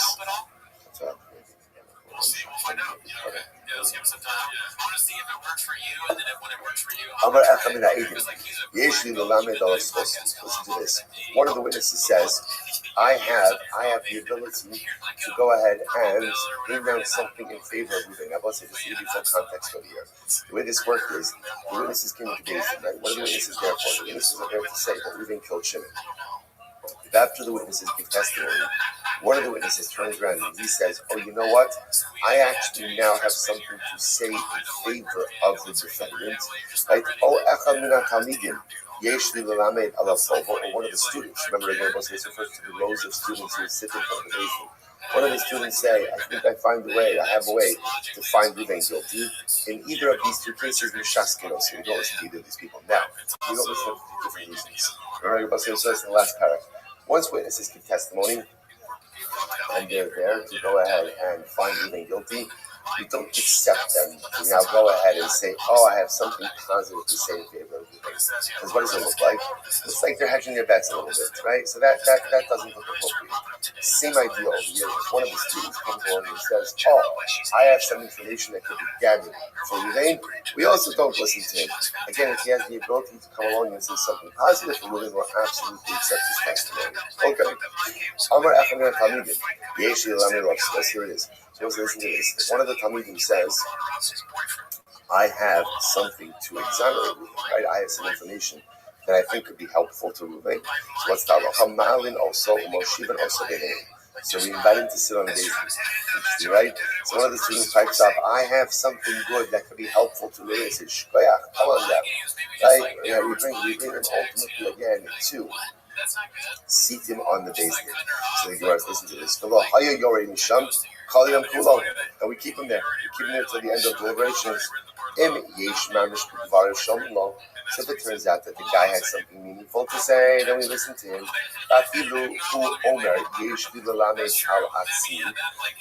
if, by the way, even if the defendant, Reuben says, I have something positive to say in my defense, so the Gemara says, we listen to Reuben. You absolutely listen to him. But again, assuming, of course, that what he's saying is meaningful and substantive. So say Beis Din finds him innocent. What happens? He's done. Done, case closed, we're done. Well, so now, what happens if Beis Din can't find ground to exonerate him? What do we do under those circumstances? Also, in my heart, so many of us, we saw this before, we never issue a guilty plea on the day of. Right? We'll always go ahead and wait to give a guilty plea until the day after, until the next morning. So what do we do that? What do we do in between? It's incredible. So and the Beis Din would break up kind of into chavusas. They would break up into pairs.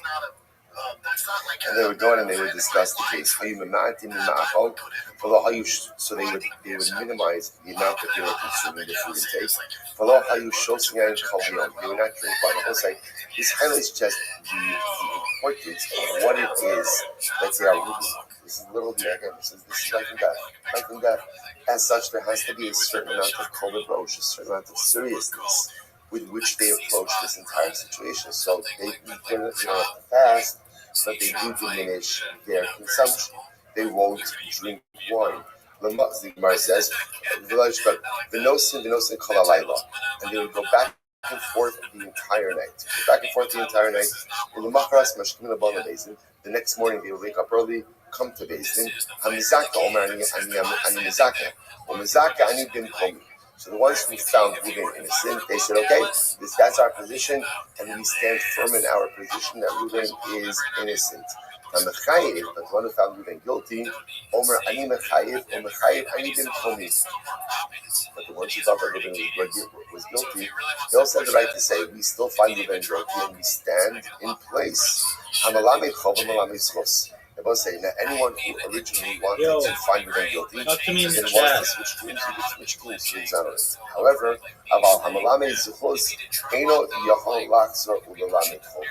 ultimately, again, once a dying expresses that he wants to find Reuben innocent, he doesn't have the right to turn around and then find Reuben guilty.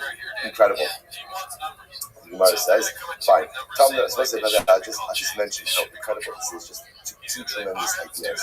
First of all, the idea, what do you see from here? Just on a general sense, you can't deliver guilty capital verdicts. You have to sleep on it. What's that tremendous motion has skill that sometimes before we pass judgment on someone or something, sleep on it. It's easy to go ahead and rush to snap judgment, quick judgment. And sometimes we're wrong. Often we're wrong. If you just take a little bit more time to be deliberate before you pass judgment on another person, sleep on it. Sometimes you end up averting tremendously terrible mistakes. If you can talk to me in the chat. Once you go ahead, it's good to give yourself time also in the formulation of opinions. Oh, cool.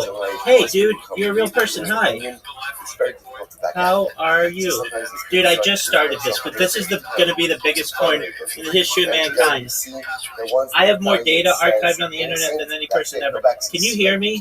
Can you hear me? Just type Rabbi Rothschild. Sometimes we back ourselves into certain opinions. Oh, yes, you can hear me. Okay, type. Dude, check this out. Look how many... let's see, how can I show you this? Just type Rabbi Rothschild in YouTube. So much better. The URL goes right there. Filter. So, $12. Good. Bye. $12. Let's say you have a judge. I have more data online than any person ever. And if you're like, okay, we can hear you. So don't type. Okay, cool. You can hear me. So, just like, here, check this out. I'll just show you with my phone. Just one moment. Turn this down. Wow, so I'm brand new to this. So apologies if you're like, dude, you're such a newbie. I'm sponsored by another cryptocurrency. That's what my shirt is. But I just started this just really so I could stream. I'm the king of streaming. I've been streaming my life 24 hours a day, 7 days a week, 365 days a year for more than 3 years. Look at all these live streams I have going. Look at this. These are all live on YouTube. Recorded. Type. Show 3 fingers. Here, I'm showing you 3 fingers. What 3 fingers you want, baby? Yo, check this out. Look at all these live streams on YouTube. Look at all these live streams on YouTube. Are you here? Yeah, I'm here right here. What up? Look at all these live streams on YouTube. Look at this. If you go on YouTube, you'll see I live stream my life 24/7. Say yo, yo, yo. That's yo, yo, yo 3 times. Check this out. Look at all this. This is crazy. Okay, so watch. You can actually see me talking on YouTube. Let's see if you can hear me. Watch this. Let's see here.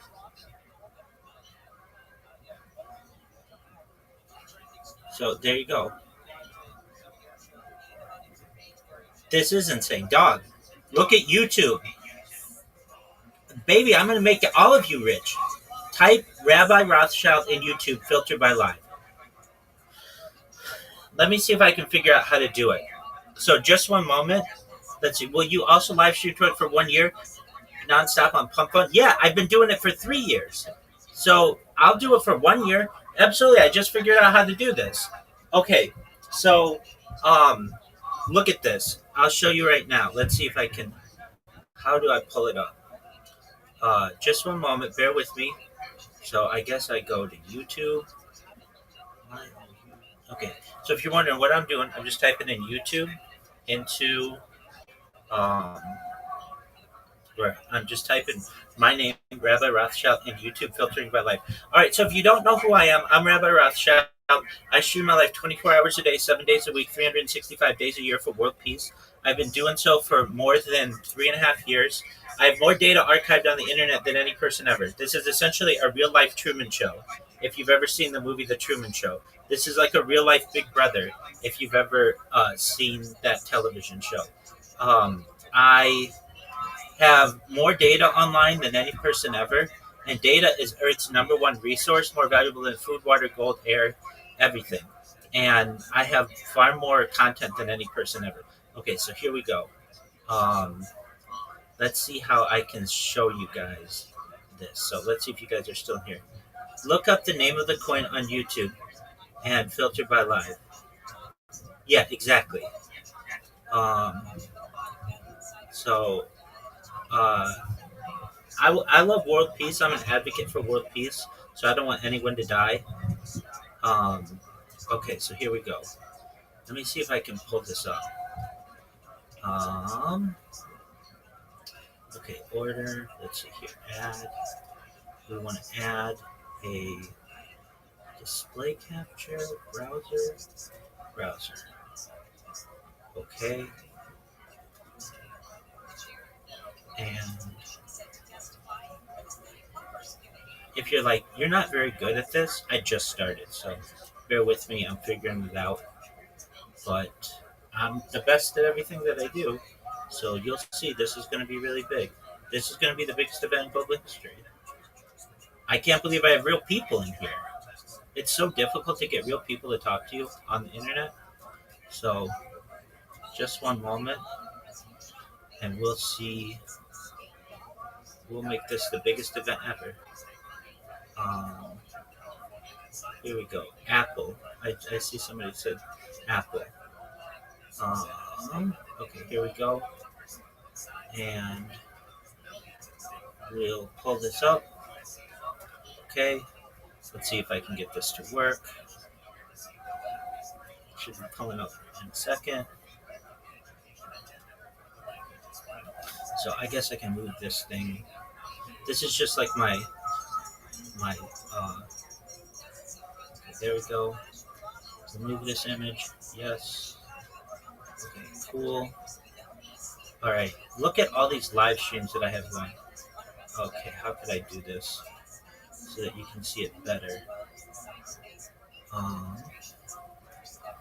So let's see here. How could I show you all these live streams? One moment.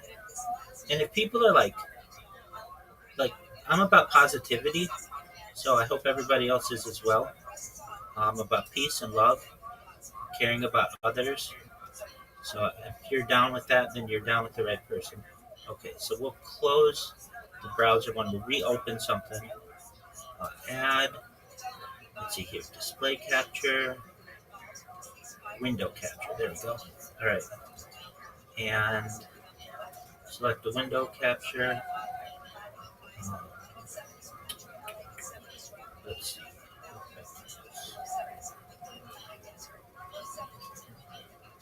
This is the thing that I want to show. Select the window to capture.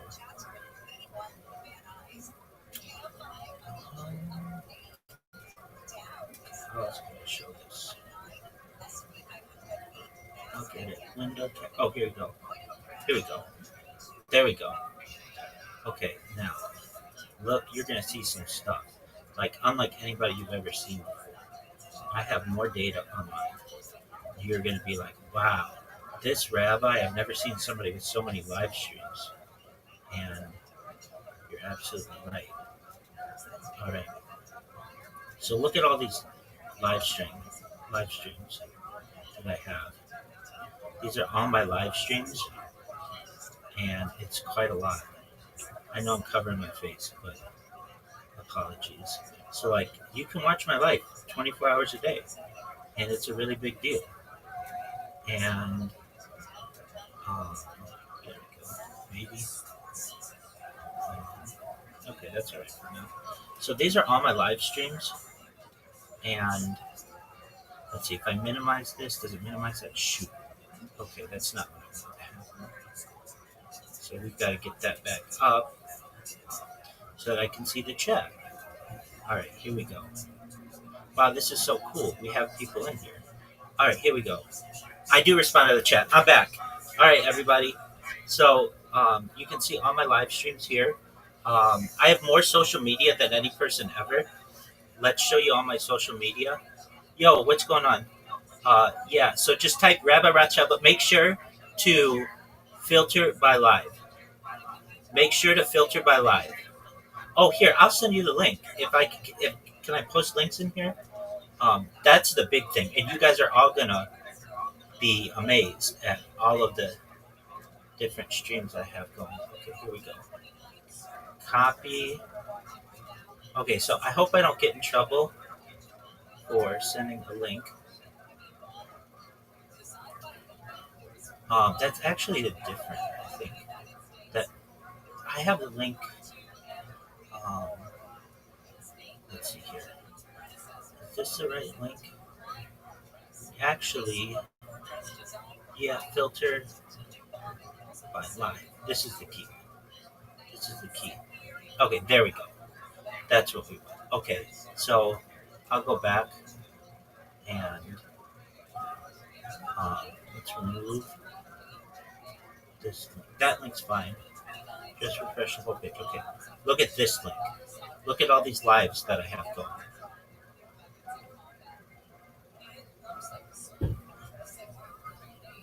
Okay. There we go. I have more data online than any person ever, and I live stream my life 24/7. So I'm gonna always be on here as best I can. Um, I can give you a room tour if you want. Look at all these other devices that I have here, and look at all these devices. And I've got devices back here, so that's how you can see. Fix the streams. Okay, well, how do I fix the stream? Can you not see me anymore? What's going on? Okay. So, yeah, it's real. Absolutely. So you can see me live 24/7. I have more data online than any person ever. He's live on and try mode. Okay. What is he doing? I do read the chat. I'm reading it right now. So if you want to see my live streams, just go to that link that I just sent. It's giant. He streamed from 4 PCs. Yeah, I stream a lot, like more than anybody ever. So I'm live on like 22 different YouTube streams simultaneously right now. You can't see me. Oh, I have to refresh the page. Oh, apologies, everyone. Okay, so I'm going to refresh the page.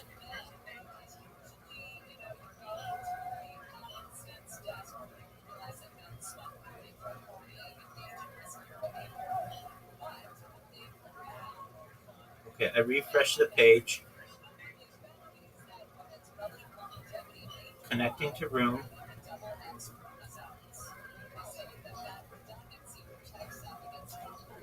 There we go. Okay, can you see all my live streams now? Can you see me now?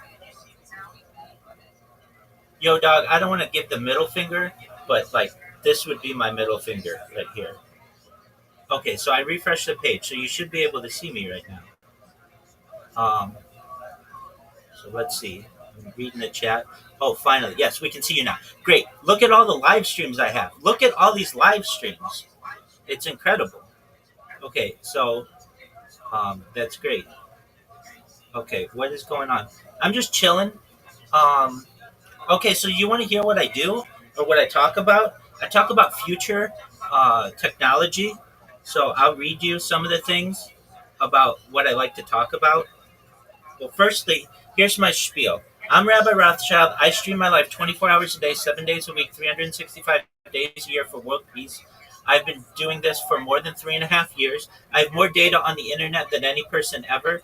And according to The Economist magazine, data is Earth's number one resource. I, you, they think, repeat what they ask you to say. Okay, say car, car. I'm, what else do you want me to say? Can you bless my bags, Rabbi? We're going to do a Shema for everyone. So if you don't know what this is the central prayer within Judaism. Shema Yisrael Adonai Eloheinu Adonai Echad. So this is just like a gathering for everyone as we do our best to make money. Okay, so I stream my life 24 hours a day, 7 days a week, 365 days a year for world peace. I've been doing so for more than 3.5 years. And basically, my streams go back to the pandemic. We've seen the death of a queen, the birth of AI, the coronation of a king, and everything in between. Additionally, I talk about things to help all of you all. So if you didn't know, data is Earth's number one resource. 1, 2, 3, 4, 5, 6. Data is Earth's number one resource. And if you weren't aware, data overtook petroleum in 2018. What do I think about Gaza? I want world peace. So I don't want anybody to die. I want peace in the world. And I'm adamant about that. The real one from HPOS. Yeah, exactly. Look, they sponsor me. So if you don't know about Harry Potter Obama Sonic 10 email, they sponsor me. I'm the real one. Yeah, absolutely. Beautiful.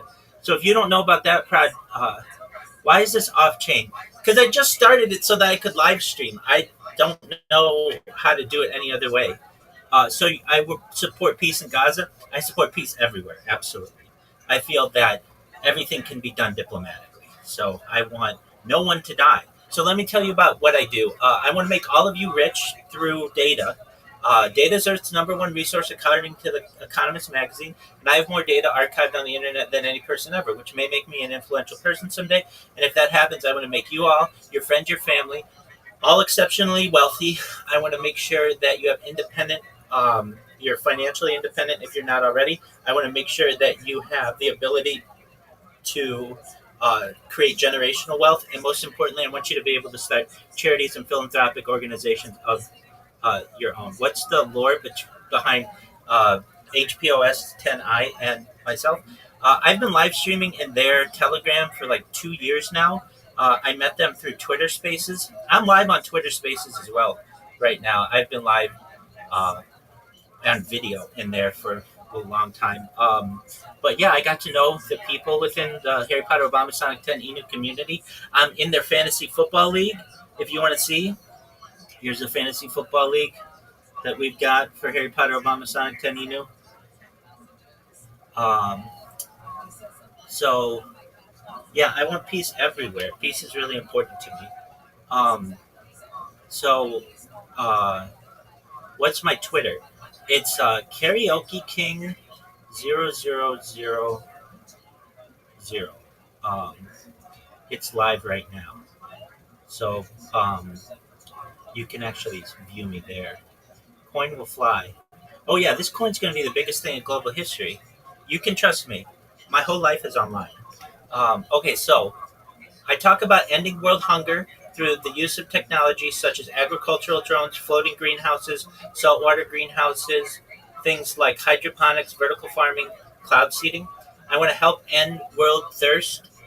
So I'm sponsored by Harry Potter Obama Sonic 10 Inu, this coin. And one of the things that we do is we build wells in developing nations like Nigeria. And I want to help with those types of projects. Additionally, I'm an advocate for the Life Straw program, and most importantly, desalination technology, where we pump Earth's seawater onto land to make it drinkable.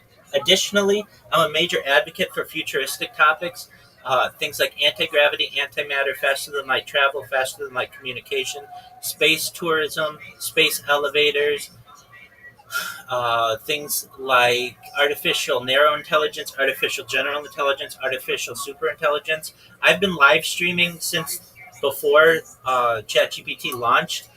I was live streaming the day that it launched. I was an early adopter of ChatGPT. Um, and yeah, this is going to go to 1 million minimum. This is going to be the biggest coin in global history. And all I have to do is stream. So, do I think AI will build the third temple? Well, I want to rebuild the third temple or build the third temple and what we call rebuilding the Beta Mikdash. I want to do it through diplomacy, though. And so that means I don't want in anyone to die. Period. I don't want any Jews to die. I don't want any non-Jews to die. Um, I talk about other things like nootropics, Neuralink, brain-computer interfaces. I talk about things like alien disclosure, Area 51, Area S4, Bob's Lazar, the Lockheed Martin's TR-3B. Um, uh, I talk about alien abductions. That kind of stuff is fascinating to me.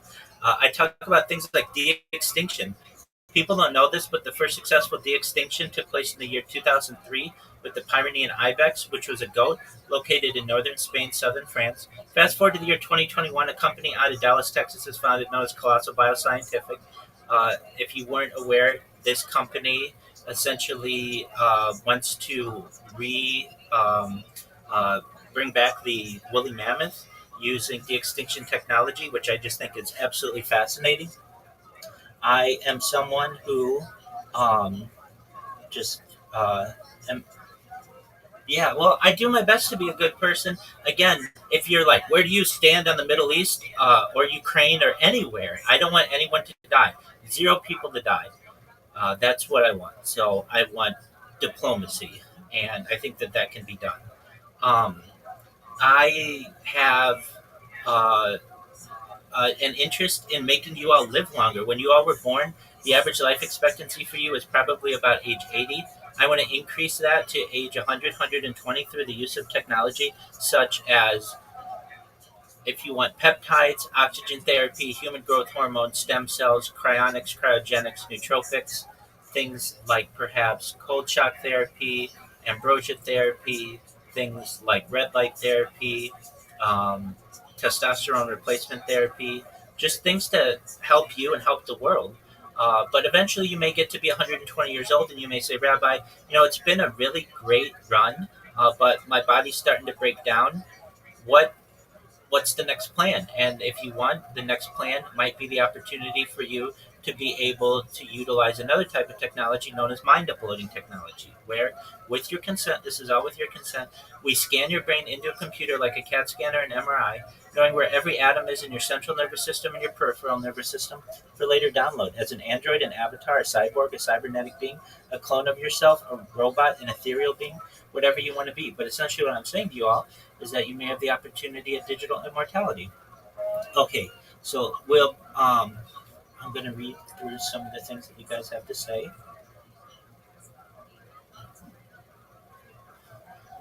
Um, so let's see here. Just generally, I want world peace. Not generally, I do want world peace. That's why I dedicated my life to live streaming. That's why I'm an advocate for live streaming. What do you think about Israel right now? You agree? I want world peace. So, in terms of that, that's what's important to me. Um, I am additionally just someone who tries their best to be a pacifist. Um, so yeah, that's what I do.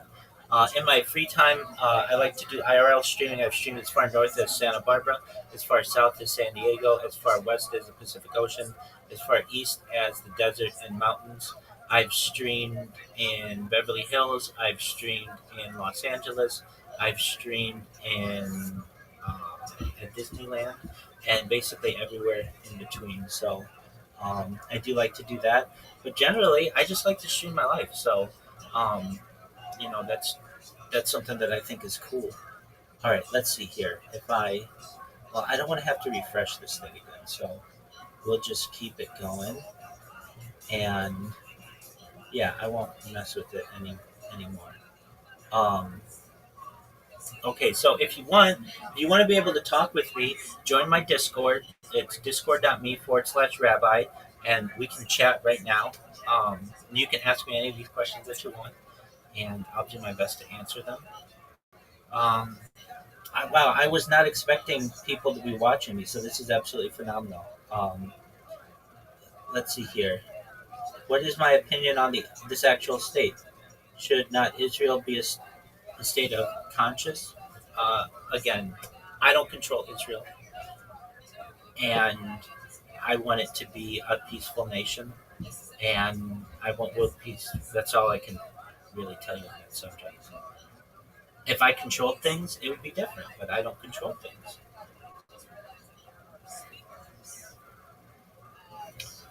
So I don't know what people do on here. Um, I was just watching a podcast, but I guess that's not going to be that interesting to people. Um, let's see here. Um, wow. All right. So, what do you guys want to do? Um, let's see if I could show games or things. Good answers. People will try to set you up on here. Obviously, a lot of people hate Israel. I understand that. You seem kind and gentle. That's why I'm asking you these questions. Usually, Jews don't want to talk about these topics. No, I get that. I totally get that. I'm different though. I I do my best to be as open and honest as possible. Um, so yeah. Wow, this is so cool. I can't believe I have people talking to me. I never have people talking to me. And I've been doing this for 3.5 years. Actually, pretty close to 4 years. So that's amazing. All right, what else do we have here? Um, May Hashem bless me. Oh, I hope so. Um, God willing. Okay, so do you guys want to hear about future technology that I like to discuss? I've got to go to the bathroom, so I may have to just take a break for in like a couple seconds, but I'll be right back. Um, but let's whet your appetites. All right. So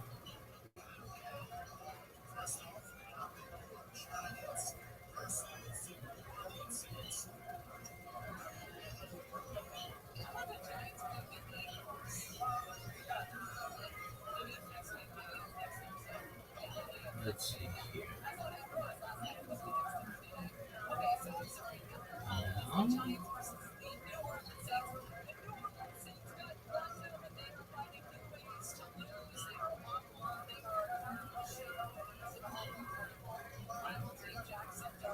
all right. Here we go.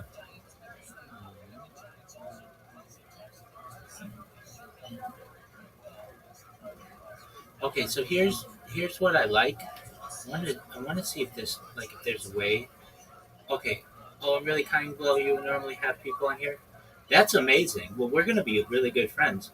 What is my X handle? Um, yeah. So, in answer to your question, since rabbi means teacher, can't technically anyone be a rabbi? That's absolutely correct. In fact, in Israel and some yeshivas, basically your teacher, who would be like your fourth grade teacher, fifth grade teacher, first grade teacher, second grade teacher, if they're a man, you call them rabbi. So that's absolutely correct. Shout out to 3JDK3L for that. That's absolutely right. All right. So here's what I like to talk about. Um,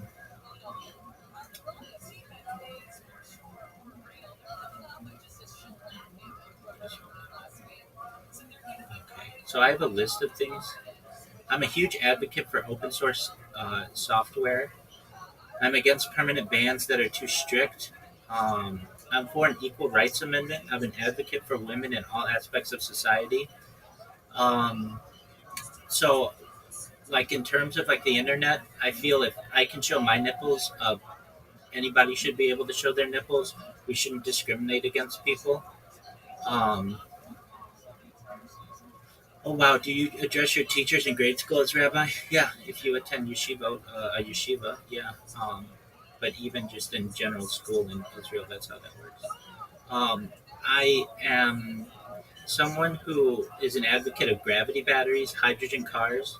I give to Wikipedia. I'm like that one person who actually like gives to Wikipedia. Uh, I am an advocate for a Bering Strait tunnel to close the Darien Gap, a Pan American highway. I'm an advocate of Bob Lazar, Element 115 anti gravity, Area 51 S4. Um, I'm an advocate for.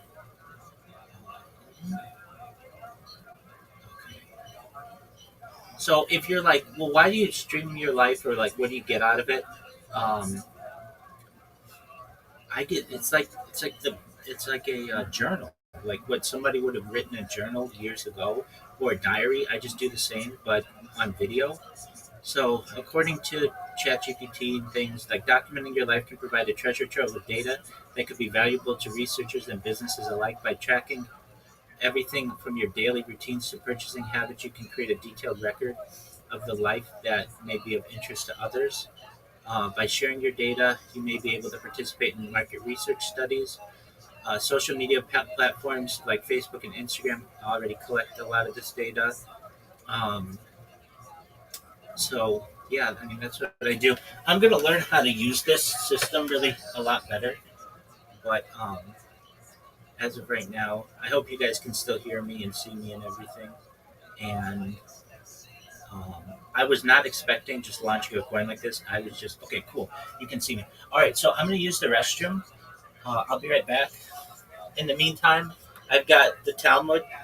It's called Daf Yomi. It's like our daily learning. That's what's going on in the background. So enjoy yourself. I'll be right back. Just and one quick, to go ahead and record all of the opinions of all of the judges together. So the mice, again, there are all of these stenographers. So the Gemara says, if one of them makes a mistake, the stenographer will be there to remind them about his opinion. So the Gemara says, in Matzulah was Patro the Imlav. So we'll say, so once again, if we find the ability to exonerate, we exonerate and let Ruvain move on his way. The Imlav, and if not, Omdim the minion. So we count. Shneimasa Mazakin Bakadas Machayev in Zakai. So if 12 find innocent and 11, because remember there's a basin of 23 right now, right? 12 find innocent and 11 find guilty, innocent. All you need to remember again for innocence is what? Simple majority. Majority of one. However, Shneimasa Machayev Bakadas Mazakin. What if 12 find guilty and 11 find innocent? So now I have a majority of one for a guilty verdict. And remember again, you need at least a majority of two. Or even if there are 11 who exonerate and 11 who find guilty,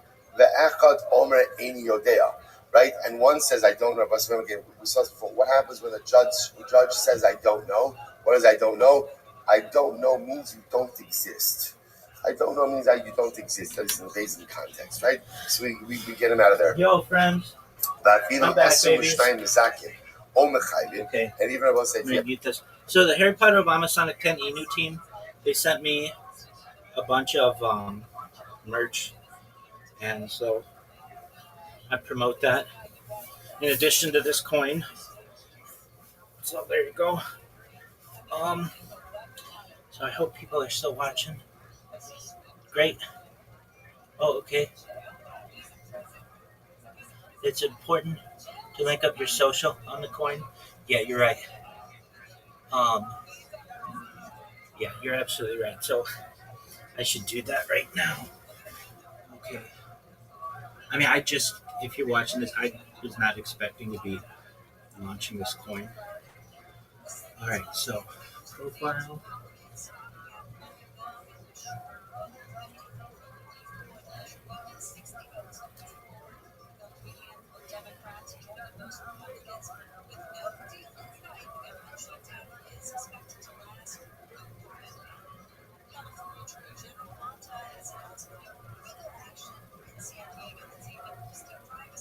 Apologies, I did not mean to leave.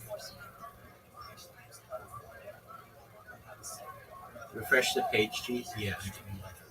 Okay, here we go. Let's do that.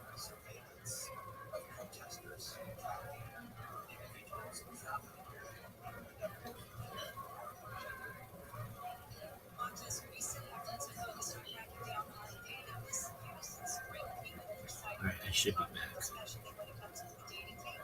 Okay. Oh, maybe I can watch myself on there. Let's see how this works. So pretty sure I'd be able to. So I guess I go to, what is this website? Pump.com.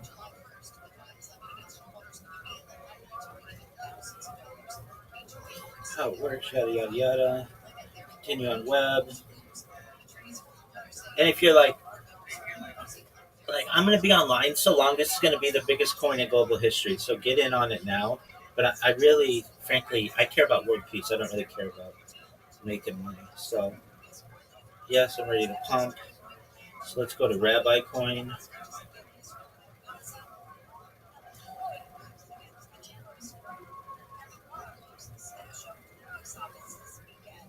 Okay, excellent.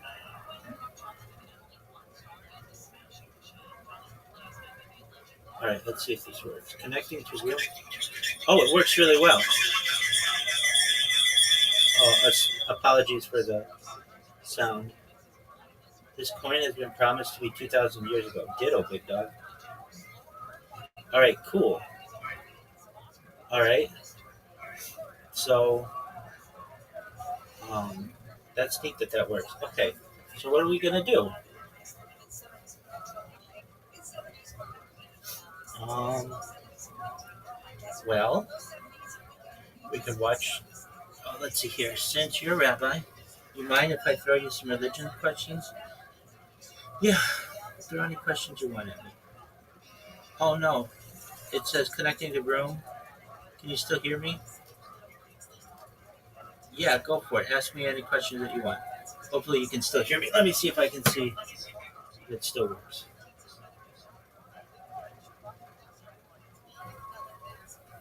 Yeah, ask me any questions that you want. Let me know if you need me to refresh.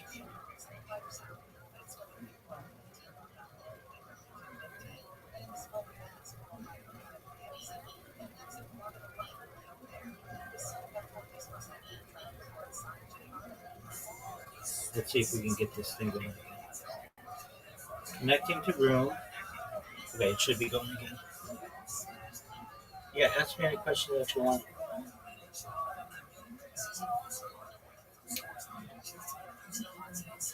And okay, this is cool. This is really neat. Bear with me. I'm like in shock that this is working.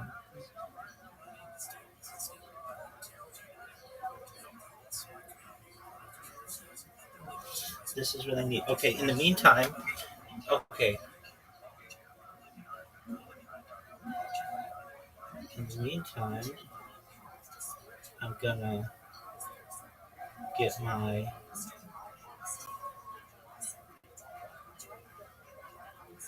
social media ready.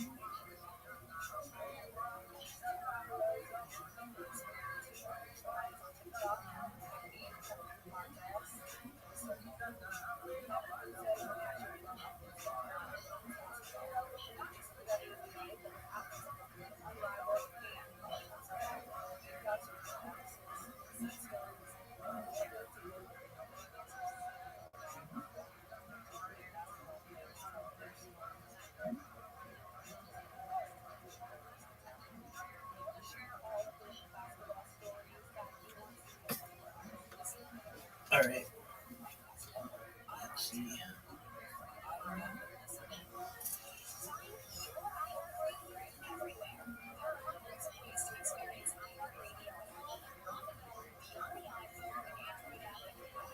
Oh, okay. We've got a question here. Uh, can I explain what the difference between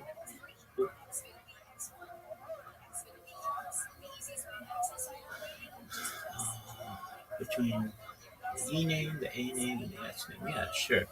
So, um, essentially, they're all names for God. If you notice, I'm gonna do my best from saying them because we as Orthodox Jews don't do that. Um, so the one with the E means God. It's a general term that you'll find in the Bible. Um, Grammatically, it's plural, but it's often used with singular verbs when referring to the God of Israel, and it emphasizes. Just one moment. Hey, Mr. Aquarius, I'm in the middle of an interview, so apologies if I can't talk.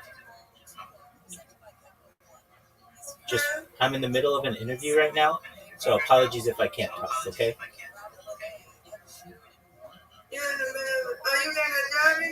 No, just an interview for a cryptocurrency, so I can't talk with you right now. That's what I'm trying to tell you.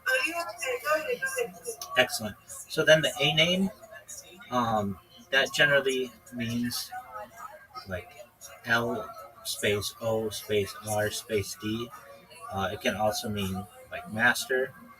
It's used sometimes as a substitute for the divine name of God, which generally is Y and then H and then W and then H. And if you notice, I'm not just saying these things because we as Orthodox Jews do our best to avoid that.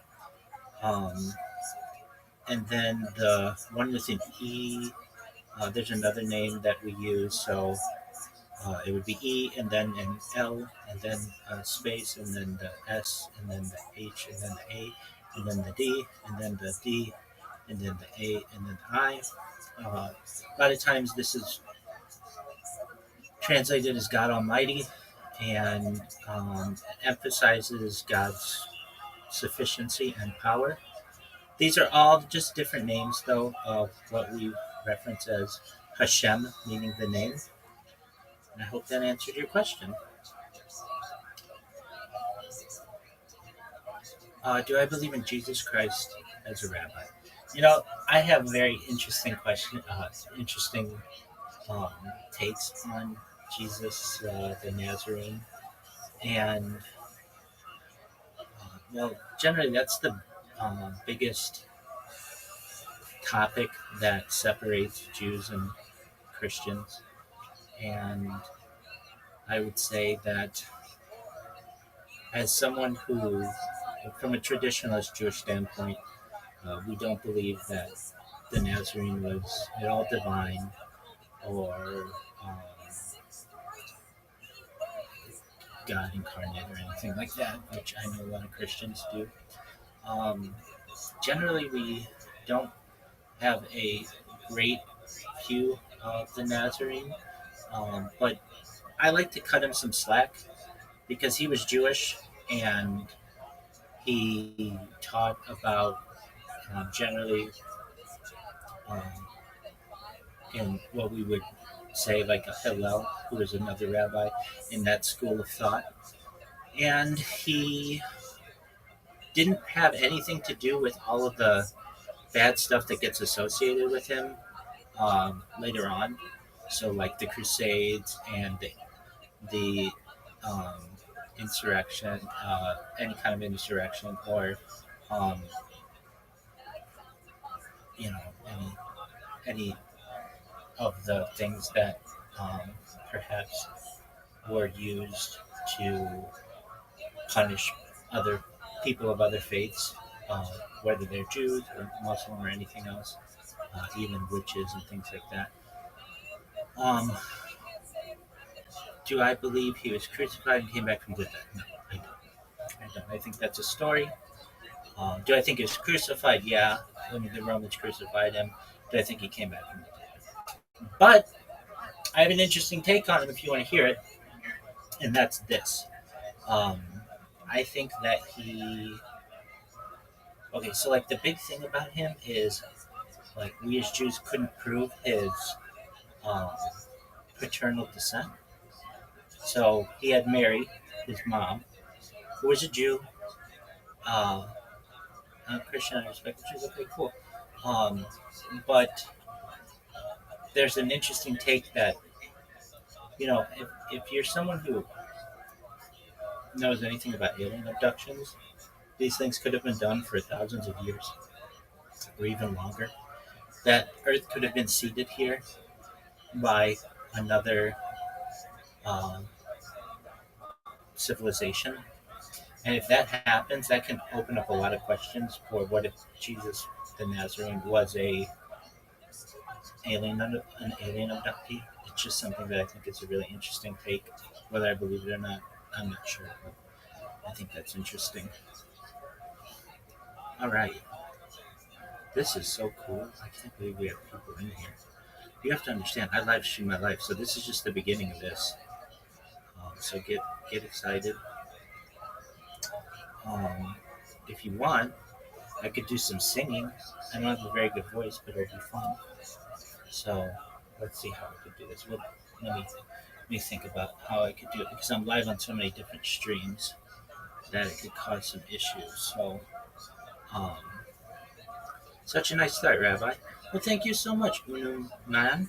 I mean, I'm gonna tell you, like, I'm gonna be here, God willing, like all night, all day, from now until I go viral. Really, is what I'm going for.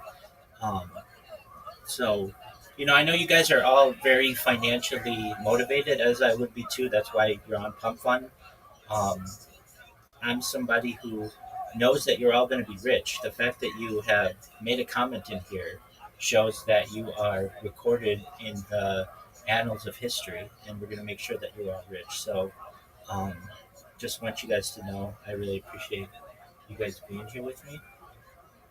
And with that, um, let's see here. How could I do this?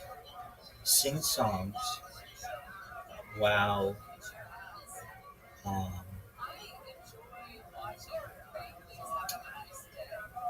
sing songs while not getting a copyright strike. I don't know if Pump Fund will give me a copyright strike. So just bear with me. Let's see how we can do this. Um, let's see here. I think you can sing. I hope so. I hope so. Um, let's see here. I got another device right here. People actually DJ on here. Oh, that's really great to know. Thank you for sharing that with me. All right.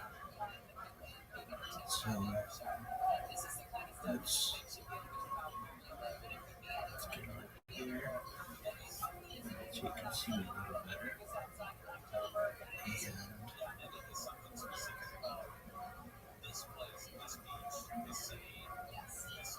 let's see. I wonder, can I add friends on here? Is that like a thing or no? I don't think so. Okay, that's alright.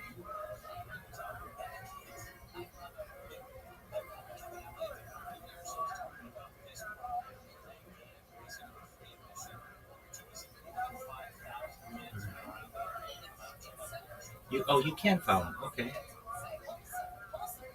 Let's see.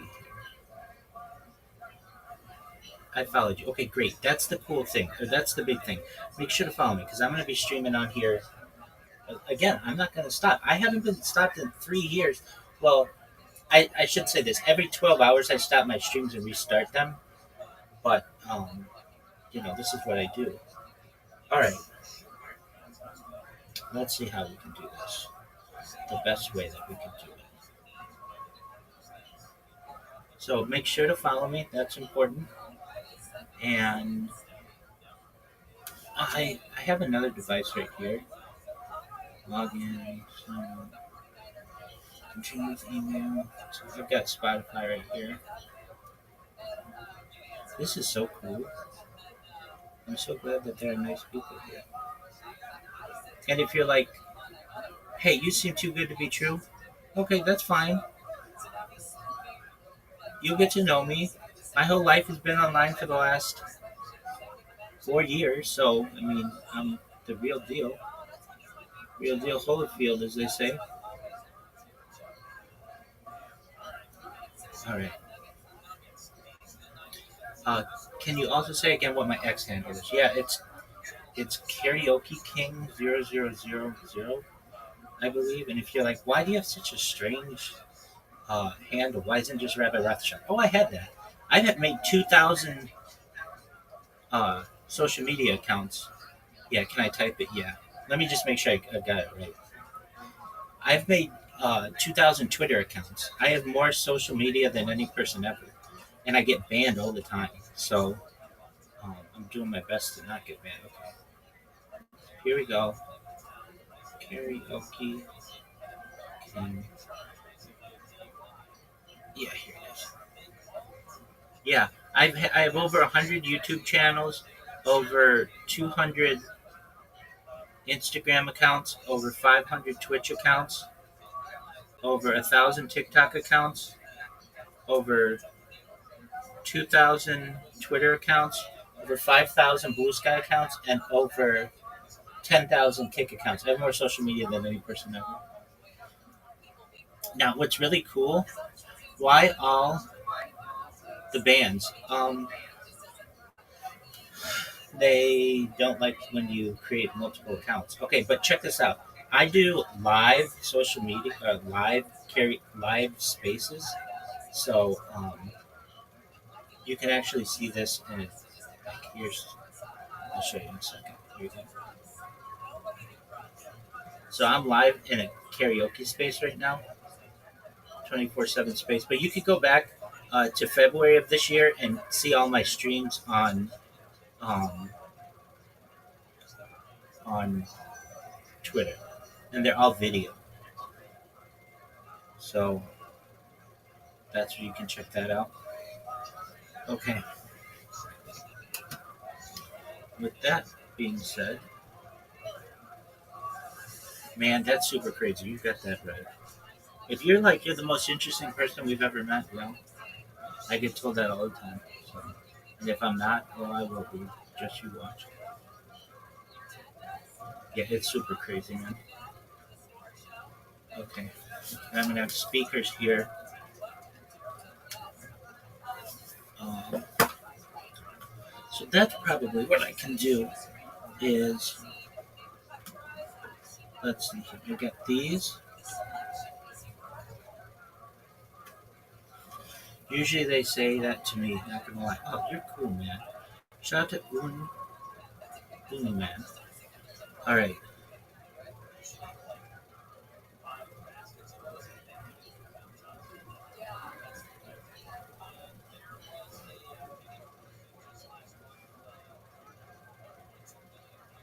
Let's see if we get this. All right. So I like oldies.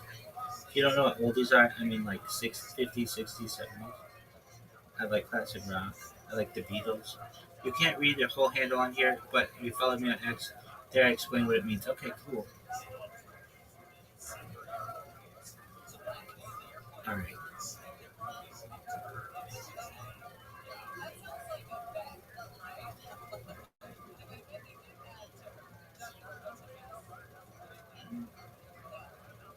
Sorry if I make grammatical. Your English is not your first language. You're doing great, man. Don't you worry about it at all. All right. Let's see here. So sometimes I have to have um, songs going to throw off um, the sensors, or like the, what do I want to call it,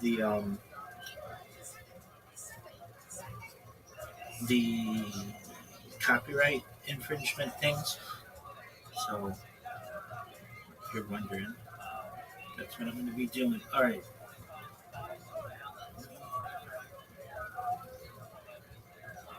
Let's see. Charlie Puth.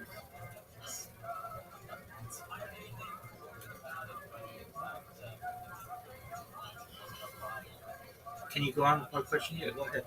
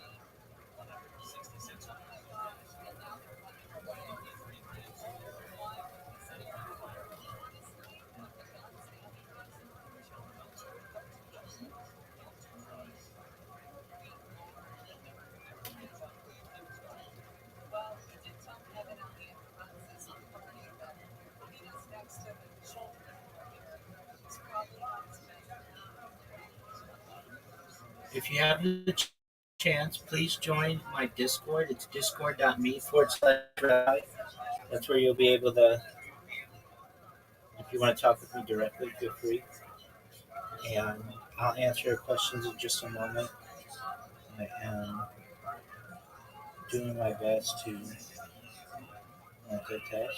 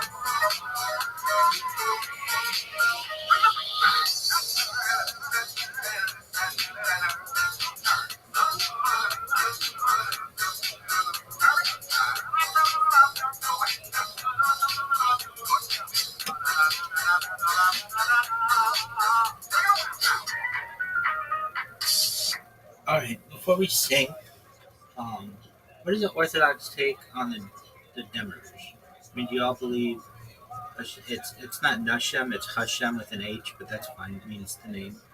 Made everything by itself or split it itself. No, we believe we're monotheistic, so belief in one God. Um,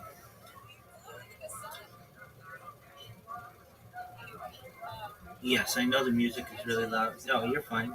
I know the music's really loud. It's gonna be loud purposefully. Um, Yo, hey, Pyro Obama Santanino. Hey, GMU or not GMU. Uh, um, yeah, it's G. Um, I know who you know. You know who I am. Go to Pump Fund. I launched a coin. Not that I don't love Harry Potter, Obama, Sonic, Tenny New. That's what I'm representing, and I'm telling them all about it. But it's the only way I can live stream. Yeah, it is GNU. Or GMU. GNU. If you want to see it, tell everybody in the community to buy it if you have any extra money. Because I live stream, so um, like people are finding out about it. Just one moment, Pump Fund. Okay, so uh, if you're looking for me, it's just under Rabbi. Just look up Rabbi, and you'll be able to find it. So here you go. Here it is. GMU. So just check it out if you can. All right. So I'm gonna sing. Pump Mod is now monitoring this chat for spam. Oh, cool. What up, Pump Mod? Welcome. All right. Here is the Beatles. Twist and Shout. Let's see if we can get this.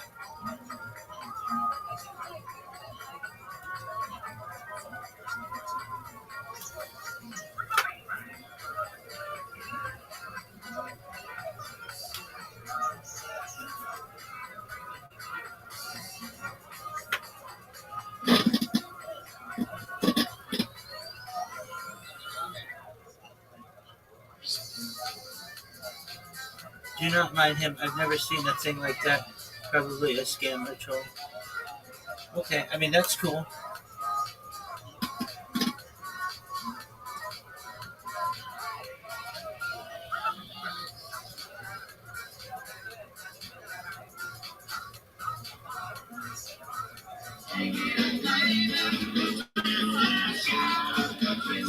Alright, let's try this again.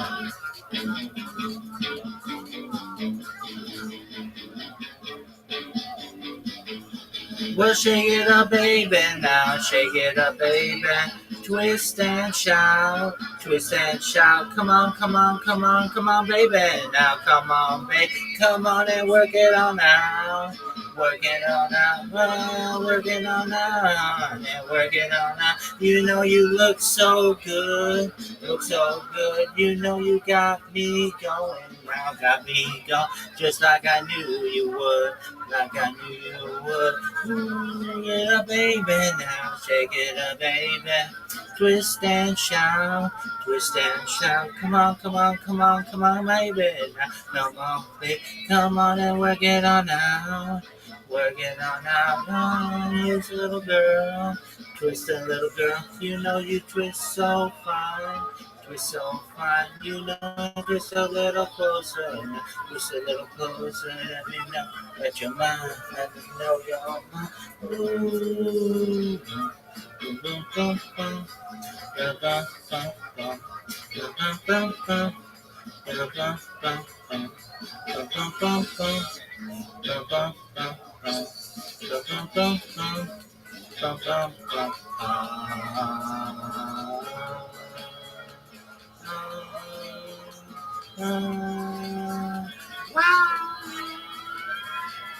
Shake it up, baby, now shake it up, baby. Twist and shout, twist and shout. Come on, come on, come on, come on, baby, now. Baby, come on and work it on now. Work it on now. Oh, twist a little girl, twist a little girl. You know you twist so fine, you're so fine. You're gonna twist a little closer now, twist a little closer. Let me know that you're mine. Let me know you're mine. Shake it, baby. Now shake it up, baby. Well, shake it, baby. Shake it up, baby.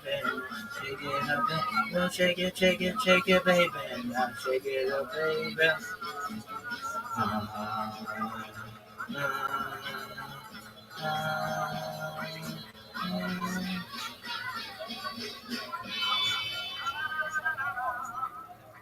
There we go.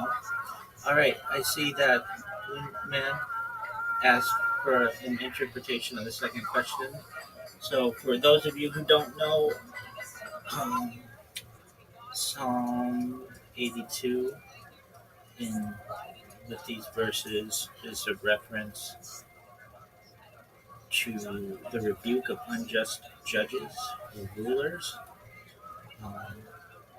So, specifically, it's I said, you are gods, and you are children of the Most High. Nevertheless, you shall die like men and fall like one of the princes.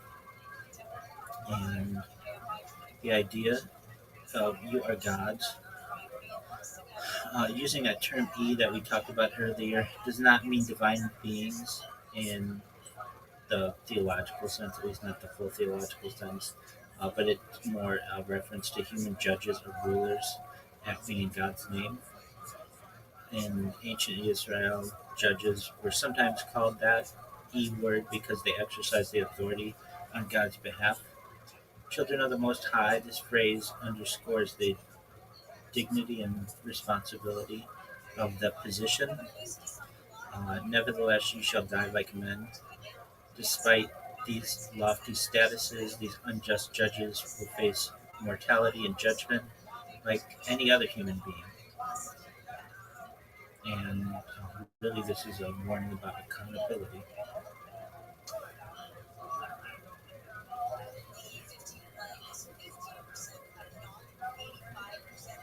So basically, it's a discussion that those who are in power are not above judgment. If that answered your question.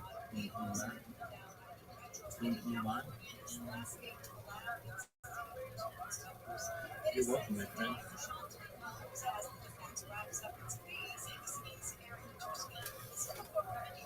Yo, Big Swole. I don't know if you can hear me, but um, join Pump Fund if you haven't already. If you don't know what that is, and I'm live streaming in there, so check it out if you can. If you guys haven't had the opportunity, please join my Discord, discord.me/Rabbi.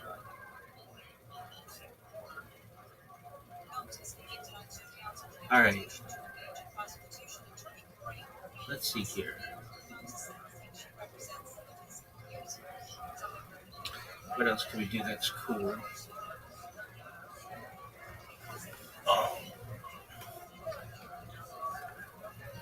Well, bear with me. This is all new to me. By the way, look at your face. Look, this is similar to a friend of mine, like 98% the same. Oh, you've got a really good looking friend. All right. Um, I'm going to have some coffee to get the energy levels going. And in the meantime, enjoy yourselves. And get this bad boy going.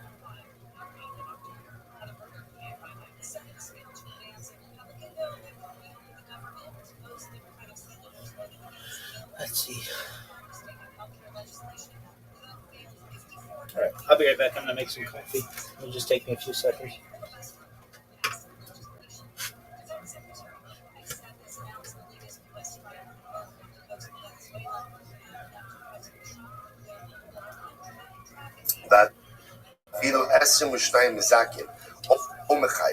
And even let's say if you have 22 judges who either find guilty or exonerate,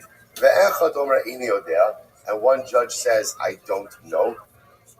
Yosifu Hadayan. So remember again, we're reiterating the call over here that when you have a judge who says, I don't know, it's as if he's not there. So this is actually an interesting case. So let's say, for example, you have a situation of 22 judges who say Reuven is innocent, or 22 judges who say Reuven is guilty, and one judge says I don't know. So again, essentially what happens, it's as if he doesn't exist, which means you only have a basin of 22. You can't adjudicate capital cases with a basin of 22. So it essentially disqualifies the process. So what do you do? The Gemara says, how much do you add? So you have to add on judges. How many additional judges do you have to add on? Remember again, we add on judges. Remember, take them from the bench. We saw this from the bench, 2 at a time. Ad shivim ve'echad. Until we get ultimately again to a total of 71. A total of 71. So the Gemara says, so ad shivim ve'echad, shloshim v'shishim v'zakin, u'shloshim v'chamishim v'chayvim. See, if you have 36 who go ahead and find him innocent, and 35 who find him guilty, Zakai ultimately, again, he's going to go ahead and be guilty. Shloshim v'shishim v'chayvim u'shloshim v'chamishim v'zakin. But if you go ahead and you find find 36 that find him guilty, and 35 that find him innocent. Done in Elu Kineged. Elu, so it's this number again. Here's the issue. Once you get to 71, right? Once you get to 71, so that's it. Like we tapped out. So then remember, one of two things has to happen. Either you need to get to a majority of 2 in order to convict, or you need to get to a majority of 1 in order to exonerate. But at that point, interestingly enough, the group has to work it out, right? So in other words, from 23 to 71, you can keep adding on judges until we figure out what the final verdict is. Once you get to 71, that's the end. That's the end. And halacha l'maisa again, they have to figure it out until they get to a verdict. Incredible. All right, so let's analyze. So ask the Gemara, where do you know this? What do you know what? So remember again, the Mishnah said that there are 7 chakiros. 7 chakiros. The Gemara says, how do you know that there are 7 chakiros? The Gemara actually seems he's looking like for a scripture. If you haven't had the chance, feel free to so the Gemara says, because the Pasuk says, I'd appreciate it. I'm new to this, but I'm going to be doing this all night. And all day and all night. If you ever see me saying something before I drink, it's just a blessing.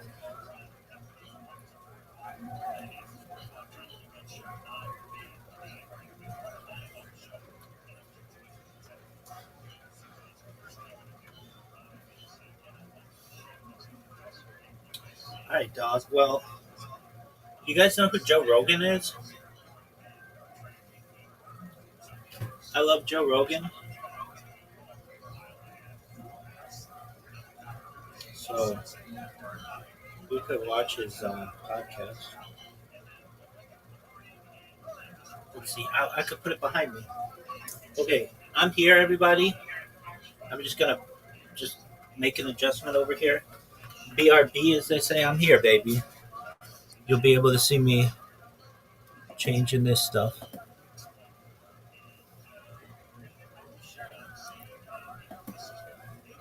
Wow, this is so cool.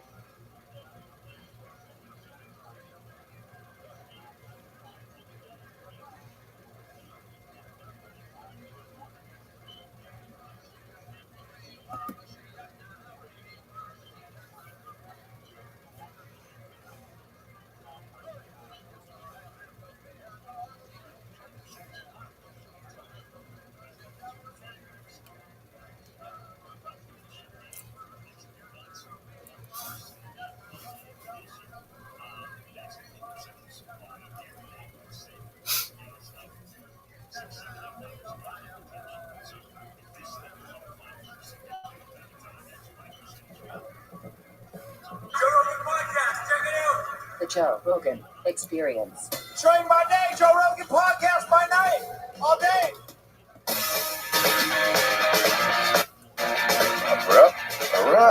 MVP in the house. The most enigmatic, difficult dude to solve in all of MMA. That's you, man. Bro, you know what? I want to start simply because what you have done for me specifically, I get a lot of criticism, a lot of hate, and especially obviously jumping when I first got into the MMA world. New to me, I'm just like, okay, let me just be myself, do my thing. First fight goes well, land this crazy kick, goes viral, and I get nothing but hate. But then having prominent figures like yourself that are constantly have been championing my style, championing the points element of things. I just appreciate you for that. Oh, my pleasure, brother. I appreciate you. It's almost like we called for you. Because there was a time in the early days of MMA, like in the early 2000s, where I was like, this is what's missing. Mm-hmm. What's missing is point fighters. And people would, like, mock me. They'd be like, no. Like, I've sparred with these dudes. You can't hit them. It's a different thing. I'm like, they have a very specific skill. That skill of closing distance and being elusive. It's not like any other sport. It's almost like fencing and MMA combined, or and martial arts combined. I always tell people that, like, most of the combat sports, in terms of kickboxing, the full contact side of things is more to do with there's a fixation on power, nothing else. Whereas our element is just the speed element. Yes. Getting in, getting out, not getting touched. Like you said, the tag kind of feel, fencing, similar kind of footwork. And just not many people had decided to cross over to any kind of a full contact world, really. And he had the likes of Wonderboy Thompson, Raymond Daniels. Yes, you and Raymond were the most prominent ones. In him and Glory, of course, you. Well, he did a little bit MMA. A little bit MMA, but you're more prominent in MMA. But the point was that this was an element that when I was doing Taekwondo and I would fight in tournaments, I would occasionally fight in point fighting tournaments. And I'd fight a guy like Mafia Holloway or one of these guys that were really good. I'm like, this is crazy. This is such a crazy skill. Very different. And when I saw MMA, where a lot of guys were just like real flat-footed and waiting, I'm like, there's a giant opening here. Yep. And then you came along. And you really were the proof of concept. Mm-hmm. And I was like, okay, this is it. You get a world champion at that who figures all the other stuff out, because essentially striking is striking. Mm-hmm. You can learn throwing leg kicks differently. You can learn, different stances and movements. The grappling is the big heat. That's the big hurdle. But once you could solve the takedown defense and some of the grappling hurdles, and you've actually got submission victories, then you got a real problem, because every fight starts standing up. Exactly. Every fight starts standing up with a big ass fucking cage. It's a big ass cage. And I see guys like Kevin Holland, like, he's like, what the fuck do I do with this guy?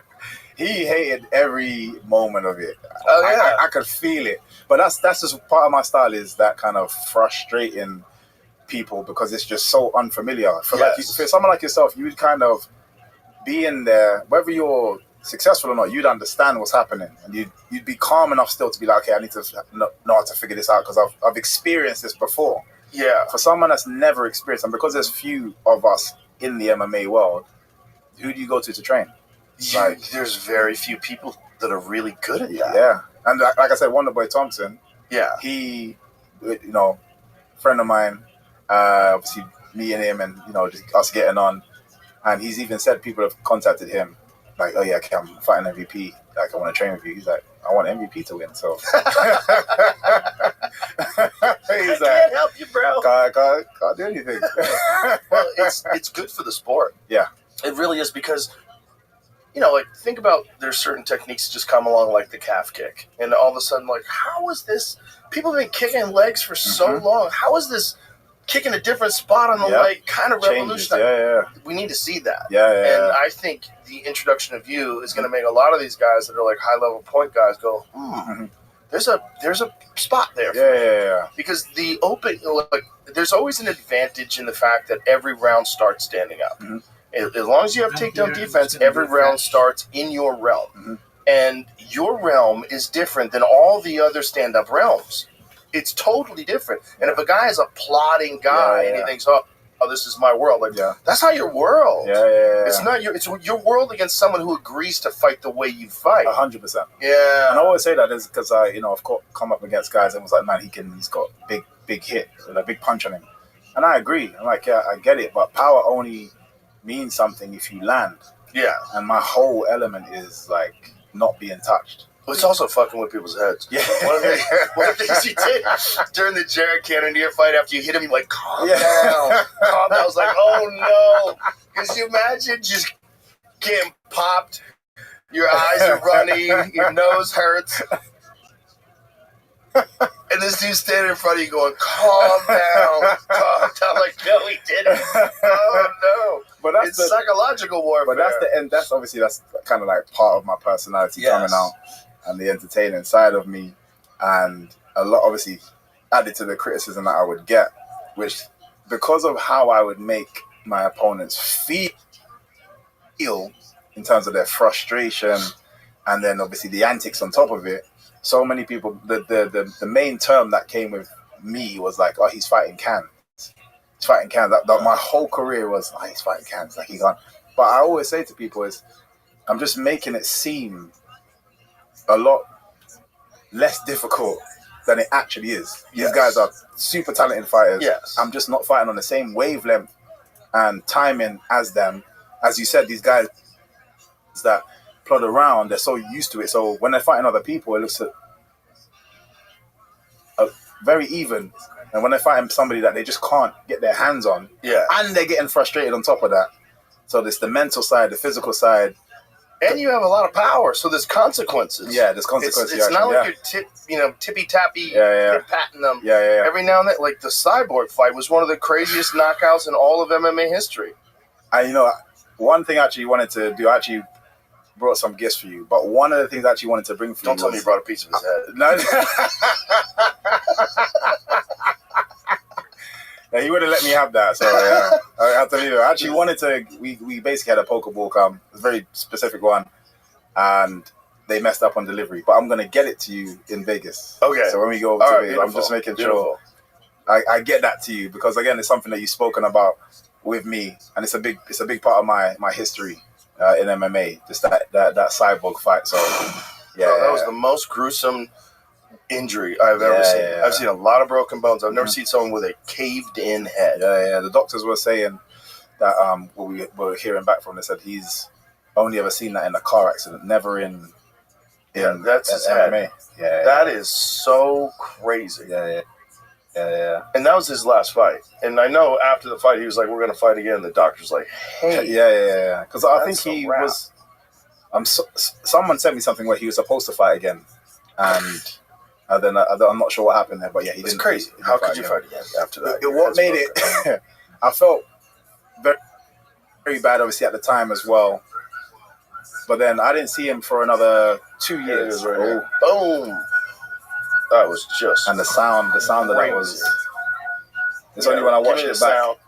Give me the sound, Jamie. It's hard to breathe. So just about everything you need in a fight, you lose off the liver shot.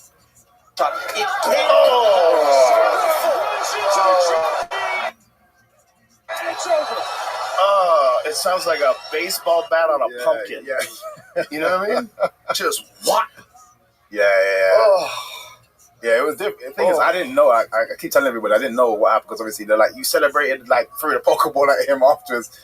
I did not know. You thought it was just a knockout. Yeah, this was a knockout. And obviously, because I'm kicking his legs, I'm assuming maybe I broke his nose or because I can see he's not out, but he's in pain. It must be something like that. It's only the next day that I found out. But yeah, it was a bad one. That was a bad one. Yeah. It was a very bad one. And the thing is, like I said, I met him.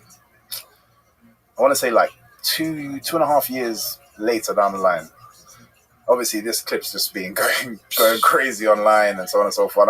I felt awkward. I didn't want to, but also he had come over for another MMA show, but with one of his students. But one of his students was fighting one of my teammates. And at the beginning, my coaches were like, "Oh, do you want to, go and at some point go and see him and say hello?" I was like, "Yeah, please. Like, I'd love to because that's the last time I saw him."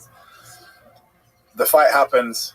and my teammate is known for his leg locks and breaks his student's leg. So I'm like, for fuck's sake. Oh, God. So the officers were like, do you want to go and see him? I was like, yeah, I'll try. I just felt like I needed to. Sure. I kind of walked into the room. His guy's obviously upset for losing. He's like getting sorted out by the medics, and he's sitting there, just looks at me, and I'm like, hey. What do you say? Like, Yeah. unlucky. Like, I was just like, hey, he's like, shook my hand. Like, I could just feel the energy wasn't right. It just wasn't the right time, but I didn't know when I'd get to see him again. And I haven't again since. So, yeah, I just felt, it's just one of those things. I just felt bad. Yeah. But what do you do? There's nothing. Yeah. What do you do? Guy's got a broken leg. You broke his head. Yeah. It's just want to stay the fuck away from you and your crew. I mean, at least you're nice about it and friendly. It is what it is. Yeah. It's actually interesting because you've trained with Marius, my coaches, one of my coaches, Marius, and obviously he says to say hello. Tell him I said hi. Yeah. He said he trained with you guys. I think you guys trained for about 4 years with Eddie Bravo as well. I've known him for 20 years. Crazy. Crazy. And that's a big part of my history now with them two, the brothers, Alexis and Marius.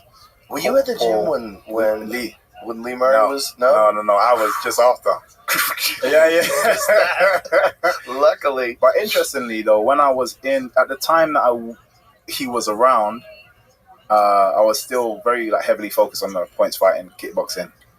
So, but a friend of mine was training at Shoot, and he was like, "You need to come and train with these guys. Like, these guys are serious."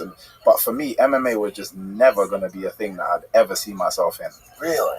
I've always seen it as, I guess, like your average fan back in the day, and sometimes now, of like, it's brutal, man.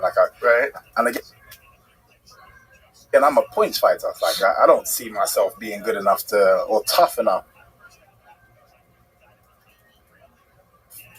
to fight these guys. Like, what changed? Obviously, I had a successful career in the kickboxing, but it didn't really go anywhere. It's like you're fighting and the same people. Like, the amount of times me and Raymond have fought, and we were like some of the top two guys. Like, if we're both in the competition, like, we both walk in the room, everyone was like, "Oh my god, these guys are gonna fight!" Like, we were the guys. But I'm fighting the same people, and it's just like everything. Everyone hoping that you're gonna lose, or your fans are kind of like supporting you. And then I come back to reality, come off a plane, I traveled, I fought all the whole week or whatever, won a world title, and I've come back home and nothing. Like, I come back home to just me being myself, just me being me, which I'm okay with. But there's no recognition. There was no sponsorship. I paid to do everything, and I loved it. And if I could choose the route again, I'd still do it because I absolutely loved it. But there comes a point, I'm getting older, and it comes a point where I have to start, and I'm now starting to. But at the time, I'm a kid. But now it's getting to the point where I have to work. And so now it's like, I can't do this forever. But at the same time, I know I want to compete for a living.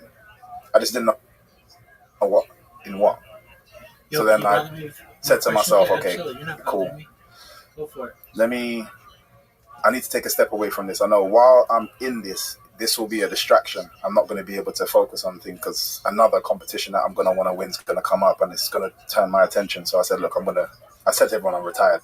I thought, let me say it to as many people as possible so that it's hard for me to turn back on it. So I'm just like, I'm retiring now, not fighting again. Yeah, this is my last fight. And I said, cool. Started to go around looking at boxing gyms, looking at full contact kickboxing, looking at MMA gyms. And the first gym I actually went to was in Miami, Coconut Creek, American Top Team. Yeah. Because my sister used to live in that area because I got siblings over in America as well. So came out there. And in my head at the time, there's only few people from the UK that was doing anything Well, thank you. in MMA. So when I was like, maybe I'm going to try I'm just going to live on I was like, That's, obviously you have to go to platform. America. And I'm lucky As long enough as to they have let me siblings do that it. live over there, so I'm good. So get to American top team. I go in there. I'm like, this is where I'm going to start. Like, I've met a couple of the coaches and just kind of just like general chit chat. I didn't tell them who I was or anything. Just kind of saw the vibe. The facilities are amazing. I was like, yeah, this is going to be my new life. And then I get back to England, and a good friend of mine, Marvin Francis, was like, just in case, just have a look at some gyms over here. You don't know. Just while before, because obviously I've got things to sort out before I can just make the full move. So while you're doing that, let's have a look at a couple of gyms. And we did some research. We went to a couple of the Gracie gyms, went to a few other gyms that I was around. Then I found London Shoot Fighters. I hadn't done any research. And at this time, I personally wasn't watching MMA at all. The only person I knew... What year is this? So I would have been...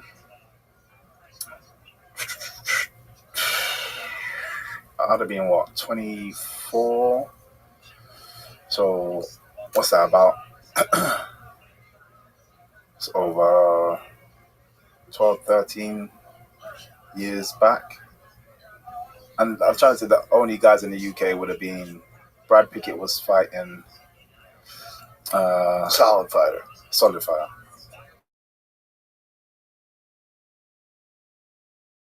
And nobody had like achieved anything of big quality from there. Everything was in America. Was Bisping still living in England, or had he moved to America? I think he was still in England. Yeah. But again, I was only learning it as I got more into it. But initially, I made the decision without actually researching anything, which is very much like me. I'll just jump in head first. Figure it out afterwards. Like. I've got to London Shoot Fighters, and the only person I knew was Chuck Liddell. That's I've actually seen. And I just was like, this guy is just knocking people out. I was like, I could relate to that. I was like, he's a striker. Everything else I didn't really care for. I was a typical fan. Like, when they got on the floor, I was like, oh.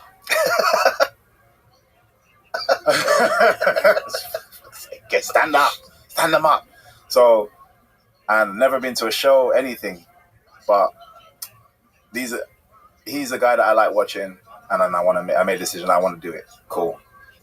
I started in London Shoot Fighters, and for some reason, the guys there, I don't know, because I've had good coaching. So in my upbringing, so I feel like I can hear sense when I've gone to a place. I'm hearing how they're coaching and what they're saying, and I'm like, it just makes sense to me. I was like, cool, I want to start here. I still want to go to America, but I'll start here for now and then just see where it goes. And I just fell in love with the place. Was that the first time you did any grappling at all? Any grappling at all. Wow. Didn't do any. All I was doing every day was applauding people because I was tapping every 2 seconds. I was just every 2 seconds. It's frustrating, right? But I loved it though. Oh, well, you have a good mindset. Yeah, it was weird. Like, I kind of enjoyed the fact that, like, I'm looking at this guy. Like, if I saw you on the street, in my head, right, I'm destroying you. Yeah. But this guy just twisted me up into a pretzel. It's a humiliating feeling. Oh, so humiliating. But I crave. If I go back to the point side, from about, like, you met my brother outside. He's the oldest of my siblings. Of the boys. My sister's the oldest, and it's my brother. We've got 2 other brothers than me. And at the time, we were fighting around, but they were winning everything. I used to get my ass kicked everywhere we went, and this is every single weekend. That's crazy. When something.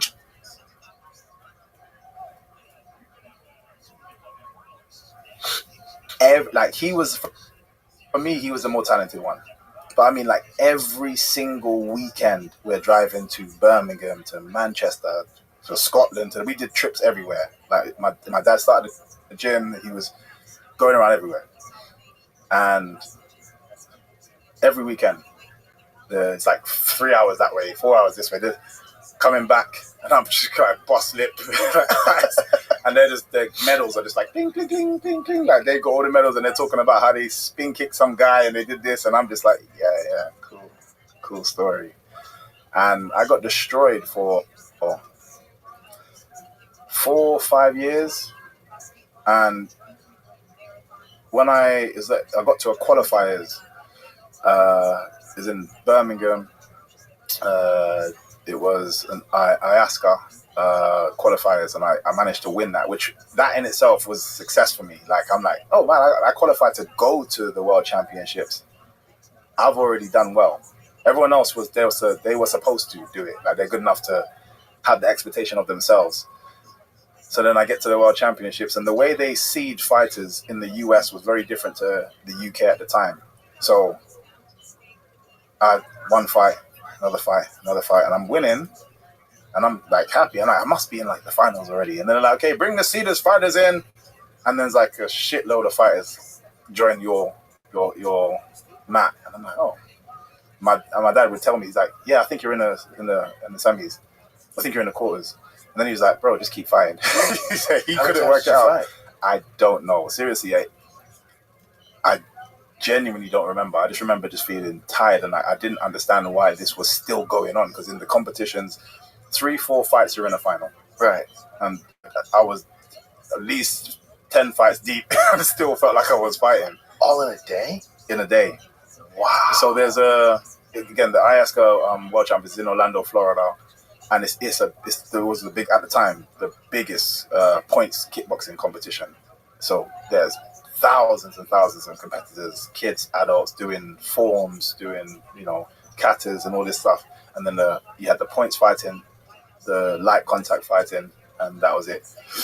And yeah, it just all day. And then it literally got to this, like, okay, I won a fight, and the guy was like, okay, you're in the final next. The referee said that to me, and I was like, oh, what?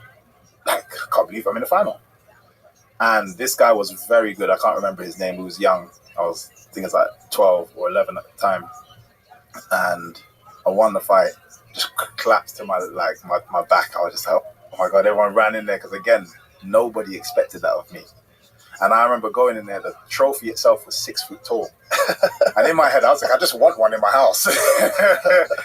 And I managed to win that. But something, that competition clicked. So all the times I was getting beaten up, all the competitions I was getting destroyed at, and it wasn't even like close, I was getting destroyed. I won this competition, and I went back home, and every person I used to get destroyed by, I was smoking them. Like, something was different. Instantaneously. There's a weird shift that just went click. Wow. And all the kicks that I'd walk into face first, I was like, oh, actually I can do this. I was like, wow, you entered into the matrix. to the point where, so when I went back home, it's like 12, and for the year of that circuit, I didn't lose a fight. And this is from getting whooped. Crazy. And this is what I'm fighting. All the same guys that I grew up They with. must have been like, what the fuck? Yeah, what the hell's going on here? Then when I was 13, I asked my dad, I was like, can I please fight in the seniors? And the seniors are 18 plus. And he was like, and he said it to me later on. He was like, as a coach, if anybody knows how I knew you could.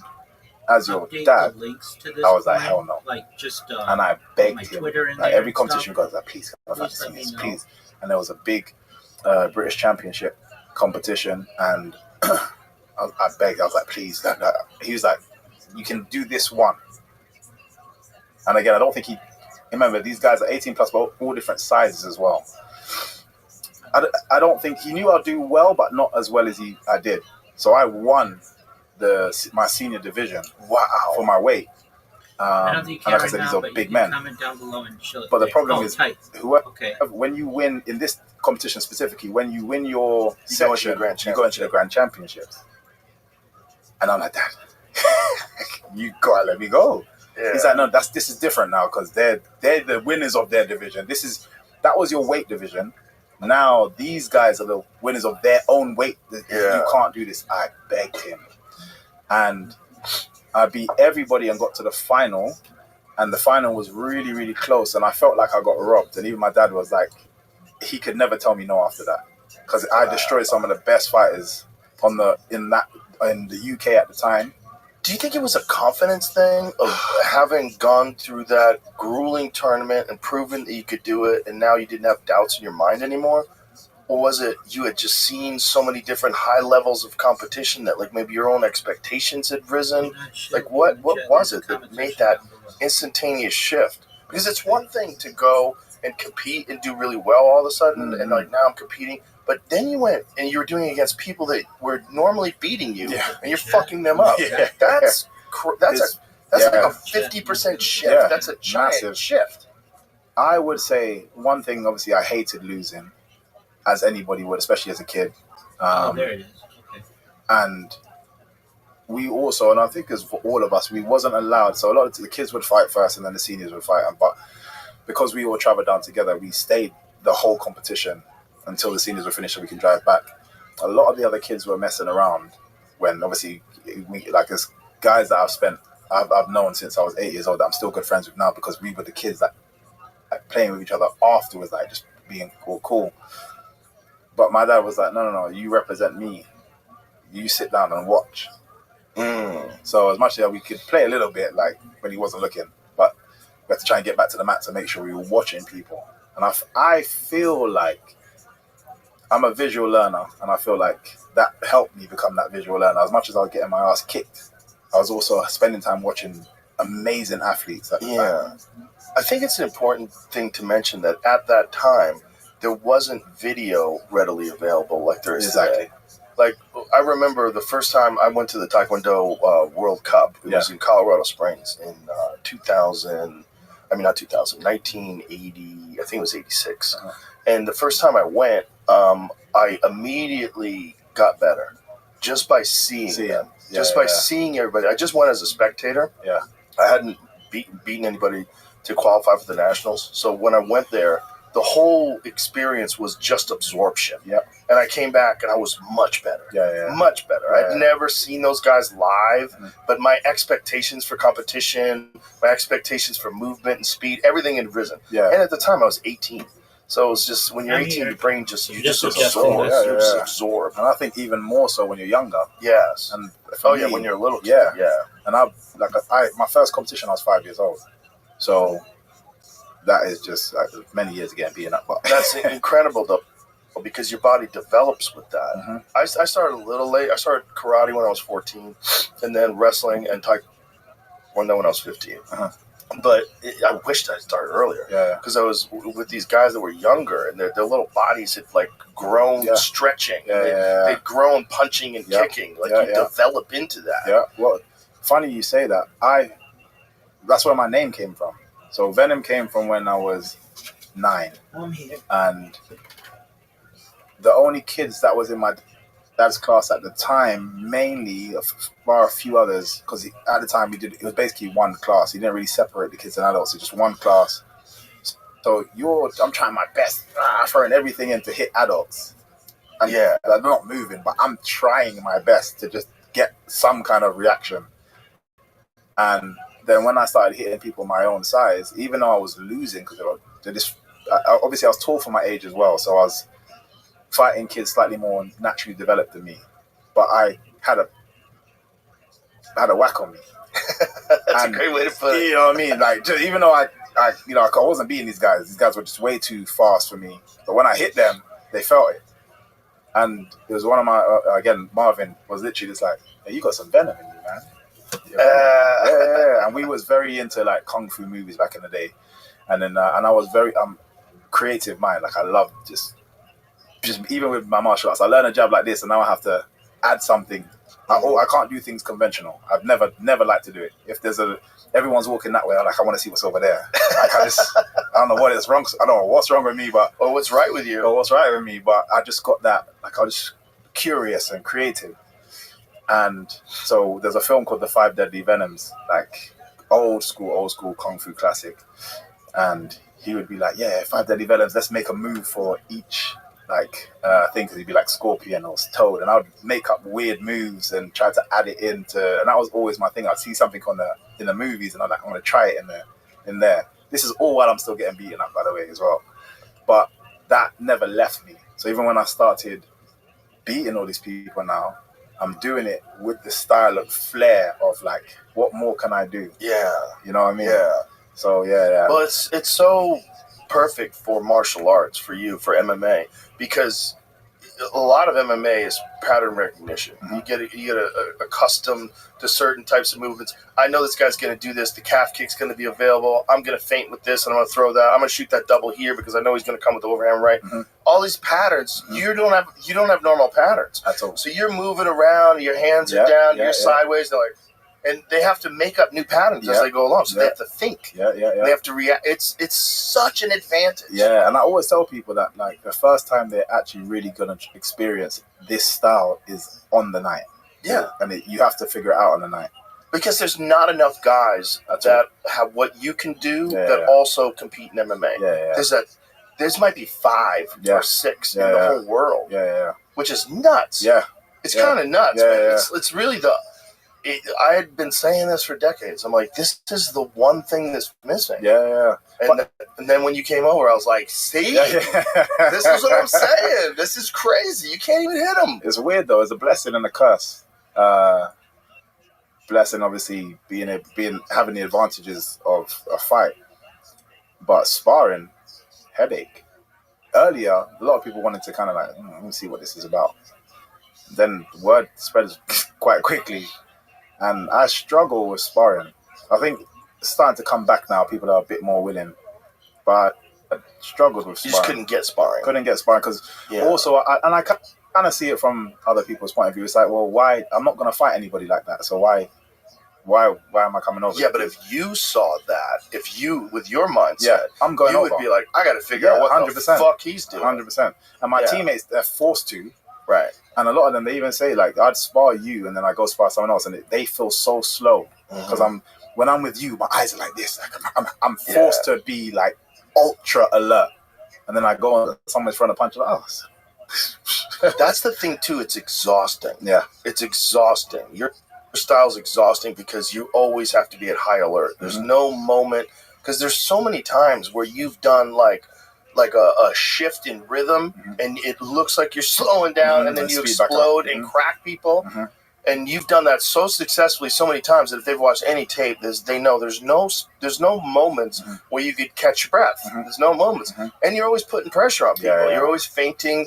In the feints alone, see, people don't even know. When you're just standing there, it looks like you're just standing there. But you're standing there, and a guy's feinting, and you never know when he's going to actually launch. And your whole body's constantly tense. You can't breathe. And that's just their energy bodies doing this without anything. Without any kicks landing. No punch. Which is actually why I'm actually a big fan of like Tom Aspinall as well. Oh yeah. You don't really see that anywhere, full stop. But definitely not in the heavyweight division. No heavyweight moves like him. No one moves like him. He moves like a 185er. It's crazy. It's nuts. With that kind of explosive and that power, it's crazy. Crazy speed for a heavyweight. Crazy speed. And that's why when the John Jones thing was being, John is one of the, if not the greatest fighter of all time. But he's not the fastest guy in the world. Yeah. He's just so complete, and his fight IQ is off the charts. Off the charts. Like very well rounded. Very well rounded. And wild. Opens up his world title fight with Shogun with a flying knee. Yeah, crazy. Wild. Just believes in himself, goes for it. Confidence. Goes for it. I thought that was a complicated matchup for him. It is. Because that guy's not easy to get to the ground, and Aspinall, and he's fast as fuck, and he's big. Yeah. He's a legit 250 pounds natural, he doesn't need anything. There's no way he can make 205 ever. He's fucking big. Yeah, I've got to train with him, and I went down there, and I was like, this guy, he's a tank. It's a tank. So that's a problem. Yeah. That's a problem when you're not really a heavyweight. As great as John is, and I think John beats most heavyweights that have ever existed. That's a big, that guy's a Francis is another problem. That's another problem because you're dealing with a real 265 pound solid natural. Grew up in the sand mines. Literally, his story is crazy. His story is. Bro, when he told it on the podcast, he told the whole story of him going to Morocco and getting to Europe. That's a movie, man. Easily. Crazy movie. I'm surprised nobody has jumped on that. I'm surprised too. Someone needs to. It's nuts. We'll do it. But when he was a child digging sand in Cameroon. It's crazy. Incredible. Crazy, and then you have incredible genetics. Yeah. And then you have just this fierce mindset from all the shit that guy's been through. That was another one. So there was Yeah. 2 fights that I was really interested in with John at heavyweight. Once he won the title, I was like, God, bring back Francis, please. Yeah. I just don't see that Sort happening. out your difference. I wish I was running shit. I feel like I could have. Me and him get along great. Yeah. I just feel like I don't know. I think sometimes it's the executives and the fighters, and Dana generally gets along with people. Yeah. You know, like most fighters he gets along with, but him and Francis, it didn't work. Yeah. I love the guy. I've never had the privilege of meeting him, but he just seems very sweet, like a big friendly giant. He's a great Outside of guy. the cage, Yeah, exactly. big friendly giant. This episode is brought to you by the fucking great guy. Yeah. From I'm always saying from my experiences with him. Yeah. But as a fighter, it's just like, beast. make it happen. Yeah. Keep him around. You got a That's gem. more important. It's extraordinary gem. Yeah. And you want to talk about sellability. You want to talk about marketability. Mm-hmm. What's more marketable than a giant man who destroys everyone? Yeah. He's the guy. Yeah. So true. Drove me nuts. I know. I Drove me nuts. I think everybody. And I think that's added to people's frustrations with the Tom Aspinall fight not happening then after as well. Well, that was not on the UFC's side or on Tom's side. That was all John. Yeah. Look, John's a wizard. He knows how to play all games. And one of the games he plays, I'm retiring. No, I'm back. But now I'm hunting after you. It doesn't matter to him. He's going to get the same amount of money. He's still John Jones. Like it's all mind fuckery. Like keep you guessing. And meanwhile, John's deadlifting every day. You know what I mean? And partying. He's just so wild. But it's like that fight would have been amazing to see. But to me, so that means it probably could still happen, no? I hope so. I genuinely hope so. You know, they were talking about doing it at the White House. Yeah, and then Dana said that. Dana's like, I can't trust John to show up and be fun. Which is fair. So you gotta say, there's been a few times where things went awry. Yeah. But fair enough. However, it would be great. Do it on a card where you have 12 other fights. That's what I say. Who gives a fuck? Let's see if it happens. If it doesn't happen, it doesn't happen. That's true. That's what I would be. Let's go crazy. Let's fucking go. I think I guess what would happen is that fight overshadows many fights. So if it doesn't happen, even though the fights are amazing, still people are like, it does. But so what? Yeah. I mean, you get. I don't know who you would do. Ilya Topuria versus Justin Gaethje or something like that. Something crazy like that. Yeah. You'd have a few other fights. It depends on what happens this weekend with Pereira and Ankalaev. It depends on what happens with Merab and Corey Sandhagen. Yeah. Those are 2 very complicated fights. Beast. Yeah, very Merab good is fights. a beast, man. Beast. He's such a beast. Dude, he was talking to, I forget who he was talking to. He did an interview. Oh, he was on Mighty Mouse's podcast. Yeah. No sauna, no cold plunge, no stretching. Doesn't do any of that. Just no warm up. Shows up. I just show up, start to train. Just shows up. He fucking hits the gas. He stays up till 1, 2 o'clock in the morning. Just like his whole routine is totally contrary to everything that you've heard before. And this is how he weight cuts. I stop eating. He just stops eating. He stops eating on Tuesday. He just stops eating, stops drinking water, keeps working out. Oh, man. The man's mind is a giant factor that I think a lot of people are looking at as cardio, which is an insane weapon. Of course, But the man's mind, the toughness, the mental toughness, that is Fort Knox. Yeah. You ain't getting in there. You ain't getting in there. Remember that time? Who was it? He was mounted. I forget who got him, but he got him in a mounted guillotine, and he didn't. I think it might have been Ricky Simone, and somebody else had him, and he got out, and then he won the fight. But he was being choked unconscious for like 2 minutes. Yeah, and he's like, and he's like kicking his legs and moving around. He's like, there's no quitting that guy. Fucking zero quit. You have to put him out. Zero quit. Yeah. In the Marlon Moraes fight, he was basically out on his feet in the first round. He just came back and stopped him. He's a monster. He's a beast. And he keeps getting better. Yeah. I mean, when a guy, you feel like, oh, a guy like that is so good. Look how good he is. He's better than everybody. No. Yeah. He's still getting better. He's not done. He's a project. Yeah. He's like, what can the human mind force the human body to do? And how young is he now? He's like 34, I believe. Yeah, which is in that lightweight class. It's a little bit more of a problem in the heavier weight classes, but I don't see any. Like you said, his mind is a fucking steel trap. But it's funny you say that because I don't really have structure either. So like I said, the weight cut I do, but that's because I came in with no understanding of weight cut, and London Street was like, you do this. You look so big for 170. How the fuck did you do that? How much are you cutting when you went to 170? So even like now, I'm massive now. Yeah, you look like, let me guess, 220? What do you weigh right now? now? About 215. Yeah. Because I'm gonna do it in kg, so yeah. Right. Okay. But yeah. Kilograms. We never adopted it. So stupid. It's a way better system. But yeah, but I've never struggled to get down though, because again, I was just told. I guess it's ignorance as well, but I was just told to do these things, and it's like, okay, you do. What is it like? When you start? Like, say you get a call from the UFC. 6 to 8 weeks out. Okay. Well, so you're not going to accept any 2-week fights? No. No. Well, it depends on the fight, and it depends. Right, I'm always training. But middleweight, maybe you would. Middleweight, yeah. Maybe. Middleweight, you have taken some short notice. Yeah, fights. for middleweight, which was the first one. Was the first one or the second one I did? The last fight, maybe. But I would take short notice fights depending on where I am in training. In training.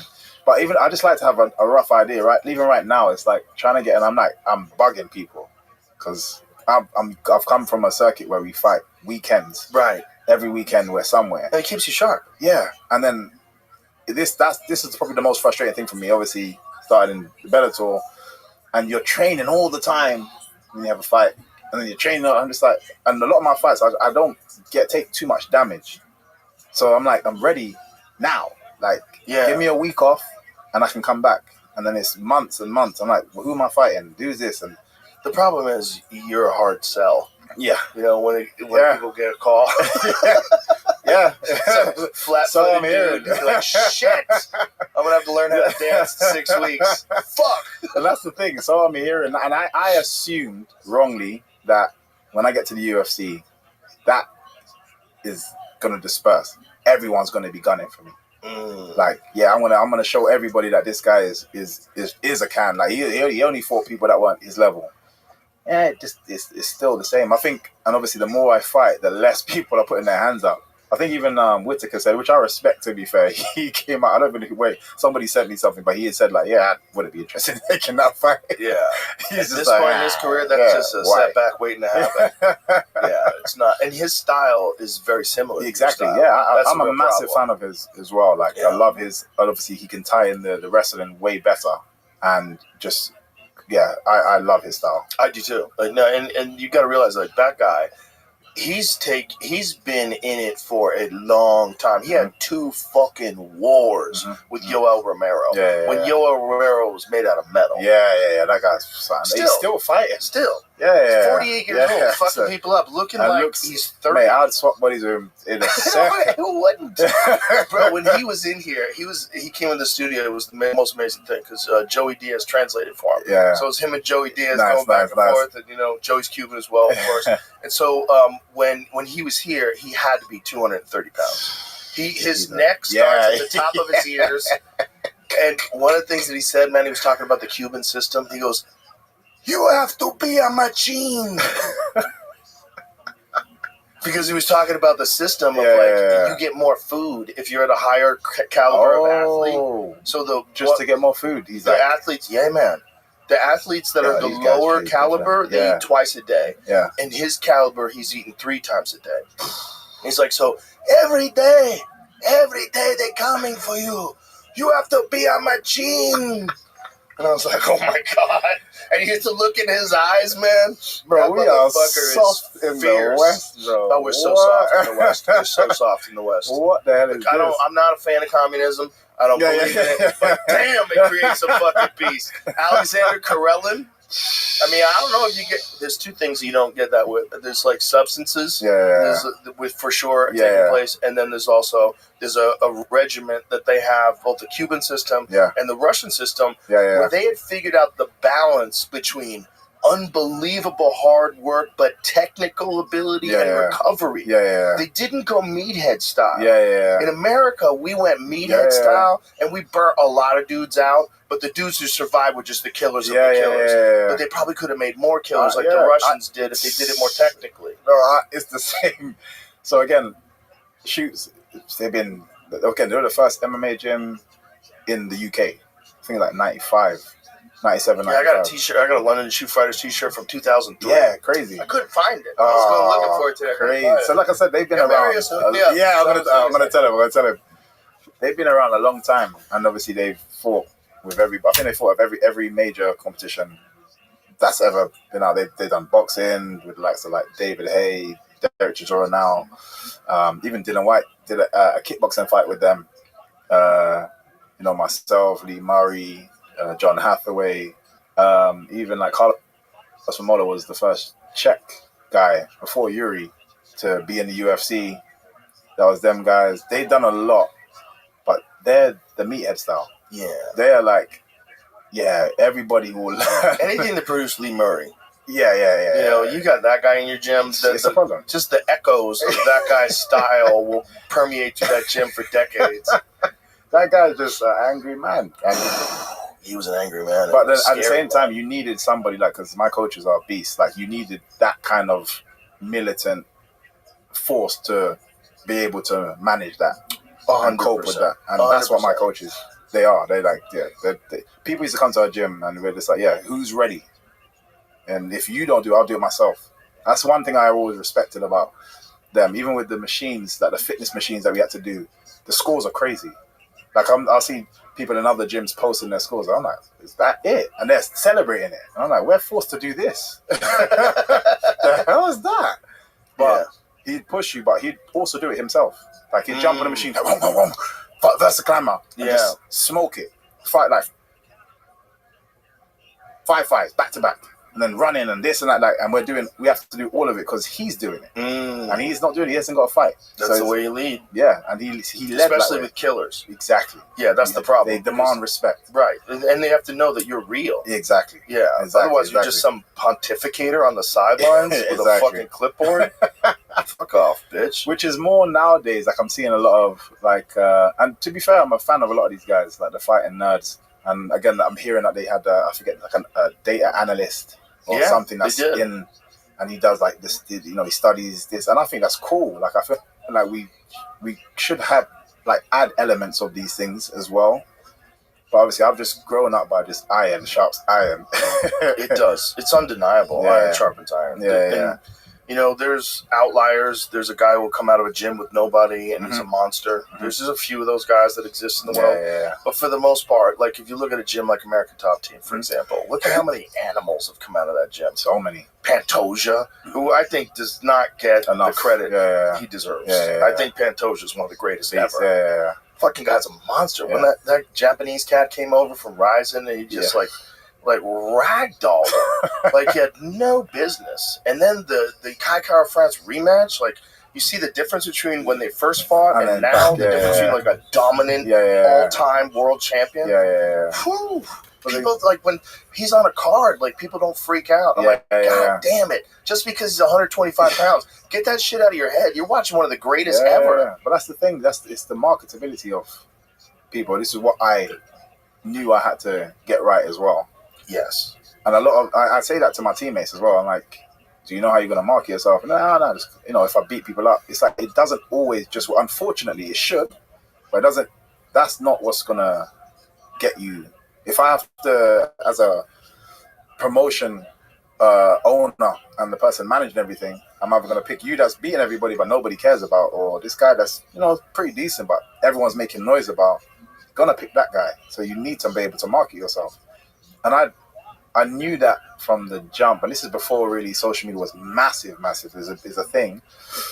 But I said to myself, okay, I need to looking, how am I going to market myself? Because we don't have that much time, on the mic.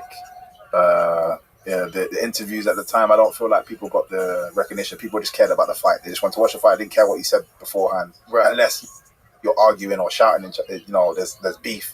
Unless you grab that mic and go crazy. Yeah. You gotta go crazy. Chael Sonnen was the first. He's the best. Yeah, he was. He figured it out before anybody. The best. Yeah. Anderson Silva, you absolutely suck. He's the best fighter. But he's still good. This is why he's on the mic now. Yes, but he's the best. Perfect. Yeah. It was perfect. But there was balance with that. For me, there's perfect balance. It wasn't too far. It was exactly what you wanted. Right. Exactly what you need to market a fight. and to promote himself. Yes, I agree with you. But well, again, it's weird though, because I think authenticity is important when you do that as well, though.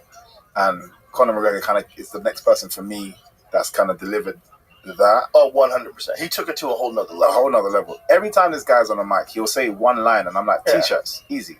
How about when Jeremy Stevens is yelling at him and he goes, who the fuck is that guy?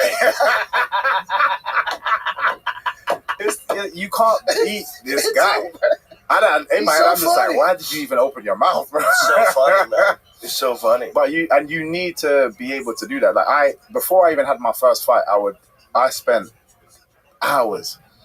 I was a big WWE fan, and I felt like The Rock, Dwayne Johnson, out of all of them, was the best at marketing himself. He had the crowd in the palm of his hands. Every word that he said, and it was simple sayings. And I was like, I studied this. I was like, okay, what could I mean? Even like his stances, he'd come up, like jump on the ropes and put his hand up and just stand there, look around. You know what I mean? Like he just demanded eyes. So again, I just came. Okay, what could I do? So I was like, okay, venom, snake. I was related to a snake. Okay, yeah. Let me do this. okay. That's check. I got a stance that I can do. Okay, I need a saying. Okay, like what can I say? Because again, I used to listen to people on after fights, and I didn't hear anything they said. They're like, yeah, but I'm good. Yeah, I beat that guy. And I'm like, right here. Thank you for my sponsors. Like, who?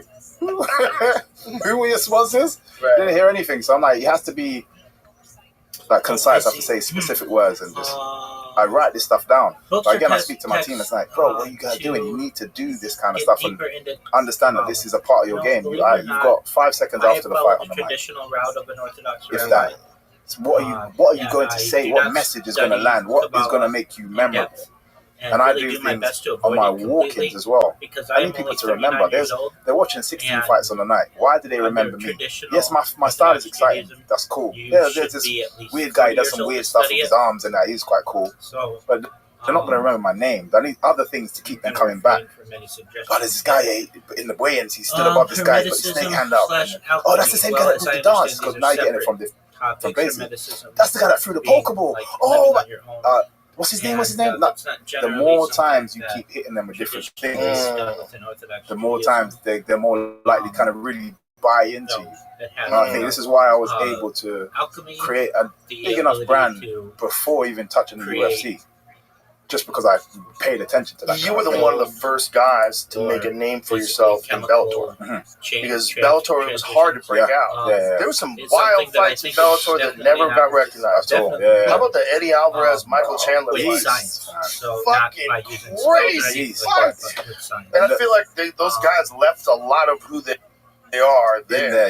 Unfortunately. We got them kind of after. And Chandler's still remarkably durable. But that's just a discipline thing and a hard work thing. I think he's just accustomed to, like you said, he's trained a certain way his whole life. He's always going to have that kind of athleticism. But he's, 38 now. It's like you can only. I wished he had not been in Bellator. Look, I'm all for competition.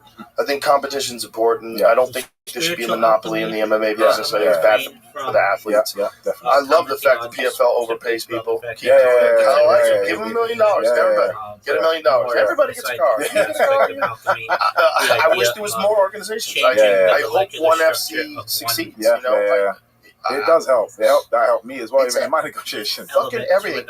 However, there's a caliber of athlete that I feel like should only be in the UFC. And you're one of those guys. Thank you. I appreciate There's a caliber of athlete where, like, I want to see how good they really are. Like some guy, like Patchy Mitch. Patchy Mitch is a beast. He's a bad. About Kabbalah. I'm 39 years old. I'm not yet 40, so I follow the traditional route of Orthodox Judaism, where we do not study Kabbalah in depth until we're at least age 40. So, refrain from any comments on Kabbalah until I've had several years to be able to study it. But there are some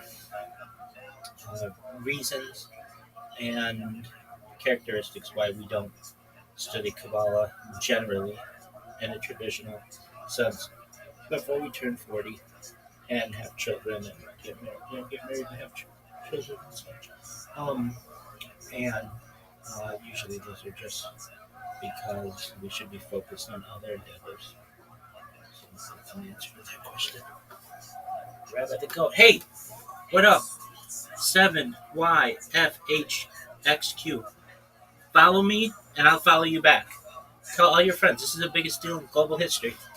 I love you, my friend. Bad motherfucker, but so's Mario Bautista. Mario Bautista had the perfect game plan to fuck up his party. But that dude, when he was in Bellator, was of that caliber. I was like, I want to see him over here, man. I personally, and obviously because I've experienced it, for me, the first time I got nervous in an MMA fight was my first fight. In the UFC? No, my first fight ever. And then after that, I was like, oh yeah, this is the same as when I was fighting the kickboxing one. I'm cool. I didn't get the nerves again. The first time again since then was the weird enough, the second fight in the UFC against Ian Gary. Thank you for the follow. The first fight, I don't know why. I don't know what it was, but I was quite relaxed. And then the second fight, I was like, oh, it's something, a reality hit me of like, oh, you're in the UFC. The people are going to demand a certain thing from you. And you got a reputation of before of the knockouts, of the celebrations, of the walk-ins, of the this, of the that. And then I just let that put weight on me. Really? Yeah. That's crazy that it was the second fight. I can't even explain as to why it was the second every day fight. is a holiday, every meal's a feast. Larry, how'd you find out about me? Well, I'm actually in one of the servers you're in, and I just think the profile, so Excellent. Excellent. Wonderful. How long have you been watching me? How long have I been watching? I mean, I've seen you just sitting in there for a while now. Okay. Excellent. And, I mean, it's not that bad. Well, do you mind if I tell you about myself? Yeah, go ahead. Excellent. I'm Rabbi ROTHSCHILD. I stream my life 24 hours a day, 7 days a week, 365 days a year for world peace. I've been doing so for more than 3.5 years. My streams go back to the pandemic. We've seen the death of a queen, the birth of AI, the coronation of a king, and everything in between. Are you familiar, Larry, with the television show Big Brother or the movie The Truman Show? Yeah, I'm familiar with the Truman Show. Excellent. Well, that's essentially what my life is. It's on camera 24 hours a day, and it goes back to the pandemic more than 3.5 years. If you weren't aware, in 2018, The Economist magazine stated that data was Earth's #1 resource, more valuable than food, water, gold, air, everything. Data overtook petroleum in 2018, and I have more data archived on the internet than any person ever, which may make me an influential person someday. And if that happens, I want to make you, Larry, your friends and family, all independently wealthy. If you're not already, I want to make sure that you have the opportunity to have generational wealth, and most importantly, I want you to be able to start charities and philanthropic organizations of your own. How does that sound? That sounds beautiful. I'd love to get back.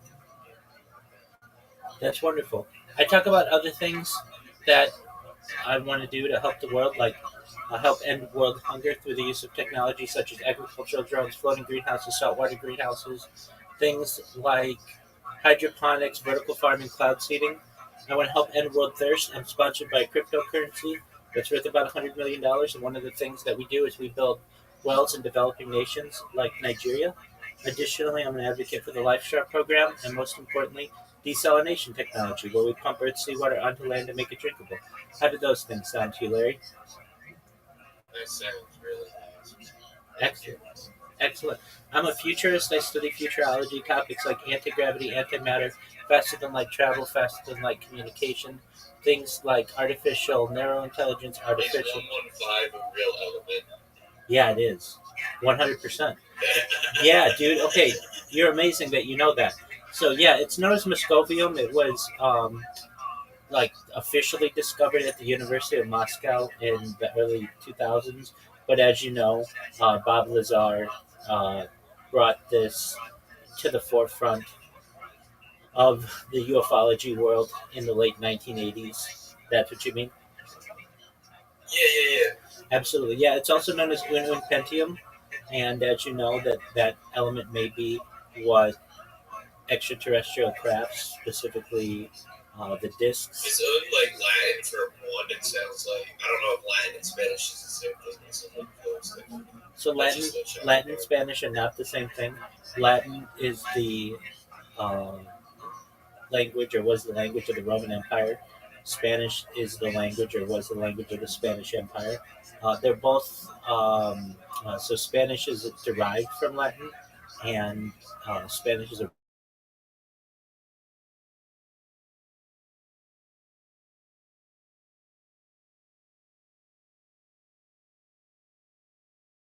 Roman.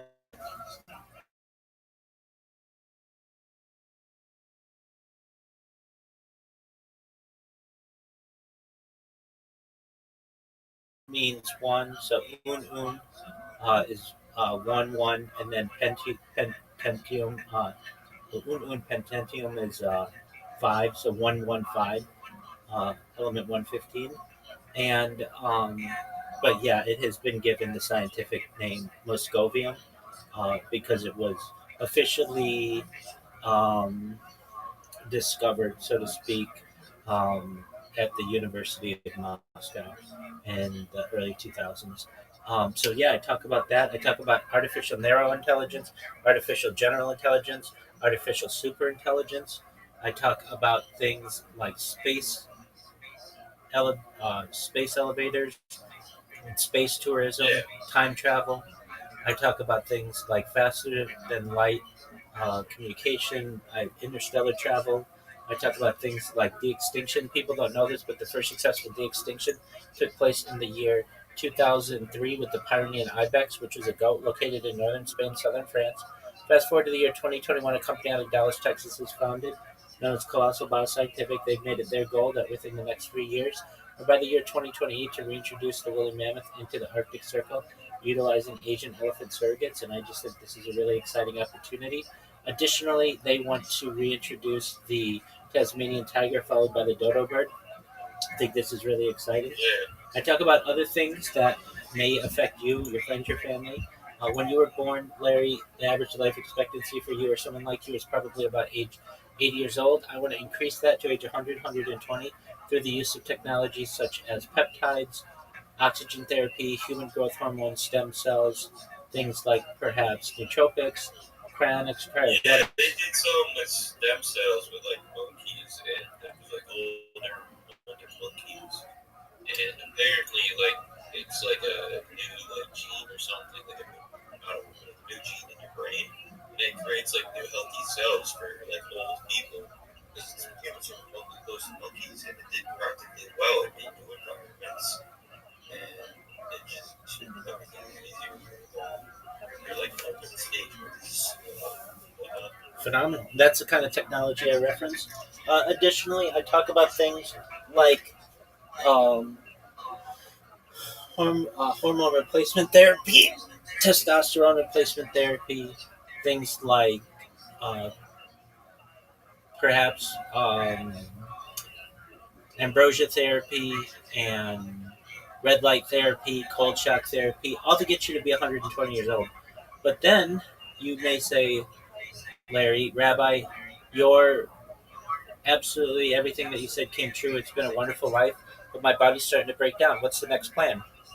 And this is, with your consent, if you want, you may be able to take advantage of a type of technology known as mind uploading technology, where we scan your brain into a computer like a CAT scanner and MRI, knowing where every atom is in your central nervous system and your peripheral nervous system for later download as an android, an avatar, a cyborg, a cybernetic being, a clone of yourself, a robot, an ethereal being, whatever you want to be. But essentially, what I'm saying to you, Larry, is that you may be able to have a future of digital immortality. You could be, absolutely. What are your thoughts? Oh yeah, man. What? What are your thoughts? My thoughts? Hey, if I could be a little cockroach and just survive. How long do cockroaches live? They probably live like 7 to 8 years. Well, depends on the environment. But there's the argument that They're one of the few organisms that can survive a nuclear blast. Oh yeah, dude. Like I've seen shit where they get thrown in microwaves for tests, and dude, they never like freak out. Same with flies. I don't know if it's just their immune system or the way they function, but the cockroach didn't even fucking like freak out. Like he was all casual, like a normal bug. Yeah, essentially. It's crazy. So that's what I do. How'd you find out about me specifically? What Discord? What was it? Here, let me look. I think it was. I think it. Yeah, we have 6 mutual. I think it was E-Girl World. Absolutely. Okay, great. Yeah, PC too. 100%. Well, I stream my life in there. So more than anything about making you rich and fulfilling all your greatest hopes and dreams, I want you to know that I'm here to be a positive person in your life. I'm here to have an optimistic view on society, and I'm here to give you hope. So if there's anything you ever need from me, you let me know, okay? All right, hold on. I will be right back. I'm just gonna set up my camera. All right, you do you. Yo, what's going on, Sky Windy?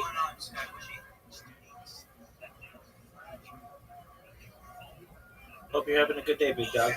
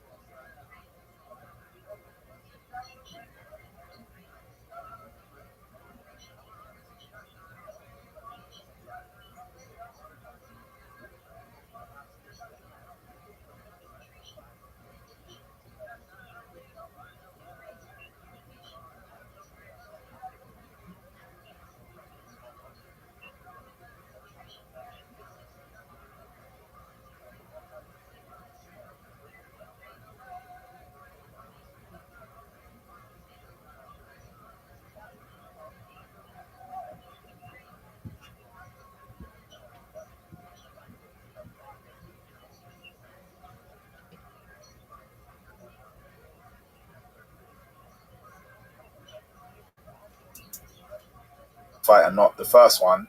And then even the third fight, I still had that kind of, oh man, I'm not performing the way I want. And I felt like I'm eager to impress. And I never felt like that in Bellator. But at the UFC, I'm trying my best. I literally have to sit. Yeah, it's the weird. same thing. It's the same thing. Same thing. Cage, cameras, Yeah. people. Same thing. Same thing. But the magnitude of it, I don't know. I'm guessing. It's what we all grew up with. It's what everyone grows up with. Yeah. It's like, It's this the is thing. where, like I said, there was That's always right, question no one does marks have my around my name. perseverance. I was jump knees and this and That's that. absolutely Always correct. question marks around my name still. But then now I'm here. It's like, oh, actually, What I up can. to GR? These guys can How you living, big dog? respect me now. Actually, respect me now. The GR, are you there? Can you type? I hope you're there. The GR, are you there? Oh yeah, you're there. Hey, send me a friend request. I'll follow you back. Excellent. Excellent. Okay, so let me tell you about what I do. My name is Rabbi ROTHSCHILD. I stream my life 24 hours a day, 7 days a week, 365 days a year for world peace. I've been doing so for more than 3.5 years. My streams go back to the pandemic, and they're archived going back to the pandemic. So you can watch any moment of any day of my life, essentially going back 3.5 years. I do this for world peace. I have more data archived than any person in global history, and data is Earth's number one resource, more valuable than food, water, gold, air. Data overtook petroleum in 2018 as Earth's number one resource, and I have more data than any person ever. Which may make me an influential person someday, and if that happens, I want to make you, the GR, your friends, your family, all exceptionally wealthy. I want to make sure that you are able to become financially independent if you're not already. I want you to be able to have the opportunity to create generational wealth if you don't have it. And I want you to be able to potentially, if you want, create charities and philanthropic organizations of your own. So please join the Rabbi community below, and also if you can, if you have Discord, join my Discord. You can always talk with me live. That's where I'm talking to other people over here. And we're just watching the Joe Rogan Experience, and we're just gonna basically do a marathon of this for until this coin goes viral. So um, you know, do your own diligence. But all I can tell you is that more than any other dev in the world, I doxed, and my um, my whole life has been archived for the last 4 years, basically. So that's a little bit about me. I could give you some mass ideas to setting this to 100x. Okay, please do, because I mean I just started this. So what are your ideas? The GR, if you're down, absolutely. That's my absolutely okay. So the GR first, send me a friend request, and I'll follow you back. I just started this, and I'm very new to it. But send me a friend request. Don't trust everyone here, Rabbi. I won't. But send me a friend request. I know Man, you sent me one. Yeah. But the GR, you send me one too. Man, join the Rabbi chat below. I already gave you my username. Hit me up on Telegram. Dude, I don't do Telegram. Just follow me on here. It's really simple. Just press the follow button and I'll follow you right back.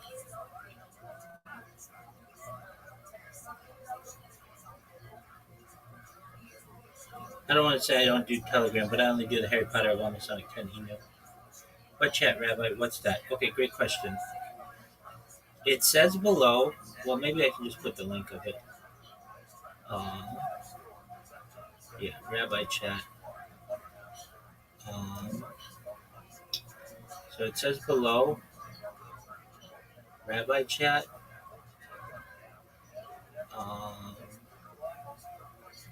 Let me see. Let me see how I can show you that on the phone.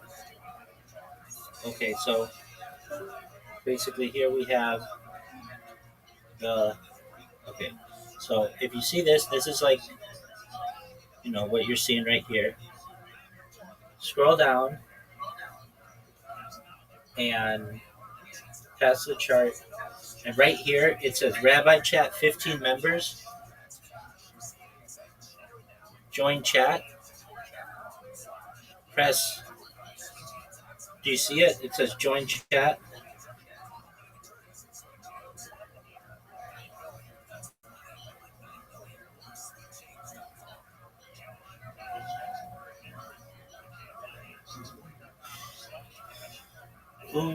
Uman. Oh, I can send you, maybe I can send you the, oh, I'm from the PC. I think I cannot. No, I think you can. I can show you on a PC too. Yeah, okay. So where it is on a PC is, if you, okay, so you've got the chat on the right side. Scroll down on the chat part. So like below the chat, it'll say buy, sell, and then there's a thing that says Rabbi Chat, 14 members.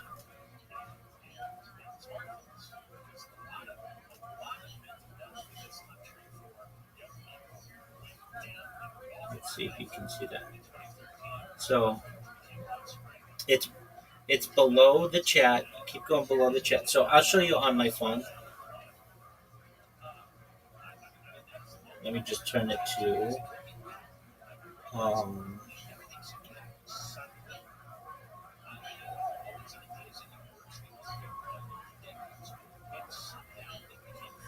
we'll get you there, Unman.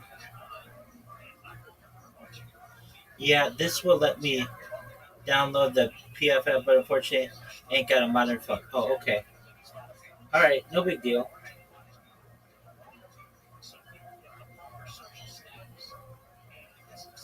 I'm following on X. Excellent. Unman, tell all your friends um, about this. Unman, do you have Discord? Unuman, do you have Discord? Yes, I do. Okay, go to my Discord. It's right here. I'll send you the link as well. Um, just go to discord.me/rabbi. That's the easiest way. And then join my Discord. And you can see I have 2,000 people in the Discord.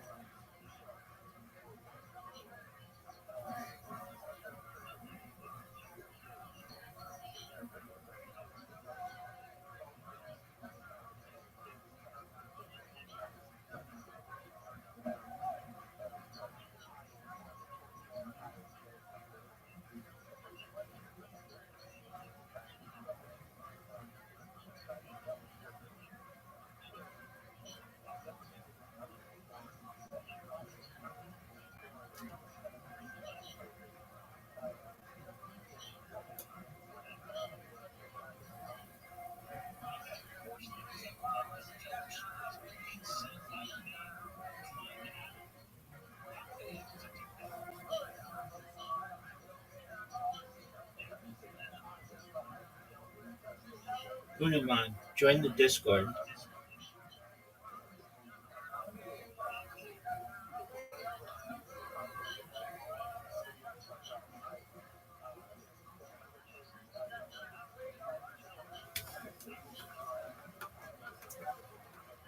Because I'm here. Yes.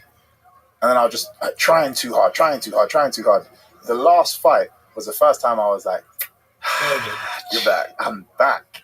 Yeah, and this is there what you I go. was Okay, like, great. keep getting me back in the cage. So, Because I swear to you this. You should see I'm live. Back to where I used to be and how I used to feel. It's just an issue Go of to getting the, guys that are willing to live fight stream. you that are of a certain caliber. Exactly. Hey, there he Because, is. you know, obviously, Unuman, can you hear me? It's okay. I know you said that English isn't your first language. That's all right. How are you, big dog?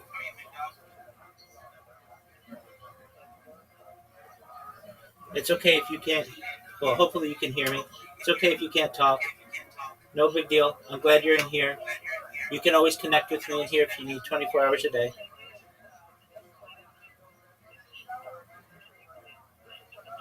As you can tell, I got a bunch of people in here.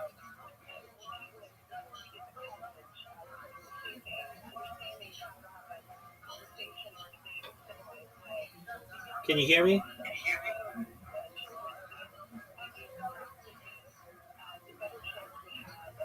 Uman, can you hear me? It's okay if you can't. Yes, I can hear you. Can you hear me? Yes, sir, I can. Pleasure to meet you. Thank you for all your guidance and assistance, navigating the challenges. Can you hear me, Rabbi? Yes, sir. Can you hear me? Yes, I can. Okay, wonderful. Yeah, definitely. So you can always connect in here with me. Ununma, can you hear me? Can you hear me? I'm sorry, I cannot actually hear you from Discord. I can just hear you from phone. That's I okay. don't know why. That's okay. You seem muted. That's okay. Now, try now. Can you hear me? Okay, I can hear you now. Okay, excellent. Yes, I can. How are you, my friend? I'm good, thank you, Rabbi. Excellent. How about you? I'm lovely, thank you. Will you please tell all your friends that this is going to be the biggest coin in global history? Yeah, I'm gonna shoot it on X right now. You're the man. Wow, that's wonderful. Shout out to Unuman. Thank you so much. So if you ever need to connect with me, I'm here. I will do my best to read the chat, but I obviously can't read it 24 hours a day. But I will. You can always talk to me here. And then if for some reason, let's just say I'm asleep or something, there's a section of this Discord that says send Rabbi a message, and you can just send me a message, and it'll be the first thing I see when I have the opportunity to check Discord. Okay, I will check it. I will Excellent. find it. Beautiful. Well, excellent. Thank you, my friend. Well, thank you for shilling, and you're in on the ground level, and I'm not gonna stop streaming. I mean, I might have to stop to like refresh a stream or something, but I'm gonna just live on Pump Fund. So this is gonna be the biggest event in global history.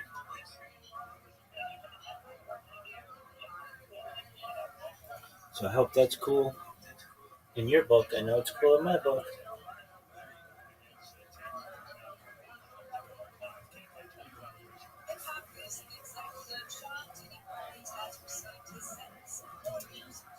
Just Sheila did all that. Thank you Thanks so for the much. beautiful word. Absolutely. If you need me, I'm always here for you. Okay, Win Win Mom? Thank you so much. You're welcome, my friend. Honestly, right now you're pretty big. So for you to get down to 170 again would be a real problem. Are you committed to 185 or are you? No. You open either one? I want 170. I can see a clear pathway. Even after my last fight, I messaged Hunter, and I literally like, look, let me fight. It was Morales, yeah, and I was like, look, another undefeated guy, perfect Beast. fight, like he's a beast. Like I'm ready. Let me take him. Then, and I said, what I could do after that is in like December, I think I said, or no, March next year. I was like, yeah, give me that for November. And like March next year, usually come back to the UK. Let me fight the winner of Leon Edwards and Pratas. I was like, another great fight there. Yeah. And then you've got July card. Obviously, everyone's going to put their hand up to be on that. But I said, if you guys want me to be on that, again, I'll fight for whoever you want in that top range. Pick. I don't care who it is. Pick somebody. Yes, sir. I'll fight them, and then I want a I title. see that. Or you give me the title there. We're going to Like, refresh it. Yeah. But I'm like, I can Let's see see a if it clear comes back. path Very to good. I see what I that want. myself. And it's just everything seems slow, which I did. See Like if I we said, get I it to come back. didn't expect coming to the UFC. I thought I like think there's just too many athletes. there is a lot. I think they have on contract more than 500. How many athletes does the UFC have under contract? Throw that into. But then also they're Yes, I sir. think, and obviously I'm managed by Paradigm with Audi, and he said he feels like the Paramount deal is they having to integrate that now as well. And I'm like, I didn't think about that, but every time because Bellator kept getting new partnerships, it did slow things down a little bit. Oh yeah, that would make sense. So yeah, that doesn't start until January. But obviously they're sorting out contracts and things from now, and then they have to try and align the shows. And I'm guessing, obviously I don't know, but I'm just saying it just feels even slower than before. And I'm like, that sucks. Yeah. And I'm like, I just want to be back out there. I don't care. And this is why I'm happy to take 674. Wow. 674 fighters under contract, and they don't have fights every week. They have fights almost every week, but not every week. That, I mean, just think about that. So you have 52 weeks. You have all these fighters. Fighters want to fight multiple times a year. I appreciate that, but I'm MVP, man. Let's go. I am with you. I'm with you. I always say that I wish I was a matchmaker, but I don't. Because it's the hardest job. Yeah, I'm sure. Yeah, I used to talk to Joe Silva back in the day when he did it. He fucking hated it. Dealing with everybody and managers and people flake out and fail drug tests. God damn it. And these guys, what they're doing right now is very difficult because what Mick Maynard and Sean Shelby are dealing with is the volume is so much greater. Yeah. There's so many more really good guys. Like in almost every division, like guys are coming in from the Contender Series. Yeah. That guy looks like a world championship caliber fighter. Talented. Talent's off the charts right now, and it's because they get to watch. Yeah. These are the kids that are growing up watching Anderson Silva. They're growing up watching John Jones' first fight. Yeah. They're growing up watching the early Chuck Liddell fights. It's normal. Totally different. Yeah. They like when they're play fighting with their friends, they're in stances that look right. They know what they're doing. And they know the names of every submission, and this is so true. They're calf kicking each other in the fucking schoolyard. It's a totally different world. That's very true. And those kids are going to grow up, and that's going to be integrated into their neuromuscular system. Yep. Yeah, and they're going to learn. There's guys coming along that are like elite black belt level jiu-jitsu, elite stand-up, elite wrestling, takedown defense, cardio off the charts, and they're 22. Yeah. You're like, this is nuts. Yeah. Now it's just about whether you can compete. Yeah. Whether you can pull it off and keep your head together on fighting things. Yeah. Which is, again, I think is something that people don't speak about enough. Listen, Aaron Pico is as talented as they come, right? That dude is a fucking vicious boxer, incredible wrestling, gold chip prospect from the very... But Lerone Murphy is another guy. I was saying before that, this is the guy that's not getting the credit he deserves. Because you got all these loud killers at 145, but you got this one dude that does everything perfect. Yeah, and he's beating everybody. He's beating everything. Etching away. And he doesn't take damage, and he's clever, and he's slick, and he does things, and every technique is perfect. Absolutely. He doesn't, and there's no fat on anything, there's no wild winging punches, everything's tight and intelligent. That spinning elbow was a work of art. He just knew Aaron Pico's trained. He's come bang. That was a crazy. But that's the difference between someone who can compete at the highest level. And someone accustomed to it. Right. It's the knowing when to hit the gas and when not to. Pico's just all gas, no brakes. Like you said, it's like similar to Michael Chandler again. Yes. Just like in that rage mode all the time. And all gas, no brakes. You need to take your time. Well, that's a wrestler thing too. They always want to break people because in wrestling you can do that. You can have that mentality where you're constantly hitting the gas because you're not going to get knocked out with a flying knee. True. Changes. Yeah, because you get that. That's how you compete. You get this mindset of, I'm going to fucking dominate. I know what I did in training for this. My gas tank's off the charts. My aggression's off the charts. I'm a killer. I'm going to dominate. I'm moving forward. I'm moving forward. The problem is with a guy like Lerone, it's like you think he's backing up. Bam, he's coming forward. Oh, that was amazing. The timing. It was just like, But Pico even stepped right into the elbow. It was ruthless. It made it 10 times worse. Ruthless. And that's my thing. The car crash effect when you create those collision So for a guy like Lerone, who's not a big marketing guy, not a big, like, let's just say wild shit on the microphone, just steady professional, does his job, he needs to do that, right? He needs, like, this spectacular thing where all of a sudden everybody goes, he needs to fight Alexander Volkanovski, and that looks like that's what's going to happen now because of that one performance. Which is, I'm so happy for him. Me too.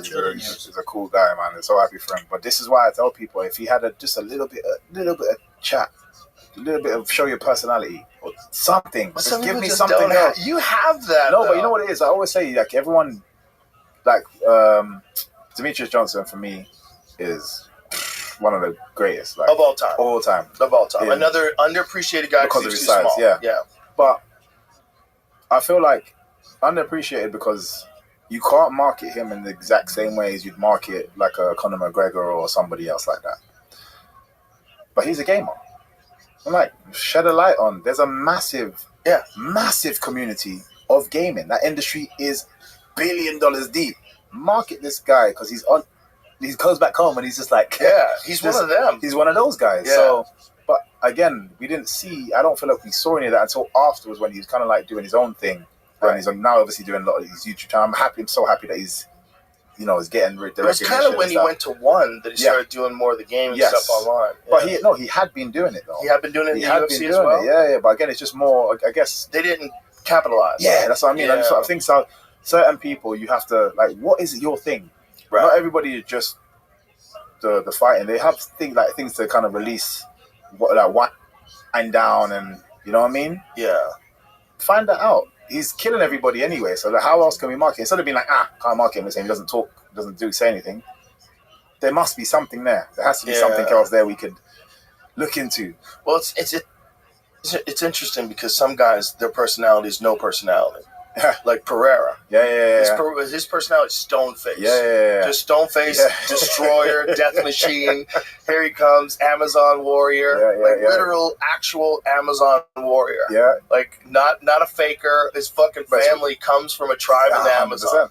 But then that's what he markets though. Yeah. I guess that's what they marketed. But it was because he markets that.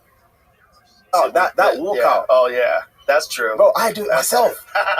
When he's walking out, I'm just waiting for him, like, That's true. And that's what I mean, though. I mean, like, that's you're selling your story with just something so simple. That's actually a very good point that I didn't even think of. Yeah. His walkout. His walkout gives you the best in the sport. Yeah. And that's That's what I'm trying to And say. that music, Yeah. that jungle music behind And you just the walk. just like, this Amazon warrior. It's simple. Everyone can relate to it. Oh yeah. It's consistent. So I'm always gonna. Oh, that's the guy. And you see kids in the audience throw the 1-2. Yeah, they do it. Yeah, and like I said, because I'm a big wrestling fan. I see it's those moments that everybody will remember and everybody will do. Right, when Stylebender came into the Undertaker. Oh, beast. But that's what I'm trying to say. It's those kind of things that people just don't. Yeah. And I'm talking the fighters themselves. Obviously, I feel the UFC can do their bit as well. But technically, you're already on the platform that's going to show you to everybody. So then it's your job to figure it out as well. Another aspect of the game. Yeah. Like strength and conditioning, like all these different things. Exactly. Just think about it. You're a professional. Figure out how to market yourself. Yeah. You are the product. The problem is, though, it does lead to like cringe moments. Some guys, so not everybody has your personality, and some guys try, and it's like, yikes, shit. You gotta take a risk. You gotta take the risk.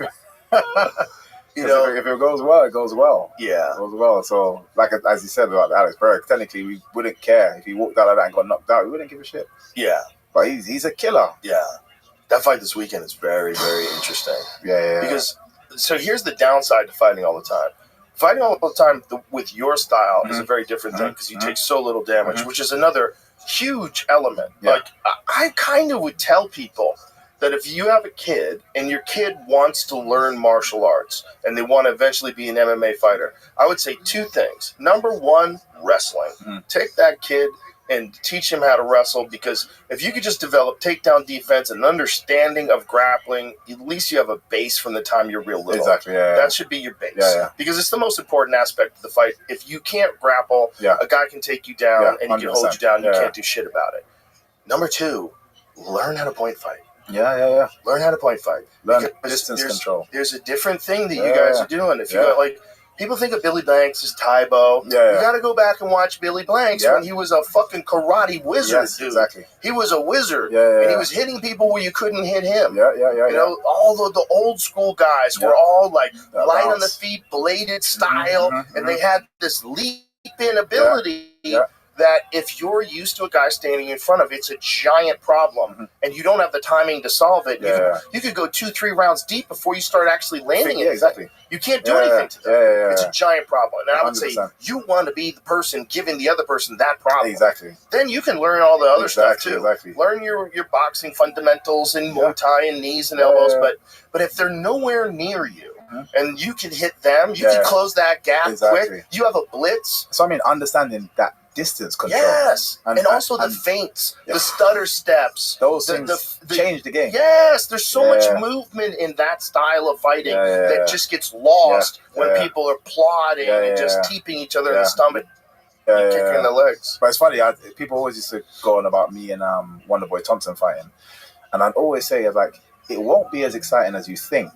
For us, like me and him, there'll be moments where we're bouncing, faking, and we'll laugh at each other because we saw what would have happened if one of us went. But the crowd's like, the fuck is going on? Fight. The fuck are you guys doing? Smiling at each other. Like, they don't get the fight that's going on in the moment. And I say to people, it's not as exciting. 2 pluses don't always give you that plus. Not always. But you still want to see it. Of course, people always want to just... It's also like fighting doesn't have to always be ultimate excitement. You have to that's why I say no stand-ups ever. When a guy takes the guy down, that person on the bottom does not want to be on the bottom. They want to be up. If they can't get up, tough shit. It's only 5 rounds. Every fight starts and ends up, which is a giant advantage for a striker. Because otherwise they wouldn't be able to get themselves up. So none of that. See, it's got to be pure. It's got to be real. You can't have ways that a guy won only because the rules set it up for him to get to a better position. I agree. The only thing that I find slightly frustrating in that element is I don't mind the wrestling. I think wrestling is a beautiful art and is, like you said, one of the most important arts to dictate where you want the fight to go. But if you're taking me down, try to kill me.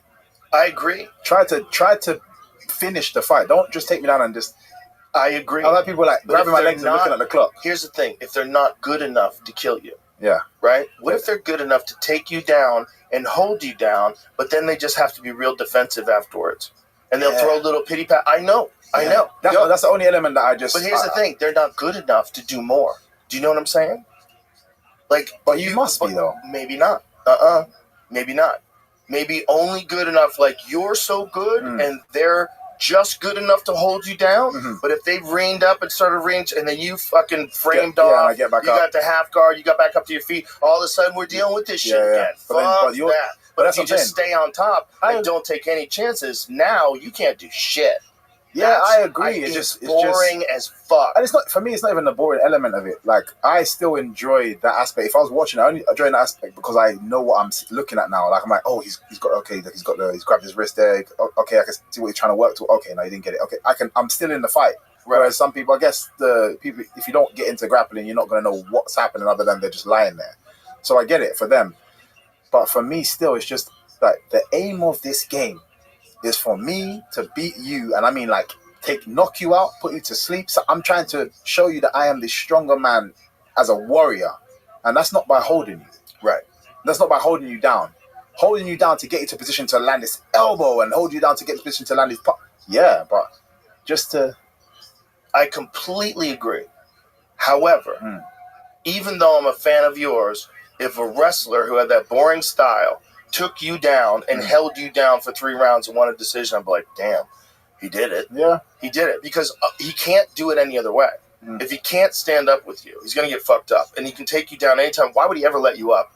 And if losing position is dangerous, so if you're very explosive and you're very good at grappling, you're very good on the bottom, you've gotten submissions off the bottom. If a guy reins up and starts throwing shots, but he feels like his base is gone, and he just wants to clinch and hold on and maintain position, and he maintains position with this kind of shit. On top, doing this kind of shit.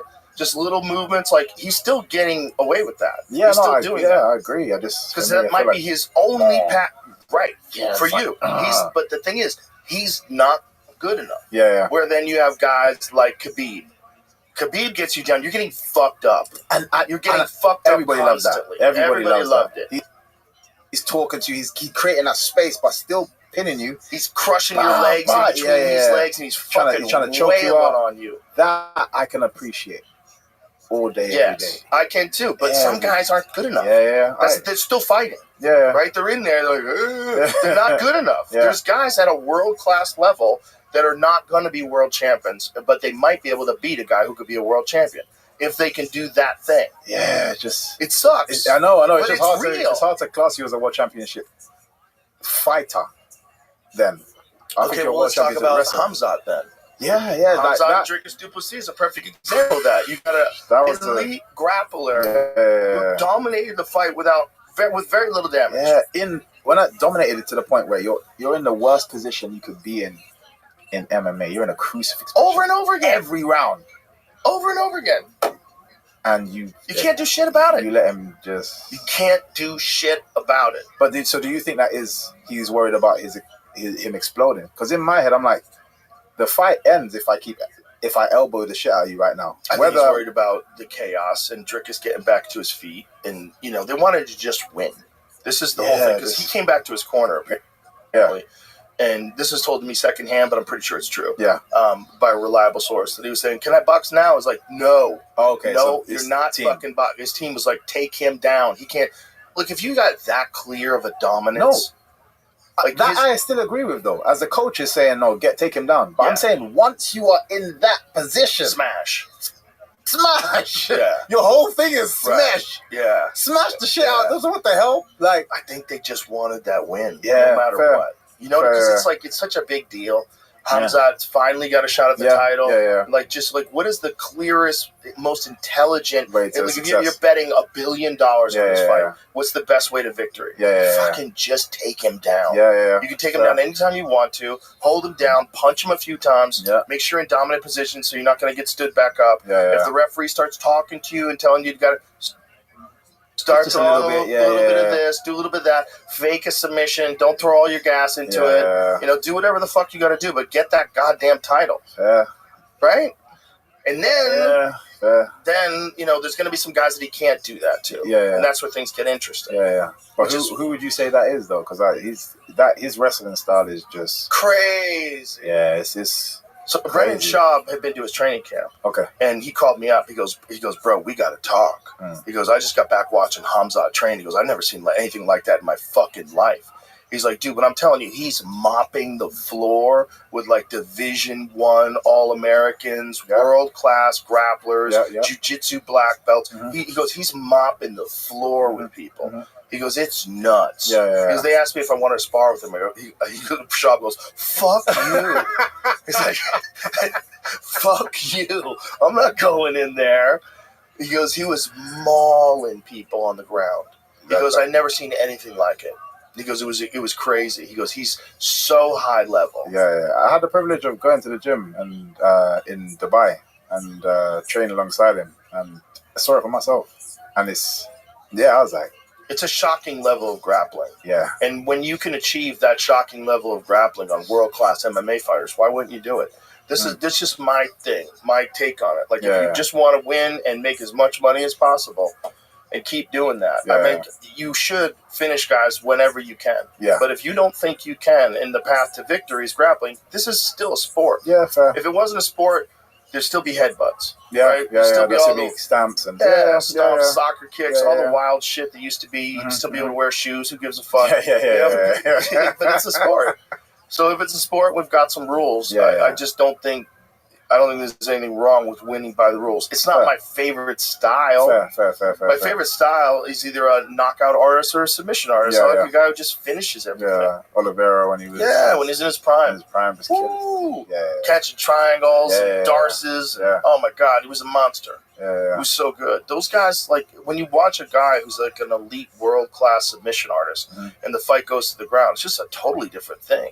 You're in real, like Fabricio Verdum when he was in his prime, when he caught Fedor with that triangle. Bro, that was... Catching Fedor with a triangle is crazy. Crazy. If you know how explosive that guy is and how fast he is and strong enough, what a great grappler he is. But Fabricio Verdum's another guy who doesn't get his due. When you think about all-time GOATs, you think about Nogueira, you think about Fedor, and you think about Minotauro. And Fabricio Verdum tapped them all. He tapped all the greats. Very true. All of them. Tapped them. Tapped them. All the greats. Didn't just win by a decision. Didn't just hold Tapped Fedor when Fedor was Fedor. People like, whoa, that's crazy. Fedor's a beast. Bro, he was a monster. Stoic warrior from Russia. No expression. And he's the earliest, the first of his time. Oh, way ahead of his time. First of his time. Way ahead of his time. His ability to catch submissions off his back with lightning speed. He had a lightning fast arm bar. And power on the feet. Bro, he walked down Crow Cop. Yeah, it's crazy. Crazy. With stand-up. Crow Cop's head kicks were insane. Every kick. But like Fedor was blocking them so intelligently too. He was using that high block with the knee way up like that to catch that left kick. And he caught it. They caught it shin to shin many times. That was a crazy fight. But Fedor in his prime was so good, man, because he was the first guy other than Minotauro. But he was more dangerous on the feet than Minotauro. But Minotauro on the ground was like one of the first guys, like super dangerous off his back. Super lethal guard. Like when he beat Bob Sapp. That was the nuttiest fight in the history of MMA. Bob Sapp was 350 pounds with abs. I was gonna say he's kind of like your Ngannou nowadays, but way bigger. And way bigger, but not as skilled. No, different. He's gotten Francis's improvement, because in his earlier stages, I was just like, he's got power, but he's technically like Francis basically beat Tyson Fury in a boxing match. Crazy, right? Basically beat him because I scored it. I scored it for him. 100%. They just couldn't. They could not let that happen. He dropped Tyson Fury with a left hook and then danced in front of him. I mean, that's skill. I mean, he wasn't ready for Anthony Joshua because Anthony Joshua was a different thing. Like it's just, he's got more one-shot knockout power. He took it more seriously, too. I know he likes to switch him. But again, like, this is where the boxing is. If you don't have that kind of intellect in the boxing, that footwork and foot positioning is put your foot on one side, you're gonna get killed. You put your foot on the other side, you're safe. Oh, it's been You can going kind of off. manage the power and see the punches coming. But he kept switching stances, but just leaving himself in just the wrong positions. Yeah, he wasn't ready. Wasn't ready. There was a lot of hype off the Fury fight. Also, Joshua got to watch him box in the Fury fight, see some patterns. Fury, I think, probably took him lightly. Yes, I think so. He's one of the greatest of all time. This guy's never had a boxing match. At the beginning of the fight, he's like, time to go to school. Like, oh, really? And then he probably got stunned. He just got stunned, and that was it. He's now working. You talk to any fighter, they will tell you the worst times of their life is when they thought that a guy was nothing. And then in the middle of the fight, they realize, oh my God, I'm losing. They took a guy lightly, and they didn't get up for the fight. And then they went in there, and that dude was fired up and ready to go. You know, you can't take anybody lightly, though. No. Mike Tyson, Buster Douglas, another perfect example. 100%. No one. This guy was partying every day. Yeah, exactly. He did not take it seriously at all. You got the big respect for Buster Douglas on that one, though. That was oh my God, it's one of the greatest performances of any heavyweight title fight ever. To want to walk in and do that as well. The fact that guy could do that the whole time, but only did it against Mike Tyson is nuts. Because he was one of those guys, and we all know them, that is super talented and just never realizes their full potential. Like gym, guys in the gym, they're like, you'd see him spar and train. I talk about this all the time. Like, I've had so many people, obviously I've got to see over the years that are talented. And again, it's the same thing, but can you do it when it counts? Right. Can you do it when the lights are on? Can you do it when there's pressure and it means something to your friends, your family, money? Yeah. Can you still do it? Yeah. That's when it counts. But I've seen guys that are, there's a guy actually, and I always talk about him just because he was super unique. And weird enough, he got to the UFC on a short stint. Galore Bafundo. I don't know if you ever remember him. He only had 2 fights, but he fought Charlie Ward, and I call it Hadouken. He just grabbed him and threw his head into the floor. Oh, jeez. And it was a KO. And he actually never got the bonus for that. I don't know how he did it, because I've never seen anybody just throw someone's head down. You need to watch it at some point. But look, boom, there you go. Oh, God. And if you keep it going and you see how he finishes, look, he's like, wow. Oh, that landed hard. Yeah. That landed hard. And if you see the finish, look at this is how athletic this guy was. Just watch, light work, just landed, just landed a little perfect spider stance. Yeah, perfect landing. Now I had to deal with this every day. Yeah, and that was nothing. He's super explosive, but again, he's a striker. Very weird striker. Like his kicks are like his hands. He can for ages. Yeah. I was sparring him one time, and me and him, like I'm the guy with him. When he steps in, my eyes do this, and I'm like, okay, I have to make sure because a kick will come from anywhere. And we're sparring and going back and forth, and I'm in my element, and everything slows down for me. Drink some water. And I see his head drop down, and alarm bells are going off, and I'm like, he doesn't shoot. He doesn't go for takedowns. But I'm feeling alarm bells going on, like something's gone wrong. I don't know why this felt this slow. Something is wrong.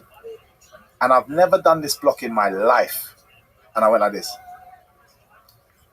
X block. I've never done this in my life. Never been taught this X block. My body said, throw your hands. He did that and did a cartwheel kick. Front flip. Oh, geez. Yeah. Landed on his foot and axe kicked me. If I didn't do that, I'd be sitting here in 2 right now, talking to you about the story that I once used to do MMA, and this guy split me in half. He's front flip axe kick and a front flip axe kick. That sounds wonderful. On his Instagram, I don't know if you'll find it, but on his Instagram, there's clips of him doing it on a bag, and he literally flips, lands on his foot, bah, hits the bag, and he's just standing. But he did it. I blocked it. Now, even that alone, because I've now blocked it, you should fall off balance. He took his foot off and carried on sparring. Everyone in the gym was like, what the hell was that? I never even thought anyone could do that. He's another person that in the cage, he never showed this stuff. I've seen him, someone in a single leg, and he's run up the cage and slipped up the single leg and kicked off the cage and landed behind the person. Always when I talk about this, it sounds like I'm exaggerating. He used to do stuff that it's only in games. And this is why everyone used to watching love him do that flip. I believe every word you're saying. Because that was crazy. The landing was crazy. Yeah, like it was like he was it's not like doof. It's not like this. Yeah. No, he landed softly on one knee. Yeah. He was insane, but just never showed it. Wow. Never retired? Yeah, he's like he teaches and stuff now, but he just, and it's a shame, man. He was a fun character, and like I said, amazing person to train because he made me better. Because he got the few people that in the gym that could actually kick me in the head and and catch me, because I'm good at seeing. I got good eyes, and he's just it was just something else. Crazy that you knew it. Like you had intuition. I don't know what happened, but something said, if you don't do this, you're going to die today. Wow, that's crazy that you recognize that of all movements. Yeah, but again, because like he never shoots. He's a striker. He'll sprawl and then start doing his jiu-jitsu from there. Never really shoots.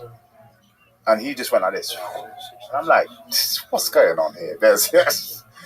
I don't feel like sprawling. Something's wrong, but I don't feel like sprawling. Here you go. Oh my God. He does one. He does one and he lands. He does one and he lands it. That's crazy. Boom. That is so crazy. And imagine doing that during sparring. It doesn't make sense. And he's hitting the bag. Boom, look. That's crazy. And I tell people feel like, you're talking rubbish. You can hear that. Oh. If that hit me. That is so wild. And I wish he was able to show this stuff. Explosion you have to pull that off. The amount of force you generate. Yeah. And who would see that coming? I still don't to this day know how I saw it coming, but wow. If he did that, and again, he went into these fights and it would be relatively basic. He wouldn't show all of this kind of stuff. So he would tighten up in fights. Yeah, he'd just tighten up a little bit. He just wouldn't express himself in the same way. Did anybody at that time work with like a mental coach? No, I wouldn't. From our gym, the only person that I know did it from our gym was actually Alex Reed, but he is a weird character anyway. Yeah. Funny guy, lovely guy, but he used to have like therapists come and do this kind of stuff. And at the time, I feel like I didn't care for it because he just made it seem lame. It's just because it was from him, but I understand more so over my time the importance of the mental aspect of things as well. Maybe if someone could explain to him, or if you could have a conversation about what goes wrong when he competes. Yeah. Like what are the thought process when he competes, and what could be done different to change that thought, like to combat them when those thoughts come up. Yeah. To have a tool. Yeah. Have a mental toolbox where you go, no. Yeah. We're not going to entertain this kind of negativity. Yeah. We're going to stay positive. We're going to stay zen. Yeah. You know, the most important things, don't ever give in to anxiety. Yeah. Don't let it get to you. Don't let it follow you. You're positive. You're breathing. You're moving. You're a killer. Keep moving and just have someone with him maybe initially to coach him through those movements. I wish there was some, but again, also maybe the gym that he's in with us at London Shoot, that's not a thing. It's right. We beast. Like we're just gonna. Right. That's and the thing is, he still look amazing up until the fight. You get to the fight, and you'd be like, bro, I can't wait for people to see this. Right. And he'd get there, and you're like, what are you doing, man? Yeah. And it's frustrating because he was still super talented. He's still, he won one, and I think he lost the next one, and then that was it. But even his previous fights before that, he's got some exceptional fights. But just not what he's capable of doing. I've never seen what I've seen in the gym on stage. Wow. Never seen. And he still got signed to the UFC. Just because he's still talented. And obviously somebody saw his talent and was like, yeah, I want that. And nobody's ever seen what I've seen this guy do. And all of our teammates are like, if you guys seen that, everybody would be throwing money at this guy. Just make sure he's on the next card. It's crazy. Yeah. It's really crazy. Yeah. Because it seems to be like that in almost every sport. Yeah. But in fighting in particular. Yeah. Because it's the biggest mental hurdle. There's no team to fall back on. There's no, I guess we lost tonight, boys. No, you got fucked up in front of the whole world. And that's the sport that you're in. Yeah. You're in the sport with the highest highs and the lowest lows. Yeah. So that pressure is just, it's unexplainable to the average person. Yeah, You can't explain it, really. This is why I try my best to focus on the element of fun. Because I feel like when I'm dancing, smiling, laughing, joking, everything slows down and everything's enjoyable. There's no stress. And anytime I feel slightly stressed, you might see me dance, which is interesting because people just think I'm just doing it for the other person, to mock the other person. Mm-hmm. And sometimes it's just, just stay chill, man. You're here. Like, you don't need to do anything more than this. Right. If I feel like a little bit like, that was a bit, and my mind starts going, no, let's shake it off, get into your mode again, and then go back to enjoying yourself. That's but I know some people need to be in this angry state and just, psych themselves into it. And I don't even need to be angry at my opponent. And I think that comes from the fact that I used to have to fight my siblings. Right. It's not based on anger. Right. I love them. Like, but my dad he used to say, like, that's not your sibling on the map, but straight afterwards, make sure you pick that person up, make sure they're good. And again, my brother would beat me up, my other brother would beat me up, my sister would beat me up. Everybody, but I still had love for them. So I never needed anger to thing. And the fact that my family did this thing, and even my nephews and stuff now, it's generational, just something that keeps us all together and we're so close. It's not based on being angry, just based on learning something, enjoying something, and doing it with people that you love. Mm-hmm. So that's why I can make it fun. Everyone loves this whole like tense, like, and I don't. I think what a lot of people don't understand too is the hardest part of it is the day of the fight. It's not the fight. Once a fight starts happening, you're in there. You're in it. Yeah. It's not scary. Yeah. Unless you're getting fucked up. Yeah. When you're getting fucked up and like scary. The end is near. Yeah. There's like you want to see ultimate bravery. Khalil Roundtree in the last round with Pereira. Yeah. When Pereira's putting it on him, that's ultimate bravery. Because he knows he's getting fucked up. Yeah. He knows he doesn't have much time. There's nowhere out. Yeah. His skill set is all in stand-up. Yeah. I mean, he can take guys to the ground, but at this point, that's not going to happen. It's not happening. And his face is broken up. And Pereira is doing that Cobra thing where he gets Cobra style, leans back and slams in. Beautiful. It was terrifying. But that's that kind of bravery in front of the whole world. Yeah. A lot of people, they're not sure if they have that. Yeah, fair. And so there's just the pressure of that in front of the whole world. Like, so maybe like they're in there, it's like, just do enough. Just do enough. Exactly. They're scared. Which shrinks you. And sometimes super duper talented people are the most scared. Because it kind of came too easy for them. There's a thing about super duper talented people that for some reason, like that gift comes with a curse. And that curse is that it came to you too easily, so you never really developed the grind. The real will and drive to like overcome, just make these little tiny wins every day to pile onto a skill set. You're just a lightning bolt. You're a lightning bolt, and then when it's time to actually fight, you're like, you don't know if you've been tested. You don't know who you are yet. I think I get that a lot though, as in like people always like, he's just naturally talented. And only when I tell people that I used to get my ass handed to me. But this is the thing that I've always said. Guys who grow up with brothers, especially older brothers who can kick their ass, they're ready to fight at all times. Because they're fighting in their fucking house. They're ready to fight with guys who can beat them up their whole life. Just that alone sets you up for competition in a different way than someone like, I grew up with my sister. We didn't fight. It's like nobody beat me up at home. It's totally different. Because you're accustomed to being around hostile males who are dominating you. Was it older or younger though? Younger sister. Okay, because my older sister was still beating me up. My sister never got into martial arts. I was the only one in the family who got into it. Oh, okay. But if I grew up with a bunch of brothers, I'm sure we'd be beating the fuck out of each other. Yeah. Well, we enough. We had to do it. There's one thing again. You'd always say you can't. No, this is not for out here. This is for in there. If you got an issue, verbalize it.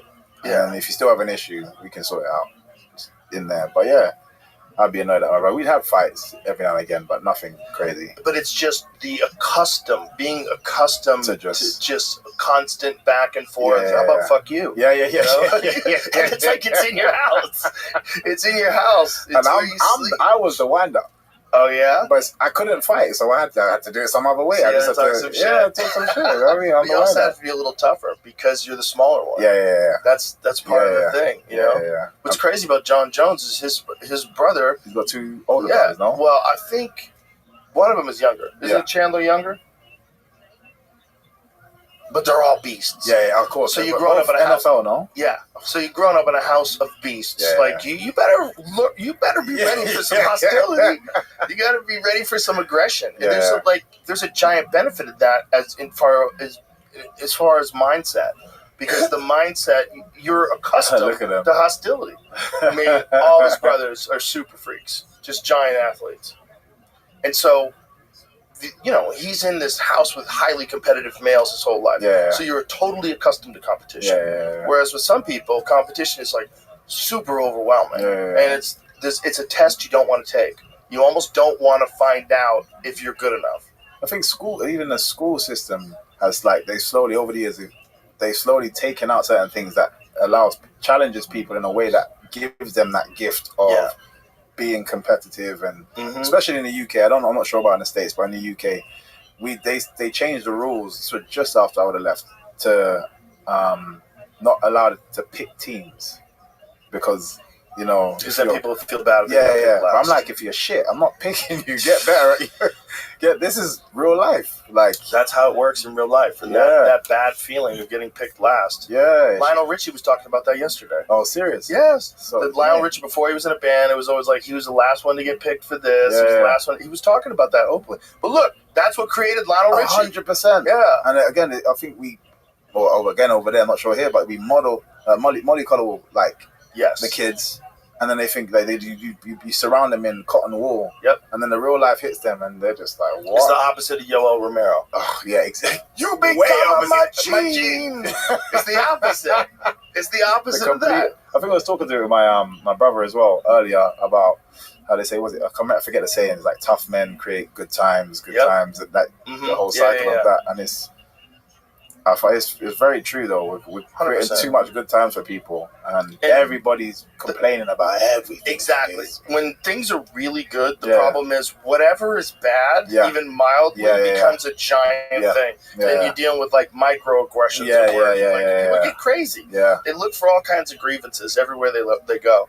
When you are involved in hard competition, you're not interested in any of that stuff at all, because it's just a giant distraction. The real thing is so difficult, and that's why I think, even though it's uncomfortable for kids, I think wrestling in high school, any kind of competitive sports in high school, martial arts especially, I've been so valuable for you. For ages I've been saying this, it's okay to lose. It's okay to lose. And it's actually good for you. It's very good for you, and you need to learn this kind of stuff. Like I said, as soon as they're out of your care, they have to experience that anyway. You can't.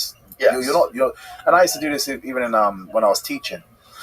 We're teaching a jab or something. Teaching a jab when we're doing slipping drills, and you're jabbing like this. I was like, you're not helping anybody by jabbing away from their face, because now this guy thinks he's amazing at slipping punches. Right. And then we make him spar, and he's like, douche, douche, move your fucking head down. I'll do what I usually do. So I'm like, it's better that you hit him in the gym, so then when they go out into the real world, or they go out to a competition and whatever, they're actually good at these drills that I'm giving you. You're not helping by trying to be helpful. Yes. You don't have to hit hard, but be accurate. Yes. Get them used to it, and then slowly speed up. Yeah, bro, I say this all the time, but it's exactly the same thing. People need to go through those actual trials and tribulations in certain areas, so that then they can be ready for it later on. 100%. And this idea of protecting them, and everybody gets a participation trophy. Yeah. That's so bad for it. That feeling of bad from losing is beneficial. Mm-hmm. It's just like the feeling of being tired after you work out. That's how you get in shape. It's all good for you. Exactly, it's all good for you. You're getting into emotional shape. But this is why I feel a lot of people are trying to take shortcuts for everything. Nobody really wants to do the hard work. World. Yeah. Nobody wants to do the hard work. And I get it if it's really excessive. You get to a certain point, and it's like, okay, you need to get at least some help to get to a certain point to then work out. But you need to work. You need to work, and it's good for your brain. Your brain is. We have for whatever reason, a whole series of human reward systems that are built into our brains from the times that we were all living in tribes thousands and thousands of years ago. And in this brain, it requires tasks. There's things, it's like enforced in your brain that if you go out and you make arrowheads and you hunt the deer, you have food. Your family survives, so you have tasks. So they're whittling the stick and you're into it. And you better be fucking into it. Because if you're not into it, you're not going to eat. So if you have a life where there's none of those things and you're sitting there in front of Netflix, of course you're depressed. Of course you're depressed. Your body's not getting any of the stuff that it needs. Your mind isn't getting any of the tasks that it needs. Someone was telling me like it's the reptilian mind set that looks for dangers and seeks dangers, because we're not in a society that has those dangers. We look at danger. Our dangers are now, this person looked at me funny, or this person back there. Or you're even worse, your phone. Your phone, it's even easier now. People are commenting on it. The haters getting me today. To be fair, it's funny. The first time, this was still earlier, so my comments were from YouTube initially. I had an Instagram, but I didn't really use it like that. So after my first fight, I was super pumped. I'm like, because like I said to you, I was so nervous after my first fight. And I always say, look, if you watch, all of my walkouts are being like, vibes, I'm just happy to be here. My first fight, I was like this. I was dying inside, Joe. Just like, what? In my head, I was like, why did I decide to do this? I was like, why am I here? What? I was stressed. The whole walk was the longest walk, and you've never seen me so tense. And then the second I got in there and the bell rang, I was like, oh, yeah, same thing. Okay. Then I started to feel myself, and the vibe, like my energy started, like the MVP that we obviously come to know now, it came out. And that was, for me, that was just like, that was great. But in terms of, I just lost where I was going. You lost what you're talking about? Yeah. No worries. It happens all the time. So, but that was interesting that then the second fight was the one that really overwhelmed you. That was in the second fight in the UFC. Overwhelmed me. But so the first fight you ever had was when you walked out. Was when I walked out. The first fight you ever had. So that was me versus not UFC, me versus Dishman. And I just walked out, and seriously, I just had nothing but fear inside me. And what kind of an athlete was he? What did he do? I'm not sure. He's a kickboxer or something. Didn't seem like his first fight. I had like, I think 3 pullouts before I got to that fight. Like probably like 3 weeks before. Like 3 different people. And at that level, it happens all the time. Yeah. And I had fights online, so my coach was like, are you able to take these down? I'm like, they're randomly filmed from so many random people. Yeah. So like, I wouldn't even know where to begin to find out to try and get them taken down. So I just, if anybody did research, they would see that I had like a 720 kick. So it made sense why people was pulling out. For people that don't understand what that means, that's not a 360 degree kick. This is one of them. This wasn't even the first time I did it. Where is it? Yes. Is it coming in? It'll be after this. Okay, yeah. Okay, it's gonna be that's it. Just before this.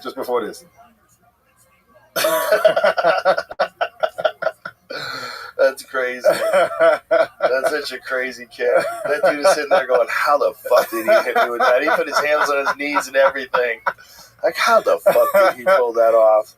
So I understand why like people would look at that and be like, not yet. But this guy stepped in, and like I felt so bad, negative going forward, walking in. But then once I was in there, if you see the walkout, this one was like, but even how I'm even here, I'm super tense.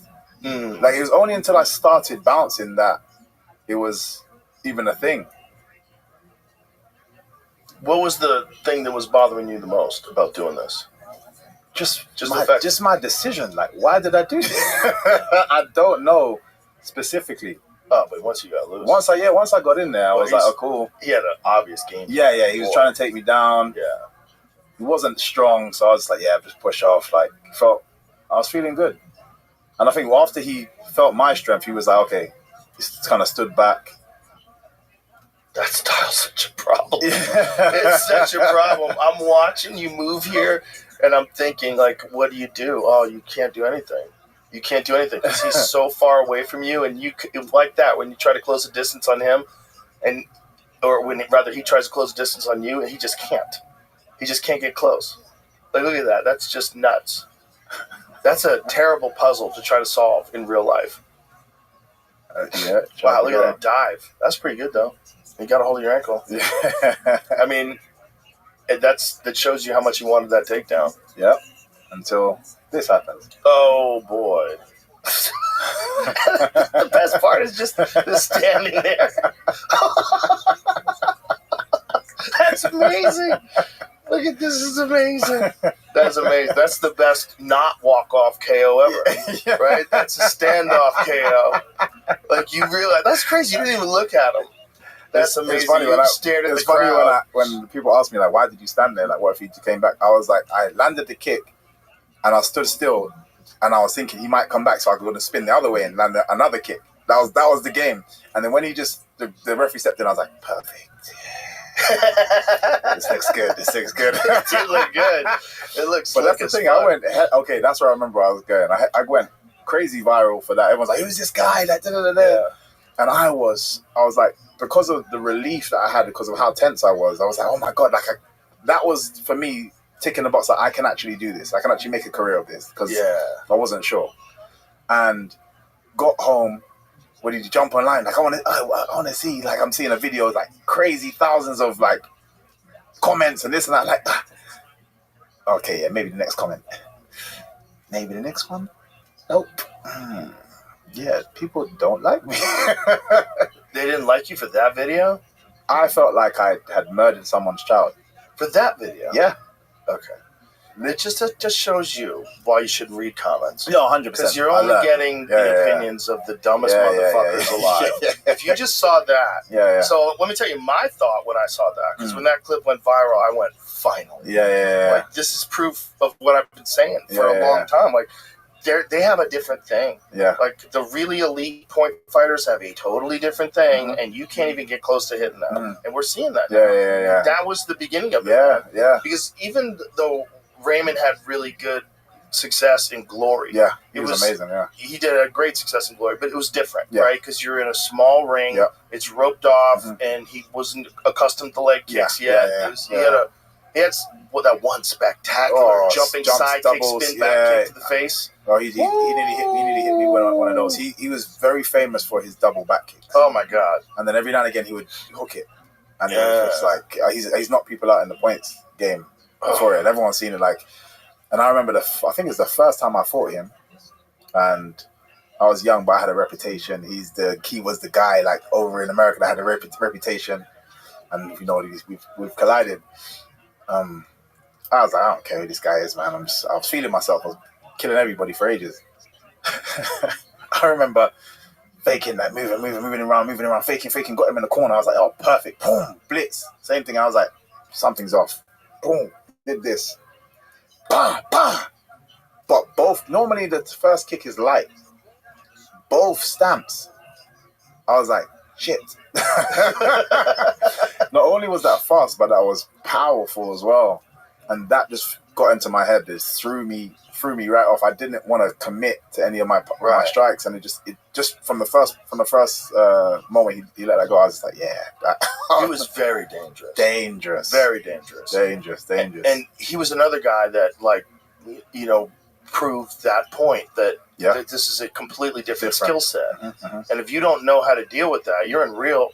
It took the elite guys. It took like the Nicky Holtzkins and the Joseph Valtellini's, those guys to figure. Nicky was beast. Yeah, just chop the legs. And Nicky was so technical. It was tight, hands up high, chop the leg, chop the leg. He was a beast. Yeah, just chopping the legs, man, is a totally different ballgame. Yeah. As soon as the legs start getting chopped, you're like, it's harder. You can't bounce anymore. But that's the thing. It's weird because I started to utilize that as a way to win fights. weird. They're not obviously taking the leg kicks, but only giving you that option. So everyone's like, yeah, but that's an awkward style. I was like, yeah, but when I stand in front of you like that, you don't think to do a punch because I feel way too far away. So you're not doing a punch. The only thing you have is what's in front of you is a kick. So it's like I got used to timing kicks as you're kicking, collision going in, or just pulling just off and then putting my foot in slightly deeper, and then just pulling off and then putting my foot in slightly deeper. Now I know I can pull this trigger when I'm ready, and you're getting more and more demoralized because you're not landing. You're throwing a kick, you're swinging around, you're like, and there's only one thing available. Yeah. So I have to keep pressing that same button. Right. And the idea of you shooting on... It feels far. Yeah, too far. It feels very far. Well, that's the Hamzat thing. It's like Hamzat shoots from the middle of the fucking octagon. that guy's got a crazy shot. That shot he hit Whitaker with, and the one he with who was it? Oh, the leech. When he picked up the leech, he picked him up, carried him over to Dana White. Yeah. And it's like, I kill everybody. Like, whoa, this is nuts. He was another guy that, like, how the fuck are you making 170? Yeah, he's a big When boy. I first met him, I was like, what are you talking about? You're 170? Yeah, big boy. I fucking hate the weight cutting. I hate it. I hate it with a passion. I hate it more than anything in the sport. I think it should be eliminated, but it's too late. Yeah. I think people should get down to a healthy weight and fight at the healthiest weight, whatever the hell that is. Do you think there would be a way to combat that? Not Because obviously in boxing they got you have to weigh in multiple times now. Well, some fighters make you do that, like Gervonta Davis. He made Ryan Garcia do that. Okay. He wanted to make sure that Ryan Garcia didn't rehydrate. Yeah. Mayweather did that to Canelo too. Yeah. It's just a G move. It's that's smart. That's when you're the A side. You're the smaller. You're the A side. Yeah. I'll fight you, but you got to weigh 143 when you get in that fucking ring, bitch. Yeah. Guys will take that fight for that, big paycheck, but it's not a good move. Yeah. But I just think that it's legalized cheating. I just think that it's cheating. If you're a 155-pound champion, but you weigh 190 pounds, that's kind of crazy. That's kind of crazy. I agree. And if I didn't have to weight cut, because if you don't join in, you're fighting monsters. That's true, but they would have to fight monsters too. Everybody would have to fight a person that weighs what they actually weigh. No, I agree with that, but I'm just saying with the fact that people are weight cutting. Yes. When I got to this arena, I'd prefer to just report what I weighed at. Yes. But because everyone's weight cutting, I was like, you have to do it. Because you look, like when you were fighting at 170, for people that understand, I'm short. That's 30 pounds less than me. That's crazy. That's crazy. Like, that's just a giant advantage that you can't give up. And when you're doing that across every single weight class and every single world championship, the last guy that I know that didn't cut weight was Frankie Edgar when he was a 155-pound champ. When Frankie Edgar was a 155-pound champ, he weighed 155, and he moved like a ghost. He was all over the place. He was fast as fuck. He had great endurance. His recovery was incredible because he could take a great shot because he wasn't dehydrated like everybody else was. That's the thing. I actually feel great at middleweight. Yeah. You definitely have the size for it. Yeah, I'm naturally that way. But it's weird, though, because people's body types, because they are cutting, they're still slightly stock. Not necessarily as frame-wise as big as me, but they're just slightly stockier. And obviously, as you say, the guys that want to come in and just go, they just want to clinch and get you down. It's a giant advantage. It's an advantage if they're going to be that much heavier than me as well. Giant. Moving people, like even when in my last fight, when I got taken down in that last round, trying to against Cannonier, trying to move him, I was like, Jesus, Cannonier's huge. He's a big boy. And he's one of the only guys that's got KOs in 3 different weight classes. I know. From heavyweight, light heavyweight, and middleweight. Yeah, beast. He's huge for 185. But it's another perfect example. And I think, look, there's something to be said for the ritual of doing it for a lot of fighters. It means a lot, and you could choose to cut less so that you're more healthy the day of the fight. But everyone kind of concedes that you have to cut something. And I just don't think that's smart 24 hours before a fight in a cage. Why would you deplete your body purposely? Because it's basically like getting drunk. It really is. Like, you're dehydrating the shit out of your body. I've seen people just look a mess. And you only have 40 hours to rehydrate between the weigh-ins and the time you're actually going to fight. And if you're lucky, you have 40 hours. That's not enough time. I can do it. I don't care to do it. I can do it. I agree with you, and it would be have if to do everybody was like, yeah, okay, let's all just do it at our weights. Or Well, imagine if people did dehydrate and rehydrated, and we started calling it cheating. You know what I mean? I mean, it would be if people got caught and they looked at it the same way people look at people getting caught with steroids. Fair. Because the reality is right now you can't do it because of the weight class limitations. There's too many weight classes where you're at. So 85 to 205, that's nuts. That's 20 pounds. That's so And for maybe people who've never grappled, they don't know what that means, or never been punched. They don't know what that means, but that's a giant amount of fucking horsepower and gravity on top of you. And so if you've got weight classes at a reasonable space, like I feel like 10 pounds is good. I feel like every 10 pounds, you get 45, 55, 65, 75. And if you're in between, you either add muscle or you lose weight. You stop lifting as much weights and do more cardio. You get down to that, right? Naturally. But that's what you are, what you actually are. And if we did that, there would have to be some sort of a hydration thing where they just show up and weigh you. Like, like people show up and drug test you now. Like drug-free sport, they'll just knock on your door. Hey, Venom, what's up? Can you pee in this? So let's talk. That makes sense to me. Just show up. What do you weigh? Get on the scale. And then you get on the scale. 190. Bro, you're a bantamweight. This is crazy. Because there's dudes that are out there doing that. Oh, no, 100%. We always talk about Gleason Tebow. When Gleason Tebow was 155 pounders, he looked like a bodybuilder. He looked like he weighed 200 pounds when he got into the cage. It was nuts. The rehydration. I've seen people cut ridiculous amounts, and then like you said, the way they rehydrate. It's terrible, but it's also a lie. You're not 155 pounds. You're 200 pounds. Like, that's what you actually weigh. And I understand why you do it. I understand why everybody does it, but there's got to be a better way. The worst I ever saw was Travis Lutter when he fought Anderson Silva. I don't remember that one. He lost, but he had Anderson down. Travis Lutter was an elite black belt. And he was in the Ultimate Fighter. Wins the Ultimate Fighter. I mean, dominates everybody. Dominates people on the ground. Everybody that I talked to trained with him was like, guy's on a whole nother level as far as jiu-jitsu. And the day of the weigh-in, he can't make the weight. And he's so dehydrated that his lips are cracked. And he's not walking to the scale. He's shuffling. He's just, and I'm watching him. And he missed the first time, and then this is like one of the second or third time that he tried to make weight, and he eventually didn't make weight. So even if he beat Anderson, he wouldn't have won the title. But bro, he had him down, and he was on top of him in the beginning of the round. And for anybody that's ever rolled with Travis, if he was healthy and he has you down on the ground, like you're fucked still. That guy's good. He was really good, but it was just the weight was way too much. He was just drained. And then 24 hours later, he's supposed to fight one of the greatest fighters of all time. And it depletes the liquid around your brain as well. So you're taking shots, you're not going to take it as well. Exactly. It's a lot. I agree. You're tired. Your endurance sucks. Everything's all fucked up. Everything's all fucked up. But it's why I get down very close to my weight, because on fight week I'm very low. Like, what do you weigh? If you're fighting 185, what are you weighing? Fight week. 185 is easier though, so 190. Oh, that's great. Like I don't. What about 170? When you're at 170, I'll get down to probably about 182, 183. Not that bad. Not that bad, and then cut down from there. That's not that bad. I don't like to overstress myself. Pereira weighed in at 185 and fought at 220. Massive. Fought at 220.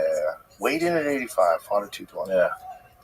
Like you said, that's that's a lot. That's insane. That's a lot. That's insane. That's so much fucking weight. And what does that do to you? I've seen people. I can't even remember what fight it was. He's in Bellator.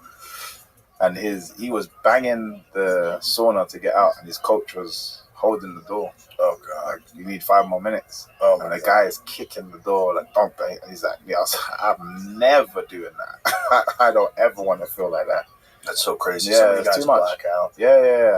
I've seen people passing out and stuff. Brian Ortega was just in an interview talking about that. He essentially almost how did he describe it? It was like 30 minutes where he was like in real trouble for his last weight cut.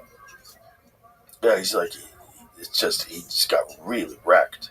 People have blacked out before. He's the lady that fell off the stage, fell off the scales, wasn't it? She stepped back off the scales and then her legs just went. Oh, I don't remember. 30-minute coma. Oh, sugar. Due to his weight cut for Aljamain Sterling. Holy shit. But he keeps... Yeah. It's too much for him. I don't know why. Why doesn't he just go up? Well, that's the problem, is the guys at 55 are jacked. I think he dialed in his diet, though. He looks a lot thinner now. Yeah. Like he showed... Pull up some of those photos he's got on his Instagram. He's been taking photos lately. Like he realized like he can never do that again. So he's lost a lot of body. Oh, that's good. That's good. So I think sometimes that it is the discipline of it as well. Yeah, look at him now. Yeah. Look at him now. Yeah, way leaner. Big difference. That's where he hasn't been like that in ages. Yeah. That's where he needs to be. 100%. You know, he likes to live that good life. It's the same. Even when you said about like having like random weight checks, it made me consider a certain burger sometimes. Yeah, but they would have to give you an out of shape clause. No, you know, like give you like 10, 15 pounds in between fights. But then once you start training, they should be able to randomly show up during those 6 weeks and go, all right, Michael, get on the scale. 174. Okay, good to go. Good to go. We're inside of 6 pounds. Because what you actually cut, what you're saying at 85 is perfect in my opinion. Yeah, I don't like to be. 5 pounds is just a good sauna session. It's not that much. You're not losing a ton of weight. You're not killing yourself. Maybe you ride the bike for a half hour. What do you do? I literally do a 30-minute jog. It's like really low with a sauna suit on. Straight away, I take that off, go straight into the sauna. 15 minutes, then wrap. 15 minutes, then wrap, and I'm done. See, that's perfect. Yeah. That's actually probably therapeutic. Yeah, that's what I mean. It's not bad for you at all. That's probably actually very good for you because you're giving your body all this recovery from the sauna and you're getting a nice little cardiovascular workout, but nothing crazy. Nothing crazy at all. You're giving yourself a lot of heat shock proteins. Yeah. You're not killing yourself. Yeah. But there's guys, man, I've seen them. And they look like, okay, here's the worst one. The worst one. Other than Travis. Travis was the worst because I watched him shuffle backstage. But the visuals is TJ Dillashaw when he went down to flyweight. He fought Henry Cejudo at flyweight, and he looked like a dead man. Yes, I remember this. He looked like a hostage that had just gotten released and had not been fed. Just fed for ages. He looked fucking because he gets quite jacked as well. Yeah, he fucked up. He fucked up. Look at what he looked like on the left. That's crazy. That picture right there. He's quite big there. Right, but that picture, that picture is fucking crazy. That's a prisoner of war. Yeah. You know what I'm saying? Like, that's not a guy. Look at what he looks like now. Yeah, well, now he's fucking tank. Now he's a tank. That's the one on the right is not fair because that's after he's finished now. He's $165 now. He's fucking jacked. He's massive. But he was. Here's another guy that doesn't get the credit that he deserves. When he fought Henan Barao, I love this style. Pure flow. It's pure flow. But it's the level. Changes of up and you don't know where he's attacking. It's not linear. It's not just I'm going here or I'm going here. Switching stances constantly. Angles. Yeah. I used to love watching his style. Have you ever talked to Ludwig? No. Oh, you should meet Dwayne Bang Ludwig. Okay. And talk to him because Dwayne is the one who coached him in that style. Okay. Dwayne, who was an elite kickboxer himself and fought in the UFC, at one point in time had the fastest ever knockout in the UFC. I think it was a 5 or 6 second knockout in the UFC. It was one of the fastest ever. Just step back, one right hand plan. But Dwayne was a beast. But maybe even better than he is as a fighter, he is as a coach. Oh, wow. And he doesn't have that style. This is what's crazy. He devised that style. So this is Dwayne. Watch this. There it is. Nice. So they call it 6 seconds. I don't even think it was 6. Yeah, no. I don't even think it was 6. But the point is, Dwayne's style, like he learned from Bas Rutten, and it's like Dutch kickboxing style.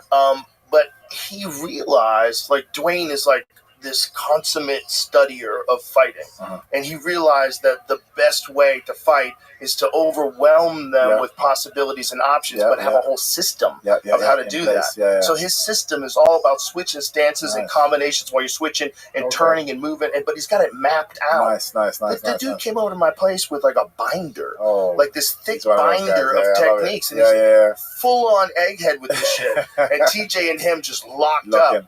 And the fruits of that labor was the Henan Barao fight. Go to that fight, Jamie. So, because I feel like this was one of the finest championship performances at the time. I thought it was the best I had ever seen of a guy who was an underdog going into a fight. Henan Barao at that time, a lot of people thought was the pound for pound best. It was him and Jose Aldo. They were talking about those two guys together, and TJ just went in there and worked him. Yeah. I mean, it was like a sparring match. Yeah. He went in there super loose and just Yeah. moving around and started cracking him. Yeah. It's a fun watch though. Just get me in there. Yeah. So, but this is like Renan Barão was the boogeyman. Yeah. Everybody was scared of this dude. Yeah. He was so Look fucking how good. Look how he starts. Ooh, stepping in with an uppercut, just movement, constant movement, overwhelming you. And look, always on the tips of his toes, moving around. Yeah. He didn't back up at all, and never gave Renan Barão the chance to get some momentum going. Yeah. And at the end, when he eventually stopped him, I mean, it was just a fucking ruthless combination when he took him out of there. But like, if you knew how difficult it is to be, look at that right hand, right off the bat, in the first round. At this point, Renan Barão's like, oh no. Yeah, I'm in problems. Yeah, because nobody had thought that TJ was going to be capable of doing this. Yeah. TJ, was a really good up-and-coming fighter, a really good contender, but this was his finest performance, and it was in a world championship fight against a guy that everybody thought was the man. TJ just beat that ass. And if you go like further, see if you can go to the actual stoppage, Jamie, like further in the fight. When he, like at this point in time, TJ's just styling on him. Just standing right in front of him and popping him. Look at that. John. Not getting hit, staying right in range, dropping down. Head movement. Yeah. Oh, look at that head kick. Beautiful. Oh, my goodness. Beautiful. Look at this. I mean, and it's artistic. It's fucking beautiful, man.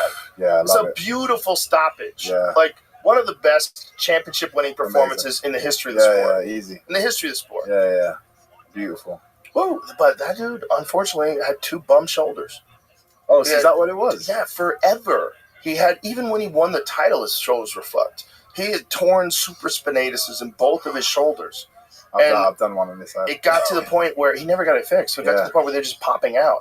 So by the time he fought Aljamain Sterling, he just like, he told the referee in the locker room, my shoulder's going to go out of socket. Oh, I heard about that. That's crazy to go in there knowing that that's... So now he had to retire, and he had multiple operations on his shoulder, and he can't even reach over his head. He gets his arm that far. Like, that's how fucked he is 3 now. months ago, so he's got to get another one. Oh, yeah, you can see, jeez. Oh, my God. Get another surgery. They're going to cut off the head of my humerus and turn the head into a plastic plunger. That sounds like a bit too much. I hate when they said surgery for anything. He has the worst shoulder injuries I've ever seen. I know there's been a lot. Like, was that from before?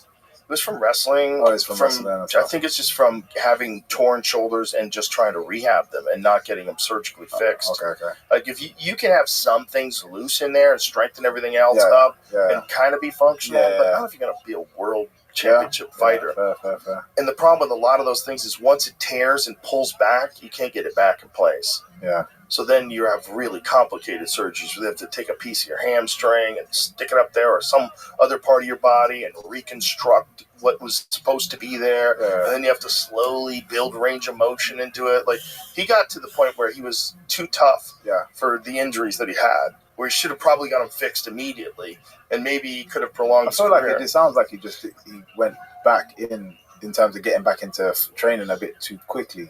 Because I feel like the rehab can work. I know obviously there's certain things you're going to need surgery for, but there's a lot of my stuff I've managed to bring it back. And even I don't think he had surgery until after he was done fighting.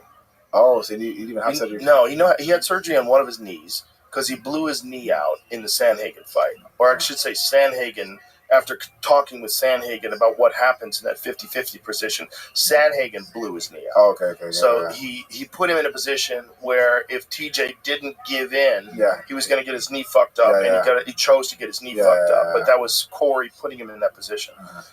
So he had to get an ACL reconstruction. But I don't think he got the shoulder surgeries until after he was done fighting. He might have gotten one and then tried to fight again. Yeah. The problem is, like, his shoulders were fucked, man. They were really fucked. But that doesn't look fixed. Well, like, for you to be having to... No. It doesn't look fixed. But I think that's all they could do with it. I think it was that bad. I think it was that bad. I'm looking at an article from right after that fight. It says it was his third shoulder surgery since 2019. Okay, so that's when he started getting them. And when was that fight? When was the last fight that he had? That was like 2023? The Aljo fight, I think, was 22. Oh, UFC 280. I'm going to decide. Is it 2022? That's when this article. Okay, so he had those shoulder surgeries, and then I know he's had a ton since. And since, like you look on his Instagram page, it's like every few months it's him in a sling. Well, Yeah, that's here we the thing. go, Like try it again. I know guys that are like surgery, and it never seems to. I've never, unless I'm forced to, I don't ever really go down the surgery route. I always try and figure it out a different way. Like I've had, weird enough, it was both my shoulders, but one was supraspinatus, the other one was rotator cuff, and kind of like some lat injury as well. But just slowly, to the point where I couldn't do a push-up. When in my last couple of, was it Bellator fights? Yeah, my last few Bellator fights, I couldn't do a push-up. I could still hit in certain angles. So certain angles I was fine, but I had no strength in that direction. While you were fighting? Well, fine, yeah. Oh, no. Yeah. So literally trying to get that, my arms would just start shaking. I couldn't. Why didn't you do something about that? I was doing like rehab. I was like, as long as I can hit you, I'm fine. Like, that's so crazy. Yeah. Going into a fight with that kind of a major handicap. I've had worse, but what's the worst? I don't say it as an excuse. So, but the day before my Ian Gary fight, I couldn't stand on my left foot. Why not? I up till today, I don't understand it. I had the UFC PI working everything. They did shock therapy, they did acupuncture, they were doing everything, and I had a if you see the fight, I literally had ankle supports on. They said you're allowed the ankle supports, you can't really have it taped, but I had it taped under the ankle support. But obviously, if I couldn't just do one ankle, so you had to do both of them. So I had to do both of them. And just the day before the fight, I'm not sure if I did anything when I was cutting weight, like twinged it or something, but I don't remember anything distinct happening, but couldn't walk on my foot. So it was your ankle? You twisted your ankle? It was my ankle or something, and they were working on it. Literally, I was in... And you don't have a single instance where it went? I don't remember anything. All of a sudden it just hurt? Going, it hurt the night before. Woke up? It hurt the night before, so on the way-in, it hurt. And I was walking around and I was like, it's hurt, but it didn't feel like anything drastic. And overnight, it just got worse and worse and worse and worse. Probably exaggerated by the weight cut, right? Maybe, yeah. And then and literally the next day, in the morning, we had to go to the PI. My coach was like, bro, if you can't bounce here now, I'm going to have to pull you fight. I was like, there's no way I can get proof in this fight. It's not happening. I was like, it's not happening. Wow. And I went out there and he's like, I'm bouncing. I'm trying to adjust myself and bounce. And he had it. They did the tape that he was gonna use for the fight, and he said he'll come in and do it again just before the fight. And yeah, I was just like adjusting, and I obviously had still had a great performance. Yeah, I had my guy, my videographer, Kishan. He filmed. We're doing a documentary, so he's filmed all of it as well. I was kind of like, I'll wait till it comes out as known, but not even to say as an excuse, because I was able to adrenaline, just I'm in it now and fight. But there were certain things I was being cautious of and not wanting to do. But yeah, it was just irritating. But I've had that's probably the worst in terms of how close to the fight it was, because it's the day before. But I've had injuries in the build up, and I'm like, as long as I can throw a punch and throw a kick, make it happen. That's the thing that people don't understand when they watch fights. Like sometimes guys, this is one of the things about the rematch this weekend, Ankalaev versus Pereira, is that Pereira supposedly had a fucked up left hand and rotavirus before the last fight. I believe it. He looked off. He definitely didn't look himself. But Ankalaev looked really good. 100%. Yeah, I don't want to take anything away from Ankalaev. When someone looks off, I'm always like, it's like Roy Jones. Yeah. Like people go, Roy Jones didn't fight anybody. No. Roy Jones fought everybody, but he made them look like they were nobody because they were fighting Roy Jones. Exactly. It's like, so is that what's going on? Like, is Ankalaev that good? And so we don't know. So we got to see him fight again. I'd only say no just because towards the 5th round, it looked like Pereira could do some stuff. Mm-hmm. Like, it's like, okay, you're actually now landing that calf kick a bit more now. You're actually starting to do. It's like, why did you start like that? He didn't have the gas.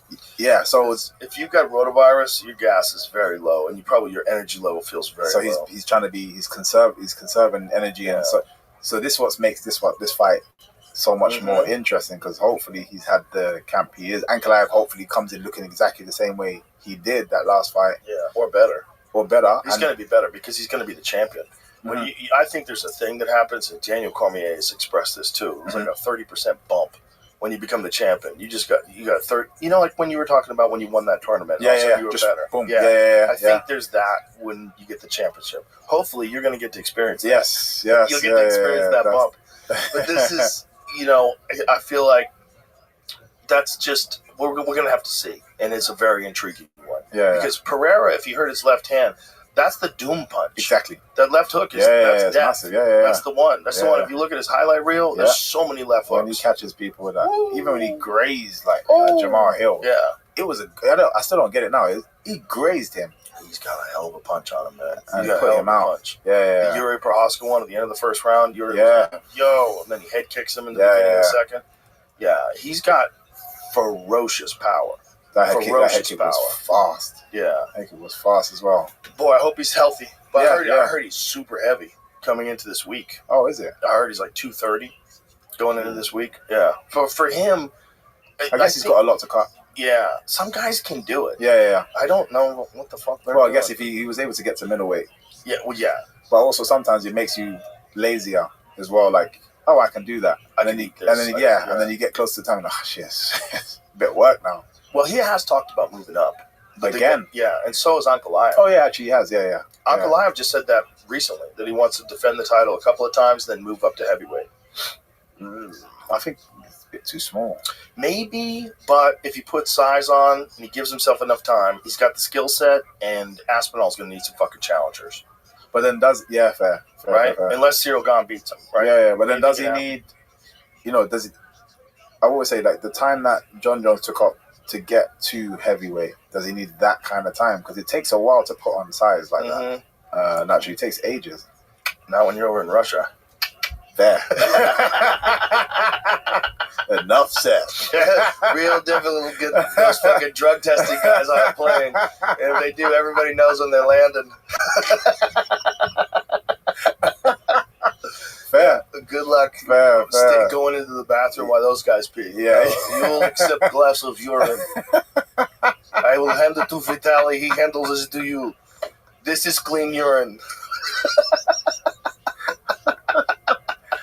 I'm not accusing him of doing that, but I know that, for sure. Listen, that was always like the joke about guys going over to Thailand. Like, why are they going over to Thailand to train? It was good training, and also really hard to get those USADA guys on a flight. Yeah. I know that. Yeah, there's a lot of speculation about that kind of stuff. Like, I just don't care enough, because again, it's like I said, I don't really have like a schedule for anything, even when even the good stuff, like the things you're supposed to be doing.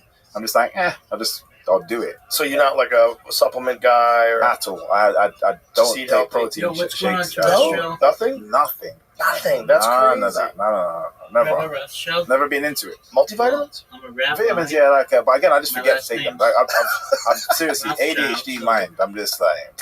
You should have someone who makes like a little packet for you. Yeah. So I'm gonna get my wife to do it You can see soon, because she's very into that. She's very into her fitness and stuff. She's a Pilates instructor. She's got her own Pilates app and stuff. No, it's my name. She smartly. Legal name. Well, I don't know if she even intended it that way, but she kind of blew up over COVID because she set up her app at that time, and now everyone's at home. Oh, perfect. It's just perfect timing, and she just blew up. Her app's called Cloud9 Collective, and she does Pilates for women. But have you ever done Pilates yourself? Yes, I have. Bro, I did a video with her and got her to train some MMA. And then she's like, okay, you come and do Pilates. She killed me. It's a lot more difficult than I thought. It's so much, but I didn't know. Inside of your leg. But that's what's actually helped with a lot of the rehab side. Because it's those muscles that we bypass. We go to the big muscles. Yeah, we want to work these muscles. Yeah, and it's all those little ones that are not getting worked, and those are the ones that are injured. Stabilizers. Yeah. And I didn't know that it was a man, I forget his first name, but called something Pilates, who started it for men in war to help recover guys in war, to get them back out to war. Follow me. Well, it's become such a female-led sport. Well, that goes to speak about what I was talking about with the Russians and being technical. You know who was really into Pilates? Kovalev. Follow me. Okay. Kovalev was the light heavyweight champion. Yeah. The crusher. He was fucking everybody up. Yeah. He was big into Pilates. He was doing Pilates all the time, and everybody's like, "Wait, did you follow me? That guy?" The strength from you can get from anywhere, because, like I said, those smaller muscles that help facilitate the bigger muscles. Yeah. Like, It's crazy. It's the same people that like look down on yoga. Like, bitch, go Yeah. to a 90-minute hot yoga class. Go do Okay, that. I did that. Yeah.